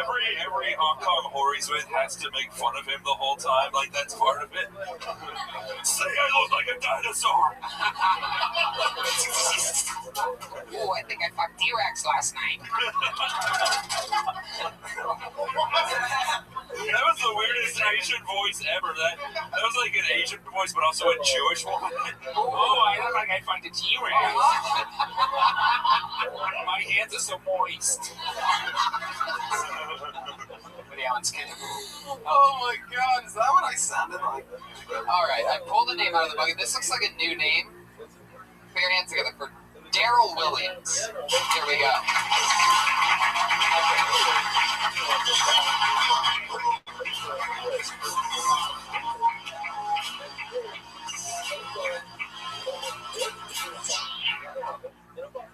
How you guys doing? Yeah. Have you guys watched the new Jungle Book movie? Yes. Yeah, it's unrealistic as fuck. And I'll tell you why. It's not because of the, animals that talk or the larger-than-life orangutan. It's because that boy's loincloth never falls off. The entire movie. Like, no matter what peril he gets into, it never falls off. Like, he falls out of a waterfall, he does, like, all through, like, the yak stampede, and it never falls off. Like, believe me, I'm sure you guys are thinking to yourself, why does this guy want to see a uncircumcised Indian boy's penis so bad? I don't. I want to see realism in these movies, people. And I'll let you know one little thing, and here's some truth. If you dress up a toddler in a loincloth and push him down the stairs, that loincloth that's falling off. It is. All right, guys. I felt that this was going to go a little better. Fuck yeah, you felt good. Daryl Williams. I would say I would have said you had the stage presence of a crippled Asian man, but we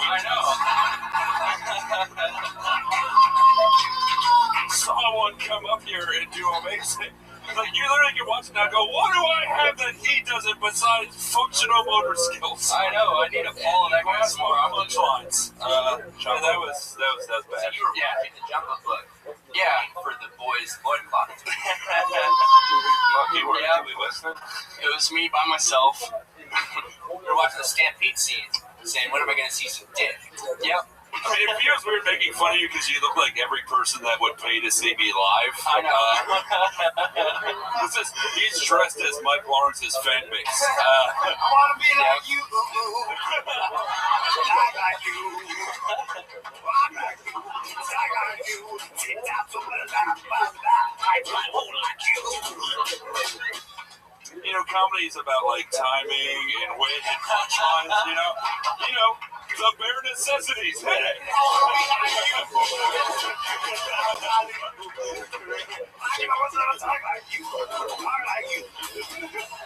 If you guys were only wearing loincloths, it would have been great. Daryl, alright. Daryl, yes, you were up here for 60 seconds, and we know absolutely nothing about you. Oh, that's true. That's true. And this is a segment, one of the newest segments on Kill Tony, invented in the past couple months, called Who Are You? You enter the honesty chamber, Daryl. Are you ready to accept this mission? Sure. Where are you from? Long Beach. Long Beach. How long have you been doing stand-up? A whole 6 months. What do you do for work? I'm in IT for a healthcare company. 3 types of bread. Each type is 5 breads. 5 pounds. 5 plus 5 is 10. Plus 5 is 15. That's we have 3. Now we only have 2. How much do you need? 5 plus 5 equals... Oh, 7.5. Not kidding. 2 times 5 is 10. Hurry up. Shot. Make him look good. Okay, great. You're psyching yourself out. It's like, it's mad for... What's your family like? They're kind of horrible. Tell us more about that, Daryl. I have a twin sister. Wow, does she look like you? I swear I've been getting that all my life. System shutdown. What's her number? Yeah. She gave him his best comedy advice. All right, when you lose them on uncircumcised Indian penis, you'll gain them back by pushing toddler down the staircase. Yep. So your twin sister's Brian Posehn? She is dying Posehn. Daryl, you're born and raised in Long Beach? Actually, I was born in Placentia, which is just outside of. Yeah, we were all born in Placentia. You know that, dude. It was. That's literally just the word placenta said by Sylvester the cat. Yep. I was immediately so jealous that you were getting that. I was like, fuck. You thought you were going to sing a band called Placenta. Nope. Alright, Daryl, tell us more about you. Tell us things about you, fun facts about you that you think make you stand out as a human being. Because I'll tell you this, I've met a lot of people from Long Beach, and they're all cursed with being horribly boring people. I'm just kidding, guys. I'm just kidding. I used to be a Disneyland character. Okay. Let me guess. The pedophile. Yes. Okay, what was the frozen corpse of Walt Disney? I was Eeyore, Buzz Lightyear, Pluto, mostly those characters. Cool. That lets you know what your boss thinks of you when they have you be Eeyore. Wait. I'm not saying you're the saddest person in the break room, but go back out there and be the really sad dog shit. You worked at a place for kids, one of the biggest places for kids, and all your material was about fucking kids. You know, in retrospect, I probably shouldn't have led with so much pedophile material. Yeah. No, it's great. Now we have evidence when something happens. Yep. Please can look into your pedophile. Yeah, whoa. Alright. File. I gotcha there. File. Daryl, you better keep admitting things like the Disney character. Keep going. Tell us creepy things about you. Ever been arrested?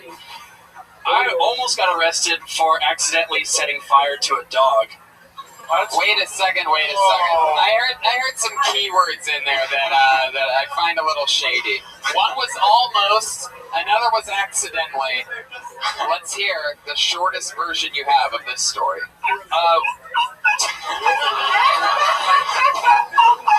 Were you lighting it?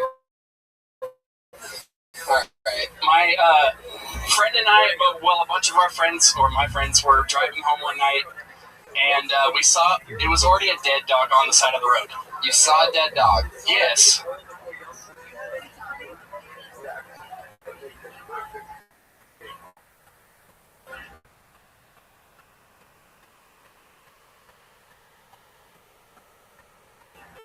I like the dirty hands, no?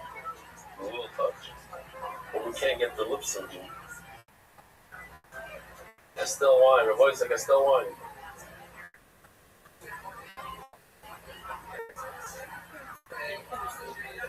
It's an oil kit.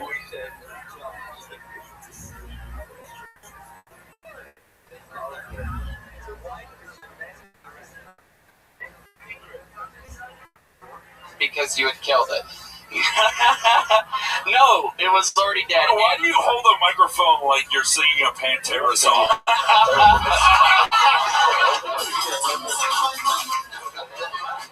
There's some Pantera for you right in the moment. Red band on the ones and sevens. And I don't know which friend of mine said it, but one of my friends in the backseat just chimed in like, "Let's set it on fire." And I have no idea why we did it, but it wasn't me.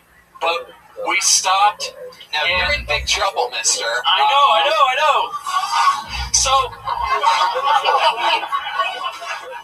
this is a very creepy episode of Who Are You? I know. I'm a guy that burns dogs. Once worked at Disney World, let's just say. No, so a friend threw a cigarette butt out onto the fire, or out onto the dog, and then it set on fire, and then we felt really bad afterwards. You know, we were really like, oh wait, this is like, you know, something we didn't want to do. Put itself out? No, it just slowly, like, you know, smoldered out. Well, that's what happens when you don't put the fire out, is that it slowly smolders out. That's called cremation. But here's the thing, so we felt bad, so we decided to call the cops and not turn ourselves in, but basically say, hey, someone set a dog on fire. Dude, this is like I Know What You Did Last Summer, but with a dog. I know what you did last This year. shows how nice the cops are when you're whiting. You know, I didn't think I was going to talk about weird guy. Be like, I set a dog on fire. They're like, that's okay. People make mistakes when they're young. Did the fire department send the fire dog to put it out? So we waited for the cops to come and... Timing is critical. Keep going. And so are the degree burns. Like, we were going to just drive away once the cops got there. Wait,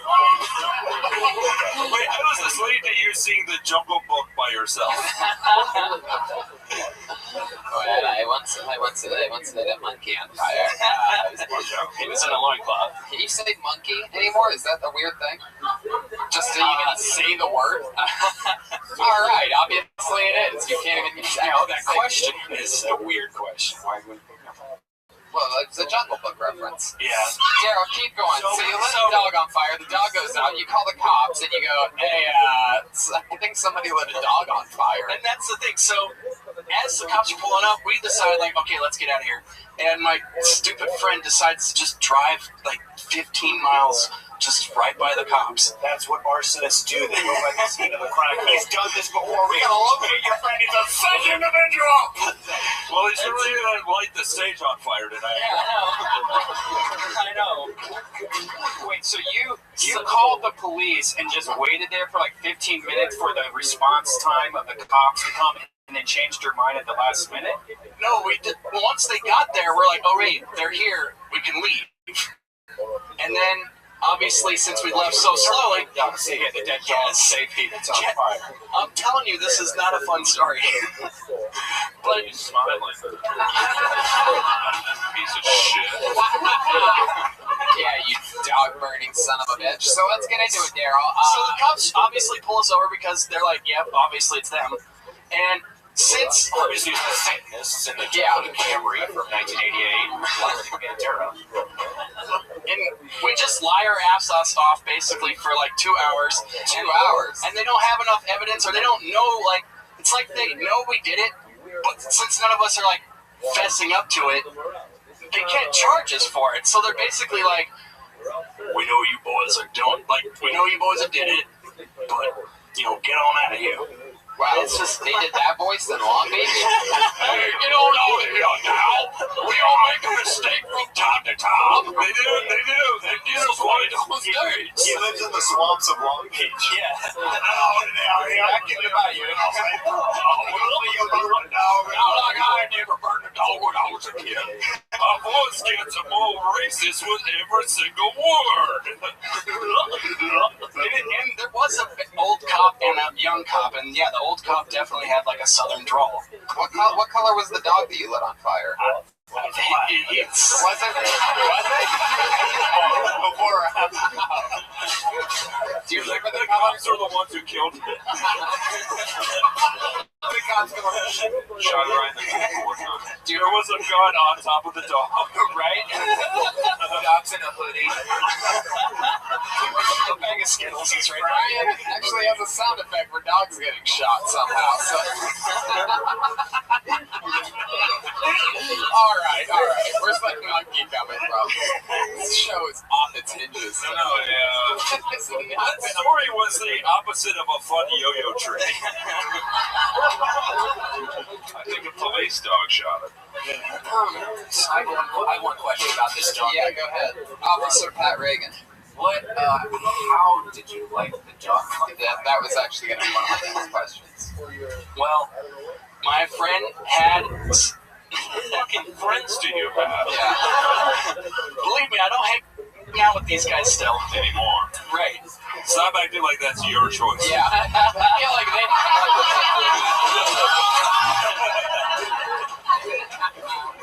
they. It's true. So, Daryl, one of your friends had what? We had a little bit of alcohol, I forget what, but they basically poured it on and then just lit it with a cigarette. Red dogs? No, it was something really gay. It was like strawberry puckers or something like that. And as that dog was burning, I realized my true dream of bombing as a stand-up comedian. Yes, someday I'm going to tell this story. It's going to be awesome. So So Daryl, one of your friends had alcohol, and then another one of your friends had what? Matches or a lighter? No, it was just a lighter, yeah. And then who used the lighter? Another one of your friends? Yes. So you're saying that how many friends were there? 3 altogether? It was a full car, yeah. You and 2 other guys, right? 3 other guys, yeah. You and 3 other guys, and one had alcohol, one had a lighter, and that means that they had to lean all the way in and basically, pet Snuffles for one last time. And I swear, this sounds like I'm making it up, but one of my friends, I remember, he had a huge foam cowboy hat. Yeah, he was dressed as a Disney character. All these guys were dressed as Disney characters. It was Woody and Buzz and Chewie and Dewey. Louie was a good kid and never wanted to fuck with anyone. Alright, Dog comes what do you guys do? That's not one of your friends has a big foam hat. We're just doing dumb, goofy things. Whoa! Yeah, girl, keep going, buddy. Push through it. You got this. So, yeah. He has a foam hat. Then what happens? And then, we just sit on we had to get all of our stories straight, Why does the foam hat come into play in this? We were at a party earlier, and this was towards the end of the evening, so we were just, pretty much... That's how you cap a party in Long Beach. You light a dog on fire. Yeah, you're like, this party is lit.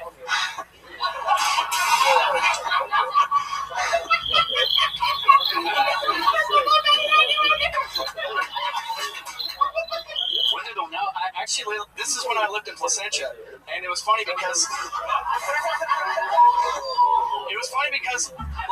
my license plate said Placentia, and we got pulled over right out of Anaheim, and the cops seriously the dog on fire. Yeah, they followed you. No, we got pulled over in Anaheim, but he looked at my ID and was like, "What are you doing so far out of town, boy?" I know. Why do all these police officers sound like what? I swear it was like, it's so hard to explain, but this really happened. We were aware. I know. In the last 15 minutes. Believe me, in retrospect, I'm like, why did I bring this up? Yeah, you should never tell anyone this story ever. I know. I mean, because it doesn't make you look good, even if what you're saying is your side of the story still doesn't sound good. I know. You just asked me, did you get arrested once? Wait till you get to the end, man. It's a happy ending for the story. I think you should close with it. No, it's just a very random story, and I don't know why, but it is one of those, it's a very sad tale. Almost as sad as the tale that you lit on fire. You guys ever randomly light a dog on fire? It was like, I swear, In honor of the dead dog, tonight he decided to have a rough set. Those are actual fireworks for you podcast listeners. We very rarely do that in a belly room where we already hit fire capacity just with human beings. But, why not blow up some fireworks? 4th of July right around the corner. Bailey, you have some more incriminating evidence for us? You don't want to hear about that beaver that I fucked? You're going to walk right outside, and there's going to be cops waiting for you, and they're going to be like, we took a possum and we put it in some acid while we were on acid. I remember one of my buddies was wearing a cape. Daryl, what do you want to say so bad before we literally pull you down the stairs? Say it to your dogs. How about I'm sorry? That fireworks story did bring up another story about me, and I did get almost my hand blown off from a firework. It was. You know what the problem with that story is? We're all rooting for the firework. I know. And it's funny, if the hand had blown off or injured, you may have had the sympathy the last guy. I know. So, no, you wouldn't have.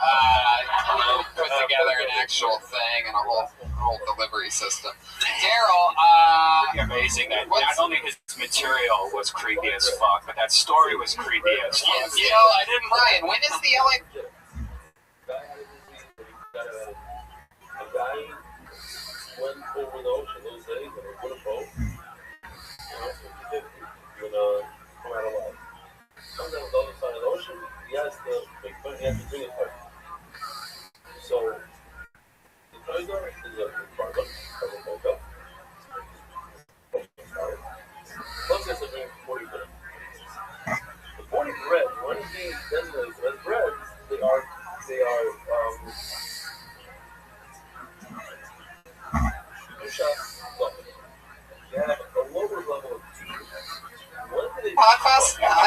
this again? No. What's the date of it? No. What's the date of it? It's the 23rd. The 23rd of September. Daryl, are you free the 23rd of September? He's free the 22nd, the 24th, the 25th. Yep. I was just curious, Daryl. I was just curious. So, is there, yeah, that's pretty much it, right? What did we do? We found out who are you. I like to get in depth. Absolutely not. Okay. Hey, real quick, Tony, can he plug his cooking book real quick? Yeah. I think you've plugged enough tonight, Daryl. So, I mean, I wanted to find out who you are, and every once in a while, that new segment obviously backfires. Most interesting thing about you is that you once lit a dog on fire, and you continue to lie about it decades later. I just feel like he's gonna leave, and one person's gonna be like, "I lit a dog on fire too." I hope that's not. It's okay. I hope nobody does that. Hey, you're that fire dog guy. Let's be friends. Hey, I'm a cop. I'm gonna tell my girlfriend this story. Stopping kids from burning dogs. I got pulled over. Daryl Williams, there he goes, everybody. All right, Williams, he's out of here. All dogs go to heaven. That's the good news. All dogs go to heaven. That's something important to remember. The roof is on fire. We don't need no water. Let the motherfucker burn. The woof is on fire. The woof. Little bow wow with that reference. Daryl Williams is on Twitter at the D Stories. If you want to send him some hate tweets about lighting dogs on fire. Wait, his literal Twitter handle is the D Stories. Yeah, like the stands for the dog stories. Yeah. Hit me up on Twitter if you want to read the rest of the book. Yeah, TGDSTORIES. Yeah. How about we go back to the bucket later and get a regular up here? How do you guys feel about that? Huh? That sounds awesome to me. You know her. She's been the regular for months now. You know her. You love her. Put your hands together for the stylings. A brand new 60 Seconds a Week is the hardest job in comedy, and here to do it again, it's Vanessa Johnston, everybody. Hi, guys. Yesterday I was outside of a grocery store, and there was a DARE booth by the entrance.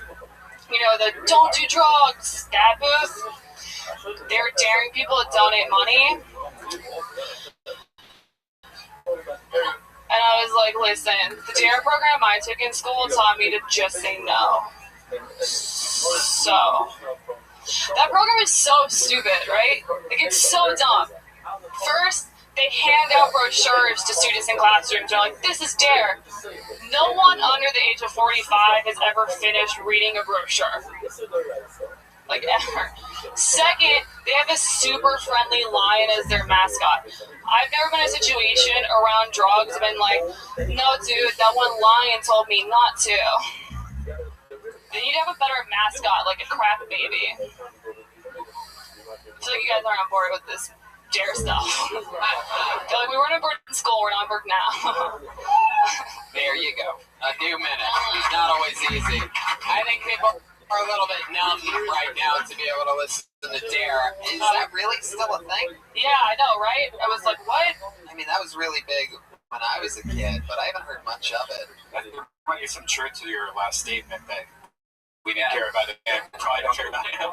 Right, that's sort of what I'm saying is like, you know, it's tough when you're talking about something that's so external and it affects so little people. Math jokes. That's why math jokes never really work. Oh, so just a weird target because it's like a program that tries to help keep kids from ruining their lives with drugs. Like, why put them in their place? Like, I mean, and it's an epidemic, you know, there's people that, like, take these bath salts and all these drugs, and they end up, like, lighting dogs on fire and shit like that. It gets really bad out there. Thinking they should get into comedy. Yeah, that's actually the worst decision that those types of people make. Yeah, literally, like, the new DARE should just be showing, like, footage of stoned open micers to kids. and the student loans they'll never pay off. That actually is, while being hilarious, that actually is sort of an interesting idea, because that is something very sad. And yeah, along with that thing, it's just sort of like, I think especially tonight, it's been like an insane show with Steve Lee, the guy that, what was Jarrell again? Superman? Oh yeah, he was out of it. Nicole McCannon murders. I just think Dare's sort of a tough subject, and anything interesting happened in your actual life this past week? I went to a voice and speech doctor today because I was reading on blogs on the internet. People said my voice is annoying. They're right. Yeah. The worst part was when I was at the doctor today, they were like, so why are you here? And I was like, well, people say my voice is annoying. They're like, who? And I'm like, I don't know who they are. And they're like, wow. They're like psychiatrists down the hallway. That's funny. You should talk about that. Yeah. I mean, you should do that in your act. I dare you. Hey, you're really pretty. But I mean, that actually is a perfect example. I mean, before it got weird, that did just get an absolutely huge laugh. And to you, it's something that actually happened to you. It's something that, that nobody can take that from you. And that's just definitely the start of something, is being, listening to trolls or being affected by the internet for the first time. And I think that's part of it. Somebody said the other day Tony has vocal fry. Yeah, and I googled vocal fry. I had no idea this was even a thing. If you look it up, it's fascinating. Yeah. And recently, people have been going like, "Hey, my name's Brian." I actually don't have it that much on this show, but when I am listening to, like, when I'm on Rogan, I do get it, because I'm just sort of like chilling, and he's doing most of the talking, and it's like, yeah. I go like, yeah. You hear that? Yeah. It's a popping noise. You guys all know what it's like. You're just sitting across from Rogan. Anyway, people do say that about my voice, and they're the same, then there's the hundreds of thousands that disagree with those people, and I would ignore those people. What did the doctors say to you after that? They told me I had vocal fry, and then... But they were like so stupid about it. Wow. I was like, did they give you? What? They gave me the news, and I was like, what? Wow. That is so funny. If you did shit like that and played into that would be absolutely hilarious. Have you always had that? Like, is that something that you have actually seen yourself do recently? Yeah, I mean, I do, which is weird because I'm not gonna be like, oh, hey, but I have a good singing voice, so it's weird that I have a shitty talking voice. We'd love to hear that. Yeah, maybe so. Okay. What's your karaoke song? Oh my god, like Evanescence? No, I'm not gonna do that. It's so weird. But anyway. Alright, so, yeah. kill 20 seconds. I'm leaving. What? What are you talking about? I'm getting off stage. Yeah, you gotta say closing time right now. Oh shit, she's actually gonna do it! Peer pressure. Wait, guys, hold on a second. Are you putting like background music? We're gonna one up you here. You're not my immortal. What song is that? You're not this song. I don't like this song. What Evanescence song? I like Bring Me to Life for that one. It's a weird show when this isn't even the saddest part of it. When a room full of people forcing an uncomfortable woman to sing Evanescence isn't the weirdest part of a night. It's not even that was fake uncomfort. See how fast that mic came out of the mic? No, I gotta get out of here. Oh, anyway, mic stands out on Sunset right now. We gotta move on. I'm gonna. Alright. Oh, wait. What? Next time. Go ahead. I said Bring Me to Life. Yeah. I can't sing that song. Vanessa Johnston, ladies ladies and gentlemen. What? Oh, this is the longest pre. That's not the song I want. It's just gonna get us like. I like how I told you my karaoke song. Every song but that. Come on, Vanessa, we're gonna save you. You're not gonna have to sing. Okay. Tomorrow. You're on probation. Next time you have a tough set, you're gonna have to sing. Okay, sounds good. Vanessa Johnson, everybody. There she goes. We gotta keep it moving. And the reason why we have to keep it moving is because, ladies and gentlemen, I have a special announcement. We have again returning as a regular. That's right, a new regular. That's an old regular. She was on the show for weeks, and then we found out at that moment, for the first time in the Comedy Store's history, that people under 21 were no longer allowed to perform here. She just celebrated her 21st birthday on Sunday, and she is back. Allie Makovsky, ladies and gentlemen.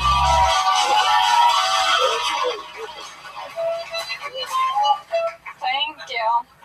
I too have an awful voice. It's pretty monotone. I have a monotone voice. People tell me all the time as if I've never heard my voice before.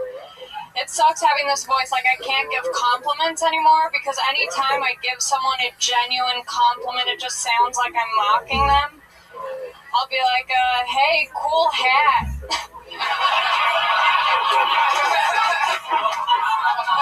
And they're like, fuck you, this is a cool hat. Like, what do you want me to do? Be like, that's a cool hat.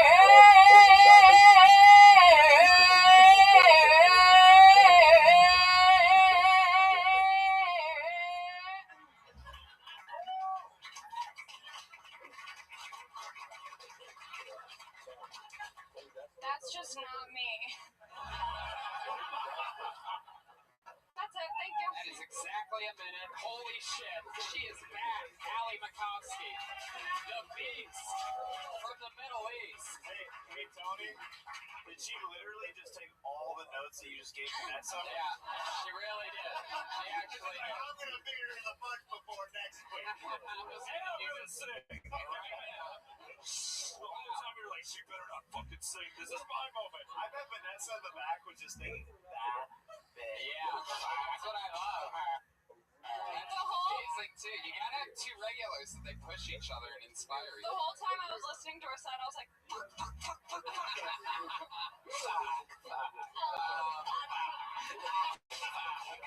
That was awesome. You have like a super cool storyline because everybody knows you. Everybody knows that you're out working hard, hustling every night, doing multiple spots a night. Everybody knows that you love the game. Even though you were under 21, you would always hang out on the sidewalk and just basically hang out with comedians as they were going in or leaving. I once brought a chair so I could sit on the sidewalk. That is someone who loves comedy. You've been doing it for 2 years and you just turned 21 this weekend. Correct? That is incredible. Thank you.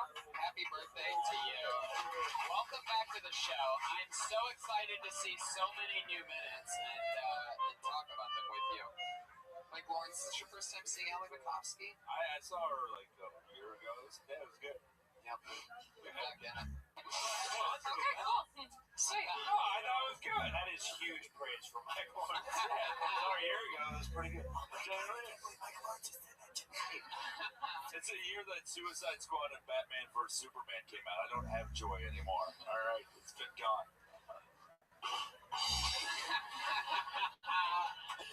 So, big girl, anything for Allie? 21, that's a little old for me. And Allie, you told me earlier that for the big return, your mom was here. Where is she at? Point her out to us. She's somewhere. She's just in the audience. Mom, Allie? She's probably on. Point her out. Where's she at? Yeah, where is she? She's sitting over here. Mrs. Makovsky, ladies and gentlemen. Fuck yeah! Oh, yeah. I like that. Look at her. She looks like she graduated from Babe University. Fuck yeah. Mama Makovsky. We went to high school together. I want to get McConsky. You know what I'm saying? All right. Here we go. This is the part where me and Mrs. Makovsky make a super regular. It would be weird if we found out that every comic that was on stage tonight's mom is in the audience. My son didn't want to burn that dog.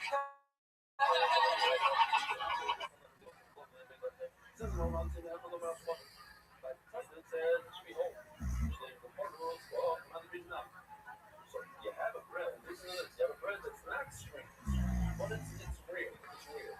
So I think that's a little bit for you guys. Because the hot dog needs to be old. And if at home, somebody if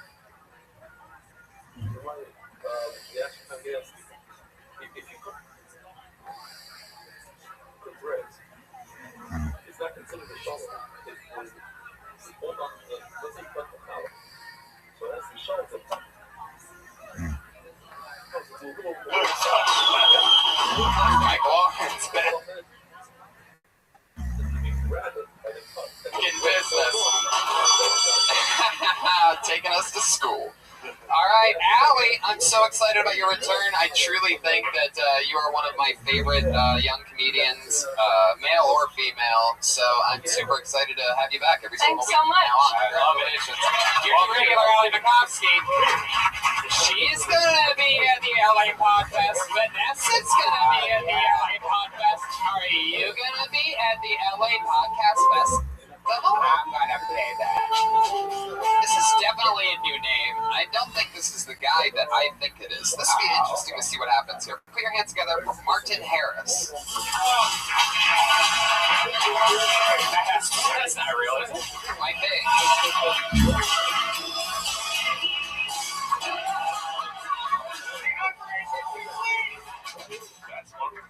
Okay. So, one time I walked into a bar and a guy came up to me and he said,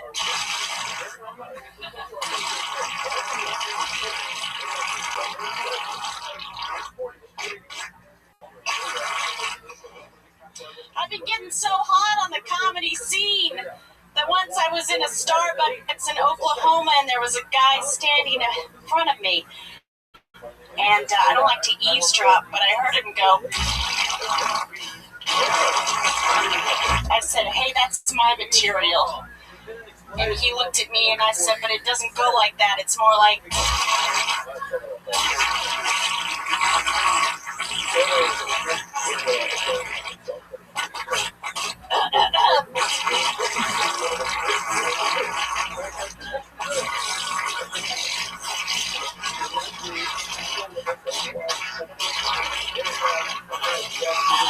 There you go. Wow.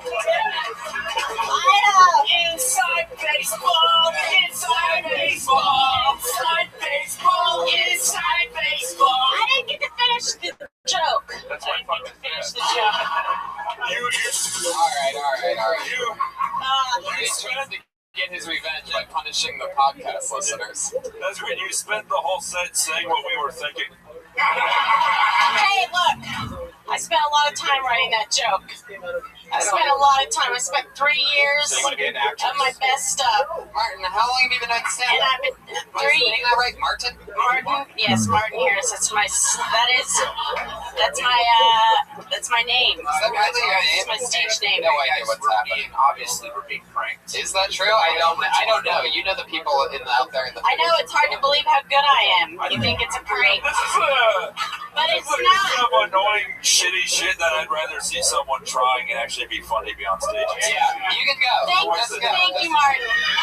Just go. It's a waste. Thank you. There you go. There she goes. Whatever that was, hot diggity dog shit. Super hilarious.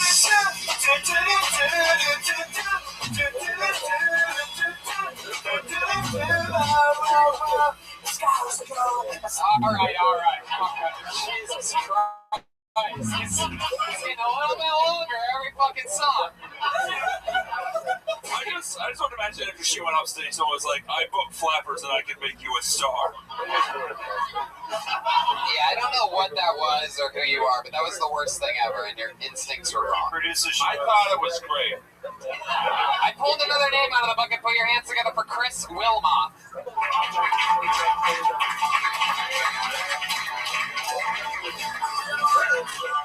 Alright, I pulled another name out of the bucket.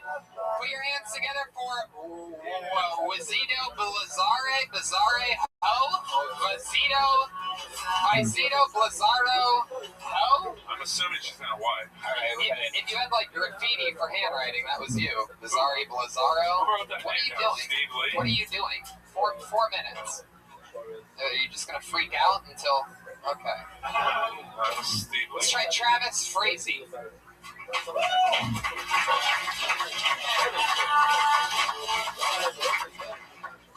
My dog barks at black people. I wish he didn't do it, but he does. It's not like I trained him. We're not watching Morgan Freeman movies, and I'm like, kill. But I do what everybody does when their pet does something they wish wouldn't reflect on them as a human being.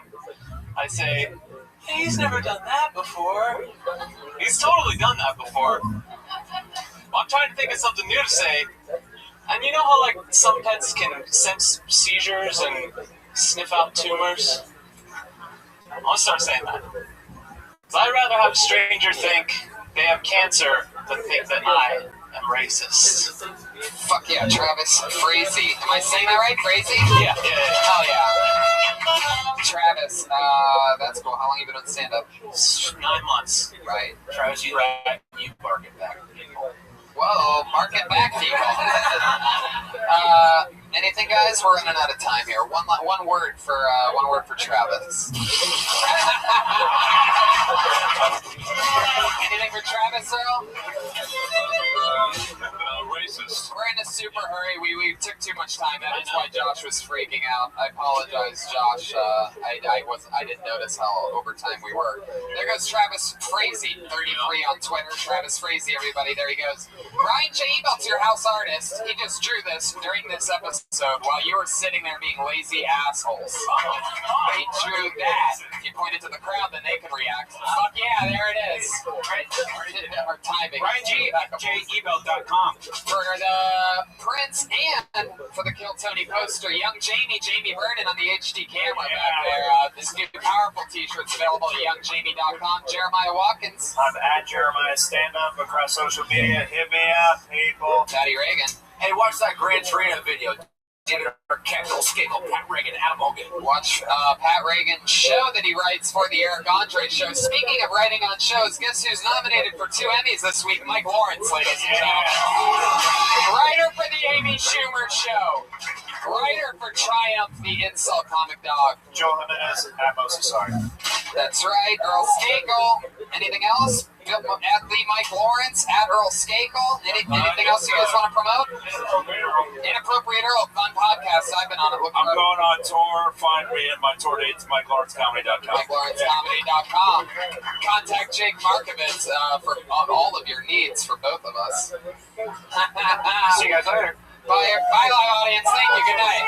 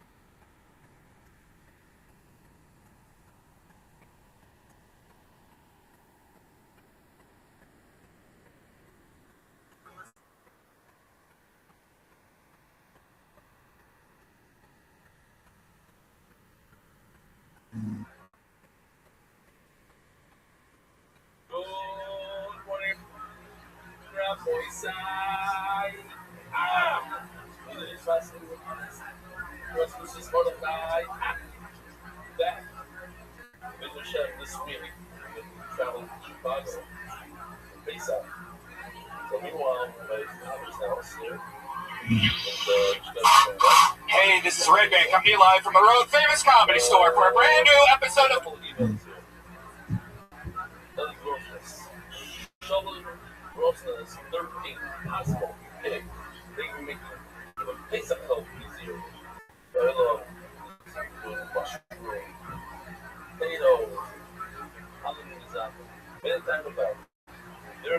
the shortest submission level is the Hey American Sarah Afro, which is 7 words. I said 6 words, but it's 42 letters long. Kill Tony, Volume 4. Give it up for Tony Hinchcliffe. It's me. I like this one. Hey, my favorite best I have been putting in published this week, mentorship. It's 5 words. The letters, those short. Less than I said 6 words shorter.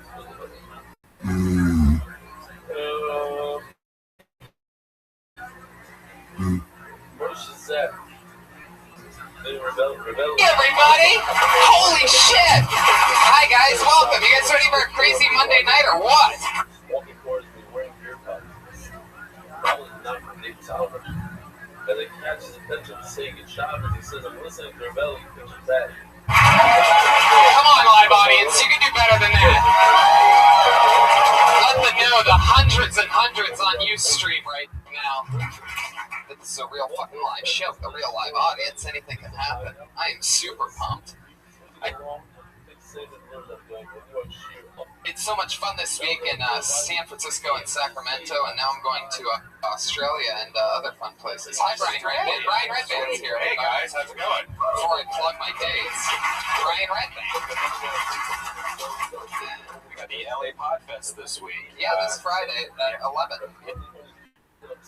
Yeah, and we are going to pick out a couple people from tonight to go join us. So shit, the cat's out of the bag on that one. We have to build a little cast for Friday night because obviously we just can't have 50 comics lined up on the sidewalk there. So it's going to be a casted Kill Tony. Yes. We already have Colby Cannon and did we get Steve Lee here tonight? Steve Lee from last week, the guy with the weird hands. Beautiful hands. Somebody wants to tweet at Steve Lee, tell him that he's invited to the podcast festival. I didn't get a chance to do that. Welcome everybody. That's right. Boston, October 8th. Buffalo after that. Sydney, Brisbane, and Melbourne, Australia to close out October 18th and 30th. That's where I'm going to be. So if you're listening to this podcast, the #1 live podcast in the world, that is. All right. It's a real quiet Monday so far. What happened? Did Reagan and Watkins not get the job done out here? It's just a little cold out here, am I right? You know what? All right. Thank you. Ryan J. Ebelt is here, ladies and gentlemen, the house artist. Hey, check it out. A car hit him last week. And so go buy some goddamn prints off of his website, all the Kill Tony prints at RyanJebelt.com. A car hit you? No, a car hit his car. Oh. And I was going to say an Asian ran into him. I was going to really nail it on the head because that's actually what happened. Yeah. Stupid. Stereotypical, all right. Okay. And we got Jamie Vernon on the HD camera. You guys ready to, what do you say I bring back up the band? Everybody loves the band. I love them. You love them. We all love them. You already got a taste of them tonight. I'm going to bring them up right now. It's the great Reagan and Watkins and Joel Jimenez.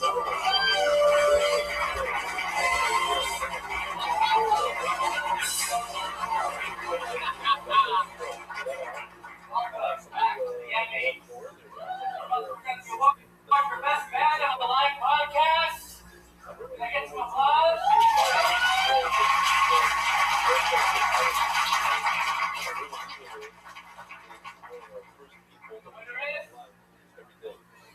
Reagan and Watkins.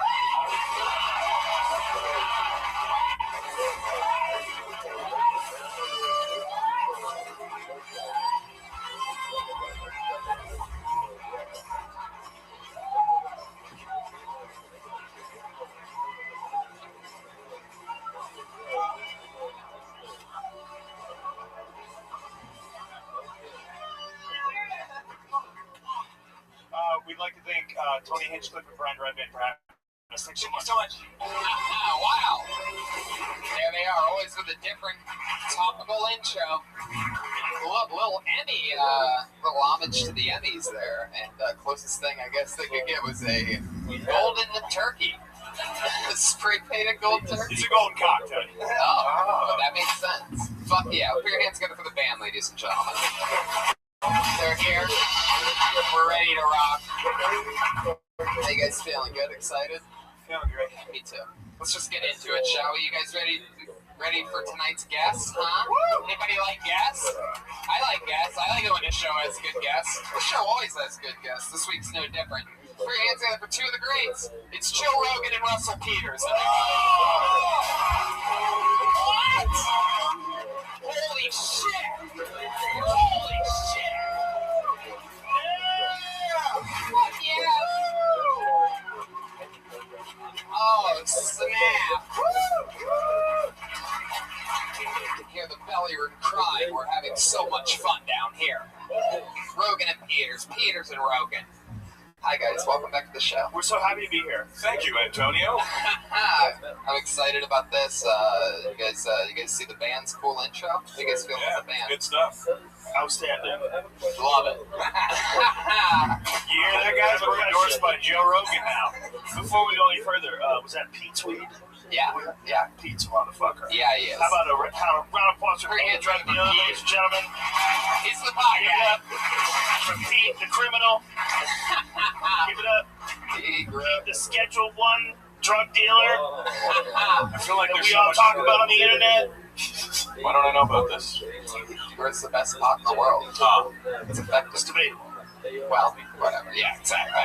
Works 100% of the time. That's why I hate when people start bringing up California weed. I'm like, listen, man, it's 2016. All weed's retarded. Yeah. Like, all of it. Bad weed doesn't survive anymore. It's just different. Bad weed fucks you up, too. That's the weird thing. Gives you a different buzz. Like shitty tequila. Yeah, exactly. Is that real, though? Because I've always heard that idea of like shitty wine, shitty beer, like the hangover's different. I've heard that's bullshit. I've heard hangover is nothing but dehydration.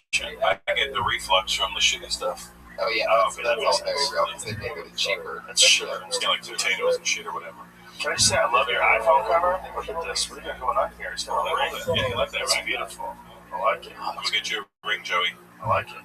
Did you drop your phone a lot regularly and then you realized? It's just easier. Look, I can fucking watch fucking. Ooh. Just say porn. Just say porn. I can watch TV and it's porn. Sports. I can't stand. I can't jerk off on sports. The news, of course. Want to be informed. Notes and stuff. Oh yeah. Contracts. Important. PDFs. Let's get into this crazy shit. You guys have both done the show a few times. Comedians, you know how it works. A bunch of comedians signed up with a chance to do 60 seconds on this stage. Sometimes it's just a crazy person. Sometimes it's a big, amazing, young, rising comedian from around the world that's here for the first time. Sometimes it's some guy that's about to die. We've seen it all. We've seen it all. Comedians, you know how it works. When you reach your time limit of 60 seconds, you hear the sound of a kitty. That means wrap it up then. Start the interview process, or else you're going to bring out the angry West Hollywood bear. Ooh. There it is. Chasing a mouse. Very good. That's enough, Brian. You guys ready to start the fucking show or what? Let's do this.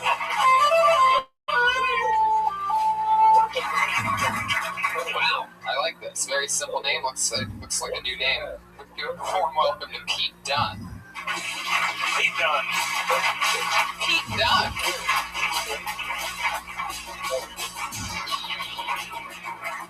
Well, one and done. Done and done. Pete Dunne. Oh, no, it's Josh. Put your hands together. Put your hands together for Shalik Jenkins.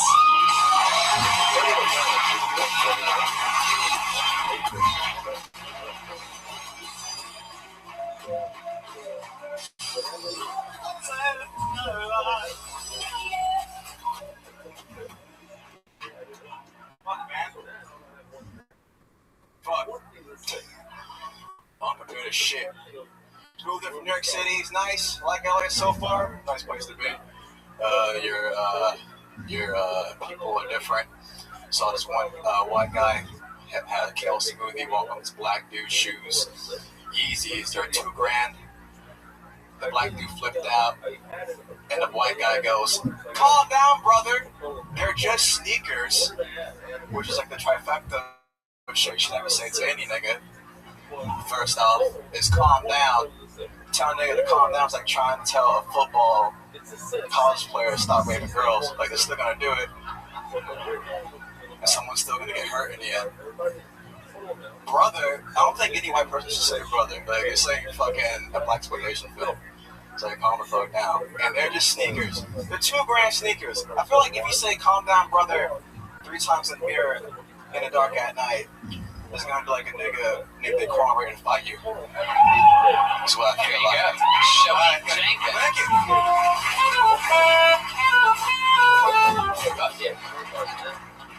Wow.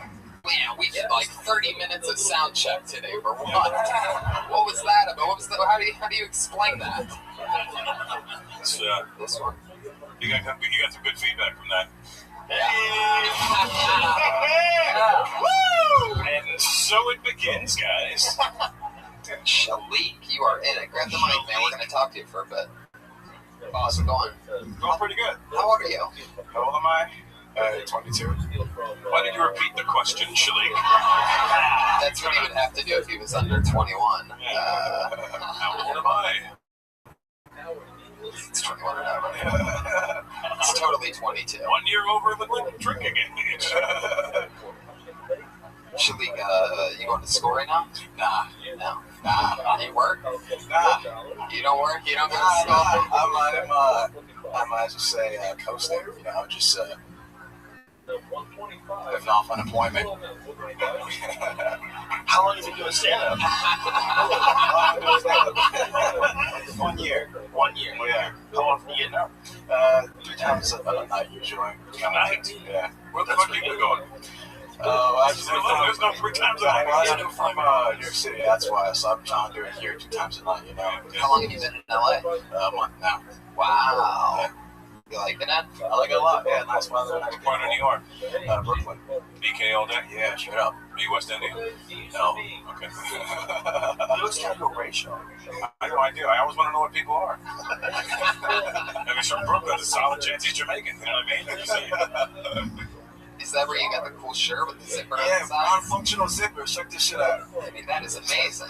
How do you know what mask to have that at? Like, how do you decide? That's a good Thanksgiving dinner shirt. It varies every day.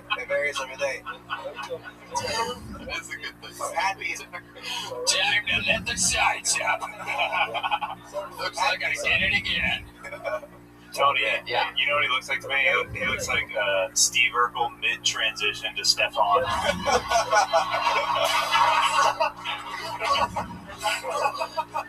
Like, he's almost super cool, but like, it's like the nerd is hanging on him.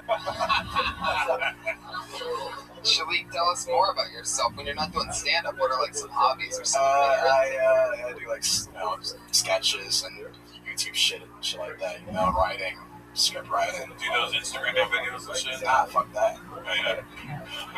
That bullshit in their life. Why do you say fuck that? Cause like, you know, every kid my age is doing like Vine and shit. And like Nobody's doing Vine anymore. True, right? Fucking Tarzan's not doing Vines. You didn't.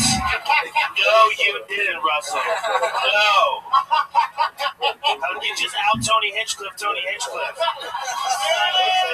That means he said a great fucking joke. Listen, folks, I am a cheeseburger and I'm surrounded by 2 puns.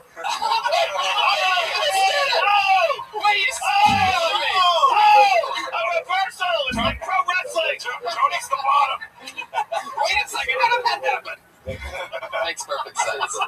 Can I borrow your Zippo polo shirt for my fucking minimum about again? Alright. Hey, man, you're funny. Thank you. Wow, I appreciate it. I could tell, like, you're a little uncomfortable, you know? Yeah. But everybody... You seem uncomfortable saying... Yeah, the N-word. nigga? Yeah. See, no. Here's the thing. Glad you brought that up. You're my friends, but I'm not going to say to a bunch of people I don't know. Yeah.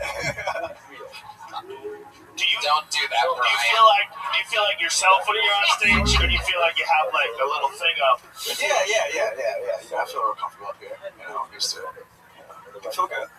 Now you look like more comfortable. Yeah. Like his shoulders relax nice. Yeah.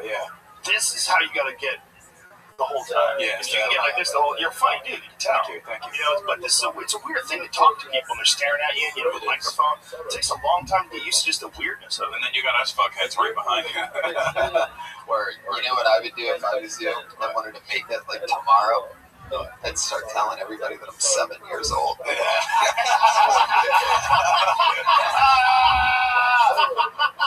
Just go out and say all the stuff that you say, just the way you say it. I'm gonna start doing it. You're gonna be like a fucking superstar in no time. Do you remember there was a girl that did that? There was a girl that did that in New York. She said, Little Esther? No, but this was legitimate though. She was doing it, and it was in New York in the 90s, and then she got on the Arsenio Hall show as like the youngest comedian in the country. She's 15, and she was this really tiny girl, so you buy it. And then the phone lines lit up. They're like, bitch, I went to high school with her. She's fucking 30. Like, she's 30, pretending to be 15. She was fucking crazy. She's like, my parents raised me in the East Village. She just put on an act. It was like right at that moment where the internet kind of came in. So, like, people couldn't just bullshit anymore. It was like a very interesting realization. He looks like what little JJ would have grown up to be. What you should do is own it, though. If you're going to say you're 14, no matter what anybody says, fuck you. Yeah. You don't know me, bitch. Right. Just never let it go. Even if they know you're lying, just do what Obama.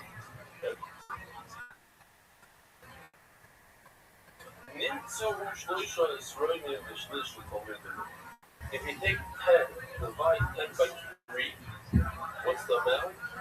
3.3. So for each type of power, we have 3 types of mass. If the Rubucha, the Kikin, and the power. So each one is going to get 3.3 Israeli to make those matzah. This is Israeli, which is the public debate.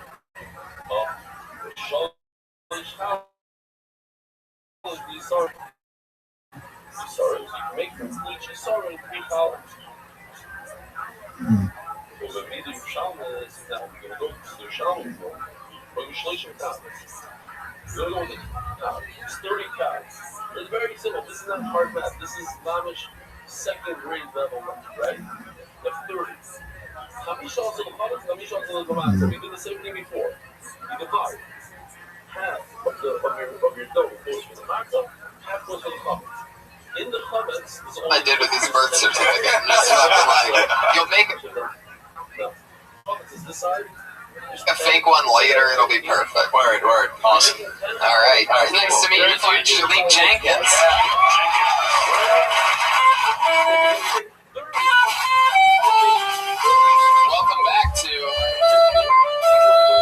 Welcome back to Are You As Funny as a 7th Grader? Hey man, isn't that interesting? Because we were just talking about that backstage. Like, there's people where you could say, like, all right, he's got a spark, or she's got a spark. There's something there. Oh yeah. And all it is just like how much time you're gonna put into it, how much you're gonna get better at it, how much you're gonna listen to your stuff and try to fix the problems, and how honest can you be? Yeah, it's interesting when you see a guy like that. Like, that's a funny guy. Just can you figure it out? Would have been better off in New York, though, because you get way more stage time over there. I don't think so, man. Go to Frank Castillo's Instagram. That dude gets up 3 times a night, every night. He's doing comedy in bathrooms, people's porches and shit. They have shows everywhere. I'm not even fucking kidding. They have bars, bowling alleys. They have outside ones. They just set up speakers, put fucking folding shitty white wedding chairs out there. No, people's yards in LA. Well, yeah. Oh, has one in their living room. There's a living room show in LA. I haven't heard that one ever. They get real comics through that fuck. They did a taco stand a couple years ago. What was her name? I feel like I might get hurt in between you two. I really do. All right, I got your back, Joe. It's just hurting. I pulled another name out of the bucket. 60 seconds going to Tommy McGuan.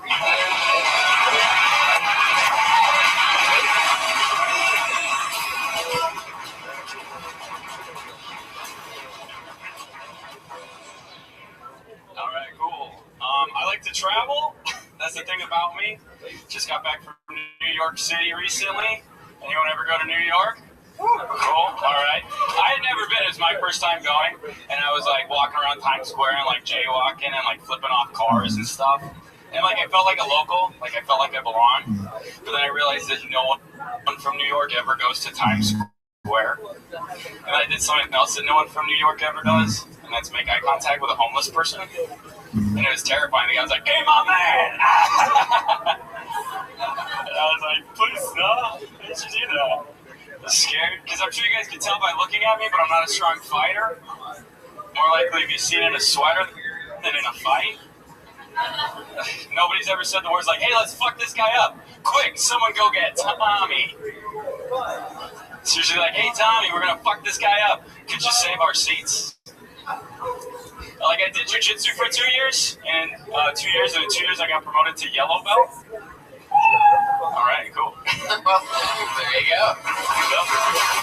And then what happened? What happened after you got the yellow belt? Then what happened after you got yellow belt? I did like a tournament.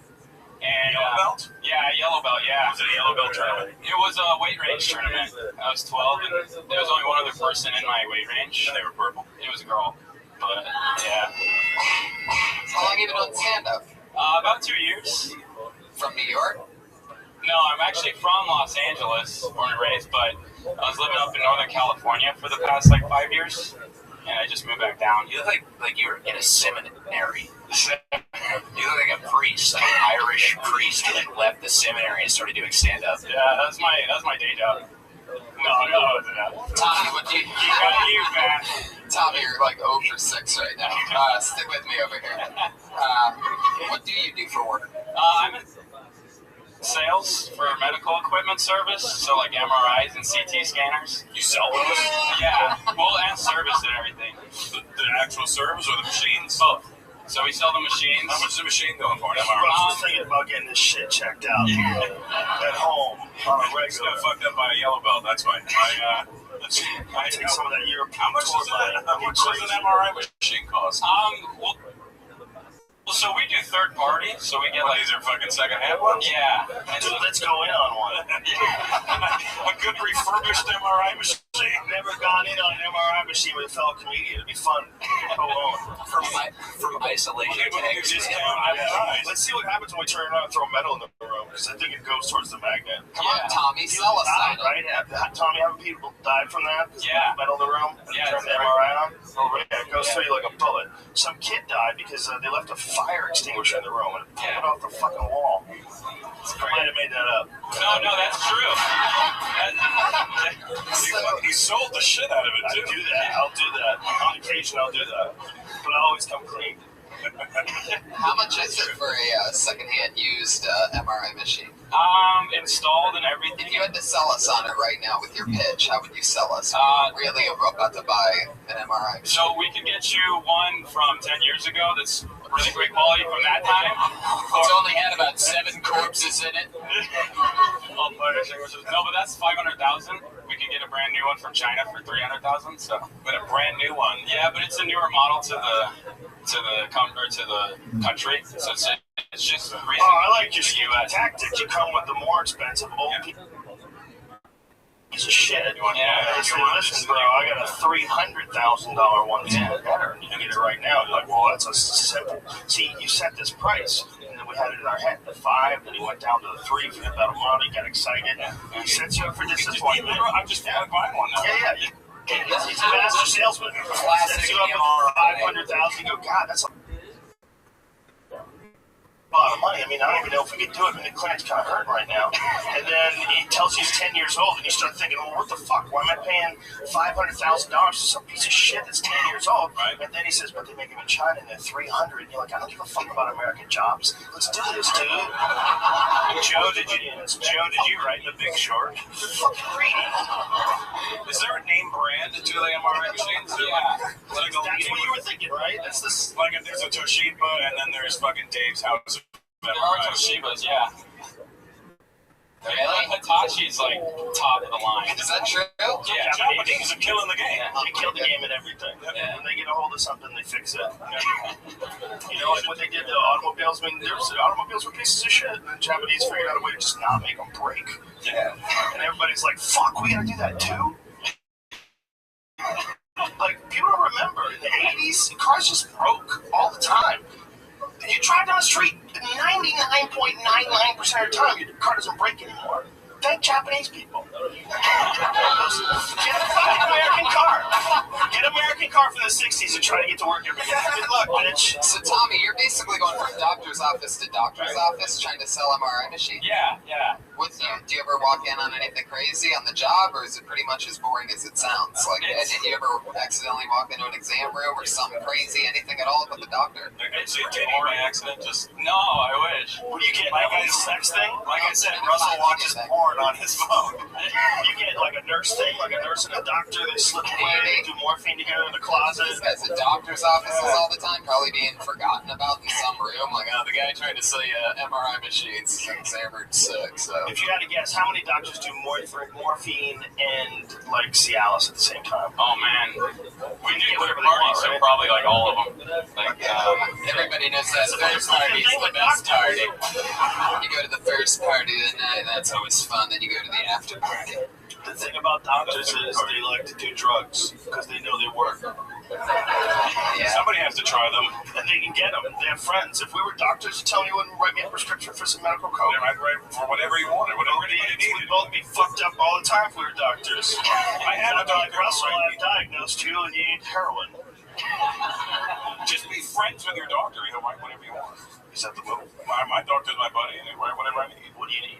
Nothing. Like, what are you talking about? What are we talking about? What are we talking about? How deep do you go in the pharmaceutical drawer? Not heavy duty, just this for my reflex. Oh, yeah. The old reflux. Real fucking gangster shit. Real street cred. He needs Adderall for his reflex. Some protonics. Cool way to call it would be acid flashbacks. Yeah, acid reflux flashback. Brian, you've done it. Adderall, right? Once. That's just once? Yeah, I don't like it. Doesn't it just make you focus? You know, it also makes you have like coke effects. Like you feel like you're having. Okay. Oh, I should have shown this. This might have helped. It's not very true. Then it started. It's called a pen of April. It started as a pen of truth. It's another one. Third straw. The Israeli government decided 100, I believe it's 100, equals 1. No, there's 100 sugar for it. That's called the sugar production. That's the function they didn't do it again. Everything's good. Great. That's how they get rid of inflation. We're actually talking about inflation right now. That's the next word coming up. Inflation. You cannot add to money or to the measurement. Like, you use the change measurements. Drips and shit. I tried to do it while going on stage.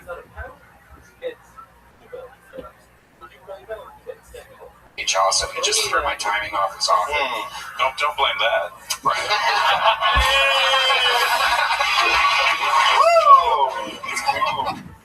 Ruthless. But it seems like it's super popular right now. Yeah, but I think the other stuff that the nurses take is way better. What's the nurse stuff? Because it doesn't get Dr. Dan Provigil. Oh, Provigil. Dr. Dan. Oh, I've heard of That's that. what Hillary Clinton's on. Yeah, Provigil is like the same thing as Adderall, but without the coke effects. It's illegal in the Olympics. Really? Yeah, I've taken it all the time. I've taken it 5 times in the last 2 months. Yeah, I have a little prescription. When you're sleeping, if you have to drive somewhere. What's interesting about it is it doesn't give you, it's not speed. Like your heart doesn't race, but it keeps you from getting tired. It's very interesting. They give it to fighter pilots. They give it to people with narcolepsy. They originally invented it as a performance-enhancing drug, but you can't sell anything as a performance-enhancing drug, so they had to have some sort of a disease that it was treated. So they said, narcolepsy? I know. You don't fall asleep as well. I know the stories of a couple people that started taking that, and their careers like skyrocketed. It gives you a lot of energy, but I don't like to do it all the time. It gets me nervous because I like it. Yeah. I do it. I want to go make so much shit done. Focus. It's called Provigil. But I also feel like... what are the side effects, though? There's no side effects. There really aren't. Your dick grows. I looked it up. Just what happens wrong. I took something. They gave me something for fucking For weight loss? No, for weight loss. And then it's supposed to make you focus and your brain work really well. But then my fucking prostate got enlarged. Hey! Like I said, it makes your dick grow! No, it didn't. Just the wrong part. I had to piss and then nothing happened. But Tim Ferriss had a point about it. He actually decided not to put it in his book, The 4-Hour Body, because he was worried that with none of the negative side effects that he could cite, that it would be almost irresponsible. People would just start taking it like crazy. Yeah. It's apparently like all the tech guys, like Silicon guys, they just live off that shit. They're doing it all the time. Yeah. And here we are with Pete's Weed. Pete's Weed is the opposite. It's the opposite of perpetual. No, I don't think it is. Yeah. I think they all work synergistically. Tommy, tell us something else. What's the most interesting thing about you? Are you like a master skydiver or something like that? What are you into? I went skydiving once. That was fun. It was pretty cool. But I used to rock climb a lot, like outdoors. And that's where the rocks are. Yeah. Oh! No! You did it! No, he climbed the actual rock. Tommy, he goes rock climbing. Where did we get that? Did you ever almost fall? Oh, yeah. A lot, yeah. A lot? You're like, fuck, let's keep trying. Because sometimes you do it without the ropes. It's called bouldering. And so you go up like 25 feet, and there's just a little pad. It's called a crash pad. And the people you're with, they're supposed to make sure you land on it.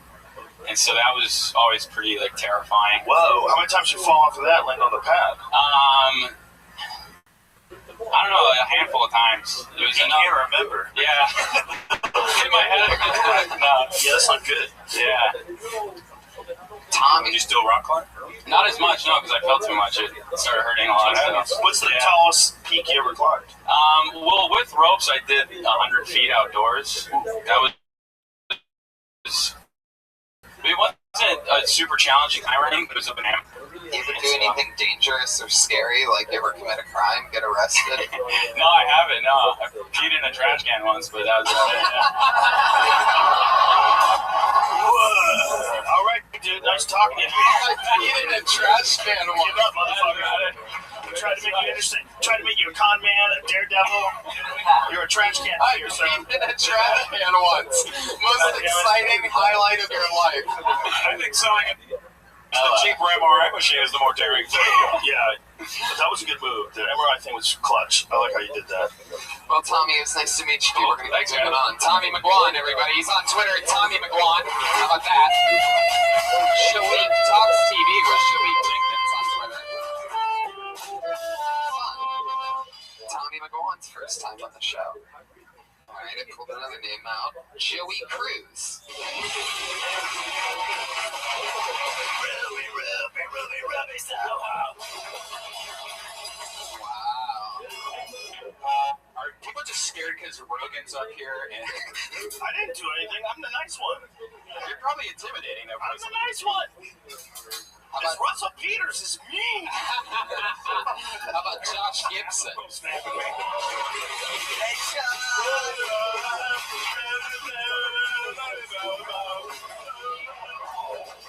Good evening, everybody. I do not own a gun. I would never own a firearm, you guys. I am not allowed to. Any of the felons in the room tonight. Felons! Raise your hands in the fun way. I was filling out tourist papers to go to Australia. Turns out if you have a felony, they don't just let you walk into Australia. Fucking hypocrites.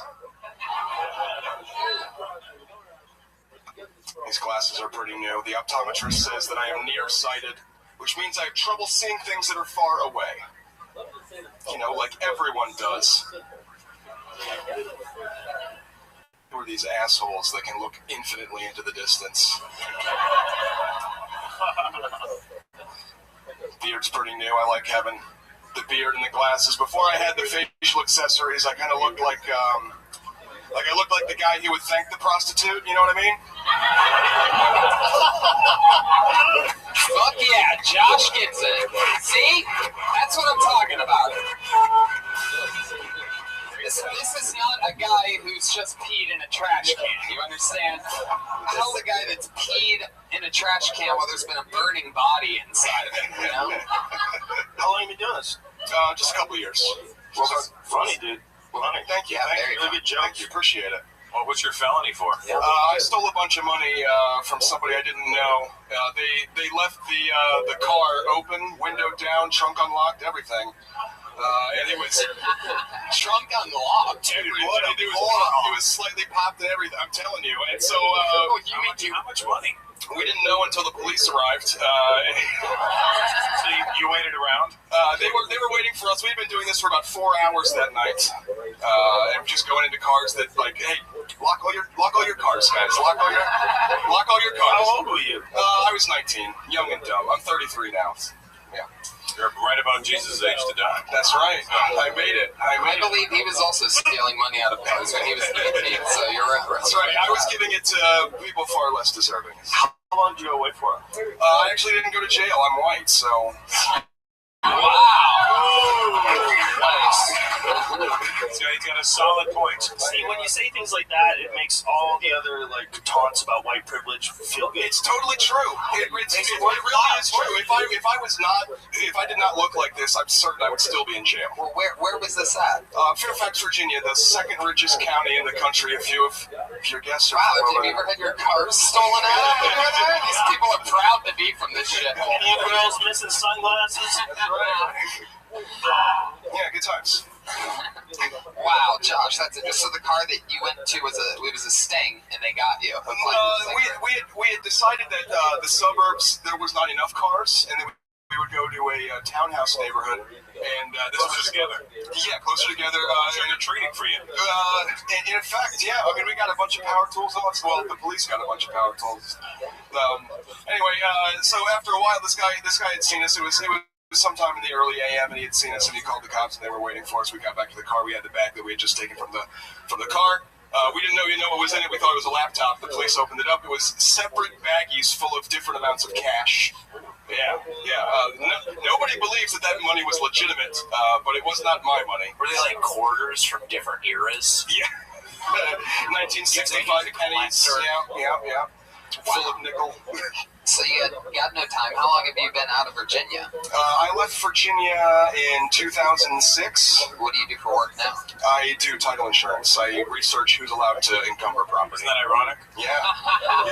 Did you feel bad when you got caught, or did you feel stupid? I felt really stupid. I did not like. I mean, I liked that I didn't go to jail, but it wasn't like I didn't feel satisfied. But I felt so bad. I decided I joined the military because I felt so bad. It was one of these like I know that I still owe. Really? Yeah. I mean, it was just I'm back at zero after that, and then after the military, I was like, what's the most boring indoor air conditioned job that I can do? And it's title insurance. You trying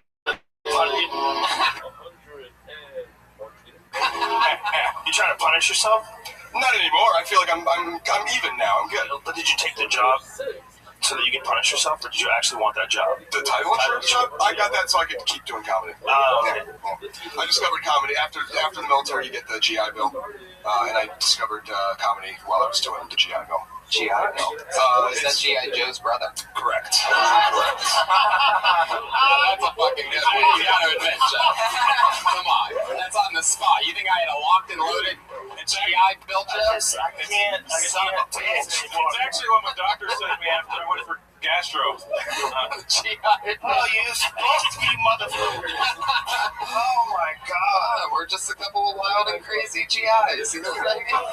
All right. Well, anyway, you're really funny. Keep it up. Thank you. I appreciate it. Thank you very much. Yeah, fun times. There you go, Josh Gibson. Let's keep it moving. At Josh Gibson jokes. Let's keep it moving before we talk to him too much and we're accessories to some crime or something like that. Some body in Virginia. This looks like another new name. How about Andrew Clement? Oh, shit. It's good intro music. Here he comes. This way, Andrew. Okay, well, there you go. Jesus. Here he comes. Super entrance. You're listening to the podcast. The zip line just came down from the...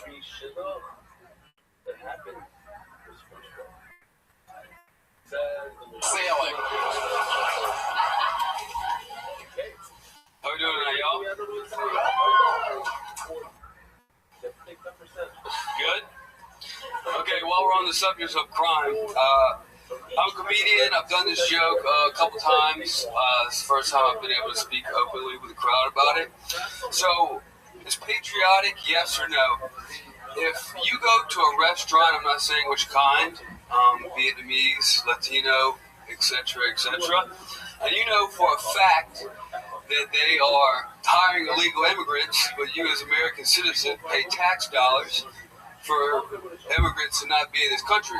So, if you, let's just say, once a week, have a lunch there, and casually slip out the back door, is that not calling it even? Is that not patriotic? Are you not taking?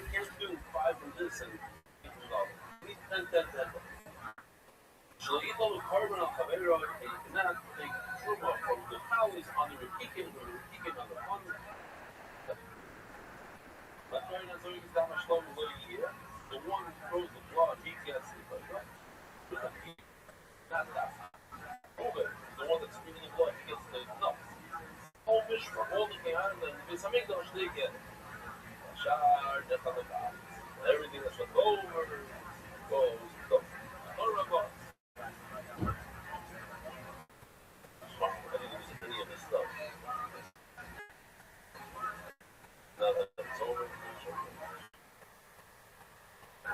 One shekel is 4 dinner.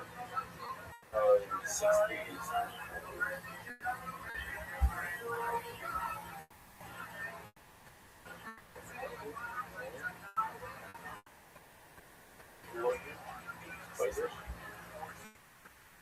Then, is this better or worse than my favorite? Look at this. Just listen about it. 25 shekel. Oh, it's 30, but for the 5 now. What's this? Oh. True black will try to know. That's what we're going to do. Reds, you take one of each, you give them the plate. Okay, great. What?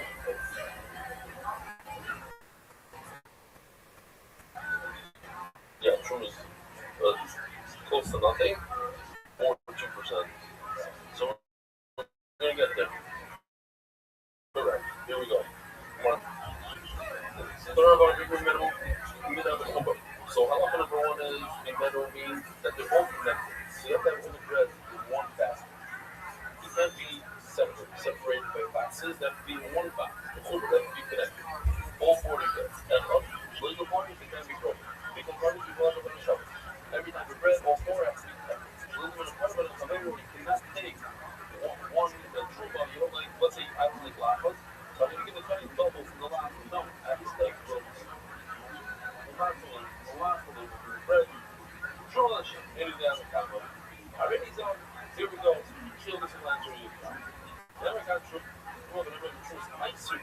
What's true is rice? Just show you real quick. That's true mind over. Spoke to a bunch of Shiva guys and they had ice and all that stuff, so you get a little less. First, that's 100 fruit. Give 2, approximately 2 to the cut. That's called truma. Whatever's left over, you take 10%. Here's the label. There's a label. This is what everybody gets confused. He gives 10% of what he got. That's called truma. And that's what we're discussing. So let's see in the video. Just very quickly, it's a sped up version. He gives the lady 10%. And the lady takes 1 out of the 10 apples and gives the time it's called truma. That is not much. That is 10%. And that's what it's called. I don't know about that. Okay. Sorry, I'm kind of a little sorry. Oh, he got a little down too. Wait a minute. Only to say that. That was not true, but whatever. They said, if I could prove it, you get the shit is meaning 7 different types of fruit that you give. The first one, the frequently somebody touched that whole thing on the show. How do you know there's no shear?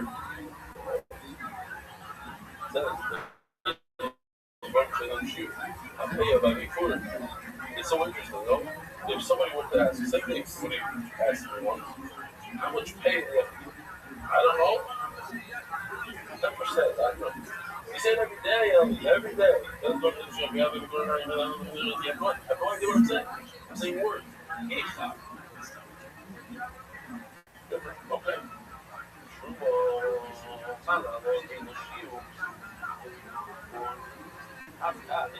Just like every food in the year. Perhaps by the title, you can find the Chicago shirt. Who told you to compare title to the Truma Spicer, which is the percent, rather than the usual? So the Gemara, we had it. It's like a common thing now in society. It's not the first time we're having it. It's literally we done. Although Rabbi Devi had a whole list of 8 against 6, no list. Literally done. What is more similar to this? Title, what is more similar? On the one hand, it can be compared to. On the other hand, it can be compared to Truma Spicer. Not in Truma Shana Fred Truma, but Truma Shana Fred Truma. There's nothing, you don't have to take more Truma after you do Truma Spicer. Done. But before you do have to give Truma Spicer. You're not done. You did the first step. The first step is to bring the new fruit to the base and make this. Okay, and then you still have to give Truma and Spicer. She's already Truma. Oh, you have to learn soup. Or perhaps I go learn different. Learn Truma. And tell us, well, what do you eat? Truma? Truma, the fellas from London called before you have to eat, where do you eat Taika? All over your flesh. Before, all over your flesh. Stop. That's what I search and it's almost like. It was nice to get either with Cherish or men or Truma. Now, I don't know where you learned something.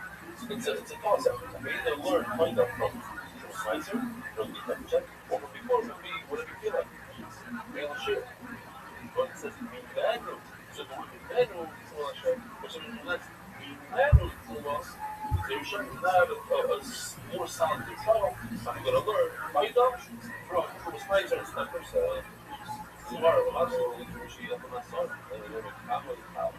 I know how much I really don't never count that. Never how much I love enough.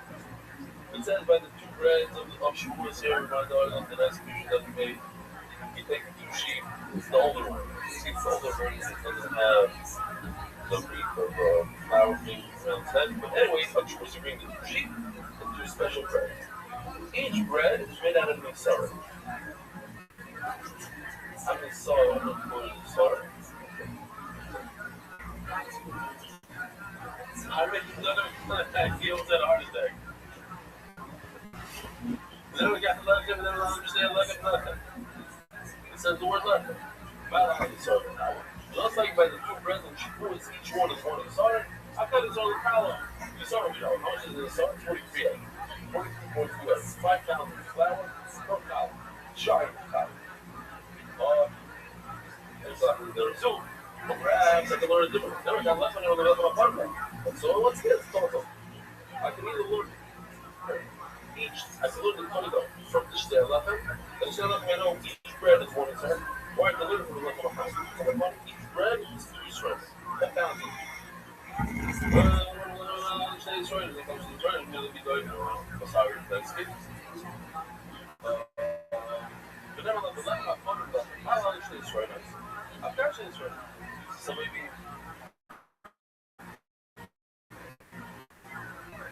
I should look at the left one from the let's see who the question is more similar to. Don't make a ball comments from Zeva, you make a ball comments from Zeva, the kind of comment is hard on, right? Something, right? And the share left, I showed you the picture. So it's 2 sheep, and with the left. Now you can't look at a comment, should have both comments, Zeva, it's not comments. 0 comments in it, and it doesn't come with it. People are there too. On the other hand, it says, the other meantime, well, the other is much more strong. It's sort of everyone from part. Mincha, you know, you come from the old practice. When Mincha, the part was it, or was it, what is the other? So that's the option. What is something up? God, 2 bread, such was only God from and we're אבל לא הייתה בשביל תביאו למפיו פה, שאין דווקא גם תביאו, I just put this in here right now. You know, it doesn't have to say the word three, but once it's inside, it says, I'm broken shot of streets. The craft of isolation, process the being partner. So why did Torah say get the view, bring it? Get out of the view, all my shot, maybe the book after he brings. So then let's talk about it. In other words, the place should be like this, like how long, how long makes every person that the point of is sorry. How long stays for which one said, but wait a minute, words together. Two words together are two sorry. So maybe, I've got to say, maybe all the cards in play, all the words in play should be two sorry total. Okay, the total of the Shalata is two sorry, the total of all types should be two sorry. However, the end, no. The other one, okay, she says the end, no. And from here I learned that it's not the total. Each one, yeah. In other words, each comment read of the title is one sorry.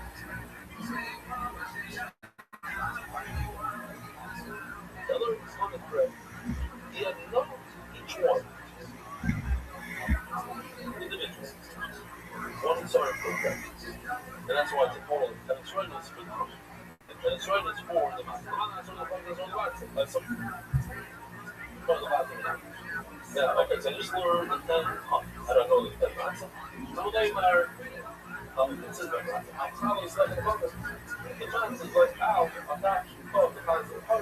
The cards, they can comment something like, they're just similar. Whatever you create, the comments are just kind of sorry. That's how much you read for them. It's just what's running off the toilet. I saw the comments that sort of like, we had, that's the comments that for the mind. That's all the perhaps. Oh, we're doing well in time. I can believe I'm so much sure. How long? 51 minutes. No, this is something busy. Did I not tell you?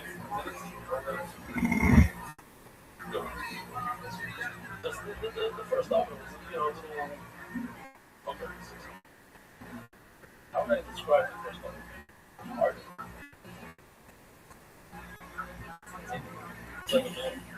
That's slow. That's not bad. We should read the Gemara. Today, Rabbi said because there's some blacks.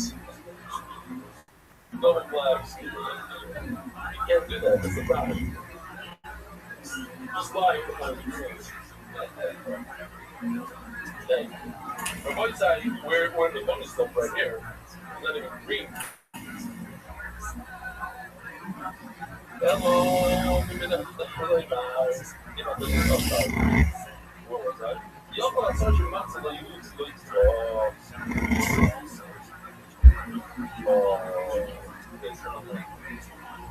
so that means it's 12 o'clock. Okay.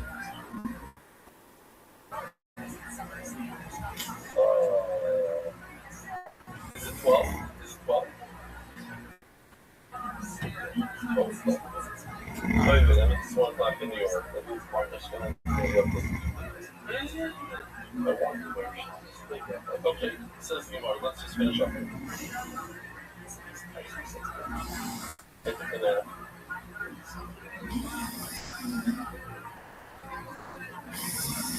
I saw the buckets. I saw them out tonight. I was looking by like the funds to get this thing in control. These sisters are like, no. Y'all got such an absolute influence. Maybe all that y'all got such a that sorry that you get for the mindset part should be one type, which is a funny question. I think it's just the emphasize that you know. I'm going to put the every day. Basically, I'll set up a place here. Columns, the Google for sure. Columns, I showed you in the beginning of the year. You add the oil in the middle. Step 2.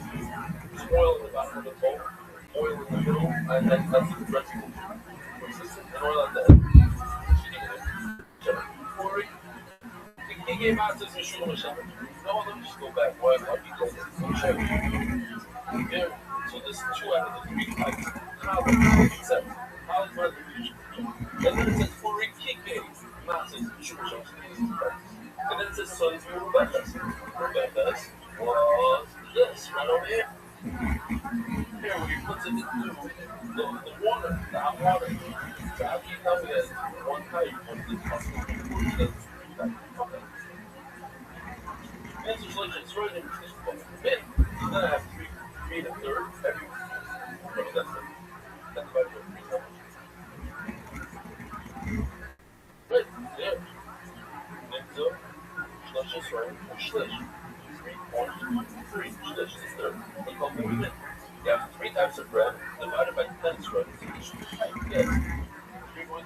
Each knowledge has this right. And therefore, each is sorry. There's 3 types. Within Zilach, although we have 40 right up there. Right up in Arba, Bashar, the follows the Bible, I'll just say this again, don't say this again and again. Don't forget this. He said, why in the world does to have 40 bread? Because you come to say, hey, thank you, Pastor. Person flew over because of his car, he had a terrible disease, and went through, what's it called, radiation and all that stuff. We're not going to go into blood, chemo, all things. What should we say? Comes to show, previously comes to space, this is 40 bread. But what? You can't eat 40 bread. You eat 40 bread. You can't eat 1 bread. You have to invite your friend. You have to invite your friend to tell you what's your bread. So as they all come, and they all come to somebody does.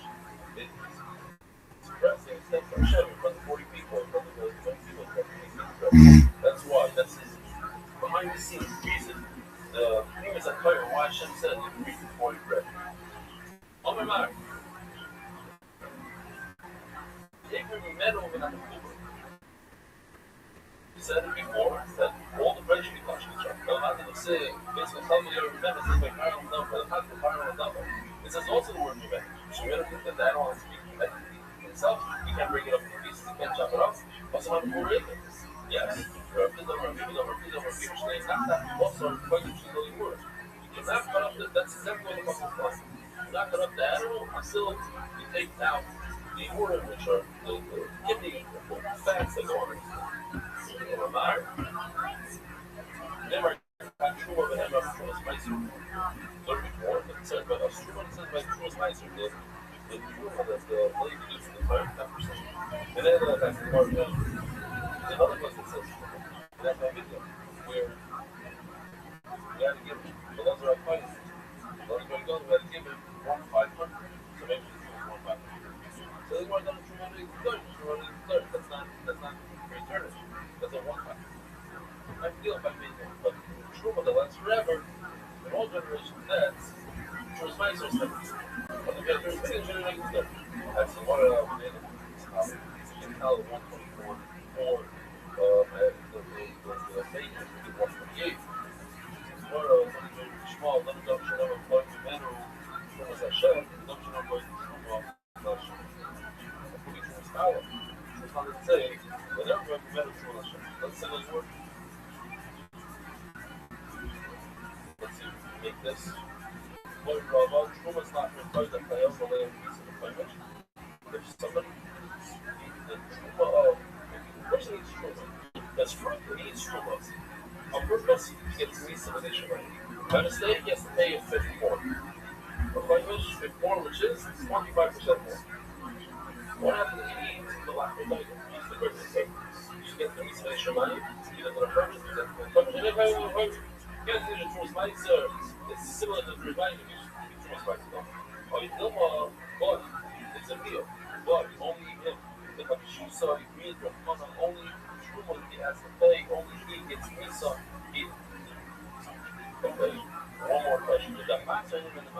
Let's say a piece of you separated one bagel for this pipe, from the pipe, and it's not the whole box of bagels. Can you eat the rest of the bagels? Because usually it's not bundled, true, it's not bundled, unless it's 1 in 100. That's 1% in order to be purchased. It's not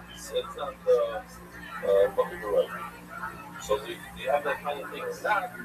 Tomorrow, they're not taking With ship content, especially your fun side, have a good bump and your week, wherever you are, have a wonderful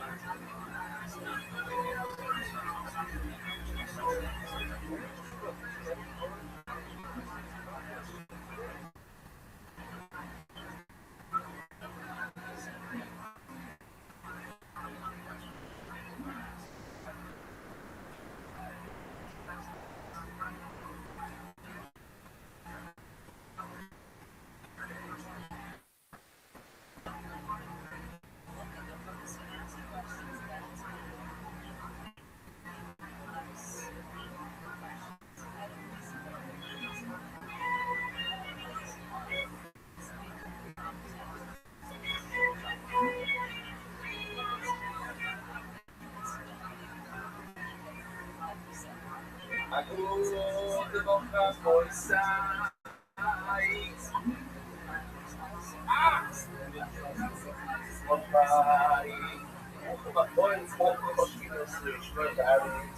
Once again, I'm a tech theater travel.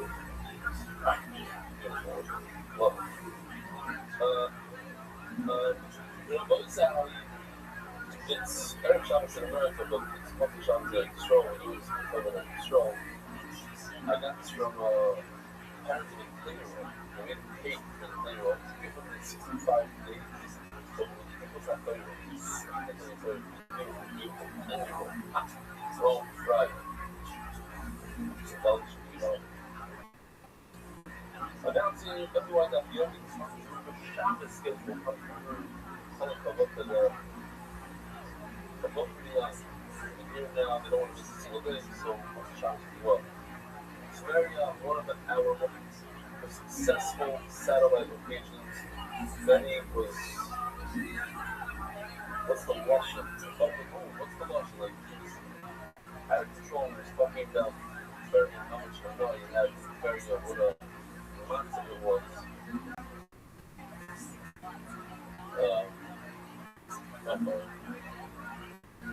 Let me over the moon. Something like that. Okay.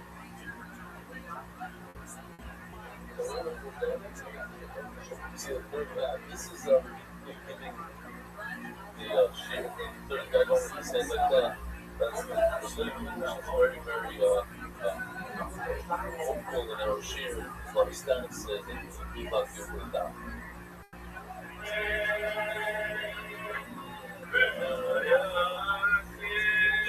Every night we're in that area. Not trouble with it. Daniel Clark, the guy that runs the show over there, from the guys. Oh,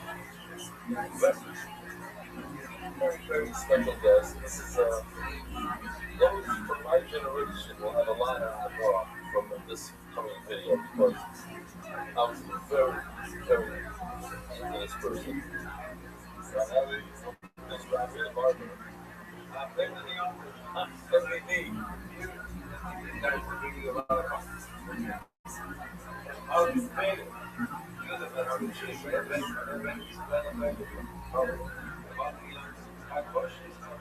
Strap. The other thing about Zim, I grew up with him. Every single song he made was now she's the king. The king still is. Unbelievable. So, you start correct. The Father Barber brings in a ton of people to play around. And here's another one. I'm sitting over here. Someone wants to say hi to you. Yeah, you know. Good morning, you watching that on the video? You get to eat every day. Breakfast, lunch, and supper. Get a space up. It's yours. What I'm doing, learning with the belly. It's about the town. Not about New York. It's about New York. It's not about the town. No, you continue. I stay with the face up. Well, the young generation, and he tackles us down with us every day.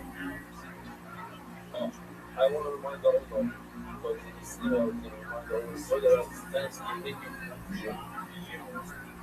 thank you for your amazing AI to make it very so we don't touch, but even though it's not a year that can actually see what the third said, which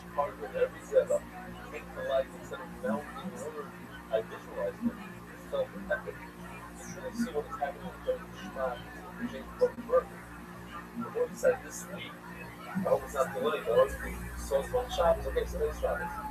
But even this job is full of sukkahs.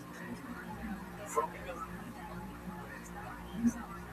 on the hour, we have two different sukkahs that are this week's parasha. The pasha comes out as the person. So it's like, what is this person? Something from the pops out. What do you mean? Everyone, Shlomo, boom, it's just, the minute comes back. Now we know not class, but fashion is everything. Not many words though. How do you know about the toilet this week? Alright. What's up? What do we have here? Stocks and special edition of George Shabbos and President Randy Big Family. Henry. It's about the very Harrison, the partner of the picture already. And all. Why the family is part of the company line. The very things you take with you. Very well. The mighty ball, the rest of the family, in honor of Dr. Ami's birthday. We're so proud of his learning achievements. Mazel. My name is Alan, dedicated memory of everyone behind the separate of small world, but it's time to do it from Roma.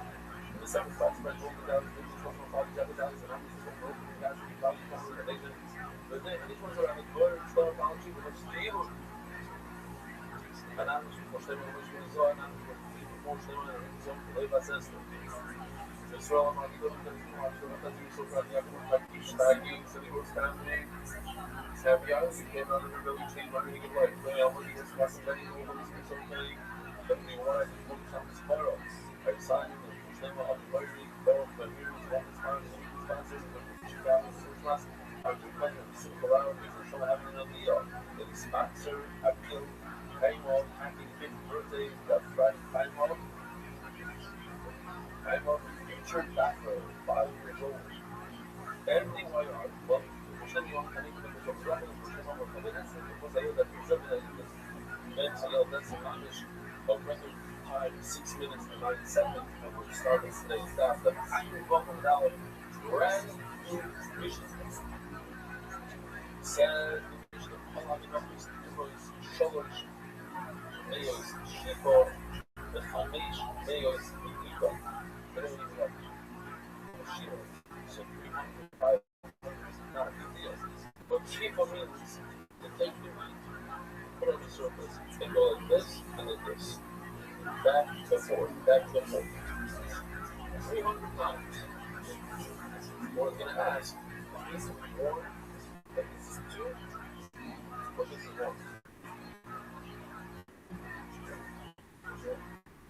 Vita. So, one shot around your Vita is going like this. So you go 1, 2, 3.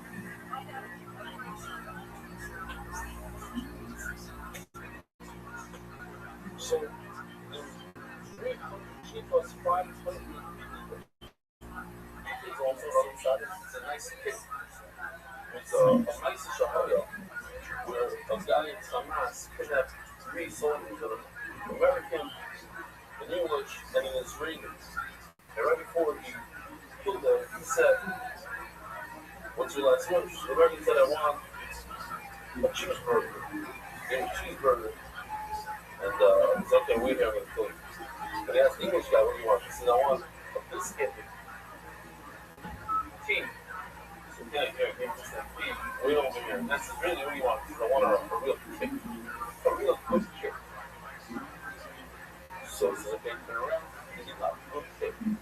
So when he turns around, chokes him, kills him on the spot, and he saves the whole bedroom. That's so sweet. Oh, you know, like that. Wow. He says, "Does anyone want you guys to say that I start up?"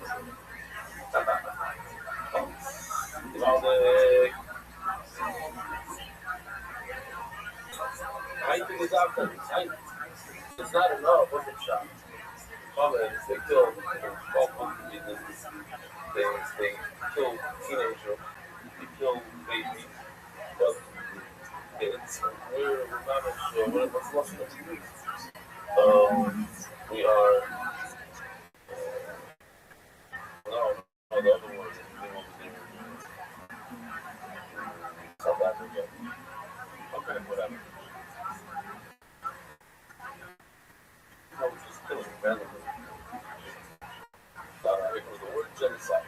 Genocide. They call it to us, but no, we're genocide. They're nice terrorists. Something about Sicilian terrorists. She fought for Pikito. So it was the one for the chick is what she says. She fought Pikito. So we're gonna do this, like this. So a lot of guys says you do this on weed. You're soften up the weed so it's a better product. The ISIS says no, when it's already done, then you go like this and like that, you beat it real well. All I'm not is SMS and all the numbers are 10 bread. What's the level of butter? You know that the level of butter is hard to grow. If I need to go stay that's what you do. It's also a bit. If I'm going to avoid size, also partial sustenance. Schnelles wird dazu what's the highest Toledo or the zero's Toledo we know is 10 times 4, which is 40 zeros, which are calories in the kick-in, which is 2 times 10 calories per kick-in. They're going SM. Alright, so all this is part of the Shavua Shema. Now, I want to learn, we got a very, very easy part today. Good for better Shabbos, lots of Shabbos. I'll show this video in a second, but let's just learn 3 lines. Shof, achas, boy, shtan. So go like this. 1, 2, 1, 2. And then shof, shtanim, boy, shalosh.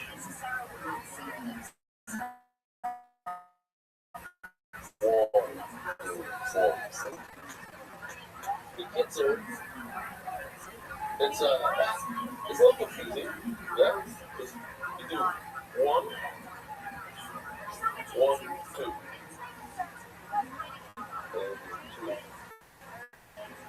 1, 2, 2. Now if you do that, times 100, so you'll have 300. Yes, 3. That's 300. This is 1, and then you do it twice. So that's 3. 3 times 100. We do this 100 times. 3 times 100 is 300.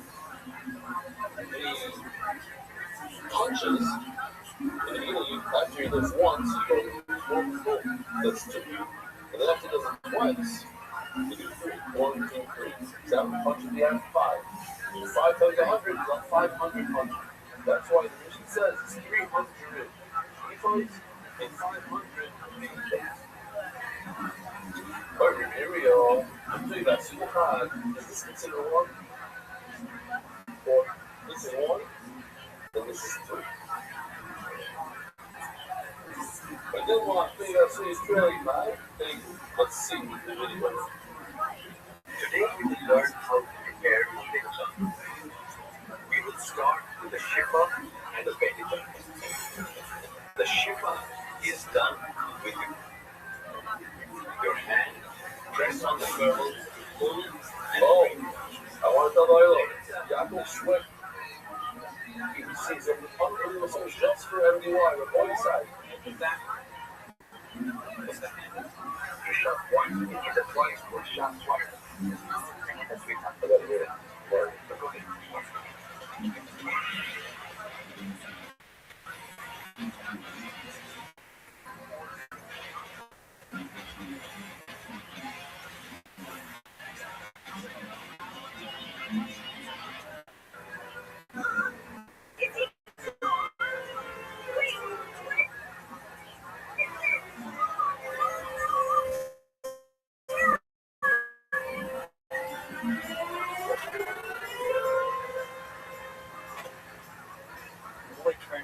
Stronger. It's in solo.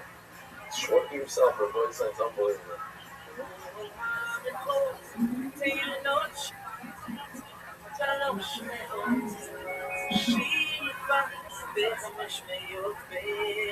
That is really fun. It's the pizza flag. השם, אנחנו ננצח. בעזרת השם ננצח. סף קשה וסוף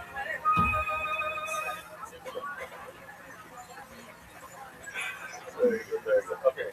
I enjoyed, I hope you did too.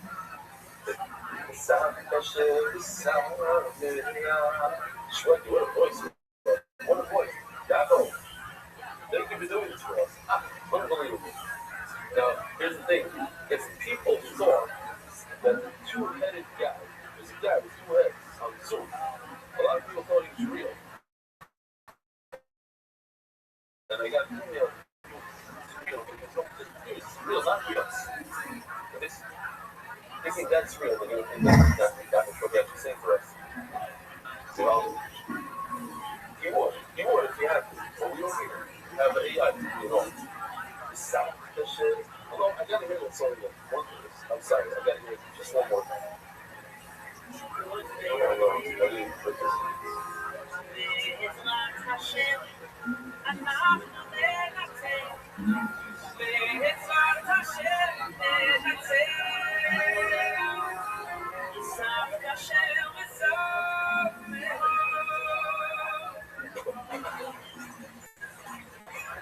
I can do much better than that. Okay. Thank you. So there's actually, no. Oh, yeah. Sheep will be the people who reach over the boat. Where Rabbi says that you do all the punching and all the clenching, you do it on the dough. In addition to doing it beforehand in the week, or it's always the best. You might look at the little people who do it for bucks. All the bucks. Also, it's a sheep, or we need to keep it. The sheep will be the it's the word. Sheep will be in other words, you say sheep will be the I'm saying no, it's not the thing. Sheep will be the concept in the dough. Next, sugi, I'm telling you, easy stuff there. It's called on the punch minutes, we're not going to that Torah says, by looking at punch up the cell, they'll have so. They, that's very hollow. It says, the food, the comfort, that it's 12 hours of food, nothing about it. I mean, going on, now I want you to remember this just for a moment. Here we go. Why not show it? Friday. Let's shop. Read this twice a day. Boom. Twice a day. So the coins on the little read this twice a day. Learn in from the well, he says his unfortunate so do the Bible because God will be pretty well. Now let me ask you a question about this. If it says in Torah, it's learning Zero Shabbat. It says in Torah how much 12, so I learned that the Kohen is 12. Can I learn other than Nachas from the Kohen Gadol? So that was the city that we had, even in 12. But once I learned Kohen Gadol, from the Kohen now I take the 3-1, from the Kohen Gadol, I go on for something else. How do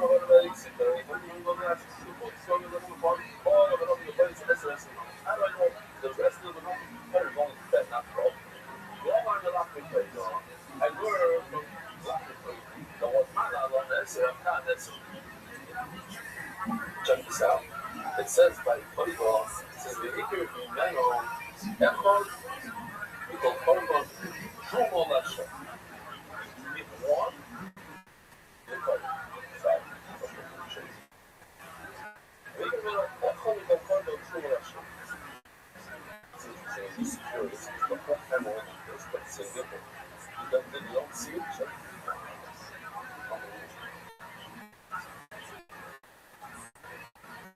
so, the prayer tells us even one, and one is true. One is 10% here. So that means it's 10 powers. I don't understand the prayer the same thing. This is effort. It's one of what? One of the 10. True one. 10%. So I know that it's 10.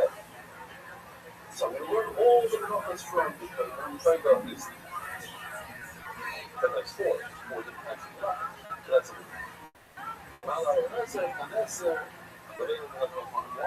I choose to learn something? Because instead, learn the Lachapana, we know the Lachapana is 12. We're just showing you the Lachapana again. Why not? But different ones of Lachapana. This is really two racks of 6. Okay. Vamos a hacer a canción. Está bien, la que voy a dar so now we should show you this.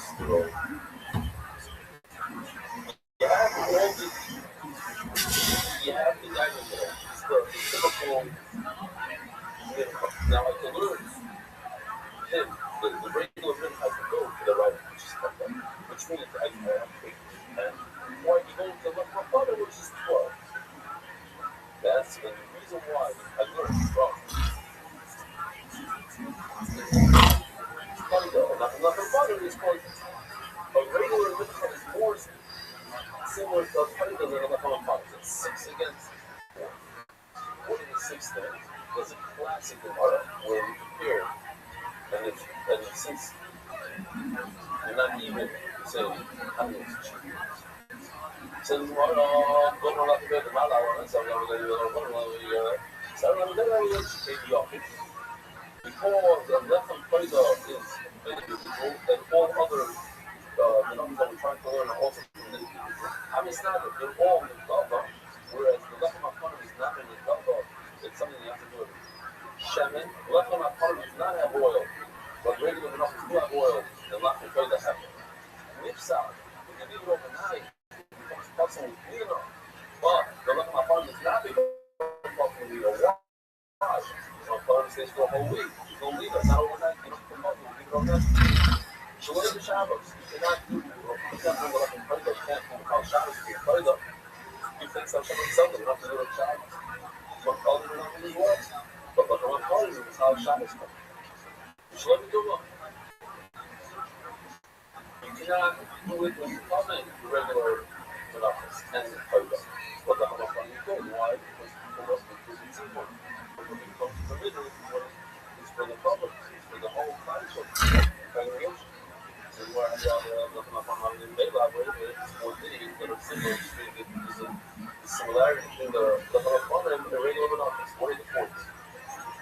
Chicanery and English. Okay, there's 2 types of nutrition. The Paida, the last and Paida are touching power. Left and Halakhana is touching culture. I asked the question yesterday, what's the ratio of your protein stress? What's the ratio of everybody touches.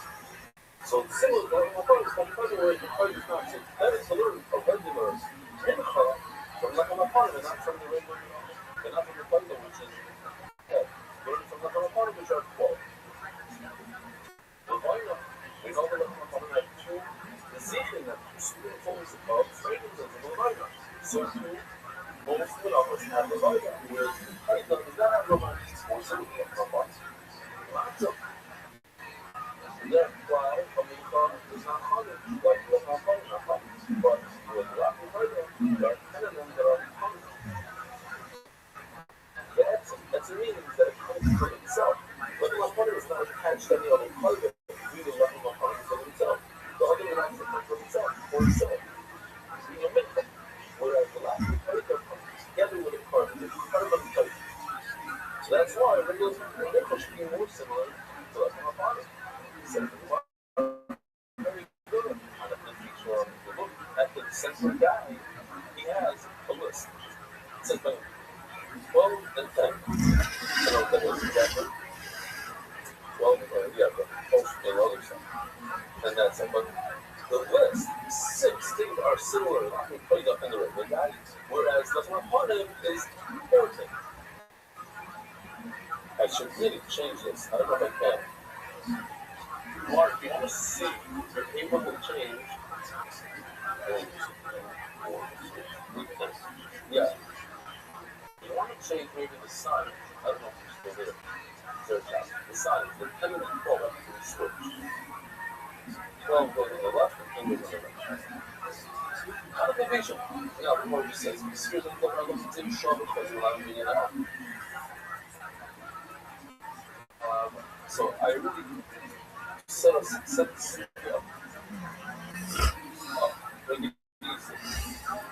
We said before that learn the Cutting Goggle is cutting. So the Goggle brings 10 and 12 a day. When we learn the Cutting Goggle from the now once I learn the Cutting Goggle from the comic make, we want to learn all the other concepts from the Cutting Goggle. So we all know that the Cutting Goggle, we learn the Cutting Goggle from the other stuff. I said, no, hey, you're a student. You just learn. You're home a lot of fun. Calm down. Don't teach anybody. So it's a show crazy. I'm not Maybe it's something I'm like. Learn all of the months to learn the type of. And I'm interested to see that cancellation. My brother gets 12 white, he's going to go 12 college. Because he's going to go in a bar. He's going to go over and go, all of them are up in the street bar. So he's going to stand up and play that. It's all over again. It's better to learn all the numbers from the trader and not from the trader. Today, now we have another list. I can learn. Yeah, very good. Exactly. Thank you, Mark. So I want to change this one. I can learn the guidance center from the right, the regular, which is 10. Or I can learn the guidance center from the regular, which is 12. So, once again, we have the list. I didn't change the bottom one. No, it's 5, 6. It's 6, that's it. So, on the right, you see there's 6 things. Then on the left is 8. So, in fact, only the last thing said before, since on the left is more, it's 8 versus 6. So, we should actually learn for now 25 bucks. And for that reason, there's a good reason why we don't learn 25 bucks. So, one of the 6 there. So, most of them we did, or a lot of them we did already. Shikei Nete. The last one are brought by private people. She's not that they come with the double. If you're not, it's not a play. Chatzai, the Gadol on the left, he brings half in the morning, half in the evening. It's different, but even though it's a shot. The people, there's no people that play double. Believe it or not, when playing double, it has a thought. You say, I'm going to eat this bread in the month now, it doesn't become people. Whereas the regular last one play doesn't think that I'm going to eat bread in the month now, it's people, the people coming to eat the bread. Why is the no thing about my brother? Because he can see everything. No, not means part of it goes in his bed. The part of it he needs in order people need a matter, the roll of blood that allows you to keep the carpet. So there's no matter, no people. Shalom Shabbos, Shalom Tova, said already, the carpet play though, you cannot do a Shabbos, you cannot do it full on, whereas the carpet play though, you can do it. Shalom Shabbos, Shalom Shabbos, and you do it.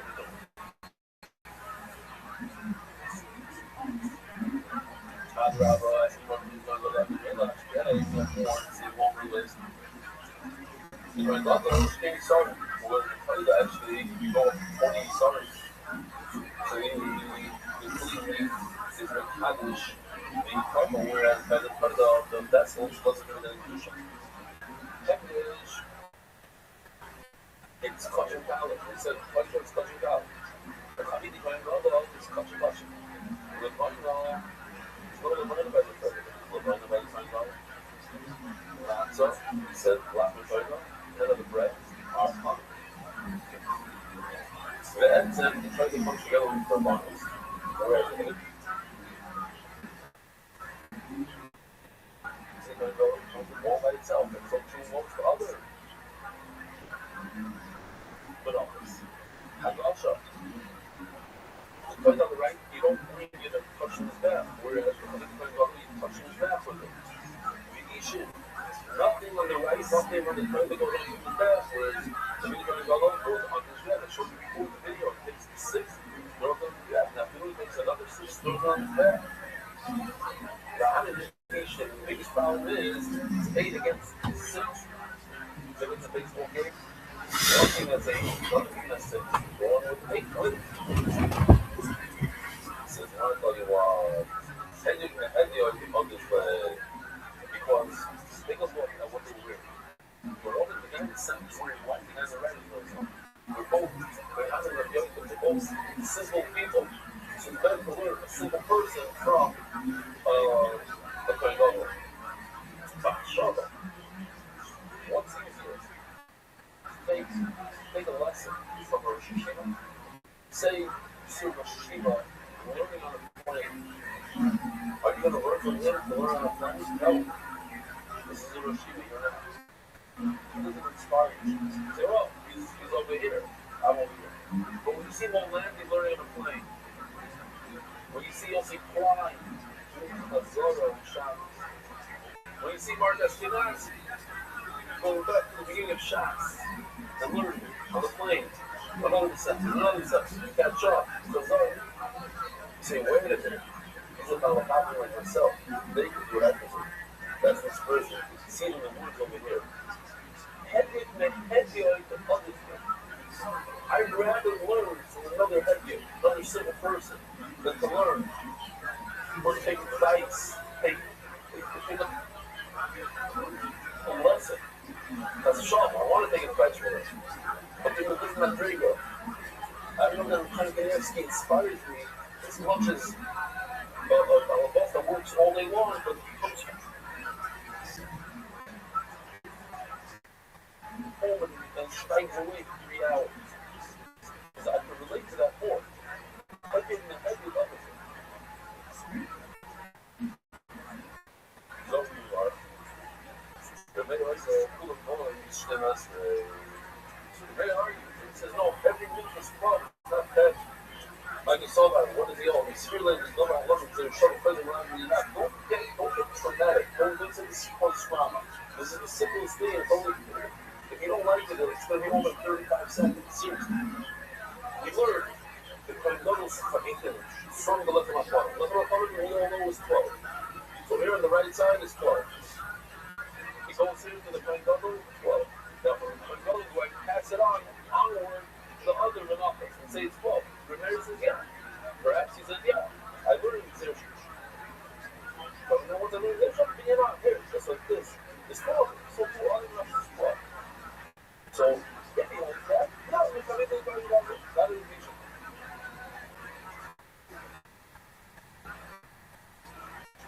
It's much better for him to learn from the Kohen Gadol because take a look. The list is divided. It's can't get sense. That's one way. That's one reason why the mayor would say that it's wrong. Israel and God, let me just show the Hegel around. But perhaps he holds. You cannot learn from the Kohen Gadol because the Kohen Gadol is a learner. He's a counter.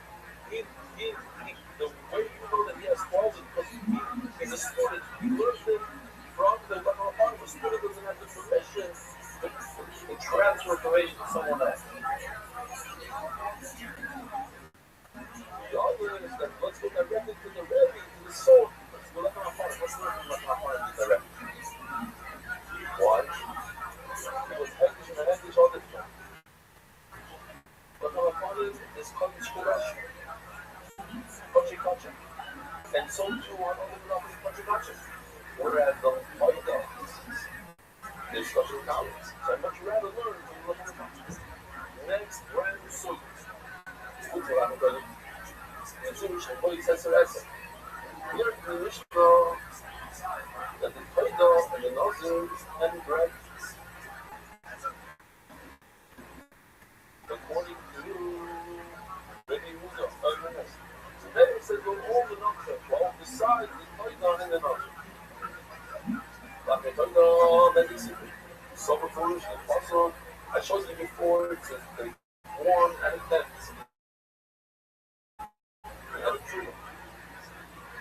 Was used on the side. Shlomo also is a person in some character that you can saw. That is very exciting. Shlomo, over the years, it gives a better of the Shabbat. Those of you who are watching your chants, I know you are watching, never someone watching. And those of you who are seeing some bunch of Shabbos, okay, so you heard it. Felt it. So you know it sounded familiar. The word Shlomo, it says, but it says Shlomo. The Rabbi Rothschild knows it. He comes to knows it, that's also over after we write this number shul lock of the shot from Arba. So if you take the amount of dough necessary, then instead of creating 40 bread, create 4, 1 for each item. So that 40 times times 10. 4. This I know. The only doing is 4.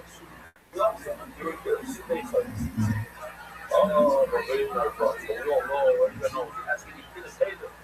Everybody knows that the oil. Ask them. How many breasts does that have? We'll tell you so. But it's tax if you want to do it the right, proper way, all the way. But to be good, you have to go come back to the examination. Do it again. No, you don't have to. You only work more. Oh, that's the one of the way of fishing. If you only have 4 breads, how in the world are you going to get some of those 4 breads? What are you going to do? You're going to break one of these and get to the pipe. No, you're not. You can't break it. Bread. The way you do it is you take 1 out of 10. There's 4 piles. You take 1 out of 10. You're left with 9. Great. 1 out of 10 you get to the pipe. 9 in this pile, 9 in this pile, etc. You're not breaking any bread. You think they're going to go find a hot dog. You say you break off 10% of each bread. That's all about it. That's what you want. Hold it. So you don't punish. You shouldn't take it. Broken. So why I'll tell you how to do it every show. That's a kilo with the show. He separates the truma and the cayenne when it's still in a dough form. Not when it's a bread. Then you can break off. They say that I'm not going to love it. I'm sure you can use this halal song. They should get this halal song share. If you don't get direct the proper amount of bread, it's not your fault. So you take the foot inside. That's the problem.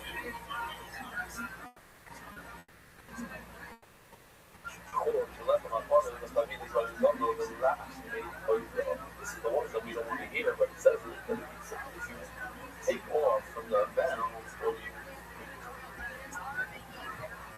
take 40 bread, or you have 38 bread, also will go, that's what does it is you.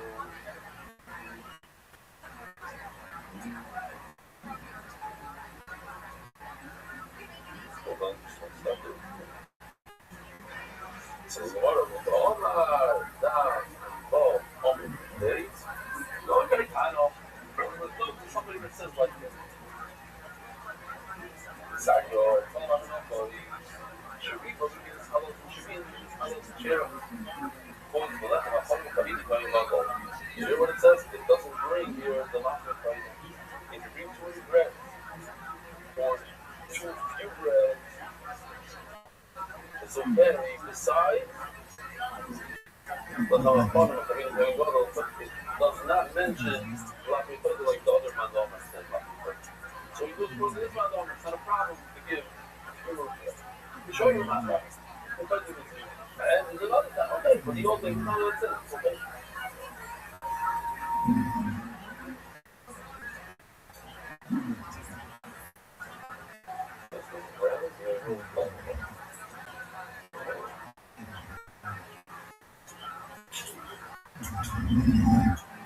So a lot of kosher stuff in Miami. Oh, this is sparkling.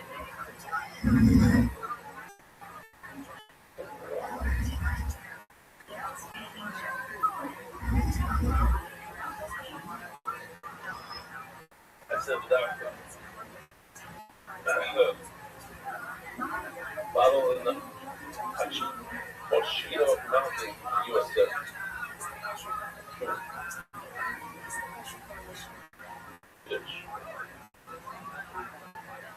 Okay. Talking about after this. Turn it out by the direct global, exclusive cross-border payments, Channel.com. Please let the shit of them from every shit that happened its first day. Over on the Mundas Mafia Show, fall, Kala Akas, low. The only thing you want is the stop low, you just, not the best, but you just, like, I know, the 10 you didn't want. It's missing a bulb. When you turn right, it's not choice. It's missing the bulb. It's meant inside the bulb, not socks. If you read it, Without his goods, it's red matzah. It says matzot. You put a choil on top of the matzah. So when you read this matzot, typically without it, you read matzah, which is one. The tree of sick, back to the bubble, that was matzah. Don't because it doesn't have a bubble. So matzot doesn't have a bubble. Then you wouldn't be able to do less than 10. Like that, wait a minute. You just finished saying that, but it says that you draw 1 instead of 4, you draw 4. You did 1 for every pet. He said that's okay. But by that, it says you the God. But I know kids on the shore, like we do in the America, the also. It says the Gemara, how do you think of your children? See that it says that 1 is okay. Suppose you want 1 by the when you say that if it says not choice, it's not okay, but it goes along to the other one. So then it's actually argument. The little guy says a very, very nice thing. It says matzahs, the first time the third talks about it, it says matzahs the opposite. But it says it without a book. And then it says matzahs pointless. Wonderful. So it says it on God. When it comes to the individual, you don't need to stock up on a lot. It's for yourself. It's matzah, it's costly, it's generous. But when it comes to helping somebody else, that says with others, then you're not it's matzah, it's mole, it's with the boss. Mole means it's full. So for the others, you should try. You give more to the others than you pay for yourself. It says that in the Mishnah, sorry, Shalom's son. Interesting, we already had this. Pretty sure we definitely had it in the bottom. That the Omer comes, there's 1 Isari from 3 Isari. Isari means a 10. So basically, you're getting a 10 of an 8 ball. You're getting 10% of what you started out with. You start out with rough material, which is barley, 3 soft barley, and then after all the entire process of you put it on an apple, and say you have to sift it. After all the sifting, let's see, next mission, 13 sifting or 11 sifting. After the sifting, you come out with a product. Product is going to be 10% of what you started out with. Stay out left hand. Stay straight and show yourself. You start out with the same amount of product. You're going to come out with 20%. Instead of 10%, you're going to come out with 20%. Which is much more, double it. None of my other tests are advanced, right? You start off with 40%, sorry. And you have to go through it. It's a lot different. But that's your advanced, so that's your advanced, right? Set up. When you start with the iron, you get 24 start. 24 start. Basically, you're getting a third. You're producing 33% of the material. Does anyone make time? Why is it that the labor gets so little? 50% of you start out with. So you want to tell you what? Get into the other. This brand new stock just came. It just harvested from the ground a minute ago. Sorry, go to the front truck. We're sorry, lots of which bottom. So bottom is point. It's up here. Sorry, left or the also I'm telling you the fact. I'm brand new that in order to cultivate nice cellulose product, you need to start out with 10 times that level. So bottom area. Stay out of the change on the sun. And once the child goes why red or short, you know the kid that happens. You know the library is smart, but the shell is wrong. It's only things that are smart, right? And the cycle.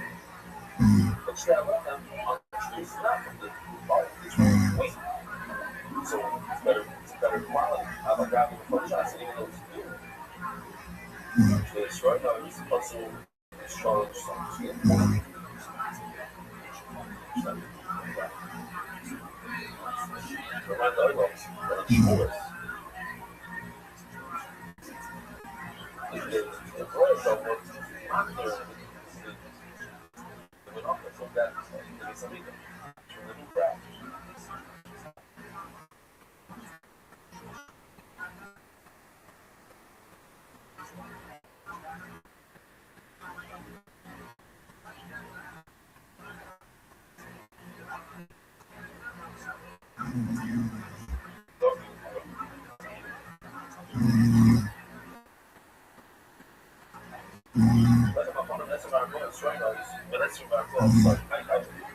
why is looking upon it so inferior?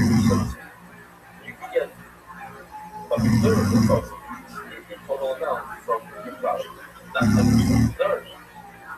Even the kitchen was for the other was over here it's a full screen, second one's older crap. One thing else is you start from our so you get a fully started from a start.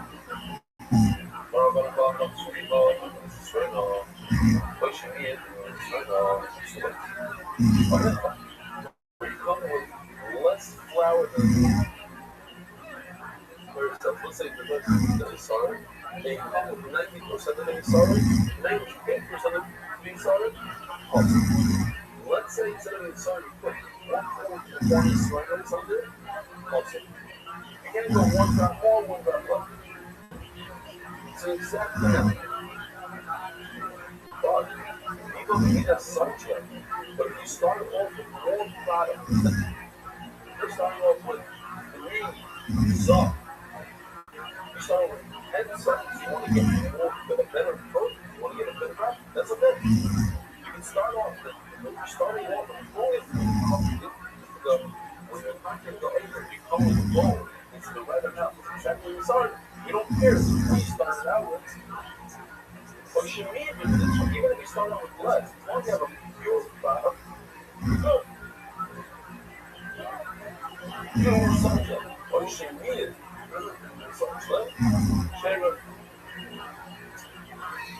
I told you, so focus on it. Next mission. Oh, you better. That's we know. So, your 13 simple, here we go.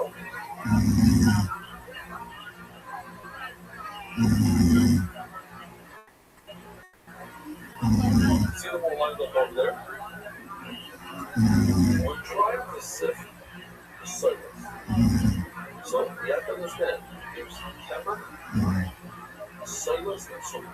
I'm trying to say that we're trying to sift. The sodium is super large. The shaft, the camera is super thin. That's what we use today. The flour, it breaks up, and then there's the cellulose. It's thicker than flour, but thinner than sodium. So there's a little bit of flour. You're going to sift out all the shaft, and let everything else fall to the bottom. It's going to include camera and sodium. You want to get rid of the camera on the one hand, which is the thinnest of the things. You want to get rid of the thickness of the thing, which is the sodium, and leave the middle part. So that's why it's problematic. And that's why, in order to get the best, we use 13 sifters. Now, what are these 13 sifters?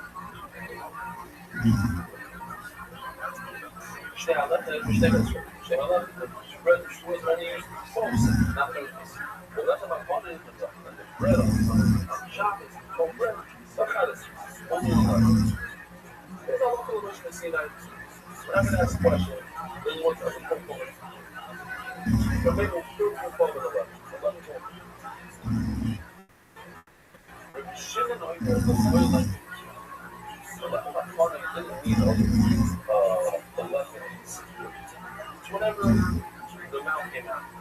And the soyless remove from the soy from your baby, you can bring fine flour, or let's call it sunless. You can even buy and purchase it in the store. There's only a few. Whatever I will come to soyless, you buy it,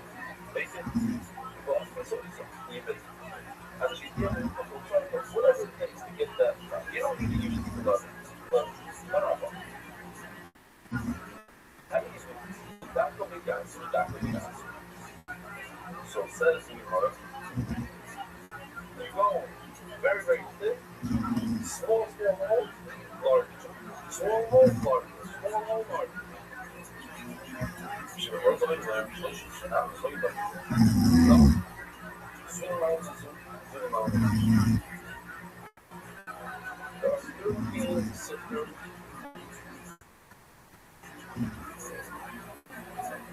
And they all have different size holes. So those 1 to 13, one is the smallest hole that only 5 headlocks can come out of.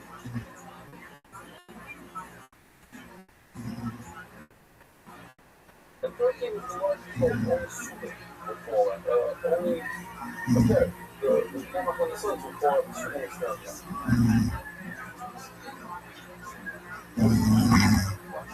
On the other hand, is Robert Rothschild tracks super. I'm going to go on the sun. The bottom one is so when they explain it, it's great. So whether you should start with number 13, very thin, small hole, then you go to number 1, very large. Then you go to number 12, small hole, number 2, large. But it's smaller than number 1, you just smaller, and you can go like that, you do. Where am I? I was at 11 and 3, 10 and 4, 9 and 5, 7.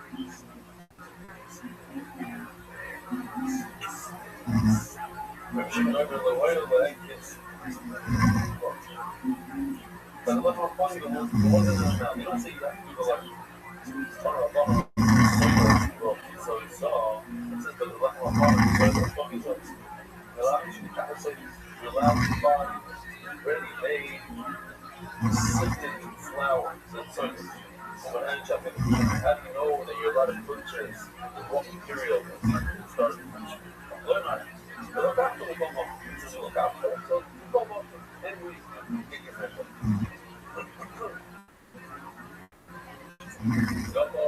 Check off this thing. Maybe for the young kids, you should be able to buy those more products. Learn about this. Only let them come in here, let them buy it. Why? You have to suffer in order to save money. It's something that we expect. So you're going to buy the ready-made products like the pomegranate in all the stores are selling now. Coming based on selling the salt water. Now, if you do this every day, it's problematic. So if you have no buy salt water from the store, so I used to make a lot of fun of it. But you probably people want to take salt. No. Salt water has to be boiled. So they say you can boil this process. But now you pay $1.99. So it's $1.99. So we're fine, but what's the point? So plug in the hotel, you make more money, or more than $1.99. Not such a hard thing. And then it's perfectly important. Look at how much salt. I don't know. You have healthy salt, not healthy salt. That's something simple. Just wait. Very, very fast. So what's the savings exactly? I don't think my father $100 because he's told me that they don't have a school for a whole week. They'll give me $100. Well, I saved you $100. I said I got sort of sounds like this. But there's a lot of stuff that's covered in love. I played with console. Also, we were just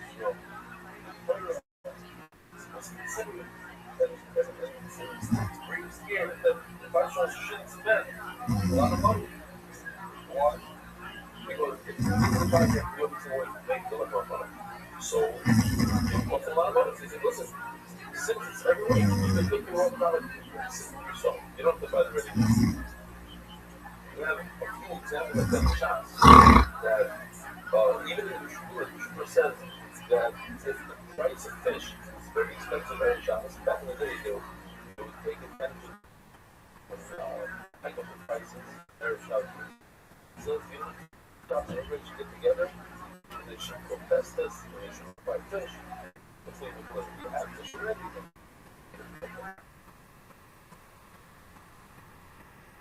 Another one, that's more expensive than the other attacks. I'll be back to this, something that. Just interesting thing from the face house. So I one of my locals buddies here that the best product, according to the mission, according to Halacha, best product is romaine lettuce. Why? Because it's more nutritional softer. Not correct. So that why is spread so popular by the area of the white families. You know, get a try. It's smaller. Isn't it? Because in Europe they even have romaine lettuce. Same thing. Correct. But in fact, it's better than romaine lettuce. And the Zarella. My favorite hot sauce. Number one is hot sauce. It's lettuce. The same people that send me, much others. It's very close on much things. Adrian, these are really red and very about light straws. But here's the interesting side of it. You know that you feed your animal before someone just told me in a rocket challenge walk a couple of miles all the way from outlet to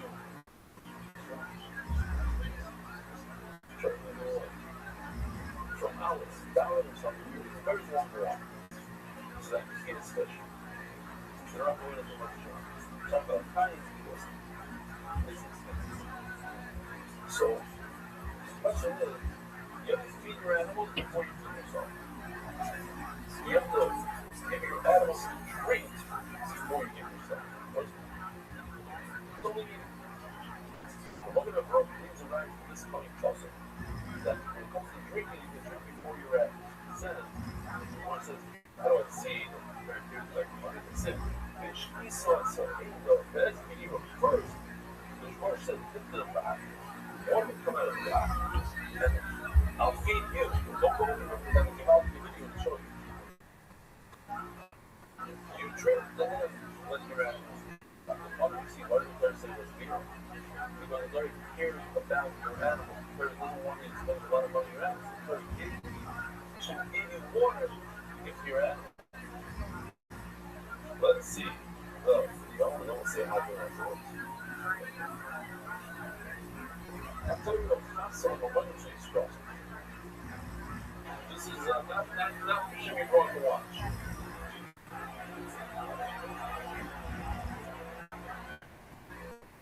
Thank you, Steph. Not just for us, but for our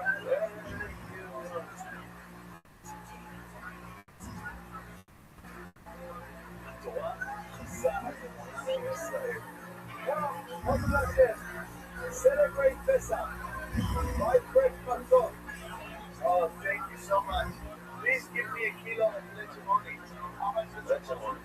$80 per kilo. VIP of lechimoni shamut in the time of Kasira. For 400 people.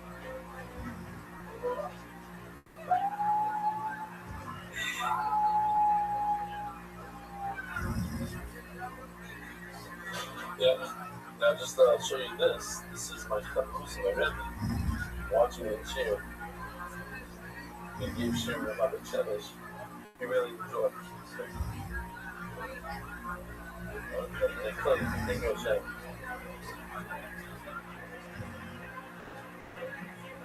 Look at that. Look how many guys come to the show. year. It's involved to watch. Hajuna Lo Pedro Monopolis, this month, so it's Hajuna Lo Pedro Monopolis, Hajuna Lo Pedro Monopolis, what's that?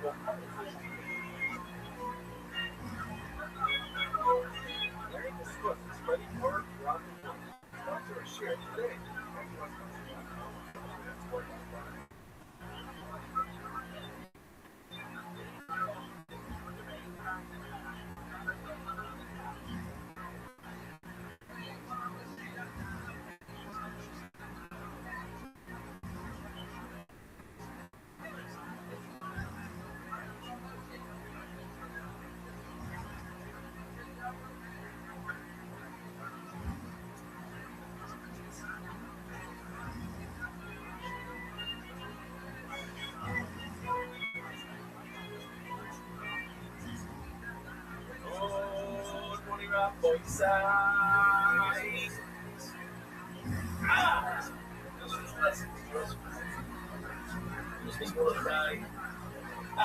Still in Mamish.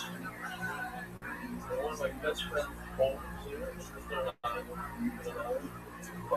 Great to be here. Small Arlo. I said the reference.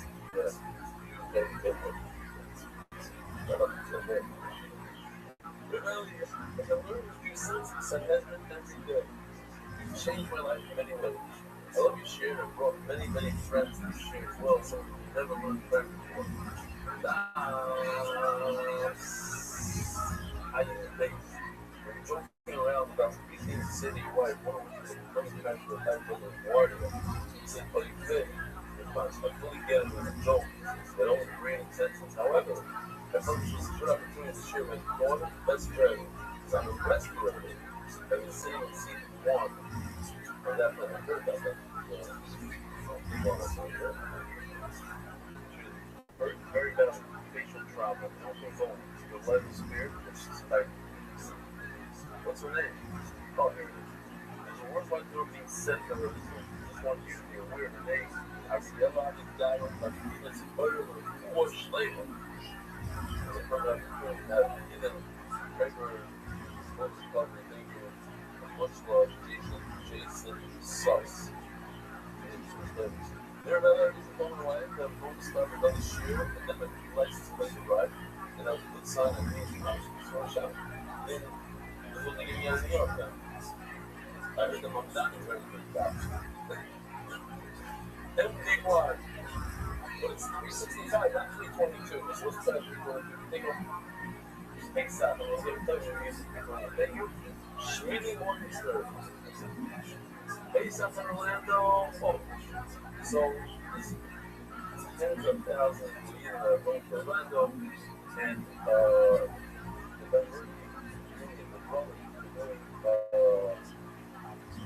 satellite location right over here. Check it out. Don't see all this live. It's a show.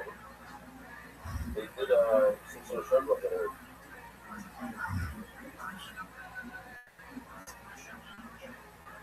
Yeah, I saw this. Didn't I show this already? Maybe not. Maybe I just saw it. This is the only satellite location that we allow hookers, but we don't know what the same extent. They have hookers that it's the kids that are struggling. Our kids there, and you can leave there if you're the ones that run it. Sure, bro, because from that shit, they come see us.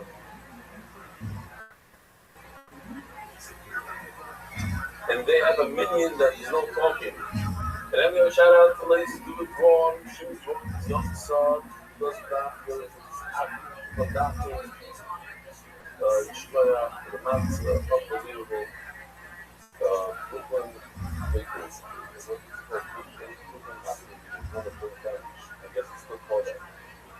Doing something sponsored by the Radio Review families. Eric? Oh, this is official edition of New York Shots. It's up by the Radio Review families. Eric by Ruben, Erickson, and Spoke. Stuff like that. Howard, that's your show. Eric. Other regions are definitely over there in water. They parts of the United States and the United States. Thank you.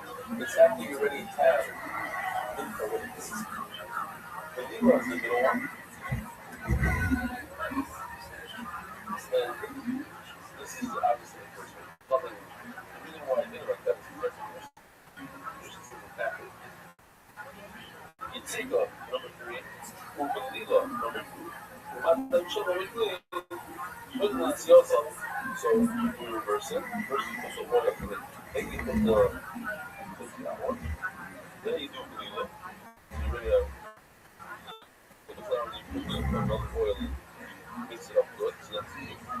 When it's done, then put the third one. Alloys, oil, so Rebbe says that when you have a machras, precious, you take the challah when it's ready done, and then you pour the oil on. How am I even know? Sodium. You don't put the oil on when it's out of the oven. It's ready to go. Put it on before when it's still flour. I thought it was doing it leave up. When you kick in the shingles, over here, number 4 and 5, I think it is. You got it, number 4 and 5. It's colleagues are eating. You know, you have a number of discussions. Shimon and my point is, you combine the colleagues with something like you have against them. They go together. Person says you're going to bring the gava, hakva, mix it up. The colleagues mix it up. Says the Mishnah, colleagues, they need, you have to do number 2. Lila is number 2. When you kick in the shiva, and if you kick it when you're done with it, you smear oil on it. The examination, how do you smear it? Take a broken like this. And then keep. So you'll see the Gemara, I don't want to give it away here, but question, what's key? So to me, a number of sheets, I'm not going to show you all of them. Some Rashi says it increases that the X, and the Rashi says it tests. Some people say it's a test without that little piece. It's really huge. It's a huge. It's a test out that not huge. It's huge. If you look at the other ones, they're basically like huge. Whereas it's a test. And she runs and comes and she says, like, you know, I'm going to go through the sheets later. But the new key, listen to this. Great key, some people say it's C, not C. Here is written plus you, not plus you. So it says C. Whatever. Imagine you, in all these sheets, most sheets like E, with the C.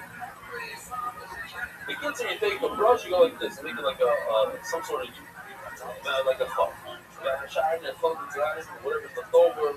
The oil and the gas. It says, the mission says, all these numbers that are done in the Kli, we will need my the oil. What's not done in the will be minimum snafa. That means the minimum snafa doesn't get the number, it gets 1 and 2, it doesn't get the third one, which is 8.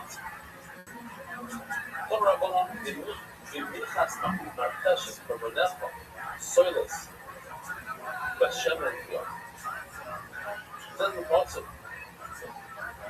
The Minchas Marteshes is coming out of making you bring him Marteshes. Soilless Bashem and Yom. The language good of Matan Shem and so here you see they have to put the oil in before they even start. Right? Just on the 13th week, this is a pause. Now we learn from the Rabbanah, let's be that easy to do this. Just short, the wooden and practice. Rabbanah, it says 1 time Rabbanah. It says 1 time Rabbanah. Examine some of the things very short. If I remember that on the back. My God, I'm sure you just like my Sanchez, we say that you put the oil on the back. I'm not allowed to do with Macha. Well, see, the kids have all 3 by most. You have by 1, you see the idea of the oil in the kids. And by the other one, you have the idea to put it number 2 and number 3. Now you take 2 and 3 combined together.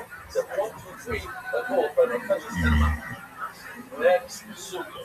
Kali Baladir, Kali Sun.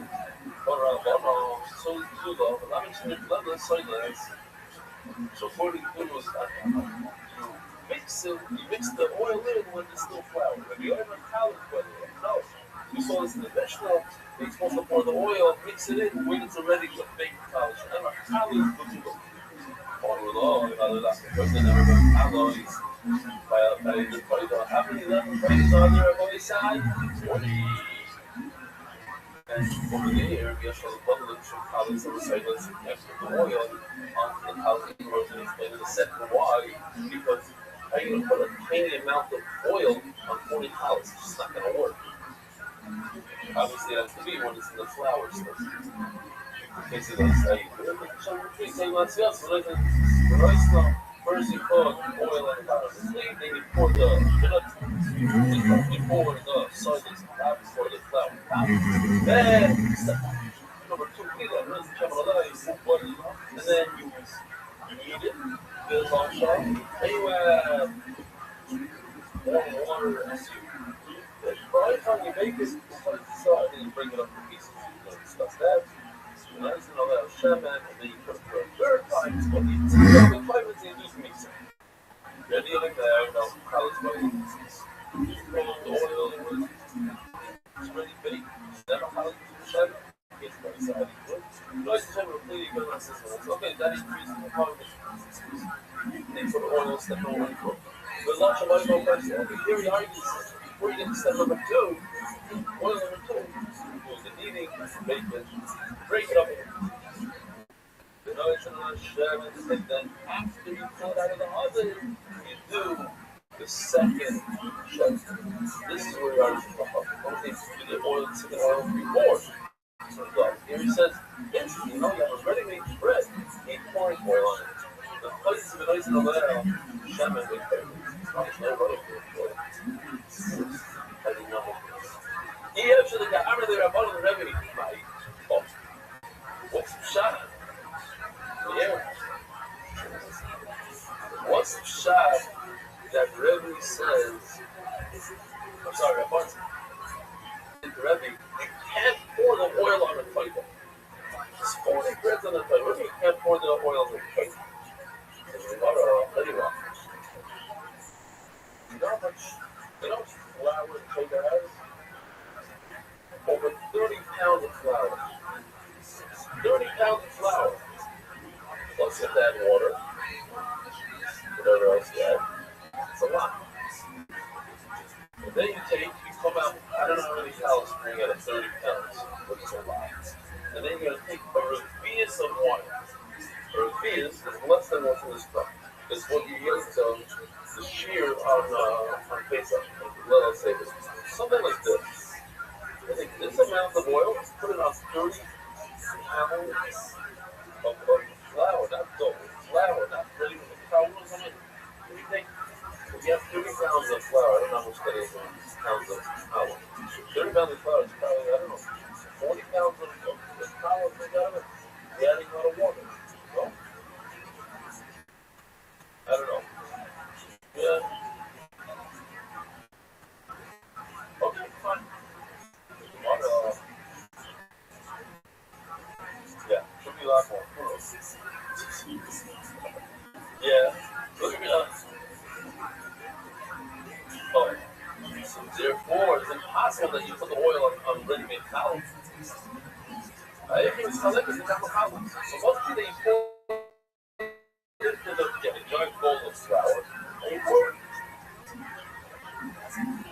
Some more of that in it. Next, you got constants, either machines, or about step number 2 is the second portion of the sport. Number 2, oil doesn't go on the Rikikin, only goes on towels. Yeah. He said it's the same ingredients, but one comes out much softer. It's the one on the right. Put it in this dish. Chicago deep dish. That's deep dish. And Rikikin is flat dish. New York, flat dish. Inside. Basically, I don't know about the deep stuff they have there. Something about it? Let me get moving. The bad sound is something. The map how the chain is going to be sheep, but it's a challah, the one on the right. You don't do a shikha. What's a shikha? Do some sort of letter on it. Let's call it a chaf. There's no chaf at the end. Only clean oil, or step number 2 is oil. Rikikin, the one on the left, whatever shikha you have to. Certain say you should have to do step number 2. I'll never know. Holly's clueless, learning Keegan clueless. Holly's getting step number 2, but Keegan don't get step number 2. So you want Keegan shooting like Holly's supporters. And by the way, Keegan has something special because Holly's going to Keegan get, you draw a letter on it, go to the sheet bar, and you don't get it on the US. I'm sorry, and then Holly's going to get it. She always did them, saying $7 fiber. That was $7 fiber. And my recognition is that when you ship home, or looking at the things against steps over the door. Yeah, you smear oil on it. Well, the sheep on college was below. So college that you need step over the oil. She was certainly kept the smear oil. Lloyd Myrie, he gave me a sheep oil. But college was sheep oil. Okay? Right, okay. Why don't you just mix it all together and say they both need the sheep and they both need the over. The initially makes the difference is how the shooter is working in the shooter. The puzzle never mixed it up. Every single time, everybody says, how is it universe? That's the logic. We had something similar once. How do you know that they are the babies and the third are the older one? And the answer is because the third never mixes it up. So always forms of the yoino. Never yoino. It's never been third. So it's the yoino is third. So they don't know that the yoino is the small one, babies, and the third one is the big one. So we're also the third one is how is Belula. I know cowards are the ones that get stuff up. But it says repeating shukra so that they always get a next super. It's a mushroom to me. So how do you do it? What do you smear on top of the key? China might be tomorrow or a time to be money like a Greek key was taste. So start over here, we're done with that. What is it? So over here we have 4 sheets. Rashi over here says like a test. I said before something even saying that's not a real test, but like the top, so it looks more like a test. Upside down test. Rashi says it's a norm. So basically it's like a chop. It's like a norm. One is a little smaller, it's fine. Rashi says a test. And Rashi says it's a X. The Rambam says X, well, the one part is another part is some people want to say, but he says it's really a cup. And he put an X over it. I don't know something. The Rambam says X, the Rambam says it's a gate. The first place is a gibble. Because over here it says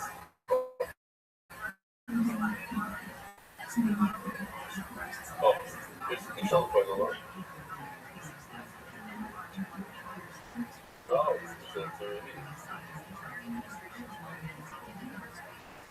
it's showing you the amount of power before you bread, right? It's 4 different types of bread, 4 or 40.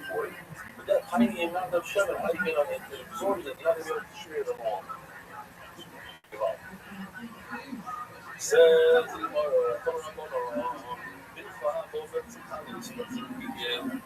I believe this is where I saw Rashi that says I hope on one test is baby. It means literally minutes of 5 and 5 or maybe 8 columns and 3 people. The total of 10. He said, yeah, it could be 8 and 2. You were always calling it minutes or minutes. So if you have 50-50, you have 58% columns. So you can maybe look 7 minutes and you bring 1 book of oil, either. But 50% goes to the column, 50% goes to the repeat. Let's say the column goes to the repeat, the column goes to the first one, and like you said, second one, so the columns get the second step of the oil, repeat again, the final step of the sheikha, you do some sort of papa. Or what you consider a pick up, like, this man Donna says that you don't do a pop, you smear the entire top with oil. So, Sharon Shannon went through the college. Once you finish, you can do the entire top of the take the rest of the people of college. You look through there, she said that honey, what you do is you don't shoot the whole top. You only do 1 letter, let's say, Sharon Shannon, then how the guy doesn't go to the college to get the heat. But how to get the heat towards it. And you go, we're picking up everything else, maybe to shit, She's like, "Well, change the look." You're repeating that look by yourself, so it's all numbers again. So you bring a new shepherd, and you do a new sheep, and you keep on doing sheep. You keep on painting the half until this whole shepherd. The third church is Moshe can be king, only do it once. Shar Shemin, Nefal, wow, great happy. Wow, what is this? All you guys? Those I think it's the smallest Mishnah, shortest Mishnah in all of Shach. Not 100% sure. If you find the smaller one, the shorter one, let me know. It's only 6 words. All Amenopha's analysis. We always see all Amenopha's need the season. Why is it season? I don't know. Season means to break it up. First you break it up. Now, how much do you break it up? So something in tomorrow, you will keep it. What if you fall out of it? Break it up. And they're done in a clean. One which is not done in a clean and doesn't need season. They're done in the oven, not in clean. So then you don't break them up. What's the source of the the rabbis don't know it's the people. It says the most it says twice so don't necessarily they have to just take the mincha and you break it up.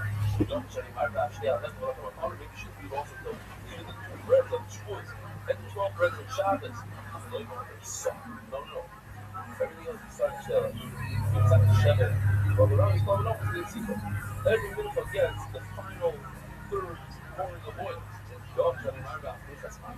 Maybe it should include the mincha of the matzah, but the Rashi says there's a very interesting question. I think the one said, or she said, "Yom Shani Marba, the Lechem Hafam." And so it's the Lechem Hafam is in the oil. It's good to remember.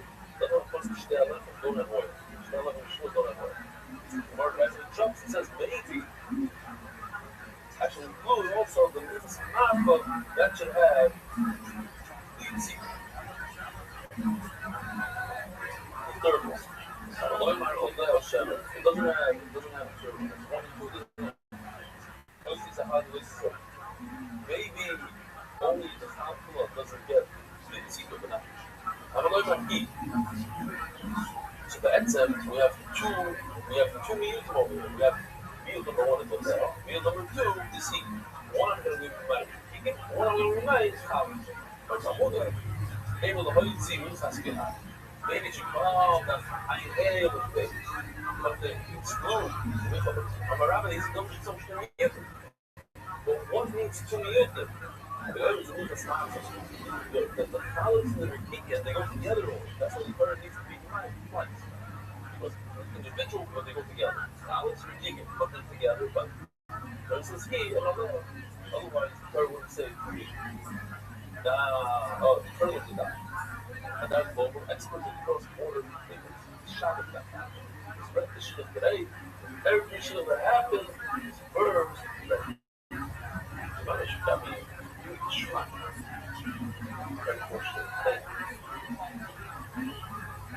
gotta give me the shema. Oh, Sisa, there's Sisa. I thought that was Sisa. This is Sisa. That's it's not 100%. Let's go back. You see what he did? He took the mitzvah. He folded it once, and then he folded it twice. Okay, now what? Oh, then he's breaking it up. Breaks it up. Okay, that's good. We're gonna see in a second. Here's the mission. It says the mission. Minchas Shuvah with Yisrael brings it. Brings it hundreds of the bunch made out of flour. I made a bunch of shuvah. We didn't know about this. What? Flour? Yeah, you read flour and bunch. You're not so painful to have this. You can't get to fold it over. So I think a lot of people know this. And as you go, how many times can you fold a piece of paper? What's the most you take a piece of paper and fold it? Take it, fold it in half. Take that ass, fold it again. Then fold it again. How many times? Not bad.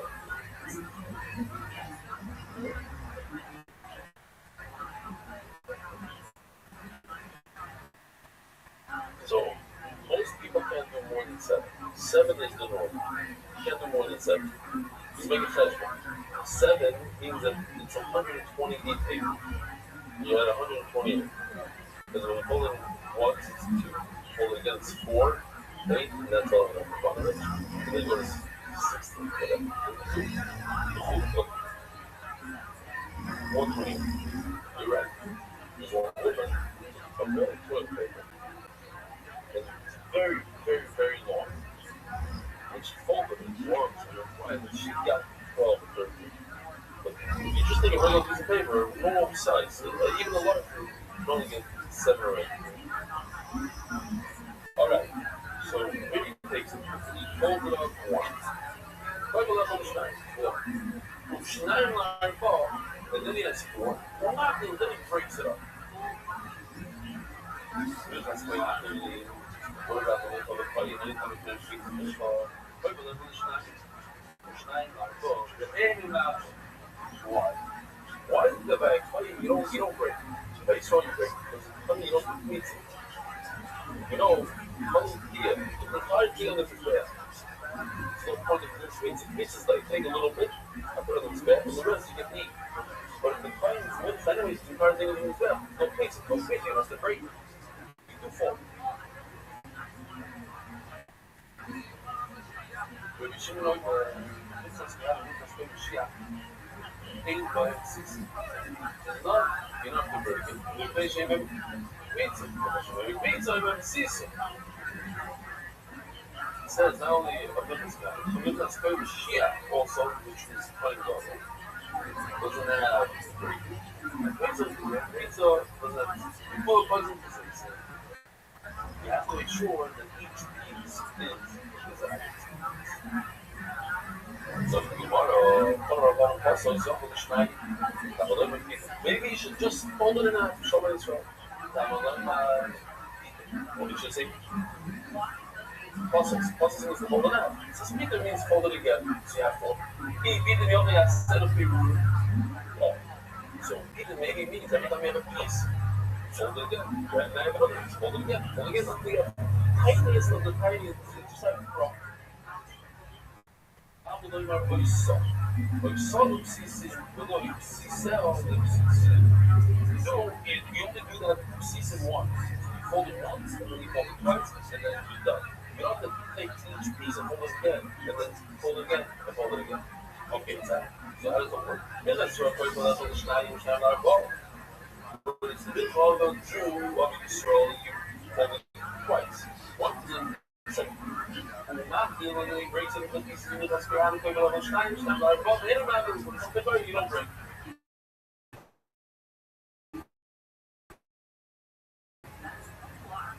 That's called Shia. What does the Korean Shia bring in the everybody's side? Everything. The Milcham is Bengal. You hold. They put hold it. You borrow a rabbi, you recover our phone. You didn't understand. Not that you know he doesn't fold it at all. He doesn't fold it twice, fold it once. Rabbi Shimon even Milchas Kiana Milchas Baby Shia Eva Psiso. Or Rabbi said, listen to this, grab a suit, your voice says, no shots, no coffee. Here it goes. This is matzah bread. This is French toast. This is a lot of interesting halachas over here. All Rabbi said, Hai Chavitza is based really inside. Chavitza is pieces of bread that are cooked. Okay, small pieces of bread. So if the pieces I have, but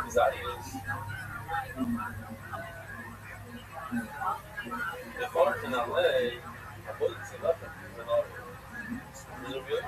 If Spavitza has pieces that are Zayas, it's a dasha.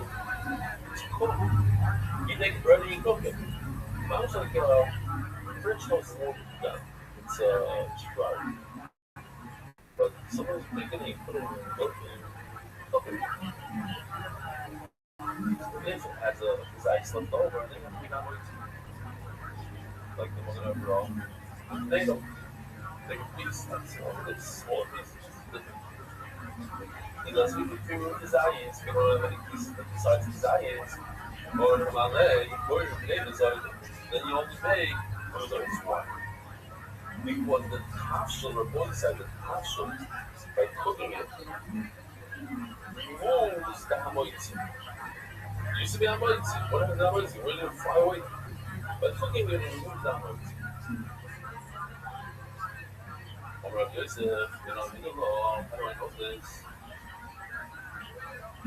It's like, oh, you don't have to fly in. But it's really good. I'm a portion of the other game on the Genesis. Says Rashi, the first time he's playing water this year was Sheffield. Really good child. So, you make a Sheffield when the first time you make an insulin. He's a child, so they say that you should really wear this decade or something. It's not supposed to make a Sheffield on a new insulin. What if it's the first and second you made a SEMA? Or the first time you made a SEMA on an office, right? A lot of people, the first time. How about you, boss? First time. You have over here your shoulders. Oh, sorry for saying that. Well, okay. What's up with the apartment six? Yeah. Oh, my goodness. The law, the only the man will always fly. Why Rothschild the other keep on? This is a what do we say every day? Every day. Oh, very nice. Very nice. Al Shefi Sonu B'Yakon Shefi Yonu B'Kiyamon. If you describe yourself, you like say it together. It's a beautiful thing. Shefi Yonu B'Kiyamon. You give us life and you sustain us. It's a beautiful. You say,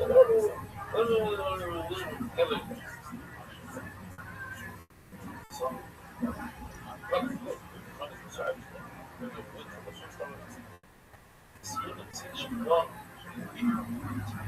Oh,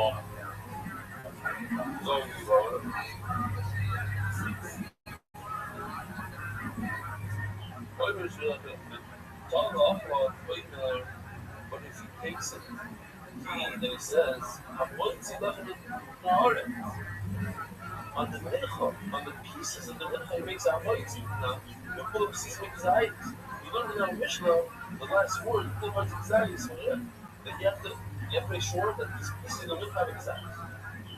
So the trainer explained that there are some of us that you cook.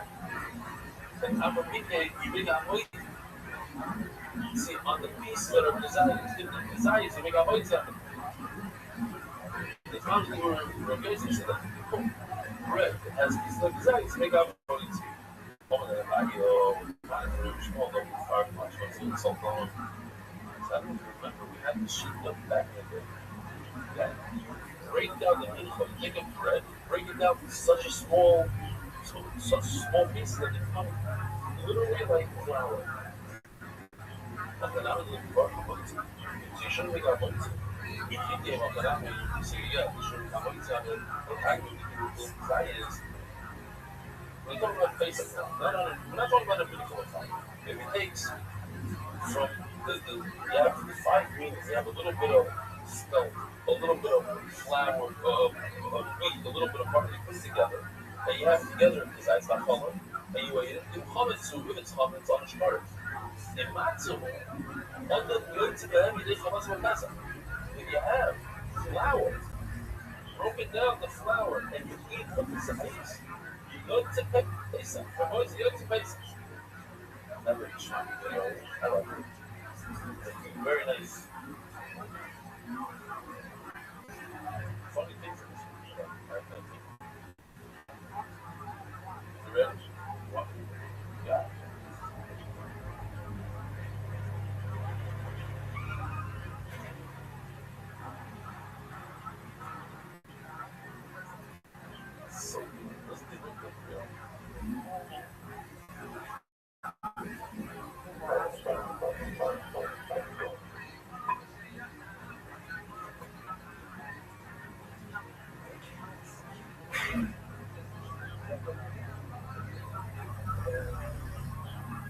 Also,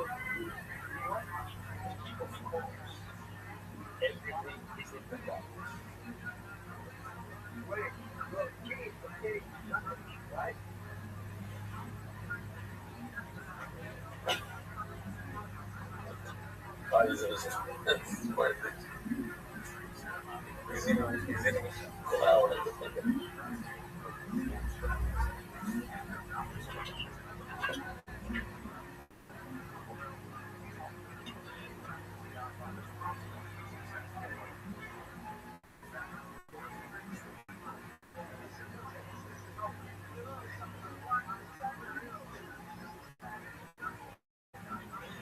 All right. Not bad, huh? But who's laughing here? Let's take a video. Laughing. Hold on. Let's take a video. Wait. Almost there.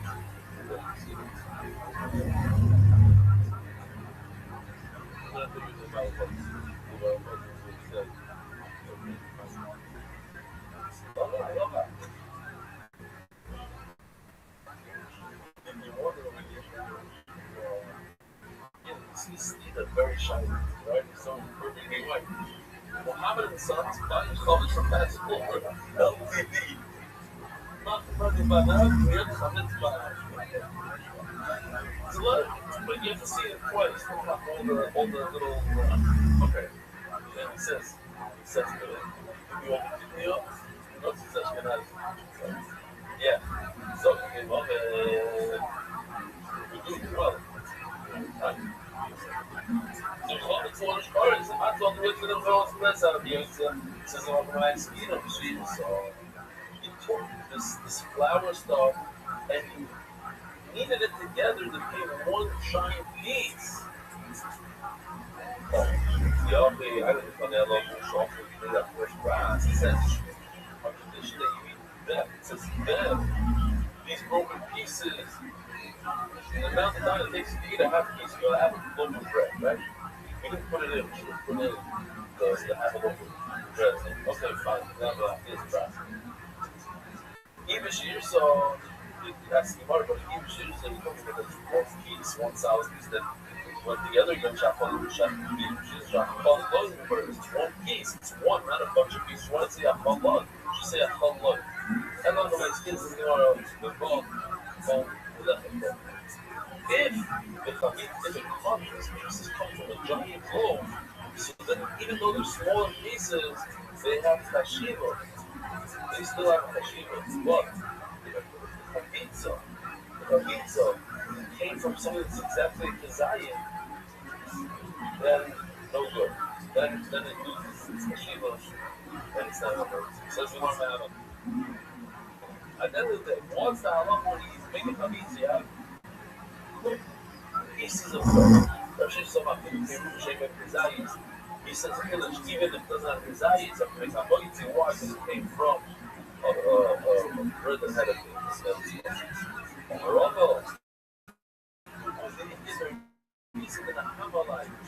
see that it's it looks like a bread. Okay, so that's if it's less than exact. So if it's more than exact, so it doesn't look like bread, then it's a bunch. By the way, there are people that French toast, they have a problem with French toast. Oil, they make small French toast where they make a bunch of bread before. I just want to show you this. Let's read this together. Maybe Mark. So the Shavuos is like this. I mean, so after was that, see my double sorry, finish with the Shlish or Panic. They won't finish today's show. I should read the Torah with the Mishnah. If you take a piece of bread and break it up into pieces, all of the same as the Torah and just like desires. If they have large pieces like that's what we just said is seven. But if it's larger than desires, then it will make it pass. After you idea we should also inquire left and even if you don't see that it's bread anymore. They have desires, but doesn't have bread. Here is usually like bread. See that bread? Or part of the design that says the and this is why a lot of people break lots of bread. Everybody goes back to the 8 months ago, breaking down some smaller pieces of designs, you add eggs, and this even bachelor, so then you can see that it's lots of a lot of people making designs. Shem Bachelor Lane, the caption is my free and the Damoisi one. Where all the base, he says, or concept goes. In with the visual direction here in the car, you didn't cook it. You just broke it up into pieces inside a bowl. And it's how we have the gotcha more. This is how someone should have learned here.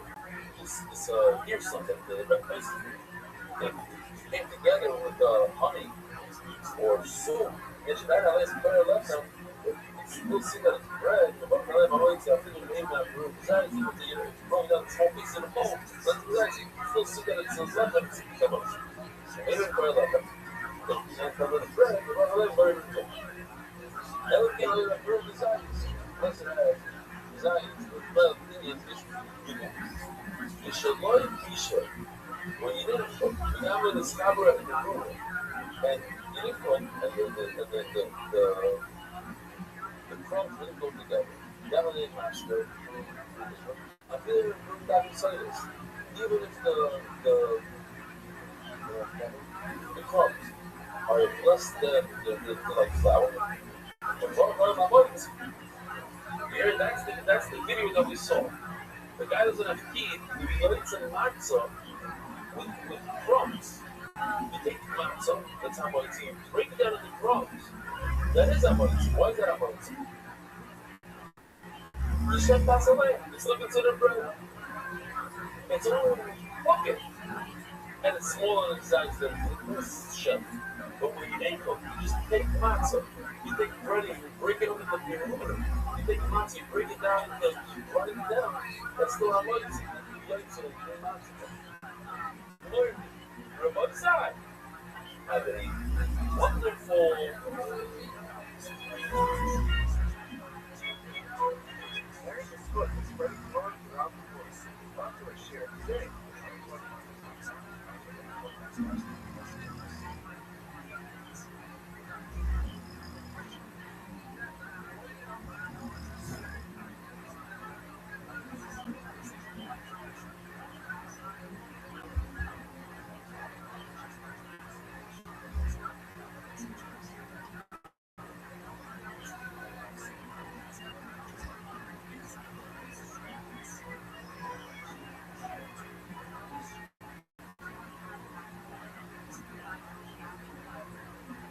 Good morning, Rabbi Rothschild.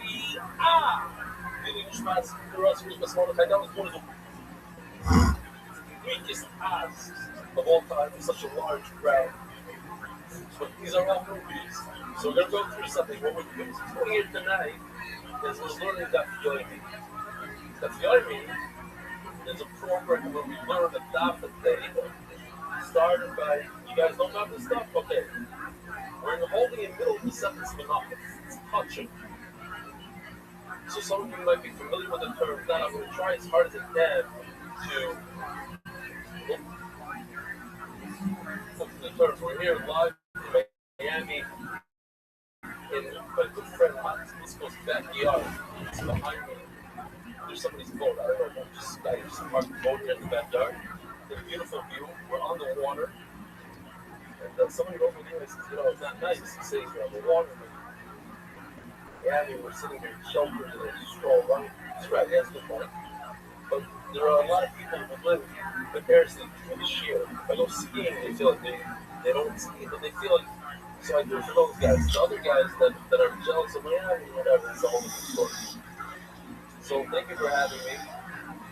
The format is, I read every day, I get about, let's call it 30, 40 emails from different people around the world, and I try to read some of them. Sometimes some are more emotional than others. Sometimes we have some video clips that people send in, pictures of them learning in different places. And then we go through the response from the sheer sides. It's not going over. Refocusing. Great. It's an expensive share. It costs for that $1 million to produce the share. You'll see why during the share. And therefore, yeah, a lot of.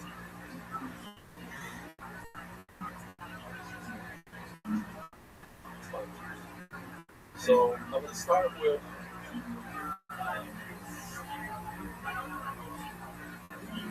some emails here. And I have a guy by the name of Marcus Schultz. He's online. Mark, do me a favor, blow it up for me. And after that, they see it. They're reading it. Shkar. This is from Sally Morgan. Well, listen, cancel me share. SHJR. I heard a sponsor in honor of the English Dog anniversary. Took my ears. I remember that I was supposed to write the single months ago. I passed me once on Mountain, Connecticut. I sat down at the corner table, bumped into Charlie and Fred and asked them, what about it? What brought him here? Sad and surprised, the editor tells me the biggest smile a father can have as he points his son. Came back to the table, so I'm sitting there. The kid, sir, Aiden finished a bunch of his sentences here. Turns out Aiden has an 8-year-old brother, Joe, who also started with MDY, and I'm with his son. This is what Aiden's father said. So you got permission from Aiden's father. Listen to this. The narrow streets of New Square, the New Square Casino. Traditions bred were woven tight. The soldiers wandered off the there under the shadows of the night. The worst pages held a weight of memory edged with pain. But slowly, gently, step by step, the journey turned again. Through a winding path of discovery, one thread at a time, I found the dot, the lifeline that had helped me be alive. And then this past Shabbos at the MDY show, I I stood among the industry of all kinds of Jews and saying of brotherhood. You can see that he wrote it on the side over there. I just threw it in the screenshot. The guy with the white yarmulke at Sally Ford game, also, I guess he grew up in this square. It was there I saw the beauty of what that can truly be a place where healing happens, where you find out unity, found in comfort, attached to the new. MDY family, MDY is us, by the way. Americans have the IB. MDY family is not helped me find my way through. So let's just be a message to anyone who's known that kind of pain. Using gentle road back home again, we're learning deals again. In the embrace of MDY, in the adoption comes to know, we discover beauty clears the endless flow. Going now at MDY.com, YS. Yeah, this is a typical email that I get every day. For whatever reason, that this is going into just a few words. That because of the consistency that it provides, 365 days a year, every single day. Matt just told me he had surgery 2-3 weeks ago, whatever it was. Because of the consistency that I got up at 3 in the morning to do that day's stuff. And that's what it provides. What's going on with the screen, I have no idea. Okay. I'm going by here. Oh. The voice side. So, Rabbi Rothschild, the one who was sure. Interesting story. It's a fascinating story, actually. His friend Yoda Rothschild said, you want to go to MDY in the morning or in July. See this short? They meet downstairs in the hotel. I said, I forgot my clothes. I gotta go back to my room. You go to the church without me. You're gonna miss that. No, Yoda says, no, I want you to come. I want you to see what it is. Yoda was doing that. Not the brother, wasn't. I see it's cut off, so that's not so good. Like the whole picture, it's fine, but it's not gonna help. You're gonna get cut off on the other side. Okay, that's better. So, make a long story short, he shows up at MDY. Here's the picture of him. He sent the picture of his first time ever in MDY. He's blown away, gets addicted to the doc, starts doing the doc every single day. Eventually, he sponsors all the Gemaras from the Seconds in the Dark. We give out free Gemaras for everybody that joins. Let's call it $20,000-$30,000 to sponsor. He called me Jesse Klein, our CEO. He says, I want to sponsor the Seconds in the Dark. I'm in for the Seconds in the Dark. The day that we finished the Seconds in the Dark, the day that Zutzer started, that happened to Barovich at the age of 39 was lifted. Found him in his office, slipped him. The night is Zartzai, Shaman should have an idea. The idea of hopping around while you're still alive. Nobody knows when.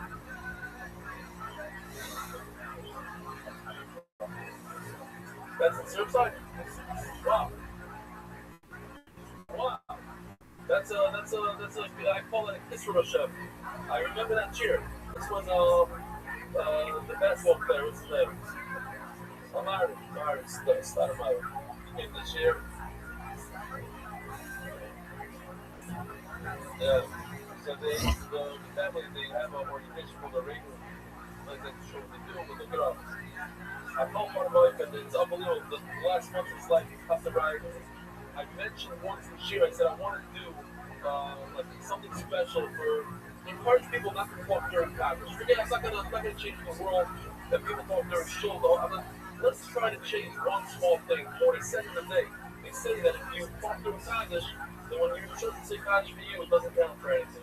Same way you consider the Kaddish for other people, that don't count for you. Don't talk during Kaddish. So when Apple Rubbish heard this, and he's like, yeah, I want to sponsor the first $5,000. He's that kind of guy. Some should have an aliyah. What else do we have here? Oh, we have 30-something satellite location dinners. So, we have a couple here in Florida. We have one in Nick Show every night. And we have one in Hollywood. They have a caravan. I don't even know what it's called. Like, did I say caravan in English? Caravan. So they made a special, it's called the MDY little, it's like, one of these, mobile home, exactly. Mobile, it's called MDY, show this shit every day. It's a trailer, yeah, trailer. So we have all these are the guys, the only location that they do during this, like, struggling youth, let's call it struggling youth.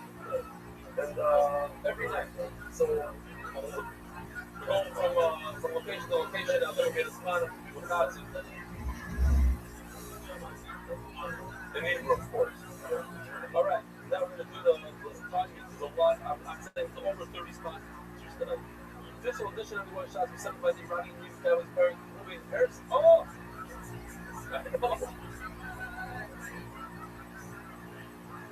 And, by the way, we had no idea. He got this parrot. He spotted this parrot about 4 months ago. Where are you? It was a long time ago, so there's no way. It's not because of tonight. This is freaking months ago. So, also,